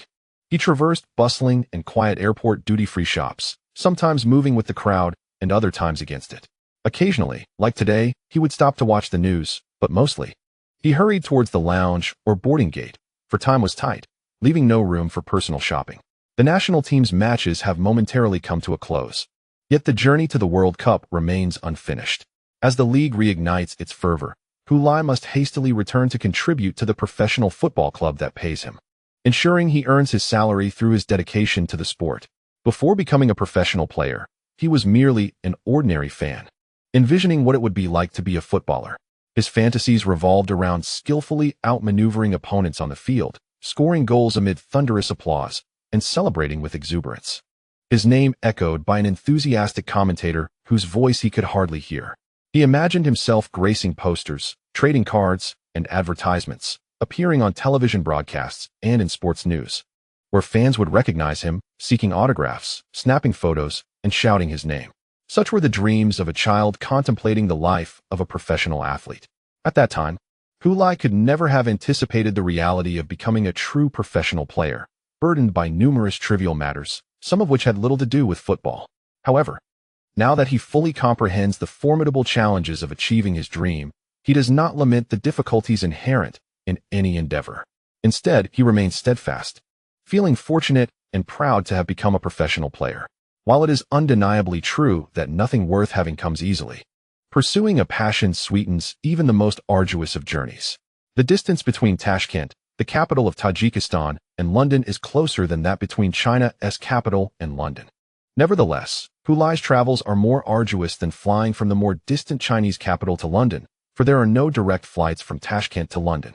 Consequently, despite the use of physical stamina potions to alleviate fatigue from his previous match, he still appeared weary upon returning to Leeds United.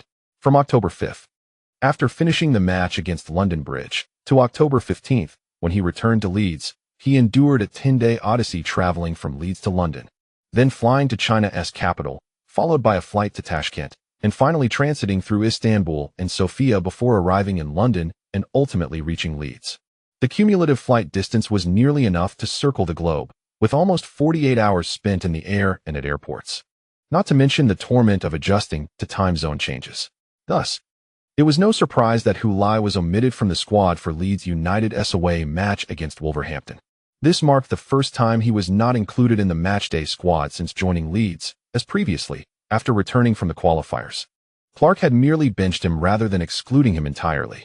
Recognizing that Hu Lai had the longest flight duration, the farthest distance traveled, and the most playing time among the squad during the international break, Coach Tony Clark granted him a well-deserved respite, allowing him to rest at home. Without Hu Lai, Leeds ultimately succumbed to Wolverhampton with a score of 1-2. Before this round of the league, Wolverhampton was ranked 11th, while Leeds City held the second position. Although the disparity in their rankings appears significant, the actual performances of the two teams suggest that the 9-place difference is not as pronounced. This is not the first occasion Leeds City has succumbed to a team ranked considerably lower than themselves. Thus far this season, Leeds has faced defeat in 3 matches, with their initial loss occurring at home against the formidable defending champions, Stan Park Rangers. The subsequent 2 defeats were away losses to teams positioned much lower in the standings, a 0-1 setback against 9th-ranked Bochum in the 6th round, and a 1-2 loss against 11th-placed Wolverhampton in the 9th round. In contrast to their lackluster performances against lower-ranked teams, Leeds has often excelled against stronger opponents, a 2-0 triumph over Tranmere at home, a 4-3 victory against North London Rangers away, and a 2-1 win over London Bridge, all results against traditional Premier League giants. Following their loss to Wolverhampton, some Chinese fans humorously dubbed Leeds City as Robin Hood Leeds, a moniker that, amusingly, seems quite fitting. Despite the defeat, Leeds City maintains a commendable standing in the league, currently accumulating 18 points, which has only seen them drop 1 position to 3rd place. The second spot has been taken by Manchester Athletic, who triumphed 2-0 against Sydenham in this round. Fortunately for Leeds, the teams trailing them have not fared well. Tranmere, also with 15 points, could only manage a draw at home against Stan Park Rangers, failing to capitalize on the opportunity to close the gap with Leeds. Similarly, the team tied on points with Tranmere, Port of Ships, faced an unexpected defeat, losing 0-1 away to newly promoted Northumbria. It is noteworthy that Leeds had previously secured an effortless 2-0 victory against the same opponent in an away match. North London Rangers ended up drawing 1-1 at home with West Hearts, while only London Bridge emerged victorious, narrowly winning 1-0 against Highlanders. However, even with this win, London Bridge now only has 14 points, still trailing Leeds by 4. Considering Leeds City's position last season, it is evident that their current standing, despite 3 losses, is quite an improvement. No one seems to criticize the team's performance. Moreover, with Hu Lai set to return in the next round, Leeds fans are filled with anticipation for their upcoming home match against Wigan. At the White Rose pub, members of the fan organization gathered together, seizing the pre-opening hours to rehearse the song created by their beloved David Miller. David Miller expressed his satisfaction. "I told you this song is particularly easy to learn. The melody is simple and well-known, with lyrics that are phonetically fitting and require minimal alteration. Having lost the previous round, it was merely an away match. And with Hu unavailable, the next round against Wigan will be at home, ensuring his appearance. Once he scores, we shall sing to him from the stands. I have already sent you the lyrics. Everyone must memorize them. All right, if you insist, the companions replied with a hint of reluctance. Yet Miller remained unfazed by their attitudes.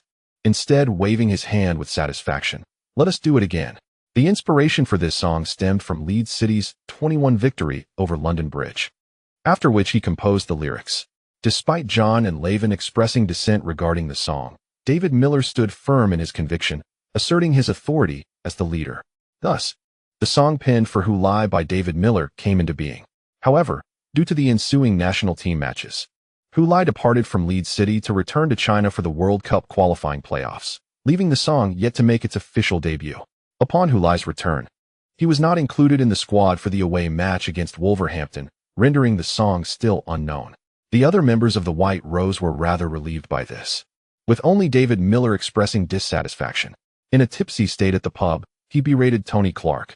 I know he played for the national team, but even if he can't start, can't he at least be on the roster to have the chance to come on as a substitute? I assure you, even as a substitute, if he steps onto the pitch, he will score. Then we can proudly and loudly sing that song. Moreover, we might win the match and secure 3 points. John retorted, Damn it, David. While I too desire the team to win, I must admit I'm relieved Who isn't playing. For I really don't want to sing your damned Who song in front of so many people.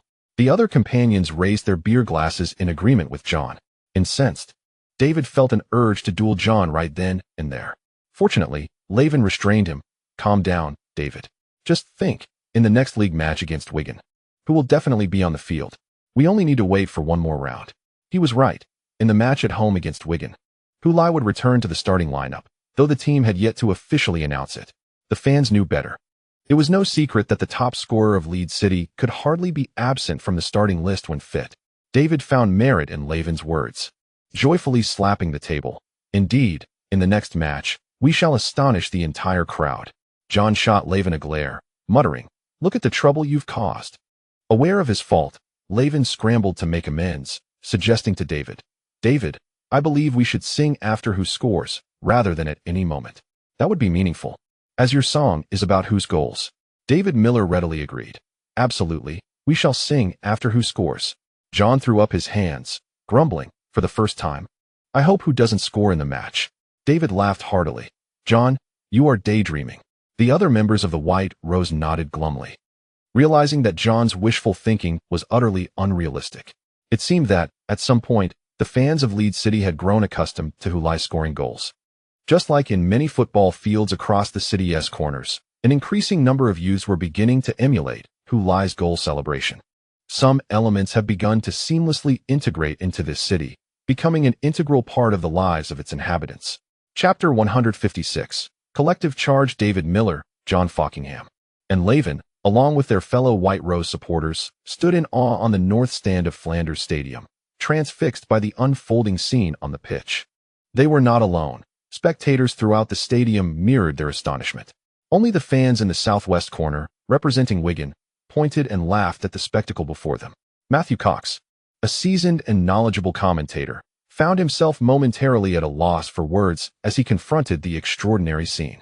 With a hesitant tone, he announced, The match between Leeds United and Wigan is about to commence. The players have taken their positions. Well, the Wigan players have positioned themselves. I am uncertain whether the Leeds players can be considered in position at this moment. The television broadcast revealed the Wigan players standing in their designated spots, the forwards at the forefront, though not yet in the center circle, since they were not the ones to kick off. The midfielders were positioned slightly behind the forwards, while a line of 4 defenders stood at the back, and the goalkeeper was positioned within the penalty area, slightly advanced onto the edge of the 6-yard box. This formation is typical for a pre-match setup, allowing observers to discern the tactical arrangement of the team. In stark contrast, the Leeds United players displayed an unconventional stance, congregating near the center line, though not entirely, as 8 of them clustered around the middle circle. The player set to take the kickoff, Hule, stood in the center circle, flanked by 7 other Leeds players, with 4 to the left and 3 to the right. Behind the center line, aside from goalkeeper Van der Ven, only 2 players remained, center back Teddy Brayford and defensive midfielder Jay Adams. What formation is this? 118? What madness has Clark concocted this time? Journalists in the press box exchanged bewildered glances, some already typing on their phones. Leeds United's head coach, Tony Clark, is dubbed a madman. Once again, in his match against Wigan, he has surpassed our expectations, revealing an even more eccentric side. His team has congregated at the center line before the match, a sight that has left the reporters in the press box astonished and has equally shocked the opposing Wigan team. The camera zoomed in on Wigan's head coach, Roger Beale, whose furrowed brow and perplexed expression betrayed his confusion over the antics of his younger counterpart. The broadcast then transitioned to the home team's coaching area, where Tony Clark, awaiting the match's commencement, was engaged in conversation with his assistant coach. However, as they spoke with their mouths covered, the content of their discussion remained a mystery to all. Tony, at times I find myself questioning whether you are indeed a distant relative of who. Why do you say that, Sam? Because who merely mentioned it in passing. And yet you have genuinely made the entire team practice such a tactic. If it weren't for a familial bond, why would you indulge him to such an extent? Randall covered his mouth with one hand while shrugging his shoulders with the other. Clark chuckled, covering his mouth. But you have witnessed the specific effectiveness of this tactic during training. It indeed yields results. From the outcome, Hulai's whimsical kickoff strategy has proven to be quite beneficial. Initially, when he proposed it, everyone thought he was joking, and few took him seriously. Only Tony, Clark, and Matt Down believed it was worth trying according to Hulai's suggestion. Consequently, the entire team actually collaborated with Hulai to implement his seemingly casual tactic on the training field. The issue is not whether it works, but rather that you believe everything he says, Tony. Regardless, even if he is incorrect, we won't suffer significant losses. This tactical training is not overly complicated and serves as a refreshing change during practice. Clark shook his head, a smile gracing his face. The match had yet to commence. Yet the players were already in position. However, the situation for Leeds City was somewhat different. He Feng's voice resonated from the speakers, and Wang Guangwei and Zhang Qinghuan, seated in front of the projection screen, experienced an overwhelming sense of déjà vu. It was as if they had witnessed this scene before. Hulai, that rascal. Qin Lin sighed beside him. Zhang Qinghuan suddenly remembered, slapping his thigh. Isn't this reminiscent of our encounter with Haishan during the FA Cup when we were in the China League? Back then, it was a corner kick strategy. And now Leeds City seems to be employing a kickoff akin to a celestial scattering of flowers. Wang Guangwei also began to reminisce. Zhang Qinghuan nodded. I suspect this must certainly be Hulai's idea. Wang Guangwei laughed, covering his face. Initially, I thought he was merely being frivolous because Coach Zhao is his godfather. It seems he has acquired another godfather in England. The players from Vegiston, after their initial astonishment, gazed mockingly at the Leeds City players ahead of them. It was as if they were not competing against a professional team, but rather a group of clowns performing in a circus, amusing the audience. What are they attempting to do? Gather together, awaiting the whistle, forming a human pyramid? Even a fool could discern that Leeds City intended to charge forward en masse after the kickoff, attempting to seize victory amidst the chaos. But in doing so, wouldn't they leave their flanks entirely exposed? As long as we can intercept their passes, we can launch a counterattack. And Leeds City may find themselves kicking off twice within a minute. Such a kickoff method is utterly nonsensical. Some even cast their gaze towards Tony Clark on the sidelines. There are those online who label him a madman, and many Vegiston players, initially perplexed, now unanimously agree that Clark is indeed a lunatic. For a rational mind cannot conceive such a foolish tactic. At that moment, Hulai, standing in the center circle with his foot poised over the ball, called out to the group of Weisseston players, whose faces were barely concealing their amusement. Gentlemen, I advise you not to move when the ball is in play. You will soon need to return here to restart the game, so why waste your energy? Upon hearing Hulai's words, several Weisseston players exchanged glances before bursting into laughter, as if they had just heard a particularly amusing joke. Their perception of Hulai shifted from viewing him as a jester to regarding him as a fool. Did he truly believe they were unaware of his intentions? He merely wished for them to remain stationary, allowing his team to mount an offensive. How foolish to think that a few casual remarks could compel them to stand still. Just as their laughter echoed, a sharp whistle pierced the air. The match had commenced. At the sound of the whistle, Hulai swiftly turned and passed the ball back. Simultaneously, the Leeds City players, who had been poised at the halfway line, surged forward towards the Weisseston penalty area like sprinters responding to the starting gun. Hulai, having completed his pass, quickly followed suit. Vice's Tun's forward, John Joe, brushed past him, accelerating toward Leeds City's center back, Teddy Braithwaite, who had just secured the ball and immediately made way. Stepping up beside him, Jay Adams struck the ball, sending it soaring with a long pass. Almost as soon as the ball left the ground, John Joe leaped into the air, attempting to intercept it but failed to make contact. The ball ascended high, traveling directly towards the left flank of the forward line. There, Leeds City's starting center back, Ben Grist, turned around, his back to the attacking direction, and leapt into the air. Standing at an imposing height of 195 meters, Grist was the tallest player on the pitch, renowned for his exceptional heading ability. Most crucially, Leeds City's fervent charge had disrupted Weiston's defense, leaving Grist unchallenged as he leapt for the ball. He easily met it with his head and redirected it backward. After making contact, Grist glanced back to see Kamara racing into the penalty area. He realized he had fulfilled the task assigned by his coach, and a smile spread across his face while he was still airborne. The first challenge of this tactical maneuver was to ensure the ball reached Grist's head accurately, thereby capitalizing on his height and heading prowess.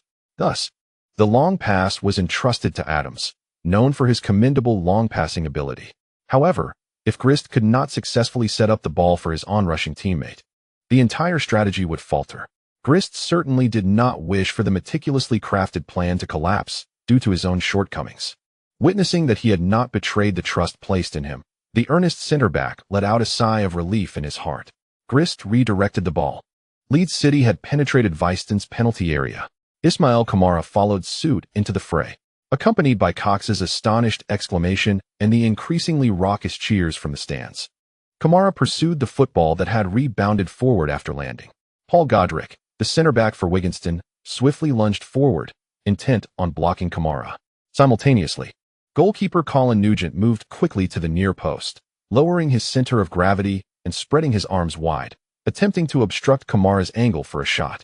However, instead of shooting, Kamara cleverly used the outside of his right foot to flick the airborne ball directly into the center. Godric attempted to leap and head the ball clear, but in his haste, he miscalculated his jump and failed to make contact. In other words, he completely missed it. Opportunity. He Feng, witnessing this moment from the studio, was filled with excitement as he simultaneously spotted Hu Lai, who had already surged into the goal area right behind the leaping Godric. Hu Lai also jumped, meeting the ball that had slipped past Godric with a powerful header. Behind him, another center back from Wigston, Liam Finney, did not even attempt to jump. He merely watched in disbelief as Hu Lai executed the header at close range. Perhaps he himself had not anticipated that the ball could even reach the goal. At this moment, Nugent was utterly unable to react in time. All he could do was awkwardly turn around and helplessly watch as the ball sailed into the net he was guarding, letting out a frustrated sigh towards the heavens. The entire Flanders stadium erupted in jubilation. Amidst the deafening cheers, Cox roared, "What an incredible goal! Leeds City has scored just 10 seconds into the match. This is the fastest goal in the Premier League this season. Unbelievable. Leeds City's audacious tactics have yielded astonishing results." The players from Wigston appeared utterly stunned by Leeds City's all-out attacking strategy, with nearly everyone at a loss as to how to respond. After scoring, Hu Lai did not rush to the corner flag to perform his signature celebration, but instead sprinted towards Kamara, embracing him in joyous celebration. Not just him, but other Leeds City players also flocked to join in the embrace. They did not need to run far, as they had surged forward right from the kickoff and had yet to retreat. United in purpose, they transformed Hu Lai's whimsical idea into reality, successfully scoring from this seemingly farcical strategy, taking the lead. In Chapter 150, Hu Lai's roll song Leeds City took the lead just 10 seconds into the match, an outcome that astonished everyone. Although many had speculated that Leeds City aimed to catch their opponents off guard, this did not guarantee the success of their strategy. Who could have predicted that it would indeed work? The first attack following the kickoff involved 4 passes, and in a mere 10 seconds, the football found its way into Wigston's net. People often speak of a splendid start, yet when such a truly magnificent beginning unfolded before them, it left everyone in disbelief. How could this be? How was it achieved? "Oh my God," many exclaimed in their hearts. Even the DJ broadcasting live seemed momentarily sluggish in his response, failing to pose his existential question immediately. Let us not even mention the bewildered fans of the Wigston team who traveled to support their squad. How could they possibly score at such a moment? It is indeed laughable. What are our players doing? Have they been rendered utterly speechless in shock? As for the players of Wichton, whether or not they are equally stunned remains uncertain, yet it is clear that the fans are in a state of disbelief. They clasp their heads in their hands, their gazes vacant as they fixate on the pitch. Meanwhile, the players of Leeds City have concluded their celebration and returned collectively to their half of the field. The broadcast reverberates with the DJ's 3 inquiries. Who is it? Who is it? Who scored the goal? Who? Although Hulai did not perform his signature celebratory gesture this time, the fans, regaining their senses, responded in unison with a resounding roar to the announcement. Upon hearing this roar, Hulai raised his arm and waved towards the stands, greeting the supporters. Ah! Tony Clark gave his assistant coach, Rander, a hearty pat on the back, astonished that they had indeed succeeded. Rander quipped, "So you were uncertain too? Who can guarantee that every tactic will yield success?" Clark laughed heartily, dismissing the concern. What truly matters is that we have scored, leading just 10 seconds into the match. Is there a more splendid start than this? Sam, let me tell you, when you think Hulai is being fanciful, it indicates that our opponents could never anticipate our maneuvers. And thus, such unexpected strategies yield remarkable results. Faced with this undeniable reality, Sam Rander found himself at a loss for words. He shook his head, then chuckled. I truly cannot fathom this Chinese boy. Then I recommend you read The Art of War. It may help you comprehend the genius of Hulai. Clark seized the opportunity to promote the ancient Eastern wisdom he had been studying. Essentially, everything Hulai has accomplished can be encapsulated in a single phrase from that tome. Attack where the enemy is unprepared and strike unexpectedly. Clark pronounced this phrase with a Chinese accent, imagining that he must appear mysterious and profound in Rander's eyes. The essence of this tactic is to assail the opponent in their unguarded moments, to catch them off guard. Do you see? This strategy aligns perfectly. Roger Bibler surely did not anticipate that we would adopt such an approach, and thus, he did not instruct his players on how to defend against this particular offensive scheme. When our team surged forward, Wichton's formation collapsed like a fence overwhelmed by a flood, utterly disintegrating. Bibler indeed had not foreseen this. Few individuals with a sound mind would conceive that Leeds City would employ such a tactic. He certainly did not view it as a meticulously orchestrated scheme by Leeds City. Rather, he believed it was merely a stroke of luck that favored the entire team. Thus, after conceding the goal, he became particularly incensed. Wondering how the opponent could score from sheer fortune, where is the justice in that?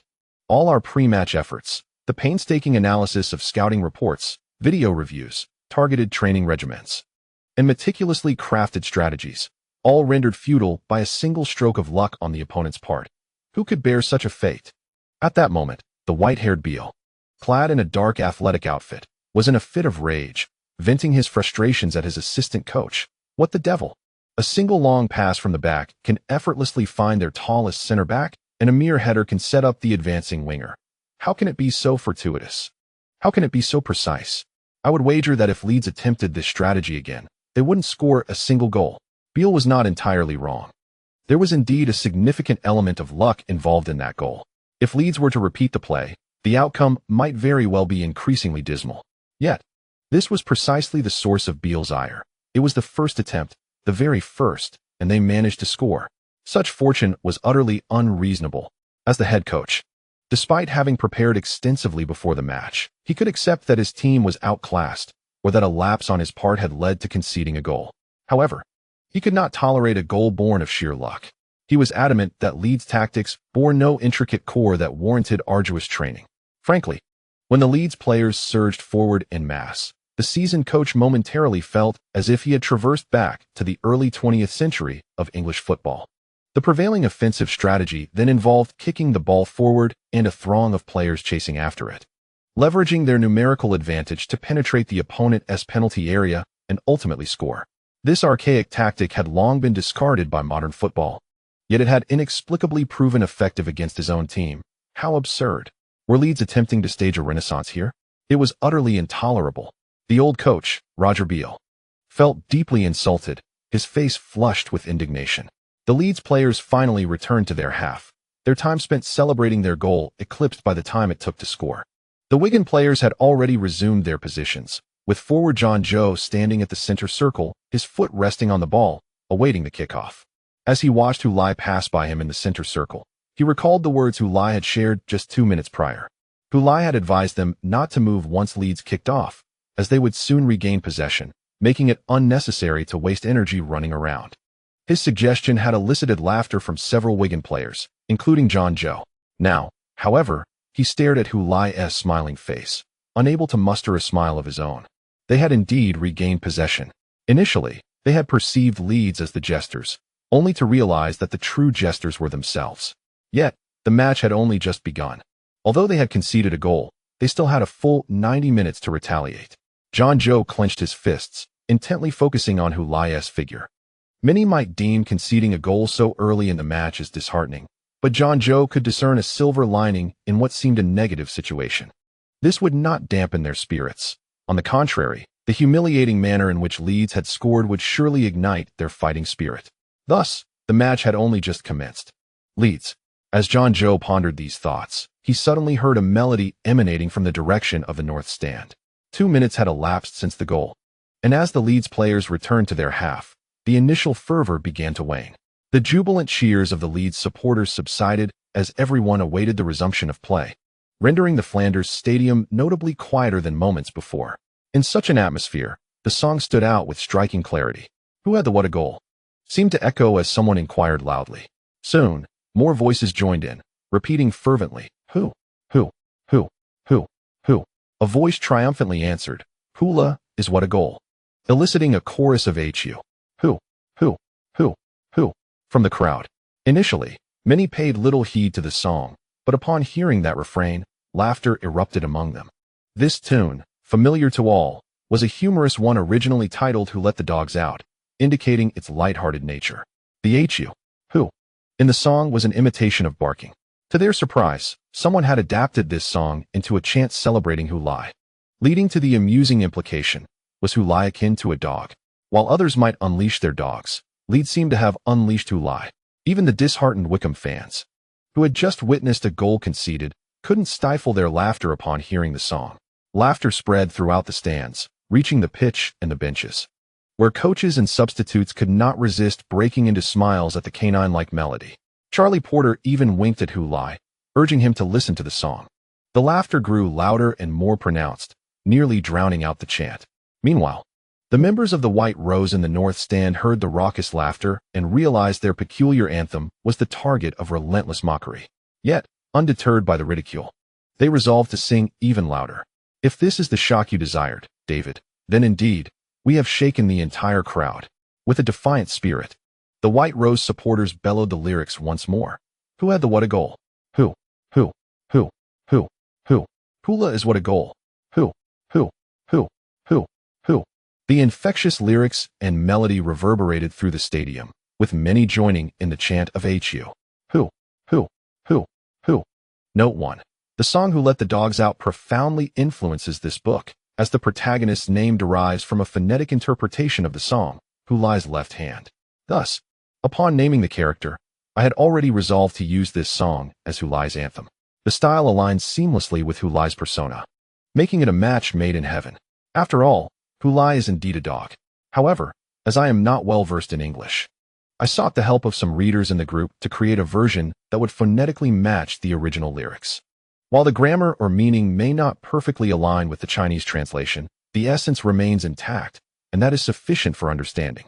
Chapter 158. Together we have all right, David. Now our White Rose is truly famous, John Fockingham exclaimed, spreading his hands in exasperation to David Miller. The latter, however, remained unfazed, retorting, did you notice? More and more fans are joining us, singing along. They merely find it amusing to join in, but regardless of the reason, at least they are singing together. This song has effectively been promoted. We must make it the universally accepted anthem for Who, and it seems our goal has been partially achieved. David Miller felt genuinely pleased by this development. But they are mocking us. Let them laugh, John. David Miller appeared to dwell in his own world, indifferent to external reactions. As long as we sing this song every time Who scores, it won't be long before everyone accepts the reality that this song epitomizes Who. John Fockingham, witnessing David Miller's seemingly delusional state, decided it was futile to argue further. Meanwhile, the Veston fans in the southwest corner of the stands continued to chuckle. with some even imitating the Leeds City fans by singing Who's song. They couldn't help but burst into laughter when they hummed Hoo. For the Weston supporters, this might be an exceedingly rare experience, watching their team concede a goal just 10 seconds into the match, yet still managing to laugh joyfully. The sheer absurdity of Leeds City fans associating dog barks with Hulai's surname, transforming the original song's canine sounds into a tribute to Hulai, evoked an irresistible sense of humor among the Weston fans. Moreover, the fans' quick recovery from their initial disappointment regarding the timing of the goal also played a significant role. Had the goal been conceded with only 10 seconds left in the match, laughter would have been utterly impossible. However, conceding just 10 seconds into the game meant Weston still had a full 90 minutes to reclaim the score. So despite trailing now, who could guarantee that we would still be behind when the final whistle blows? As John Joe passed the ball back to his teammates, the match resumed. Having recently taken the lead, Leeds City exhibited a remarkable surge in morale, with each player displaying a newfound vigor in their movements and a palpable improvement in their ball handling. Consequently, they swiftly curtailed the offensive efforts of Wigan Athletic, reclaiming possession and launching an aggressive assault toward Wigan's goal. This onslaught was indeed ferocious. Generally speaking, teams that have just scored tend to perform exceptionally well. After all, their spirits are lifted and confidence abounds, resulting in an impressive display. At such moments, the conceding side must often retreat from the limelight, fortifying their defense and withstanding the opponent's offensive wave before regrouping. Wigan adopted this approach, even without the active guidance of their coach, Roger Beale, as the players on the field instinctively began to withdraw, compacting their formation and prioritizing defense. However, their defensive efforts did not yield the anticipated results. In the 13th minute, Hulai unleashed a powerful shot from outside the penalty area, executing a remarkably high-quality long-range strike that compelled Wigan's goalkeeper, Kalen Eugen, to make a spectacular save, deflecting the ball out of bounds. Consequently, Leeds was awarded a corner kick. The corner was taken by Peter Williams, who delivered the ball accurately to the head of Ben Grist. The latter leapt high in front of the goal, using his height and strength to push past Wigan's defenders and execute a header. Although Kalen Eugen attempted to save, he could not make contact with the ball. Grist. He scored his first goal since joining Leeds City. A splendid header. Within just 15 minutes of the match, Leeds had established a 2-goal lead over Wigan. A turn of events that many had not anticipated prior to the match, as Cox exclaimed in astonishment. After scoring, Grist was elated. Initially unable to believe he had found the net, prompting him to turn his head 3 times to confirm the goal. Then, with a sudden exclamation, he dashed away in celebration. Hulai, intending to embrace him, was unexpectedly shoved aside, nearly losing his balance and landing on the ground. Struggling to maintain his footing, Grist had already run far ahead, leaving Hulai to follow along with their other teammates in an attempt to tame this exuberant stallion. Hulai bore no ill will regarding Grist's earlier push. After all, this was Grist's moment at Leeds City, marking his first goal in the Premier League. Anyone in such a situation would undoubtedly be thrilled. Given his stature, he might not have even noticed he had inadvertently pushed someone aside. Grist indeed possesses remarkable strength. When Charlie Porter and Peter Williams rushed toward him, he was not deterred but instead propelled both forward a few steps before finally stopping to turn and celebrate with his teammates. While neither Porter nor Williams is particularly tall, this certainly underscores the formidable strength Grist possesses. Following the coaching staff's recommendations and successfully shedding weight, he has also enhanced his muscular strength, with his legs and knees now capable of supporting such physical demands. The players of Leeds City on the pitch erupted in ecstatic celebration after securing their second goal, while the fans in the stands rejoiced in the team's remarkable 2-goal lead within such a short span. Wigan Athletic cannot be deemed a weak team, as they have long dwelled in the mid-table of the Premier League. Against such an opponent, even with the home advantage, Leeds City would find victory to be no easy feat in their last 2 encounters at this venue, one in the league and the other in the FA Cup. Leeds City suffered defeats in both matches. Conversely, it was during an away game against Wigan that Leeds City capitalized on their opponent's complacency to clinch a victory. However, that triumph carried a significant element of risk, as it was achieved under precarious circumstances. Given the head-to-head records from the previous season, it is difficult to assert that Leeds City could secure a win. Nevertheless, considering their commendable performance this season, coupled with the home ground advantage and a diminished disparity in strength compared to Wigan, perhaps this time victory is attainable, albeit not without challenge. As the 13th minute of the match unfolded and the score stood at 2-0, countless spectators found their expectations shattered. The match had scarcely begun, and Leeds City had already established a 2-goal lead. What would unfold in the ensuing minutes? Many were taken aback, as even though Leeds City's form this season has been exceptional, their performance today seemed extraordinary. When did the season Premier League team, Wigan Athletic, falter so dramatically against relegation-threatened Leeds City, unable to endure even 15 minutes? Yet, the drama did not cease there. In the 31st minute of the first half, Charlie Porter delivered a cross from the right flank, which drew near the goal but was parried away by goalkeeper Nugent. However, Nugent failed to clear the ball effectively, as it landed just outside the penalty area, where it was intercepted by the advancing Peter Williams. He deftly controlled the ball with his thigh before unleashing a powerful shot. At that moment, goalkeeper Nugent found himself completely out of position, rendered helpless against Williams' strike, and could only offer a silent prayer to the divine, beseeching that Williams' effort might not find the net. It seems that the divine might have been listening, for Williams' shot did not directly enter the goal. Instead, it struck the post. Yet, perhaps the signal on that divine line was not entirely clear, as the ball rebounded back into the fray, where a figure emerged from the crowd. Hulai, the number 14 for Leeds City, extended his foot and effortlessly slotted the ball into the open net. Oh my goodness. Hulai, he has scored again. Haha, and the first half isn't even over yet. He has bagged a brace. This is truly a quintessential Hulai goal. At the moment of Williams' shot, Wigan's defenders were entirely fixated on the ball and Williams, completely oblivious to Hulai's presence among the crowd. And their reactions to the ball hitting the post were far from swift. Amidst the jubilant cheers of the commentators, Hulai beckoned his teammates to join him in celebration as he sprinted towards the corner flag. After performing his signature celebration, the air above Flanders Stadium resonated with thunderous applause. Ho-woo! Come on, everyone, let us sing louder. Following the fervent cheers, David Miller beckoned to the White Rose supporters beside him, enthusiastically raising his arms and vociferously calling out. Despite the reluctance of some fellow supporters, they could not defy him, for he was their leader. When the leader issued a command, it was their duty to comply. Otherwise, what could be said of the fighting spirit of their fan organization? This was the very foundation of their collective identity. Thus, that distinctive chant once again resonated across the Flanders Stadium. Who had the what a goal? Who? Hula is what a goal. Who? This time, the chant was even louder, as a number of brainwashed Leeds fans joined in the chorus. Regardless of the humor of the song itself, its melody and lyrics were catchy and memorable, possessing a certain addictive quality that compelled one to sing along. Laughter accompanied the singing, though this time, it was likely that many laughed not out of amusement at the song, but rather in joy over Leeds City's 3-goal lead over Veston before halftime. Meanwhile, the Veston fans in the southwest corner of the stands were devoid of any laughter.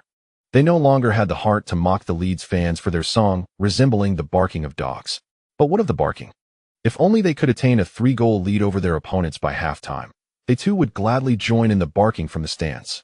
Chapter 159. Cultural export. Hulai's brace had given Leeds City a 3-goal lead over Veston in the first half, a scoreline that instilled a sense of security among many Leeds supporters in the stands, as victory seemed assured. However, as the second half commenced, Veston quickly pulled one back. Just 6 minutes into the second half, Veston's forward, John Joe, seized an opportunity in front of the goal, altering the score to 1-3. On the sidelines, Veston's coach, Roger Beale, excitedly sprang from the bench, shaking his fists at the stands of Flanders Stadium. During halftime, he urged his players in the locker room to disregard the score and the prospect of defeat, to cast aside all burdens, and to fight valiantly against Leeds City on their home turf. If Leeds excelled in offense, then they would meet fire with fire. Let us see who will emerge victorious in the end. Thus, as the second half began, Veston took the initiative, launching a fierce assault on Leeds City's goal right from the kickoff. They truly caught Leeds off guard, scoring in a mere 6 minutes. Oh, what a thrilling match this was. Cox, the neutral commentator, observed with a tone of gleeful anticipation. In the opening moments of the first half, a goal was scored merely 9 seconds after kickoff. During the halftime break, the officials adjusted the time of Hulai's goal.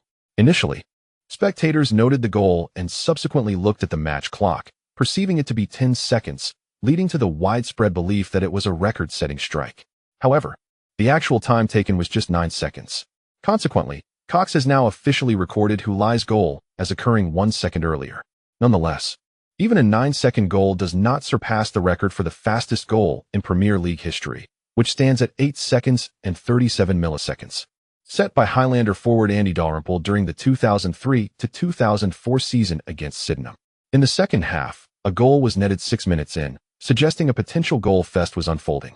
Following the opponent's equalizer, Leeds City's coach, Tony Clark, had to devise a new strategy. Clark's approach was to maintain an aggressive offensive posture, which was entirely in line with Cox's expectations and desires. As neutral spectators, one could only hope for a thrilling display of goals. Indeed, both teams continued to press forward. Leeds City found the back of the net again in the 69th minute, courtesy of Peter Williams. Not to be outdone, Wigston responded 3 minutes later with a long-range shot, leveling the score at 2-4. The final goal of the match occurred in the 82nd minute when Kamara's cross to Hulai was inadvertently deflected into the net by the defender Paul Godric, resulting in an own goal. "Oh no," He Feng exclaimed, clasping his head in dismay, lamenting the unfortunate turn of events. Godric scored an own goal, and it was truly a pity. Had he not intervened, Hulai, positioned behind him, would have undoubtedly completed a hat-trick. Although Leeds City had regained a 3-goal lead, and with approximately 10 minutes left in the match, the score indicated a strong likelihood of securing 3 points at home. He Feng could only feel regret for Hulai's missed opportunity. As he noted, had Godric not touched the ball, Hulai would have easily achieved a hat-trick, a feat that seemed well within his capabilities. Last season, Hulai had notched his first Premier League hat-trick against North London Rangers, marking a historic moment as the first hat-trick by an Asian player in the league. This season, Hulai had already scored twice on 4 occasions across 10 matches, tantalizingly close to that elusive hat-trick, yet it remained unfulfilled. Meanwhile, Sean, watching from home, angrily pointed at Godric, who was covering his face in despair, and asked her husband, "Is he doing this on purpose?" Hu Li, bemused, replied, "Who would intentionally score an own goal to prevent our son from achieving a hat-trick? It seems he would stop at nothing." Sean retorted through gritted teeth. "He certainly did not intend to," Hu Li clarified. "As a defender, when the ball comes to him in close quarters, he has no choice but to act. It's just unfortunate luck." Xiaolon acknowledged that her husband was right. Yet she could not help but feel a twinge of regret and annoyance that their son had failed to achieve a hat-trick. She settled back onto the sofa, gazing at her son, who had already dashed off to celebrate the goal with his teammates, as if the matter held no significance for him. On the television screen, He Feng was offering solace to himself and to fans like Xiaolon. "It's all right. The league has only played 10 rounds. There will be plenty of opportunities ahead." Last season, when he had just joined Leeds United, he had taken 15 rounds to score 11 goals. This season, he had equaled his total goals from last season in just 10 rounds. With Hulai's current form, a hat-trick was certainly on the horizon. During the first round of the league, many, including He Feng, had discussed how Hulai would face various challenges in his second season in the Premier League. However, that conversation had since dwindled. Hulai had proven to those who were concerned or skeptical of him that there was no such thing as a rookie wall in his path. With 11 goals in 10 league matches, he continued to lead the Premier League's scoring chart by a substantial margin. From this perspective, one ought to have confidence in Hulai. Although he did not achieve a hat-trick in this match, future opportunities would surely arise. After Godric scored an own goal, neither side managed to find the net again. The back-and-forth exchanges that characterized the entire second half came to a halt. Wigan Athletic, of course, was unwilling to accept a loss to Leeds United on their home turf, yet lacking in strength and fortune, they had no choice but to acquiesce. Leeds United was naturally elated with the result. They cared little for the 2 goals conceded, as long as they secured the 3 points. Ultimately, Leeds triumphed with a score of 5-2 against Wigan Athletic. The match featured a remarkable 7 goals, providing fans with a thrilling display of scoring. Apart from Wigan's supporters, the majority were thoroughly satisfied. Additionally, this match gave rise to 2 particularly noteworthy occurrences: the lightning-fast goal by Leeds United just 9 seconds into the game, along with the unique tactic employed for that goal, and Hulai finally having a song composed by fans specifically for him, albeit one that had a rather humorous tone. How did Hulai himself perceive this? In a post-match interview, when asked about the song gifted to him by the fans, he smiled and replied, "I think it's quite good, and I really like it. This is the first time I've heard a song with my name in a match. And I am very grateful for the fans' affection. With a smile, a reporter inquired, "Do you know what the original song is?" Hulai shrugged, "Of course. It's Who Let the Dogs Out." To think they adapted that song, I believe the fans are incredibly creative. I genuinely appreciate their ingenuity, huh? David Miller pointed at the television screen in the bar, excitedly exclaiming to other White Rose fans, Hulai says he really likes that song. There is no greater endorsement than this. He raised his glass high and proclaimed, "Let us toast to the victory of Leeds City and whose goal?" After exchanging glances, the other fans followed suit, lifting their glasses in unison. What else could they say? Hulai himself had expressed his fondness for this song. Their beloved captain had indeed stumbled upon a stroke of luck, as a seemingly frivolous tune had captured Hulai's admiration. John Falkingham murmured under his breath, "I must admit, I am beginning to question Who's taste and aesthetic, finding it hard to believe he enjoys such a song." Cheers. The enthusiastic cheers of his companions drowned out John's doubtful lament. However, Levon, seated beside him, caught wind of it and chuckled as he patted John's shoulder firmly. "Honestly, John, after singing it a few times, I've come to appreciate this song quite a bit." John shot him a glance of disdain before downing his beer in one gulp. Above them, the television continued to broadcast news regarding the match. During the post-match press conference, team coach Tony Clark clarified to the gathered reporters about the opening tactic. "That wasn't my idea, although I wish it had been, but I cannot mislead you. In truth, the strategy following the kickoff was conceived by Hu. He proposed it during training, and I found it intriguing, so we gave it a try. To be honest, I never anticipated it would succeed on the first attempt. I am delighted, as this goal set a positive tone for our victory and brought us good fortune." Leeds City fans in the bar gazed at the television, their faces reflecting astonishment. Goodness, the idea for that tactic originated from Hu. They wondered, what else could Hu not achieve, scoring goals and devising strategies? Such questions also proliferated online. Even before the match concluded, videos and GIFs of Leeds City's first goal began circulating across the internet. Many fans expressed their admiration, proclaiming Tony Clark to be a mad genius, as such innovative ideas were beyond the realm of ordinary thinking. Now, with Clark revealing the truth that the tactic was not his design but Hulai's, many hastily changed their tune online. The line between genius and madness is but a thin thread. Hulai truly epitomizes genius. The fervent discussions abroad regarding this goal caught the attention of Chinese fans, who, upon witnessing the astonishment of foreign supporters at Hulai's ingenuity, thought them naive and unsophisticated. After all, Chinese fans were already well acquainted with Hulai's inventive ideas. Furthermore, they shared Hulai's innovative corner kick strategy, known as Heavenly Maiden Scatterflowers, along with his flamboyant celebrations from his school football days with the world. They communicated to these bewildered foreigners, "What you find astonishing is merely commonplace to us." For Hulai, these feats are just standard operations.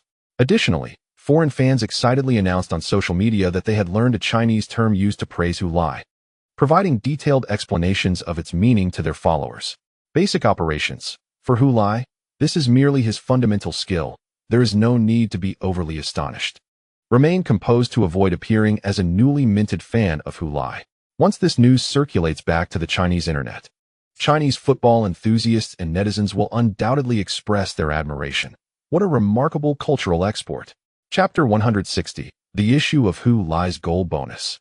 The song crafted by the White Rose fans in honor of Hulai has indeed garnered significant attention, with numerous live videos surfacing online, recorded by fans at the Flanders Stadium during that match. As the melody resonated, the laughter of the videographer and those nearby could be distinctly heard. This song has sparked widespread conversation and discourse online, leading to several creative reinterpretations. Coupled with Leeds City's astonishing 9-second opening goal and their breathtaking collective offensive strategy, it has monopolized considerable media coverage. The renowned British football television program, Season in Progress, dedicated 30 minutes to recounting this match and the stories that unfolded therein. The host, Bobby Klein, even swayed his body and waved his hands in front of the camera, singing the Who song, prompting hearty laughter from the other two guests. The studio was filled with a joyous atmosphere. Hulai's What a Goal. Who. Accompanying the live singing was a segment of artificially added canned laughter. "Hey, Melly, are you watching this too?" A brown-skinned bald player glanced at Melly Benega's phone screen. "Really?" Melly looked up at his teammate. "Dudu, have you seen it?" "Dudu Carlos. the bald player, is Meli's teammate at Real Madrid. This season, he transferred from the Bundesliga giant Ruhr-Rhein, stepping in for the retired Luis Francis from last season. And he currently serves as the midfield linchpin for Real Madrid and the organizing midfielder for the Brazilian national team. Upon hearing Meli's question, Dudu grinned and rubbed his bald head, saying, "Of course I've seen it. It's quite popular online. I've watched no fewer than 3 videos that have been adapted to this song. In fact, it was Kindle who first recommended it to me." The Kindle Dudu referred to is Kindle Cabanca, his fellow Brazilian national team player, a young prodigy renowned alongside Meli, currently playing for the Premier League team Manchester Athletic. Meli chuckled in response. "What a coincidence. Someone recommended this video to me as well." "Who is it?" Dudu inquired curiously. "Cabanca's teammate at Manchester Athletic, Ramon." Upon hearing this name, Dudu beamed and remarked, "What a coincidence indeed." Kindle mentioned that this kid is currently the hottest star in the Premier League, pointing at Hulai on Meli's phone screen. Meli was well aware of this, as he had been closely following Hulai. In truth, the video hadn't been recommended to him by Cantro, but he had sought it out himself. The reason for not speaking candidly was the reluctance to elaborate on why he was concerned about someone so distantly situated in England, seemingly unrelated to him. It is a long story. Meli, finding it cumbersome, opted to employ the same rationale as Dudu. He had always been aware of Hulai's performance in Leeds. Despite only 10 rounds of the league, he had already netted 11 goals, including 4 doubles. Such a display was indeed hard to believe for a player who had only recently embarked on his European football journey. Yet, the reality was undeniable. When Ramon Cantro spoke of Hulai, it was with gritted teeth, while Meli, on the surface, consoled his friend, inwardly amused. When Hulai decided to join a newly promoted Premier League team, Meli had been concerned that his rival might ultimately lose his way in Leeds. To his surprise, Hulai emerged victorious, thriving in the Premier League. Meli was delighted. He no longer had to worry about not having a chance to surpass this individual. Speaking of which, I heard he almost joined Real Madrid but ended up in the Premier League. What was that all about? Dudu, who had only joined the team this summer, inquired curiously. However, Meli quickly gestured for him to hush. "Let us not talk about that, Dudu. Mr. Sanchez is on the bus." He glanced towards the front of the bus, where the club's football director, Javi Sanchez, and head coach, Jimmy Roive, were seated. "What does Mr. Sanchez have to do with it?" Dudu asked, wide-eyed in confusion. "Well, there are rumors that Real Madrid had a chance to secure Hulai, but Mr. Sanchez was unwilling to raise the offer, leading Hulai to choose Leeds instead. Now everyone is saying that Sanchez can misjudge players too, and Hulai is the one he overlooked." Dudu realized and shook his head in defense of Sanchez. Rumors are merely rumors. No one can ensure success at a newly promoted Premier League team. He could have performed poorly at Real Madrid as well. The environments and tactics of the two teams differ significantly, so such comparisons are overly simplistic. "I don't think it's a bad thing he didn't join Real Madrid." Meli nodded in agreement. "I think so too. Hulai not coming to Real Madrid is certainly not a misfortune. Otherwise, how could I possibly face him as a rival, given Leeds' current performance?" Meli hoped they would maintain their position until the end of the season. If they could finish in the top 4, they would secure a Champions League spot for the next season. As long as Leeds could participate in the Champions League, he would have the opportunity to encounter Hulai on the European stage. At that moment, he could finally avenge the grievances from being eliminated at the Olympics. He even envisioned sending Hulai packing. At this thought, Meli found himself somewhat envious of his friend Ramon Cantro, for he would not have to wait for the Champions League to see Hulai. He merely needed to wait another week. Next weekend, Manchester Athletic would host Leeds. Cantro had mentioned more than once that he intended to show Hulai what he was made of. "How do you plan to do that, Ramon?" At that moment, Meli curiously inquired. "I am a forward just like him. Of course, it's about scoring goals." However, on the Premier League's top scorers list, he had already netted 11 goals, while I had only 4, a vast disparity. "Damn it, Meli. Who said we were comparing ourselves on the scoring chart? What I meant by scoring was solely in reference to that one match. As long as I can outscore him in that particular game, haven't I triumphed?" Cantaro asserted vehemently. "After all, he was competing against other teams, which was beyond my control. For instance, if he faced a fool like Veston, who conceded a goal within the first 9 seconds, it would be utterly unfair to compare total goals scored, who could effortlessly pile up goals against weaker teams. But I simply could not." Meli inquired, "Why can't you, Ramon?" There was a brief silence on the other end of the line, before Cantaro's frustrated voice erupted. "Meli, whose side are you on? My apologies. I am undoubtedly on your side, Ramon. I support you in defeating Hu. Meili quickly assured him. Kantaro's mood brightened. Will you be free then? You can watch the live broadcast of the match on television and witness how I teach that scoundrel a lesson. I will be watching, Ramon. Give it your all. Hu Lai chuckled heartily as he came across those video clips online. Back when he was still an unknown rookie, he had to train alone in a secret base. To prevent his soccer ball from being lost, he marked it with a pun, which inspired a particularly corny joke in his mind. Yet, now this pun had transformed into reality. He felt a great sense of fulfillment seeing his dreams manifest in such a manner. Yongjun beside him shared an even more delightful piece of news. Hu Lai, you have already scored 22 goals for Leeds City. You are just 8 goals shy of the 30-goal bonus clause in your contract. Really? Has it been that quick? Hu Lai responded with surprise and joy. Indeed. When Leeds City signed the contract with us, they probably thought it would take you several seasons to reach 30 goals. They underestimated your scoring capability. Yongjun chuckled, shaking his head. Initially, Hu Lai's contract included a bonus clause stating that if he scored a combined total of 30 goals and assists for Leeds City, he would receive a bonus of £200,000. It's worth noting that his annual salary upon signing with the club was also £200,000. Perhaps the club, as Yongjun speculated, believed that Hu Lai would take several seasons to achieve the 30-goal target, hence the generous bonus. Ultimately, last season, he scored 11 goals in just 15 league matches, and this season, he had already netted 11 goals in only 10 league matches, showcasing even greater scoring efficiency. Moreover, he had yet to provide a single assist, all of which were goals, 22 in total. Reflecting on the blunder that occurred during the celebratory dinner with his boss, Clark. At the end of last season, Hu Lai sought clarification from Yongjun. Uncle Yong, is this clause a one-time bonus? Or can I receive it each time I score 30 goals? Yongjun, understanding his implication, quickly laughed. What are you thinking? You can't expect to reap rewards every 30 goals. You'd be draining the pockets of those foreign capitalists. Upon receiving the answer, Hu Lai felt a tinge of disappointment and inquired further, what about the Golden Boot bonus? Is it also a one-time payment? The Golden Boot bonus is indeed not a one-off. However, should you truly secure the Golden Boot, we shall need to renegotiate your contract with Leeds City, as your current salary of $200,000 per year will no longer suffice to reflect your performance.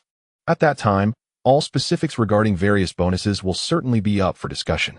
Hu Lai's eyes sparkled with inspiration as he quickly articulated, Uncle Yong, I have an idea. Regarding my goal bonuses, could we propose a different arrangement to the club? What kind of arrangement?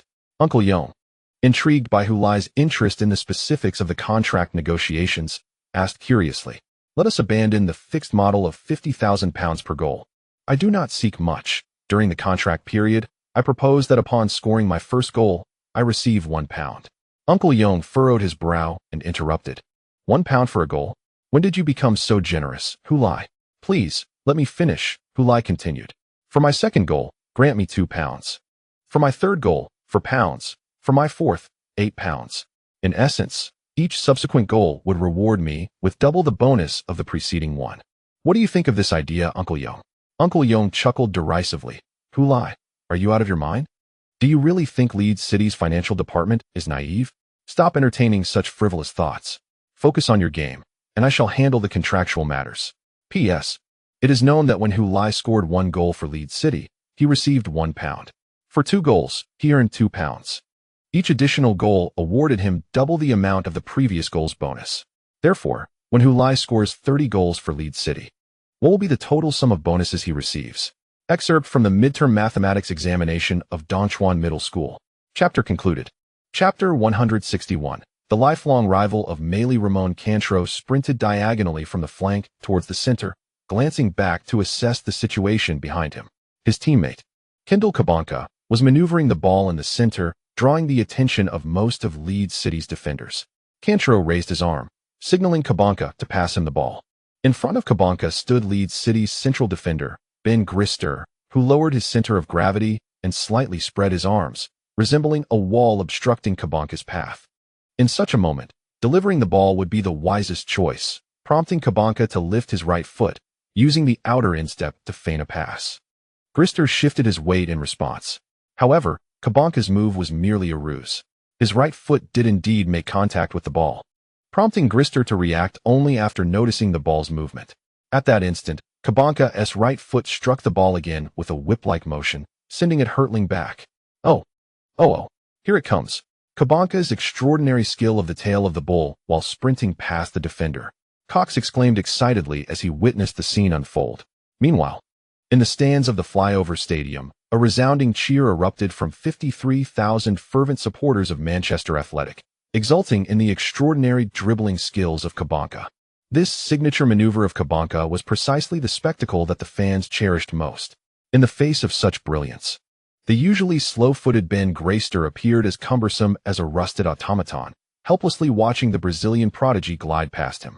His outstretched arms failed to grasp the opponent's jersey, and in a moment of frantic turning, he stumbled and fell to the ground. The sight of his abrupt collapse only amplified the exuberant roars from the Manchester Athletic fans, mingled with laughter.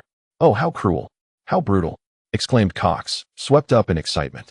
Before Kabanka's onslaught, Graister resembled a felled tree.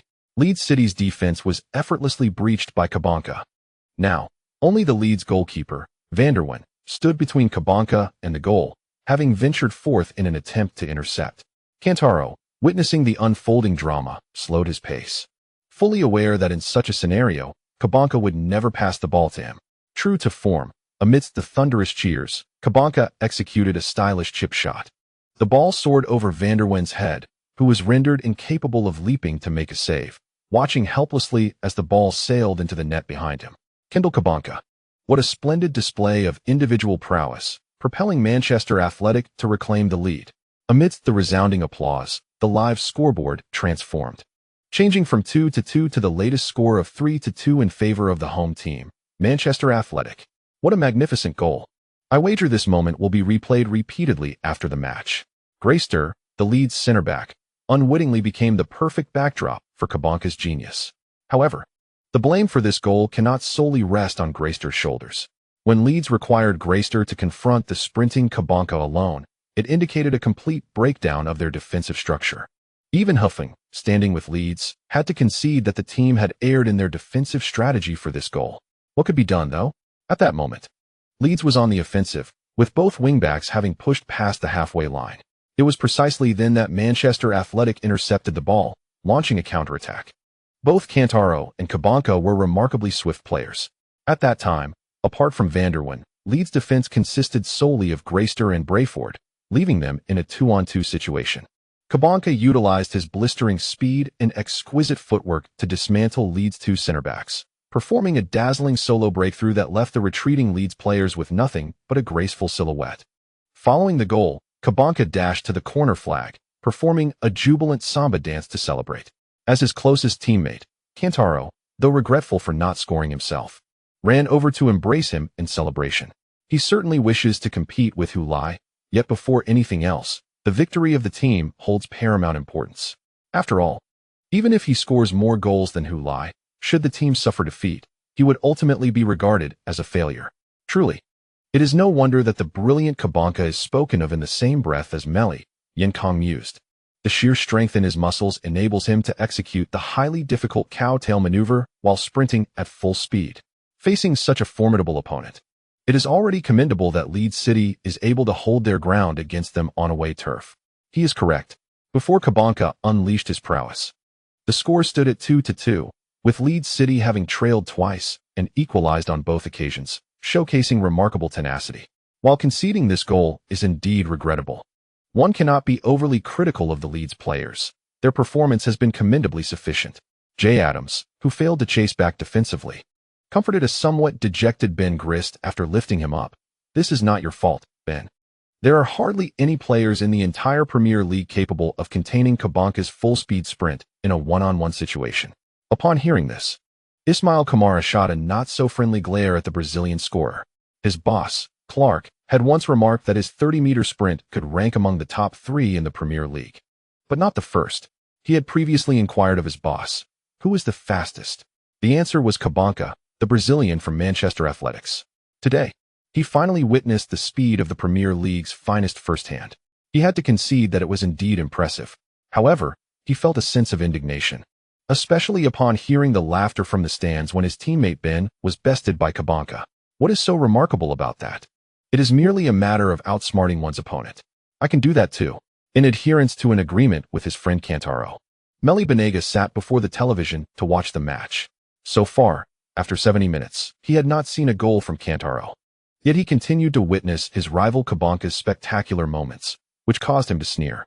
Were it not for the knowledge that Kantaro is Argentine, he might have suspected that his friend had been bribed by Cabanca to ensure he witnessed the latter's dazzling performance.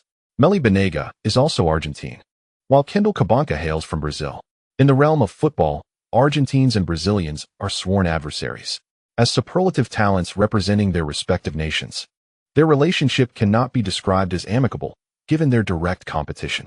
Furthermore, the incessant provocation from their fans on social media and in the press makes the prospect of them becoming close friends quite absurd. However, both are acutely aware of this rivalry, yet have never publicly expressed such sentiments. Thus, no one is privy to their mutual animosity, not even Meli's close friend Ramon Kantaro. The fans of both individuals incessantly quarrel online, prompting some objective and neutral observers to critique their behavior. One day, Murley and Cabanca happened to cross paths while walking their dogs, exchanging warm greetings. Yet, their dogs, tugged by their respective owners, bark furiously at one another, creating a tense atmosphere that is entirely fabricated by the fans. In truth, both individuals merely refrain from acting as overtly as their supporters, which does not imply that they do not harbor uncharitable thoughts towards each other in their hearts. Murley's journey to footballing prominence in Europe commenced at a higher pedestal than Cabanca's, having been scouted directly from Argentina by the prestigious Real Madrid. In contrast, Cabanca's path to Europe was considerably more convoluted. At the tender age of 16, he gained recognition in Brazil. But his initial foray into Europe was not with the current Manchester Athletic, but rather with the mid-tier Bundesliga team, Brinkmann. Unfortunately, his tenure there lasted only a year, during which he did not shine as expected. However, Manchester Athletic recognized his inherent talent and facilitated his transfer through a loan-to-purchase arrangement, where he quickly found success, establishing himself as a pivotal player for the Premier League powerhouse. Despite facing setbacks at the onset of his European adventure, the Brazilian has never concealed his ambition to become the world's foremost footballer, a drive that Murley, equally ambitious, views as the primary challenge posed by Cabanca. For he is acutely aware of Cabanca's capabilities. Their encounters in both the Champions League and national team competitions have seen them exchange victories, with even the formidable Murley finding it challenging to outmaneuver Cabanca. Given their similar ages, the media and public readily regard them as future stars of the sport. And as long as injuries do not intervene, this fierce rivalry is likely to endure for many years to come. As Murley watches Cabanca smiling joyfully on screen, he cannot help but feel a surge of irritation. He is yet to exact his revenge, and now Cabanca appears to be basking in the limelight before Hulai. Murley suddenly finds himself reluctant to cheer for Manchester Athletic, the team of Cantello, fearing that a victory for them would elevate Cabanca as the hero of the match. Receiving undue adulation from the media, how could Hulai, who once triumphed over him in the Olympics, be overshadowed by Cabanca? That would amount to an indirect defeat for Murley, which is simply unacceptable. As he observes Hulai on the television screen, Murley frowns and shakes his head in frustration. Hulai, summon the prowess that once vanquished me. Do not fade into the background. By now, his teammates have scored twice, while he is yet to find the net. The Argentine prodigy appears even more anxious than Hulai himself. End of chapter. Chapter 162. Not to be outdone by others in the previous match between Leeds City and Manchester Athletic, the game was extraordinarily lively.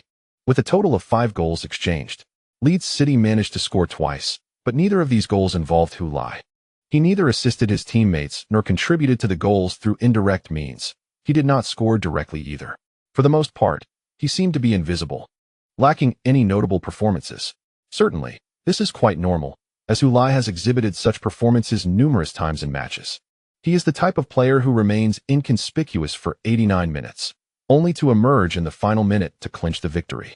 This observation is not intended as flattery, but rather as a statement of fact. He has demonstrated this ability repeatedly, instilling a sense of apprehension in his opponents. After all, one can never predict when this shadowy assassin will suddenly strike, delivering a lethal blow. This lingering anxiety persists throughout the match, creating a torment akin to that of a tenant downstairs awaiting the inevitable thud of the second shoe dropped by the resident above. It is, in fact, even more distressing.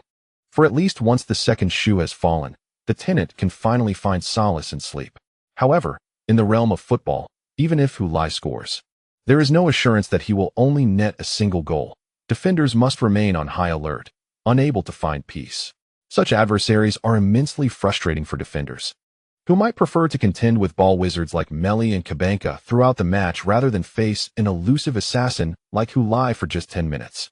That said, it does not imply that Hu Lai is invincible, nor does it guarantee that he will spring forth from the underbrush in the final minute after being invisible for 89 minutes, proclaiming Demacia as he delivers a blow to his opponent's nape. There exists a substantial likelihood that he may remain concealed until the final whistle, especially during periods of poor form or when thwarted by an impenetrable defense. This explains why Hu Lai does not score in every game. At least in this match thus far, it remains unclear whether Hu Lai is conserving energy for a grand finale or if he is genuinely rendered ineffective. Following their third lead, Manchester Athletics' morale soared as they continued to launch relentless assaults on Leeds City's goal. The fans in the stands vocally supported their team, having grown weary of the incessant equalizers from their opponents. They sought a definitive resolution to the issue, desiring to push forward and score until Leeds City could no longer level the playing field. After scoring, Kabanka was exceptionally lively, frequently dribbling directly into Leeds City's penalty area, pushing them back for a time. The commentators exclaimed in astonishment, "Kabanka is ecstatic." It is noteworthy that Leeds City typically engages in an attacking style, regardless of the opponent. Yet now they resorted to defense to evade Kabanka's brilliance. This left Meli, watching from the television, feeling somewhat stifled. Ismail Kamara on the pitch felt even more frustrated. The spotlight had been entirely stolen by that Brazilian. How infuriating. He was determined to assert his presence and make it known that there are others, besides Kabanka, who possess both speed and skill. However, during this period, Leeds City remained in a defensive stance, leaving him with few opportunities to shine. Moments later, Jay Adams skillfully controlled the ball on the left flank of the backfield. He lifted his gaze to survey the situation ahead and opted for a direct, diagonal long pass, sending the ball soaring toward the distant right wing. There, Kamara, who had just exchanged positions with Charlie Porter, was making a run to receive the ball, while behind him, Manchester Athletics left back, Alan White, was closing in, prepared to challenge. At that precise moment, the ball arrived. Rather than remaining stationary, Kamara began to pivot, elegantly using the outside of his right foot to cushion the descending ball behind him. The football soared just before White's eyes, gliding over his head. Without any hesitation, Kamara seamlessly transitioned from the touch to a swift turn, his movement fluid as water, effortlessly gliding past White. The latter, caught off guard by Kamara's sudden and imaginative maneuver, found himself scrambling to regain his balance, desperately attempting to turn and chase while reaching out in a futile effort to grab Kamara. He had already realized the likelihood of catching up was slim, yet Kamara, like a slippery eel, darted away with the speed of a hare, rendering any attempt by White to impede his progress utterly futile. Upon completing his turn, Kamara accelerated, unleashing his top-tier speed, among the best in the Premier League.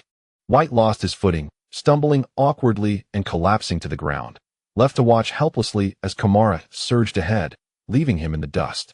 Splendid. Kamara. A genius move. A masterful display of skill. The experienced White appeared as naive as a child before him, easily outwitted and brought to the ground. Had this scene unfolded at the Flanders Stadium, it would have drawn thunderous applause. Yet now, all Kamara received was a chorus of boos, as the cheers of the Leeds City supporters were drowned out entirely. Nevertheless, it mattered little. The sight of a Manchester Athletic player sprawled on the ground, rendered helpless by Kamara's brilliance, elicited hearty laughter from the Leeds City fans in the stands, who relished the moment. You had previously outmaneuvered our Ben, and now it was our turn to turn the tables on your players. As Kamara surged toward the penalty area, he chose to cross the ball to the center for Hu Lai. However, his delivery was slightly overhit, soaring just above Hu Lai's head. "Oh, what a pity!" He Feng exclaimed in disappointment. Kamara's earlier dribbles had been exquisite, but alas, this final pass lacked precision. Acknowledging his miscalculation, Kamara raised his hand in apology to Hu Lai. In response, Hu Lai flashed him a thumbs up and shouted loudly, "That was beautiful." He was not referring to Kamara's pass, but rather to the dazzling way he had evaded White. His exclamation was clearly intended for others to hear. As Hu Lai sought to defend his teammate, Ben Grist. Just moments ago, After being unceremoniously knocked over by Cabanca, the Manchester Athletic supporters erupted in laughter. Yet, it was not only Kamara who felt discontent. Mary, watching from home, could not help but lean back forcefully against the couch, resting his forehead on his palm as he witnessed Kamara's poorly executed pass. Hulai's positioning had been impeccable, and Kamara's earlier dribbling was commendable. However, that final cross, with no defenders to impede him, should not have faltered. Mary shook his head in exasperation, resigned to the reality that this is the standard of mid to lower tier teams in the Premier League, where teammate skills vary greatly, resulting in inconsistent performances. Mary could not quite comprehend why he felt such disappointment, yet he genuinely empathized with Hulai. Despite his misstep, Kamara remained unfazed. On the contrary, his elegant feint that left White off balance seemed to invigorate him. Throughout the match, he frequently shifted to the right side, seeking to engage Alan White, seemingly intent on proving to the Manchester Athletic fans that he, Ismail Kamara, possessed speed and technical prowess that could rival that Brazilian player. Meanwhile, Cabanca continued to display his exceptional form. The names most frequently echoed by the commentators were Cabanca, Kamara. Cabanca's long-range shot. Oh, so close. The ball skidded past the goal.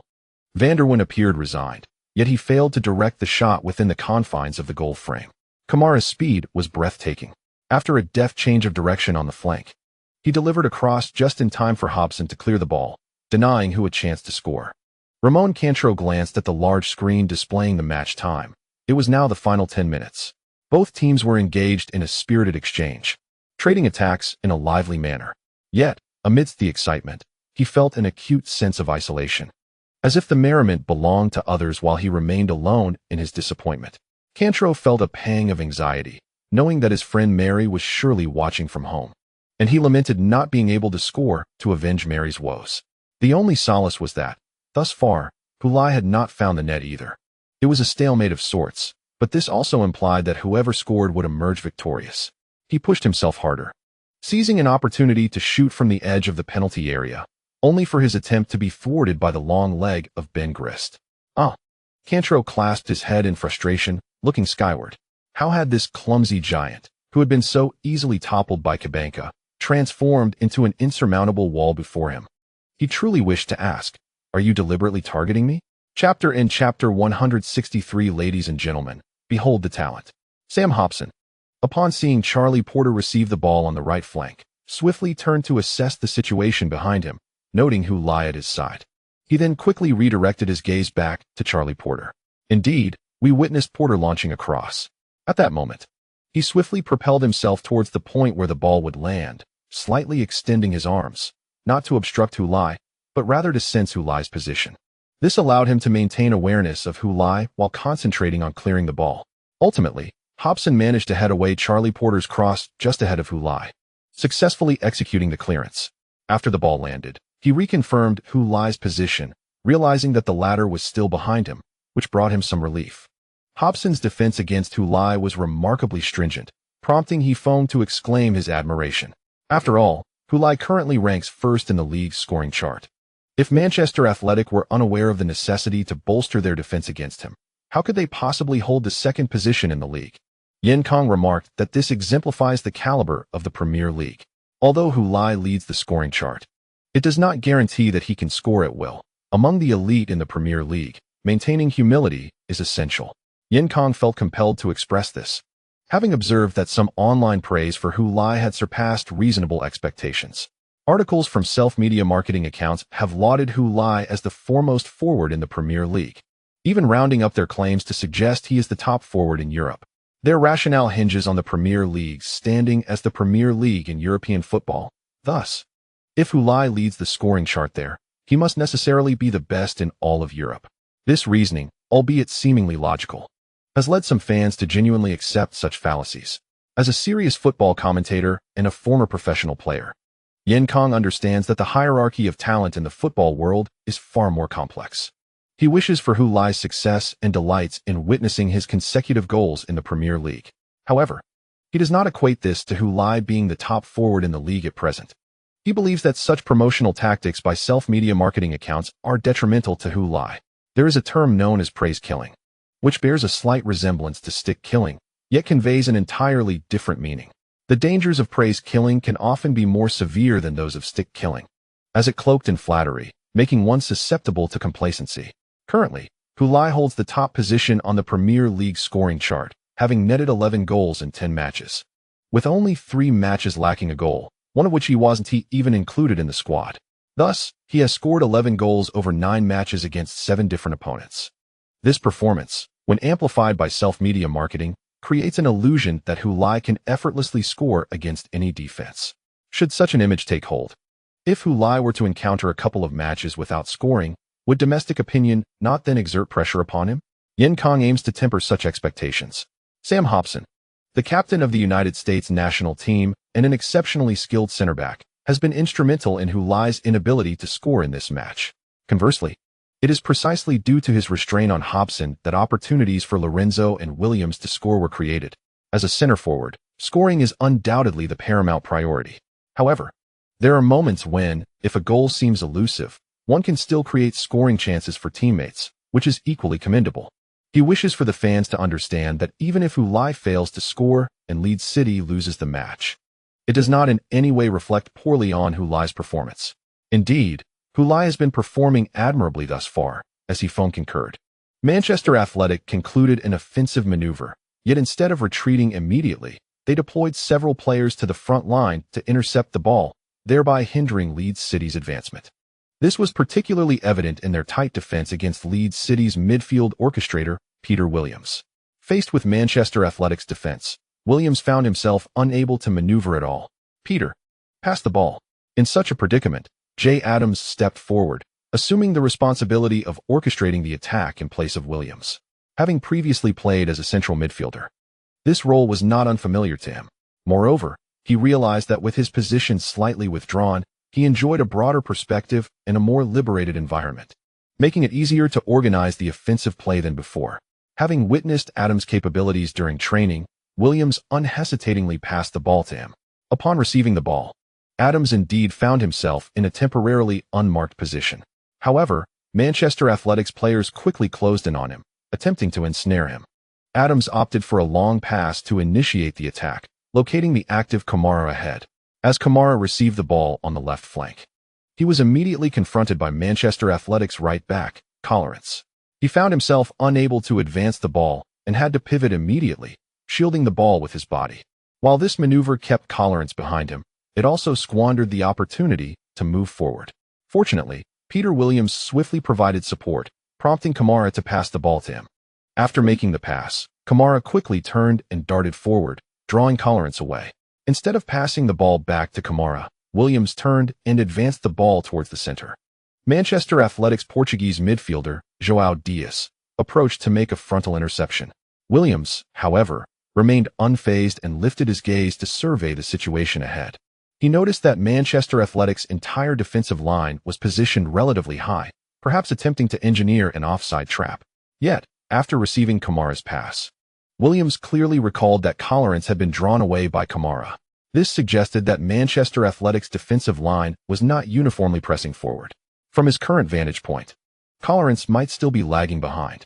Indeed, he spotted Hulai making a sudden forward run in the distance, confirming his suspicions. Had Hulai been aware of his offside position, he would not have recklessly surged ahead. His orientation allowed him to perceive Collarance movements, thus understanding whether he was in an offside position. Disregarding Dias's interception, he executed a delicate chip pass. The ball soared over the defenders of Manchester Athletic, as if in perfect synchrony with the sudden advance of Hulai. When Hobson turned to see Hulai, he did not raise his arm to signal to the referee like his defensive partner. Instead, he lunged directly towards Hulai. He understood that regardless of whether Hulai was onside or offside, as long as the referee had not blown the whistle, he could not afford to halt his pursuit. Indeed, the referee's whistle remained silent. Williams lofted the ball to Hulai. Splendid. No offside. Amidst the commentators' fervent exclamations, Hulai surged forth from the heart of Manchester Athletic's defense. Confronting the goalkeeper, Zakaria, this was his moment. However, Zakaria's advance was equally swift. Almost as the ball sailed over his defenders' heads, the Portuguese national team's first-choice goalkeeper charged out, aiming for the ball's descent. Not to mention that Hobson was hot on his heels. The two players formed a pincer movement around Hulai, making it seemingly impossible for him to capitalize on a successful run, as Zechariah and Hulai were too close, effectively blocking all potential angles for a shot. In fact, due to Zechariah's rapid advance, it seemed unlikely that Hulai would even get a touch on the ball. The ball landed between him and Zechariah, with the latter reaching out, while Hulai stretched out his right foot desperately towards it, as if in a last-ditch effort. Seeing this, Hobson abruptly halted behind Hulai, raising his hands in a gesture of innocence. At that moment, he noticed that Zechariah had effectively blocked all angles for Hulai's shot, thus refraining from complicating the situation further. After all, if he inadvertently made contact with Hulai and the latter, perceiving no chance to shoot, fell to the ground, it would be a grievous mistake to concede a penalty. Thanks to Hobson's timely halt, he then witnessed a scene that left him astounded. Hulai managed to touch the ball before Zechariah, deftly using the back of his right foot to lift the descending ball ahead of the goalkeeper. Simultaneously, Zechariah's hands converged from both sides, yet he grasped at nothing but air. Following this, Hulai pivoted leftward on his left foot, evading the impending challenge with almost reflexive agility. The ball sailed over a startled Zechariah's head, while Hulai glided past him. With a flick, he sent the ball skyward, accompanied by He Feng's exultant shout. Zechariah, in his desperate lunge, lost his balance and tumbled forward. Meanwhile, Hulai sidestepped the diving Zechariah and emerged facing the goal. The ball he had lofted was descending right before him. The Manchester Athletic fans in the stands erupted in uncontrollable screams, while the few Leeds City supporters began to chant excitedly, "Hu, who, who, who," as Hobson witnessed Hulai chip the ball and maneuver around Zechariah. It was too late for him to intercept. Just as he made his move, he saw Hulai raise his right foot and drive the airborne ball into the net. The goal was scored. At that moment, the Leeds City fans erupted in a collective roar. "Ho, hu, ho." Cox raised his arms in exultation, exclaiming, "My goodness! Just look at the extraordinary goal Hulai has scored." In a position devoid of any shooting angle, he astonishingly flicked the ball, turning and evading Korea. What an imaginative strike. This is talent, ladies and gentlemen. This is pure genius. In the 86th minute, Hulai's goal marked the third time Leeds City equalized away from home. Melabaniga stood before the television, utterly dumbfounded. In truth, the moment Hulai deftly flicked the ball over Korea's head, he had already risen from the sofa, astonished. He had not anticipated that Hulai would resolve the issue of the shooting angle in such a manner. He had thought Leeds City's attack would once again come to naught. Goal, goal, goal. Humiliation. Absolutely magnificent. What a stunning goal. Poor Korea, poor Manchester Athletic. They were equalized in the closing moments of the match, their efforts thwarted.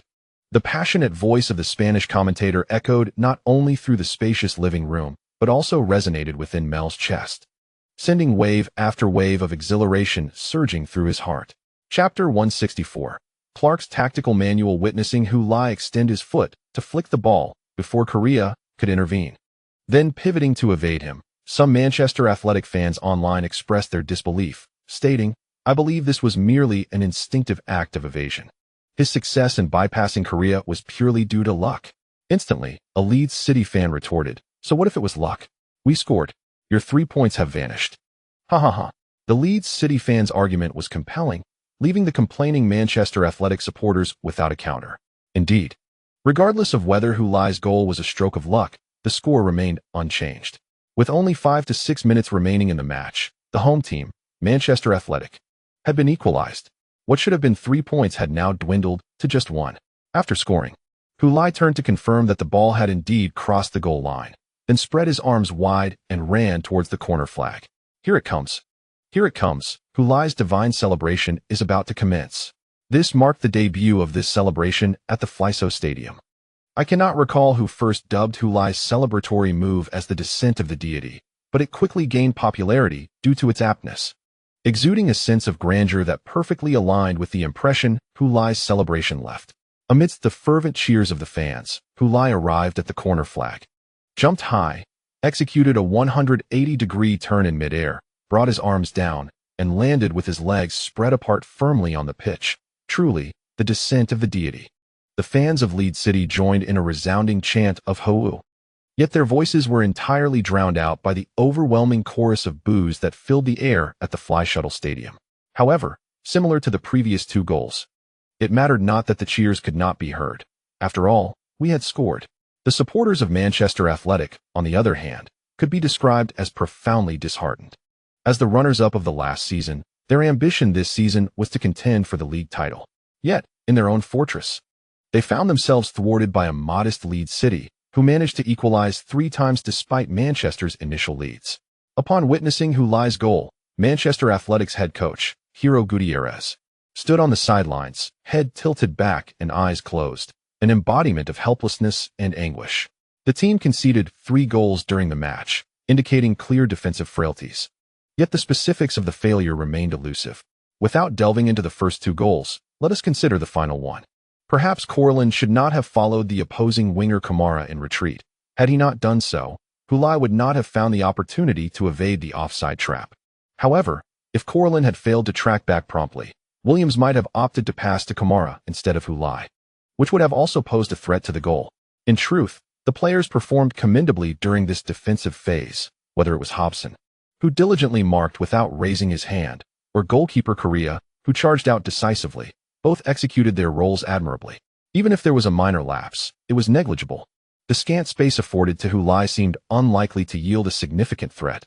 Correa's swift advance should have rendered any hurried shot from another forward likely to strike his body or veer harmlessly wide. Yet, Hulai audaciously opted for a deft lob. And remarkably, he succeeded. "Damn it!" exclaimed Gutierrez, the Spanish coach, as a curse slipped from his lips in a moment of desperation. The jubilant Leeds City players rushed past Correa, their laughter and exuberance vividly expressing their exhilaration. The Portuguese goalkeeper of Manchester Athletic raised his hands in resignation, his mouth agape, hesitating to articulate his thoughts. He intended to offer an explanation to his teammates, but the impulse dissipated. What was there to explain at this juncture? Regardless of the cause, the fact remained that he had conceded a goal. He certainly did not anticipate Hulai would choose to outmaneuver him in such a manner, creating a scoring opportunity. Yet, this could not serve as justification for his lapse. As the last bastion of defense, a goalkeeper bears the weight of accountability. Any goal conceded leaves no room for justification. Thus, he chose silence, lowering his head once more. In the distance, at the corner flag, the Leeds City players surrounded Hulai, exuberantly patting his shoulders, back, and head. The goalscorer, Hulai, found himself shrinking his neck, appearing both awkward and comical under their enthusiastic attention. Observing this awkward yet comical scene, Cantaro clasped his head in despair, his expression one of torment. In a fleeting moment of nostalgia, as Hulai scored, he was transported back to last year's Olympic Games, recalling how he had mirrored the same gestures and expressions when Hulai executed that breathtaking volley. It was a nightmarish déjà vu. This is not the revenge I sought. Before him, Cabanca swiftly dashed past, plunging into the penalty area, and without allowing anyone else a moment to react, he bent down to scoop up the football, cradling it in his arms. As he sprinted back to the center circle, he waved enthusiastically to his stunned teammates, exclaiming, "The match isn't over yet." Indeed, the match was far from concluded. Considering the stoppage time, there remained approximately 8 or 9 minutes, perhaps even 10. This duration was not insurmountable for a goal. Although Hulai did not secure a decisive victory over Manchester Athletic, his goal at this juncture significantly bolstered the morale and fighting spirit of Leeds City, undoubtedly enhancing their performance on the field. Perhaps Manchester Athletic could only pin their hopes of victory on the unpredictable Tony Clark, relying on him to pursue a win after equalizing.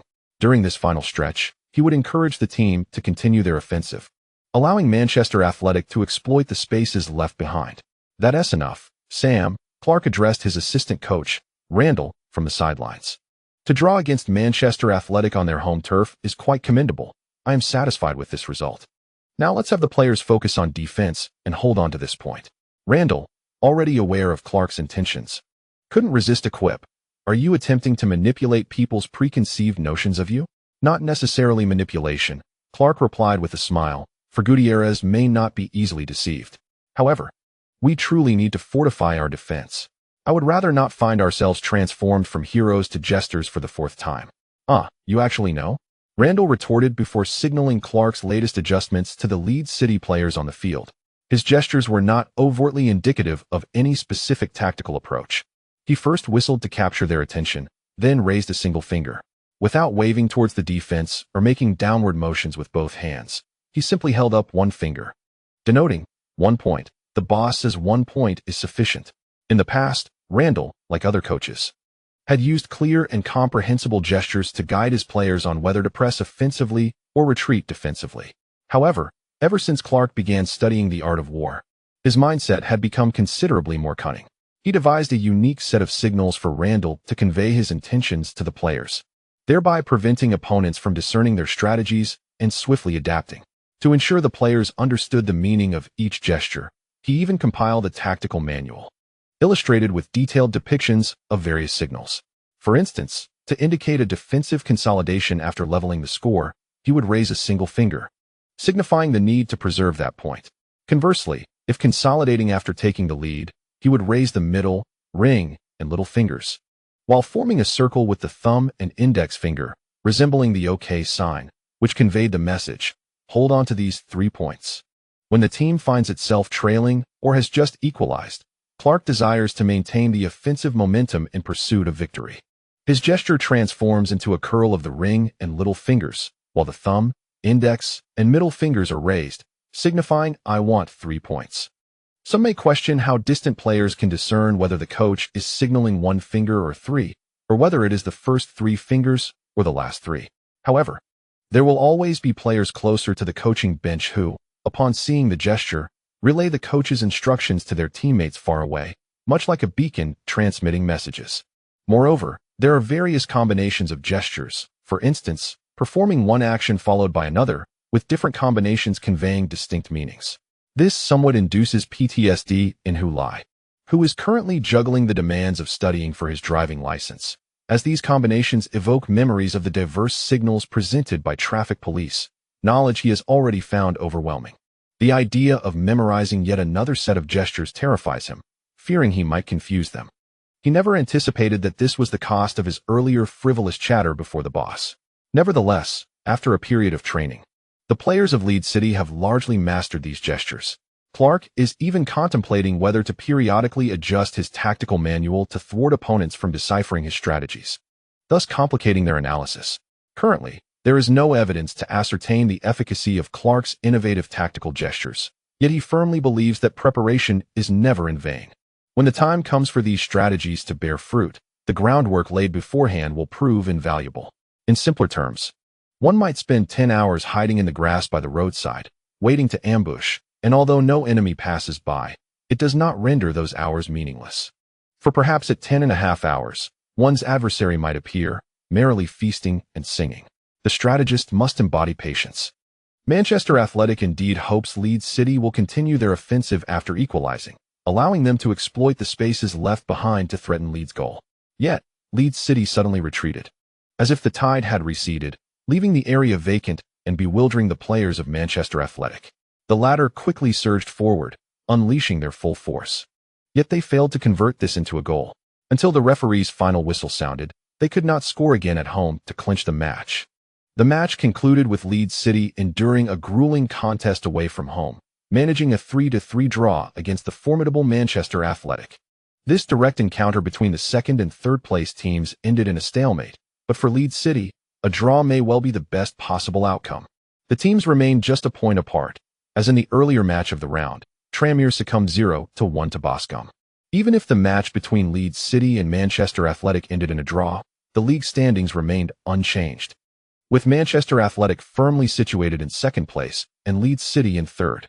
Meanwhile, the league leaders, the Stan Park Rangers, triumphed away from home with a score of 2-1 against Holt, extending their lead at the top of the table to 31 points. As Manchester Athletic and Leeds City vied for supremacy, the Rangers capitalized on the opportunity to widen the gap between themselves and the two teams. This development is not particularly favorable for Manchester Athletic, yet Leeds City remains unconcerned. After all, their objective for this season is merely survival, unlike Manchester Athletic, which harbors aspirations for the championship. Thus, if the distance to the league leaders increases, so be it. Their primary focus is on securing their place in the league.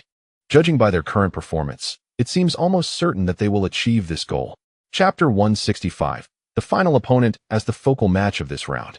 The encounter between Manchester Athletic and Leeds City did not disappoint. Both teams embraced an offensive strategy, resulting in a thrilling contest that produced 6 goals. The match was filled with dramatic twists, as the home team took the lead 3 times, only for Leeds City to valiantly equalize on each occasion. The final goals from both teams were particularly spectacular. Cabanca's signature high-speed run, which left Ben Gris stunned, was described by commentator Cox as ruthlessly brilliant. Hulai's equalizing goal just before the end exemplified his keen instincts and quick reflexes as the current top scorer in the Premier League. In a surprising display, he deftly flicked the ball over Korea's head while simultaneously maneuvering around the defender to score into an open net, excluding Leeds City's match against Wolverhampton, in which Hulai was absent from the squad. He has scored in his last 4 appearances. In the recently concluded October, he played only twice but netted 3 goals, including the record for the fastest goal of the Premier League season thus far, scored just 10 seconds into the match against Veston. Reports suggest that Hulai may be in contention for the Premier League Player of the Month award for October. Should he indeed receive this accolade, he would be among the few players to achieve it with such limited appearances, yet if he does not win, it would not be a significant loss. Given Hulai's current form, it seems inevitable that he will earn the Premier League Player of the Month honor again. Hulai is no stranger to this recognition. He previously won the Premier League Player of the Month in August after scoring 5 goals across 4 matches. This performance secured him the title, and perhaps it is time for Chinese fans to acclimate to the notion of Hulai as a representative of Chinese football, continually crafting new chapters in the annals of our national sport on the grand stage of world football. Following the match between Leeds City and Manchester Athletic, various media outlets in China provided extensive coverage of the event. In this era dominated by short-form video content, his remarkable goal, where he flicked the ball over Korea before turning to shoot into an empty net, was highlighted and went viral across multiple platforms. Numerous self-media channels capitalized on this spectacular display, amassing a significant following across various online platforms. Yen Kong once expressed concerns during the competition that the fervent adulation from self-media marketing accounts towards Hulai might lead to a detrimental overpraise. He wished to temper the current atmosphere, which seems somewhat frenzied. However, it appears that his aspirations are destined to remain unrealized in the short term. With 2 World Cup qualifying matches against Paraguay on the horizon, Yen Kang's worries have only intensified. Self-media marketing accounts have already begun to chase the excitement surrounding these matches, crafting sensational headlines. Is Paraguay ready to face the storm? Chinese football is just 1 step away from the World Cup. How did Paraguay transition from a World Cup regular to a fallen giant? While it is true that Paraguay is currently not as illustrious as in its heyday, having failed to qualify for the last 4 World Cups, this does not render them a fallen giant. Their absence from the World Cup stems from the notorious difficulty of the South American qualifying zone, which is notoriously challenging. With powerhouses like Brazil, Argentina, Uruguay, Colombia, Chile, Bolivia, and Venezuela, the competition is fierce, yet only 4.5 slots are available for qualification. Brazil and Argentina have never missed a World Cup, thus taking 2 slots off the table, leaving the remaining teams to contend for the scant remaining places. Venezuela, benefiting from its high-altitude advantage, proves to be a formidable opponent even for Brazil and Argentina when playing at home. Teams like Chile, Peru, and Bolivia can also stir up considerable trouble should they produce a few standout players. Not to mention traditional footballing powerhouses like Uruguay and Colombia. Which of these teams is easily subdued? If Asian teams were to compete in South America as qualifiers, they might find themselves thoroughly outmatched. Perhaps Japan would fare slightly better. Yet their successes in past World Cups reflect limited capability. Paraguay's 4 consecutive World Cup absences are not merely a reflection of their declining prowess. Albeit that is a contributing factor, the primary reason lies in the sheer strength of their opponents. In this round of World Cup qualifiers, Paraguay secured 5th place in the highly competitive South American qualifiers, earning the right to contest for that half slot against Asian teams, thereby demonstrating their formidable nature. After all, the teams ahead of Paraguay are Brazil, Argentina, Colombia, and Uruguay, all of which consistently perform at a high level. Yet, in the narratives perpetuated by these self-media marketing accounts, Paraguay is depicted as an inconsequential team, as though the Chinese team is destined to triumph over them en route to the World Cup stage. Indeed, we boast Hulai, currently leading the Premier League's scoring charts, but Paraguay also fields players competing in Europe. This national team includes a remarkable 12 players participating in various European leagues. which alone renders the Chinese team ill-equipped to assert dominance over Paraguay. Among these 12, 2 are emblematic figures in Paraguayan football, including the main striker Sosa Espinola from Munich's Blue and White, who has served this Bundesliga powerhouse for 5 seasons, netting a total of 133 goals across all competitions, exhibiting a graceful playing style and exquisite technique. His absence from the World Cup has long been regarded by numerous fans and media as a significant regret. Another individual in question is Paolo Arce, the main center-back for the esteemed Serie A club Torino. Though not particularly robust in stature, his defensive skills are exemplary, and his awareness is unparalleled, which is why he has risen to the position of third captain in a league that places great emphasis on defense. These 2 individuals represent the spectrum of the situation. The Chinese team must withstand the Paraguayan attacking lineup, led by Sosa Espinola, while also devising strategies to penetrate the Paraguayan defense, spearheaded by Paolo Arce. This challenge is undoubtedly far more formidable than facing Uzbekistan in the Asian qualification playoffs. In light of this, Yan Kang composed an extensive article online analyzing Paraguayan football, with the intent of tempering expectations and urging caution. As spectators, it is important not to harbor unrealistic hopes of achieving success in a single match, but rather to recognize the progress of Chinese football throughout this qualifying campaign, which is ultimately more beneficial in the long run. However, despite his earnest efforts, the response to his lengthy exposition was predominantly, "Too long, didn't read." Some who did engage with his writing criticized Yan Kang for what they perceived as a defeatist mentality, suggesting he was surrendering before the battle had even begun, an echo of the failures that have plagued Chinese football for years. Only in gatherings of dedicated fans did his sentiments resonate with many, for Yan Kang's insights were indeed valid. The concerns expressed by these individuals are entirely justified. The World Cup has ignited an unprecedented fervor for football in this nation, attracting many who previously had little interest or understanding of the sport to watch the national team play, filled with enthusiasm and lofty expectations. Yet, they remain largely unaware of the operational dynamics within the football world, particularly regarding the true capabilities of Paraguay, the 5th-place team in the South American qualifiers. This surge of attention and fervor is a boon for Chinese football, but it also carries substantial pressure.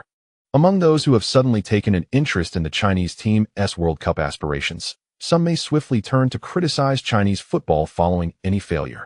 As has been the pattern in the past, they remain indifferent to the strength of Paraguay and the arduous journey that has brought the Chinese team to this point. Their unwavering truth dictates that victory brings joy, while defeat merits condemnation, an unyielding principle that has never faltered. Wait a moment, Sugiyama. As Dazai Sugiyama prepared to leave the changing room, he was called back. Turning, he saw his tall and handsome teammate, Sosa Espinola, who inquired in German, "Is there something you need, senior?" Sosa, accustomed to the young Japanese player's unique form of address, disregarded the title and asked, "Are you free this evening? I would like to treat you to dinner." Although somewhat perplexed, Dazai Sugiyama nodded in response, "Of course, I am available." A gentle smile spread across Sosa's face as he continued, "If you do not mind, would you care to enjoy a meal of your country's cuisine? I am truly grateful." "Senior," Dazai Sugiyama replied, quickly bowing in appreciation. Thank you. In truth, I have a matter for which I seek your assistance." Sosa quickly gestured. "Seek my assistance?" Takaya Sugiyama's face reflected a mixture of astonishment and confusion. In a quintessentially Japanese restaurant, Sosa Espinola shifted his posture on the tatami mat for the 3rd time in half an hour. Initially, he adhered strictly to the Japanese dining etiquette, mimicking Sugiyama's formal kneeling posture. However, it wasn't long before he began to feel a tingling discomfort from his legs to his heels. Glancing at Sugiyama, who appeared completely unperturbed, Sosa felt reluctant to change his position, fearing it might give Sugiyama the impression that he disdained their customs. Yet, after enduring a few minutes, he could no longer restrain himself and adjusted to a cross-legged position. This time, he managed to maintain it for a while longer, but ultimately found himself shifting for the 3rd time. To be honest, Sosa regretted inviting Sugiyama to dine at this establishment, renowned for its authenticity. Even the seating was so traditionally authentic. While adjusting his posture, Sosa revealed the purpose of his invitation to Sugiyama, which caused Sugiyama's eyes to widen in surprise. "Oh, you wish to know about Hulai?"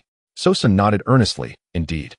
Although I am aware that he currently ranks first on the Premier League's scoring list, and that he recently scored a magnificent goal against Manchester Athletic.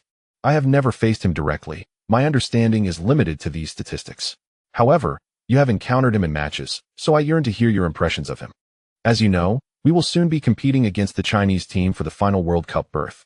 Sugiyama remained astonished. I did not anticipate that you would regard the Chinese team with such seriousness. Given your team's prowess, defeating them should, in theory, be a foregone conclusion, provided you do not underestimate them. Theoretically, yes. Yet, football is unpredictable, filled with uncertainties. I fear that who represents the greatest of those uncertainties. Seeing Sosa's earnest demeanor, Sugiyama furrowed his brow and began to contemplate the impressions Hulai had left on him. Sosa, sensing his concentration, remained silent as the small private room descended into tranquility. After a considerable pause, Sugiyama finally shook his head. I am at a loss as to how to introduce him to you. Upon reflection, I realize he possesses many facets. When I attempt to encapsulate him in a few words, I find it utterly impossible. You are correct, Sosa. Hulai indeed embodies the greatest unpredictability. Perhaps one incident can serve as evidence. Sugiyama then recounted the entire sequence of Hulai's goal during the U23 Asian Cup final. Upon hearing how Hu, in a one-on-one with the Japanese U23 goalkeeper, had inadvertently slipped but still managed to score, Sosa's eyes widened in astonishment. It can happen like that? God! I can hardly fathom how he managed it. Tatsuya Sugiyama chuckled and shook his head, stating, before witnessing that ball with my own eyes, I could not conceive that anyone could score in such a manner. Thus, I can only say that Hu is an elusive individual. One can never truly ascertain his thoughts or predict his next move. This unpredictability is precisely why defenders feel utterly exhausted when facing him. Their focus must remain unwaveringly fixed upon him, with no room for distraction. But how is that even feasible? Upon hearing Sugiyama Tatsuya's remarks, Sosa furrowed his brow, lost in contemplation. Chapter 166. A true gentleman. When Paul also returned to his room, having set down his phone, his brow remained tightly knit, showing no signs of relaxation. Observing his demeanor, his wife inquired curiously, who was on the line? Espinola, he replied. His wife hesitated momentarily before uttering a name. Sosa, Espinola? Yes. His wife was taken aback. Why would he call you? Aren't you two entangled in a rather well-known secret? The relationship between the two dominant figures of the Paraguayan national team is notoriously fraught. Perhaps describing it as fiery would be an exaggeration. But calling it merely cool would be a courteous understatement. The root of the tension lies in the competition for the title of team leader. Sosa Espinola, being merely 2 years younger than Paul Alsa, could be regarded as a contemporary player, with their career peaks largely overlapping. In terms of influence and renown, Sosa, as a forward, undoubtedly holds an advantage over Alsa, earning him the status of Paraguay's star player, its most formidable ace without question. Sosa has always considered himself as such, aspiring to secure a position within the national team that befits his stature, specifically the captain's armband. However, the captaincy of Paraguay rests upon Alsa's arm. As a central defender, Alsa's role as captain is entirely justified, particularly given his status as the third captain of the illustrious Serie A club Torino, with a reputation and experience beyond reproach. Yet, being a defender, he does not bask in the limelight as easily as Sosa, a forward. In their quest for the captain's armband, the two have engaged in various overt and covert rivalries, each garnering their own set of supporters. For a period, Paraguayan media sensationalized their conflict, creating a tumultuous atmosphere within the nation's football scene. During a time when both players were at their peak and on the rise, the Paraguayan national team consistently failed to qualify for the World Cup, a situation undeniably linked to their rivalry. Ultimately, it was through the mediation of the Paraguayan Football Association's president, the legendary Jorge Cáceres, a former luminary of Paraguayan football, that the two men laid down their arms and concluded their conflict over the armband. On the surface, it appeared that Sosa had willingly stepped back, with also retaining the captaincy. However, in reality, Alsa remained resentful about the situation, as did Sosa, and their relationship was far from mended. Since then, they have largely become strangers, treating one another as though they were invisible, even within the national team. This sentiment is well understood by the public. Nevertheless, compared to the previous turmoil that disrupted the Paraguayan national team, the current facade of tranquility is a source of satisfaction for all. It is not my expectation that the two individuals could transform conflict into harmony, playing out a scene of reconciliation. Naturally, Al's wife is well aware of the nature of their relationship. Thus, she was taken aback by the fact that Sosa would take the initiative to call her husband. No wonder you were such an expression, she thought. However, her husband shook his head. No, it is not as you imagine. He called to remind me to pay special attention to who from the Chinese team in the upcoming playoffs. Her eyes widened further, her mouth agape. Goodness. Has he lost his mind to be so considerate? Hearing his wife's astonishment, Al snapped in irritation. You are the one who has lost your mind. This is my last chance to participate in the World Cup. His wife fell silent. Sosa Espinola is 31 years old, while her husband, Paulo Alce, is 33. If they fail to qualify for the World Cup now, in 4 years' time, even if they are still eligible for the Paraguay national team, how could their chances of qualifying be better than they are now? Al scoffed, but why should he meddle? Does he think I would overlook the only threat from the Chinese team? At this point, he recalled Sosa's words during their conversation. Do not overthink it, Alce. I simply do not want my last opportunity to be squandered. This is also my last chance, Espinola. Alce bellowed at Sosa before hanging up without further ado. Now, sitting beside his wife, Alce mentally repeated Hulai's name, recalling Sosa's description of him. He is the greatest unknown. What a charade. I shall see how you can surpass my expectations. Junpei Sankawa lay in his room, using his phone to surf the social networks for topics of interest. Suddenly, he noticed a message from Takuya Sugiyama in the chat group of the Japan U-23 team. Hey, did you know? I encountered something quite unexpected yesterday. Although several players, including himself and Sugiyama, had been selected for the Japan national team and were part of its online chat group, they were still juniors there and seldom engaged in conversation. Instead, they remained active in the U-23 group. Despite the dissolution of this current U-23 team, everyone still remained in the group, treating it as a secret haven for banter and camaraderie. Indeed, as soon as Sugiyama spoke, several previously silent members of the group emerged. What happened? How unexpected was it? Is it really true? Of course it's true. Sugiyama recounted how club veteran Sosa Espinola had specifically invited him to dinner, solely to glean crucial intelligence about the Chinese team. After he finished, the group buzzed with chatter as members shared their thoughts and sentiments. Hulai has truly reached such heights? It is astonishing that he commands such attention from opponents. Reflecting on their past encounters with him, it was hard to believe and left them feeling nostalgic. I knew Hulai was strong, but I never imagined he was this formidable. It is truly challenging to grasp the current prowess of Hulai when you are not in Europe. In his presence, Park Chun-tae seems to be fading into obscurity. The remaining reflections did not register with Sunchuan Junping. He had already seized his phone, leaping off the bed without even donning his slippers, and dashed barefoot towards Wang Guangwei's room, shouting, Old Wang! Old Wang! Before Wang Guangwei could react, Zhang Qinghuan from upstairs was drawn out by the commotion, leaning over the railing to look down. Sunchuan, what on earth is all this fuss about? Sunchuan Junping, spotting Zhang Qinghuan, waved enthusiastically, Brother Huan, come quickly. I have significant news to report. Shortly thereafter, Xia Xiaoyu and Wang Guangwei emerged from their respective rooms, with Xia Xiaoyu still clad in pajamas, evidently having intended to retire for the night, or perhaps he had already been asleep. The three of them regarded Sunchuan Junping, prompting Zhang Qinghuan to inquire. What news do you have? Have you brought the Imperial Army here? Sunchuan Junping disregarded the playful jest, or perhaps he simply did not comprehend its implication. And he unlocked his phone, presenting it to the three. They all leaned down to inspect the screen, only to shake their heads and wave their hands. We cannot comprehend Japanese.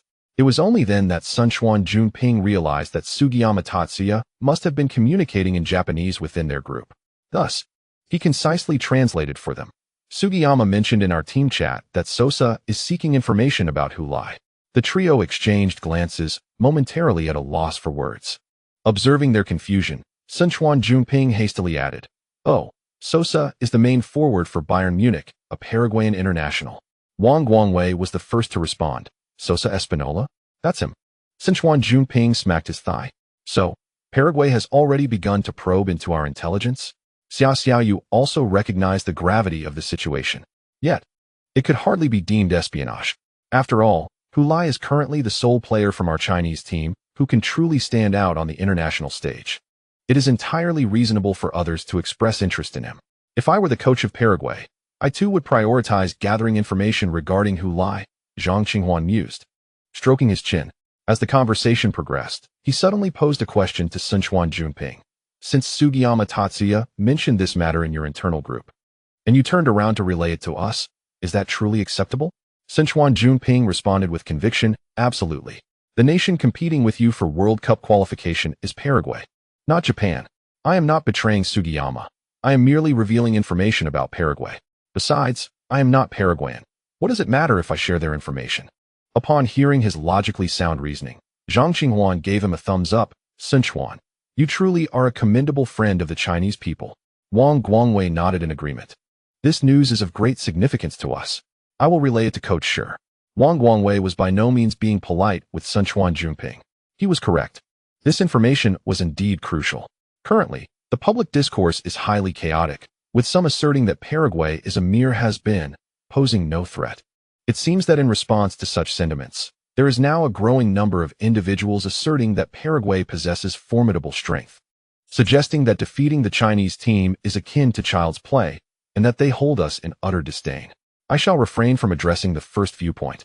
Within the Chinese team, there exists not a single individual who perceives Paraguay as a fallen entity, diminished in strength and therefore not to be feared.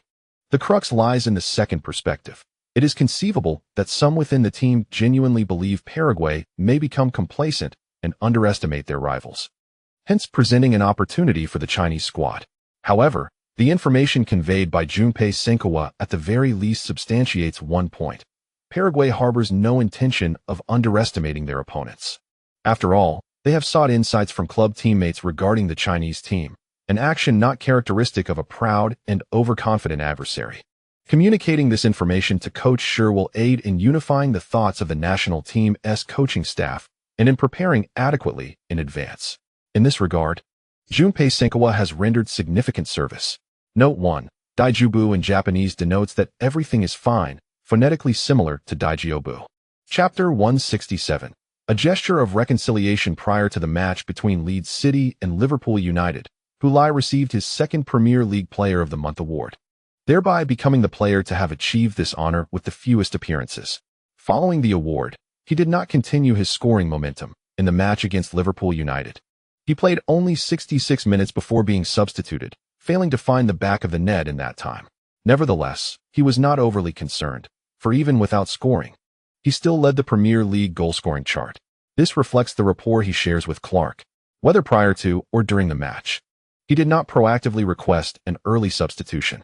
However, Clark understood that Hulai faced two critically important matches ahead, with travel distances sufficient to circumnavigate the globe, posing a formidable test of his stamina. Thus, Clark took it upon himself to prevent Hulai from playing the full match, hoping to afford him ample rest. Despite Hulai's departure with the score at 1-1 against Liverpool United, Clark was willing to risk the possibility of not securing a victory to ensure Hulai could approach the crucial upcoming national team matches in optimal condition. This decision garnered Clark considerable favor among Chinese fans, who are naturally most concerned with national team matches and Hulai's physical condition. They understood that Clark's early substitution was intended to better prepare Hulai for the World Cup qualifying playoffs.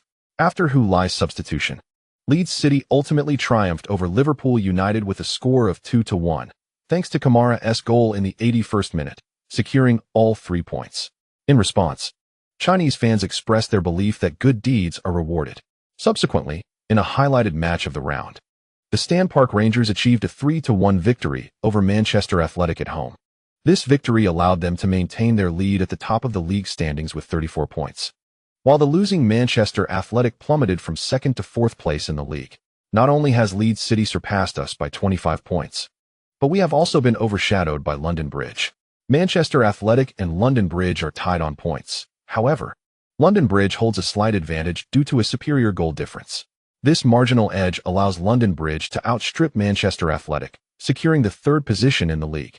Following the match against Liverpool United, Hulai did not return to China, but instead boarded a flight westward, traversing the vast Atlantic Ocean directly to Paraguay to join the national team.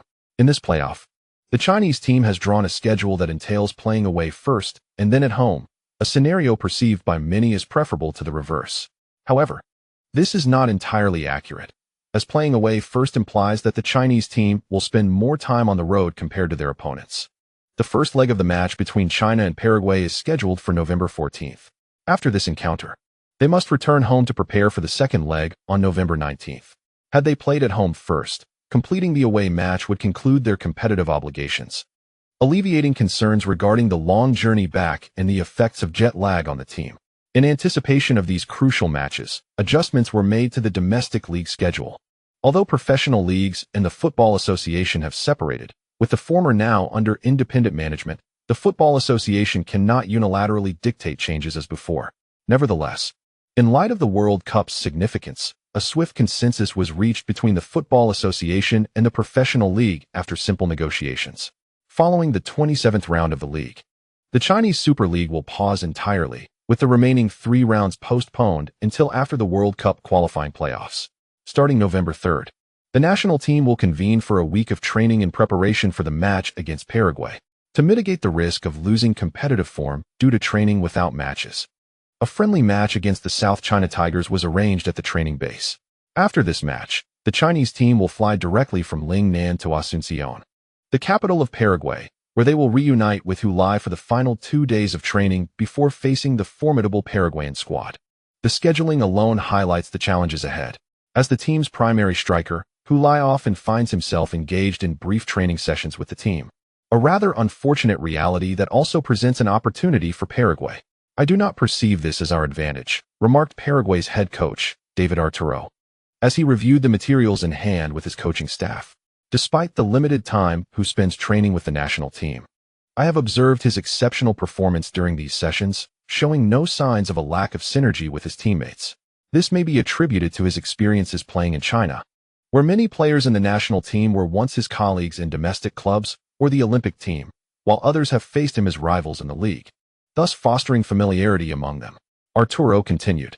Therefore, if we assume they will falter due to insufficient coordination and develop a sense of complacency, we might, in fact, pay a steep price for such an oversight. After Arturo finished speaking, he surveyed his coaching staff, ensuring that no indifferent expressions graced their faces. Following 4 consecutive failures to qualify for the World Cup, this was the closest we had come to the tournament, and I was determined not to let our own pride lead us to squander this pivotal opportunity. That would be an error we could never forgive ourselves for. The seasoned coach Arturo spoke with gravity, yet no one dared to contest his words. Within the Paraguayan national team, 2 core players, both well past their 30s, still found themselves in what could be considered their prime as professional athletes. With the right training and lifestyle, it is not uncommon for a career to extend into the mid-30s. However, the concepts of a professional career and the chance to participate in the World Cup are entirely distinct. A successful World Cup campaign cannot rely solely on a few veterans whose careers are in decline. Hence, for years from now, the prospects for Alcaraz and Sosa making the national team are slim, let alone contending for the World Cup. The entire team must approach this as their final opportunity for preparation. Only with such resolve can they give their all, leaving no room for regret. After all, the responsibilities of these coaches extend beyond their personal careers. They encompass the grandest dreams of Paraguay's footballing legacy. This is no trivial matter. Outside the hotel where the Paraguayan national team was staying, media personnel stood guard, their cameras trained on the revolving door. The opulent lobby, illuminated by lights streaming through vast floor-to-ceiling windows, revealed a bustling scene within. I spotted Alcaraz alongside Arturo. They seemed to be awaiting someone. The reporters stationed outside speculated on the unfolding scenario. Awaiting someone? Who could it be? Who else in this team warranted the attention of both the captain and the head coach? The individual posing the question soon recognized the absurdity of the situation. Exchanging glances with his peers, surely, Alcaraz could not be waiting for Sosa. Indeed, given their fraught relationship, it was hardly a secret that Alcaraz and Sosa were not on amicable terms. Everyone was aware of this, yet no one dared to speak of it openly now. While Sosa and Alcaraz no longer openly confronted each other, that did not imply a reconciliation. In reality, they remained in a state of mutual disregard. It could be said that the conflict over the captaincy merely resulted in a temporary ceasefire rather than a resolution. The journalists were well aware of this nuance, which is why they found it implausible that Alcaraz would be waiting to welcome Sosa. Nevertheless, the scene before them compelled speculation in that direction, for logically, it seemed the only explanation that made sense. Perhaps we should not overthink it. Maybe Alcaraz simply happened to encounter Arturo in the lobby, and they were engaging in casual conversation? One reporter offered this explanation. Yet even he struggled to convince himself of its validity. The demeanor of Alcer and Arturo hardly suggested a chance encounter leading to casual conversation in the lobby. Standing side by side, they gazed towards the entrance, clearly awaiting someone's arrival. The answer soon revealed itself. A vehicle halted at the hotel's entrance, and Sosa Espinola emerged from within. Upon noticing him, both Alcer and Arturo promptly approached. Arturo deliberately lagged half a step behind, allowing Alcer to advance ahead, extending his hand toward Sosa. Quickly, the journalists recognized the impending moment, clicking their cameras or locking their lenses firmly onto the two figures. Amidst the rapid shutter sounds, Sosa reciprocated the gesture. Following the tumultuous period of their rivalry, this marked the first occasion these two Paraguayan football titans clasped hands before the cameras.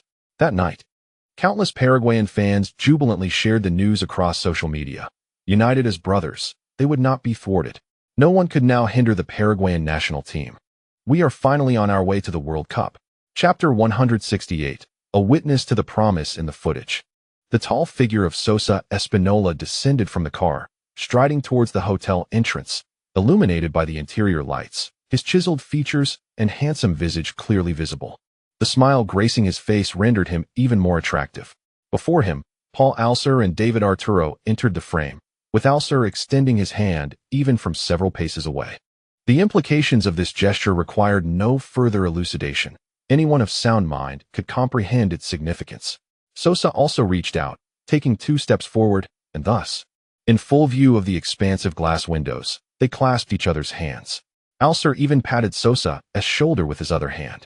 This moment was captured clearly by the cameras and recording devices of the media outside.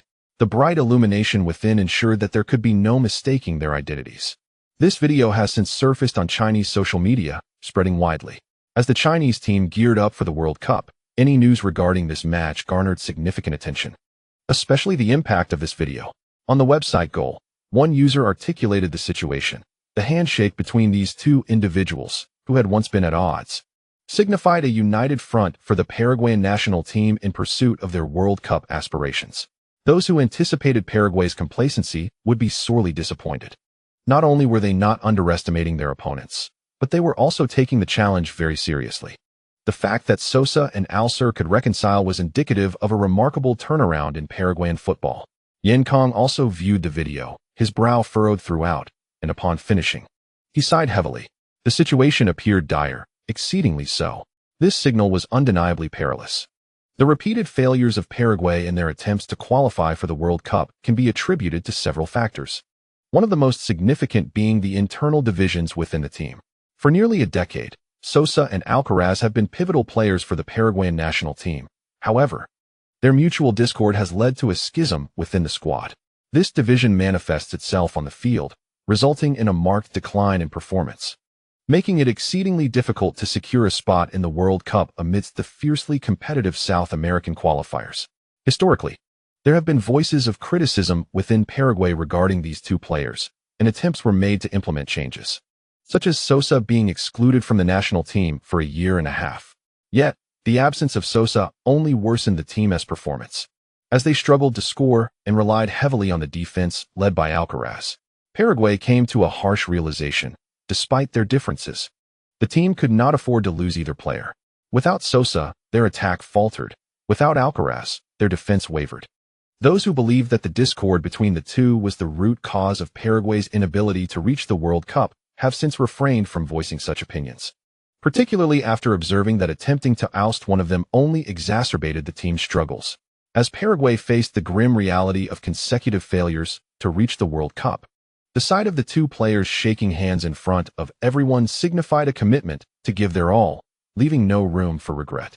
Upon reflection, this is quite understandable, as it is likely the last opportunity for the 31-year-old Sosa Espinola and 33-year-old Paulo Alcaraz to compete on such a prestigious stage.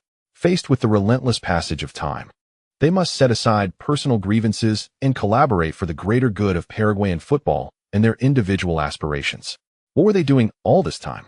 Now, realizing this might be their final chance, they must seize the moment.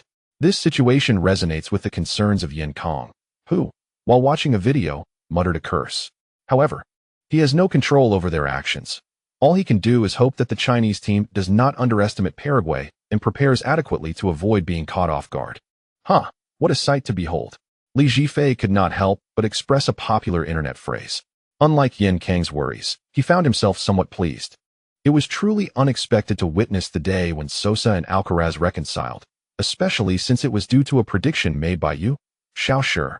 Indeed, we owe a debt of gratitude to Junpei Senkawa for providing us with advance information, though Shi Wuyin did not share Li Zhifei's enthusiasm and simply nodded with a smile. Just before the Chinese team commenced their training camp, he received news relayed by Wang Guangwei and Zhang Qinghua, stating that Sosa Espinola from Paraguay had inquired about Hu Lai through his teammate, Takayama Tatsuya. At that moment, Wang Guangwei and Zhang Qinghua merely perceived this as an indication of Paraguay's seriousness regarding the upcoming match against the Chinese team, without any thoughts of underestimating their opponents. However, Shi Wuyin pondered deeper implications. Sosa, being a forward, was seeking information about Hu Lai, who was also a forward. What significance does a forward's inquiry about another forward hold? While it is true that Hu Lai is the most formidable and renowned player of the Chinese team, and thus such inquiries are commonplace, Shi Wuyin could not suppress the thought of whom Sosa might share the information with after learning about Hu Lai. Would he relay it to Paraguay's coach, Arturo? That seemed plausible. Yet, could there be a possibility that Sosa's inquiry about Hu Lai was intended to assist Al-Sai in effectively neutralizing Hu Lai during the match? Based on this hypothesis, Shi Wuyin deduced a conclusion. Perhaps Sosa and Al-Sai's relationship in this critical match was not as dire as the outside world suggested. After all, it was evident to anyone that this was their last opportunity to compete for a World Cup in 4 years. The 35-year-old Sosa and the 37-year-old Al-Sai would be nearing the twilight of their careers, and it remained uncertain whether they would still be selected for the Paraguay national team. With these inferences, Shi Wuyin boldly postulated this outcome and prepared the team accordingly. Some expressed skepticism, questioning whether it was too hasty to assert that Sosa and Al-Sai would unite based solely on hearsay from a Japanese player. Nevertheless, Shi Wuyin remained unfazed by the doubters, steadfast in his belief, and arranging tactical strategies predicated on the assumption that the two would indeed collaborate. Now, with the emergence of the video showing Al-Sai and Sosa shaking hands in reconciliation, Shi Wuyin's correctness has been affirmed. The way others regarded Shi Wuyin has transformed. He is no longer just a mere tactician. Mori Chuanping, who had just flown to Europe to join his national team for 2 warm-up matches, beamed with joy upon seeing Hu Lai's message in their WeChat group, expressing gratitude for the assistance rendered. He selected a GIF from the popular series Bright Sword, featuring the character Wang Guangwei, which perfectly encapsulated his current exuberance. The animated image depicted Wang Guangwei, clearly pleased yet modestly smiling, glancing around before nodding in acknowledgement. Although he was portrayed as an adversary, Mori Chuanping found it quite natural to use a meme from a show that depicted battles against such foes. In fact, during his 2 years playing football in China, the most rapid improvement he had made was not in his Chinese language skills, but rather in his ability to express himself through memes. As a youthful enthusiast, he often engaged in playful exchanges of memes with his friends, Hu Lai, and the others in their group. Engaging in a contest with a master greatly enhanced his ability to adeptly utilize various emoticons. After sending the image, he typed a response to Hu Lai. Hu Lai-san, we shall meet at the World Cup next year. It's a promise. Hu Lai quickly replied to him. Upon receiving Hu Lai's response, Morikawa Junpei should have felt elated, yet he suddenly furrowed his brow. Nearby, Sugiyama Tatsuya turned to glance at him, curiously inquiring, "What's the matter?" Morikawa? "Ah, Sugiyama. I have made a commitment with Hu Lai-san to meet at the World Cup next year." The World Cup? The Chinese team has not yet been eliminated by Paraguay, have they? Sugiyama Tatsuya interrupted, astonished. Indeed. However, I firmly believe they can triumph over Paraguay. Morikawa Junpei asserted with conviction. Sugiyama Tatsuya yearned to counter Morikawa Junpei's viewpoint, but upon witnessing his resolute demeanor, he recalled the sentiments of his teammate from the U-23 national team toward Hu Lai and wisely abandoned his earlier thoughts, merely asking with curiosity, if that is the case. Then it is splendid news. Why the sudden frown? What troubles you? Morikawa Junpei turned to gaze out of the hotel window, where a cherry blossom tree stood. In the month of November, all its leaves had fallen, leaving behind only bare branches, rendering it impossible to envision the beauty it would exhibit in spring. What a pity that the cherry blossoms are not in bloom, he murmured. Sugiyama Tatsuya, bewildered, replied, "Come to your senses, Morikawa. It is winter, not spring. I am aware." Sugiyama, Morikawa Junpei responded, retracting his gaze to meet Sugiyama Tatsuya's eyes and nodding. "That is precisely why I feel regretful. My agreement with Hu-Lai-san lacks the witness of blooming cherry blossoms." Sugiyama Tatsuya took a deep breath, leapt from the bed, and declared, "I need to use the restroom." With that, he dashed out. Morikawa Junpei paid no heed to Sugiyama Tatsuya's reaction and redirected his gaze to the window, fixating on the branches of the cherry blossom tree. As if wielding a magical brush to conjure forth one blossom after another in full bloom. Let the imagined cherry blossoms serve as the testament to our promise, Hu-Lai-san. End of chapter.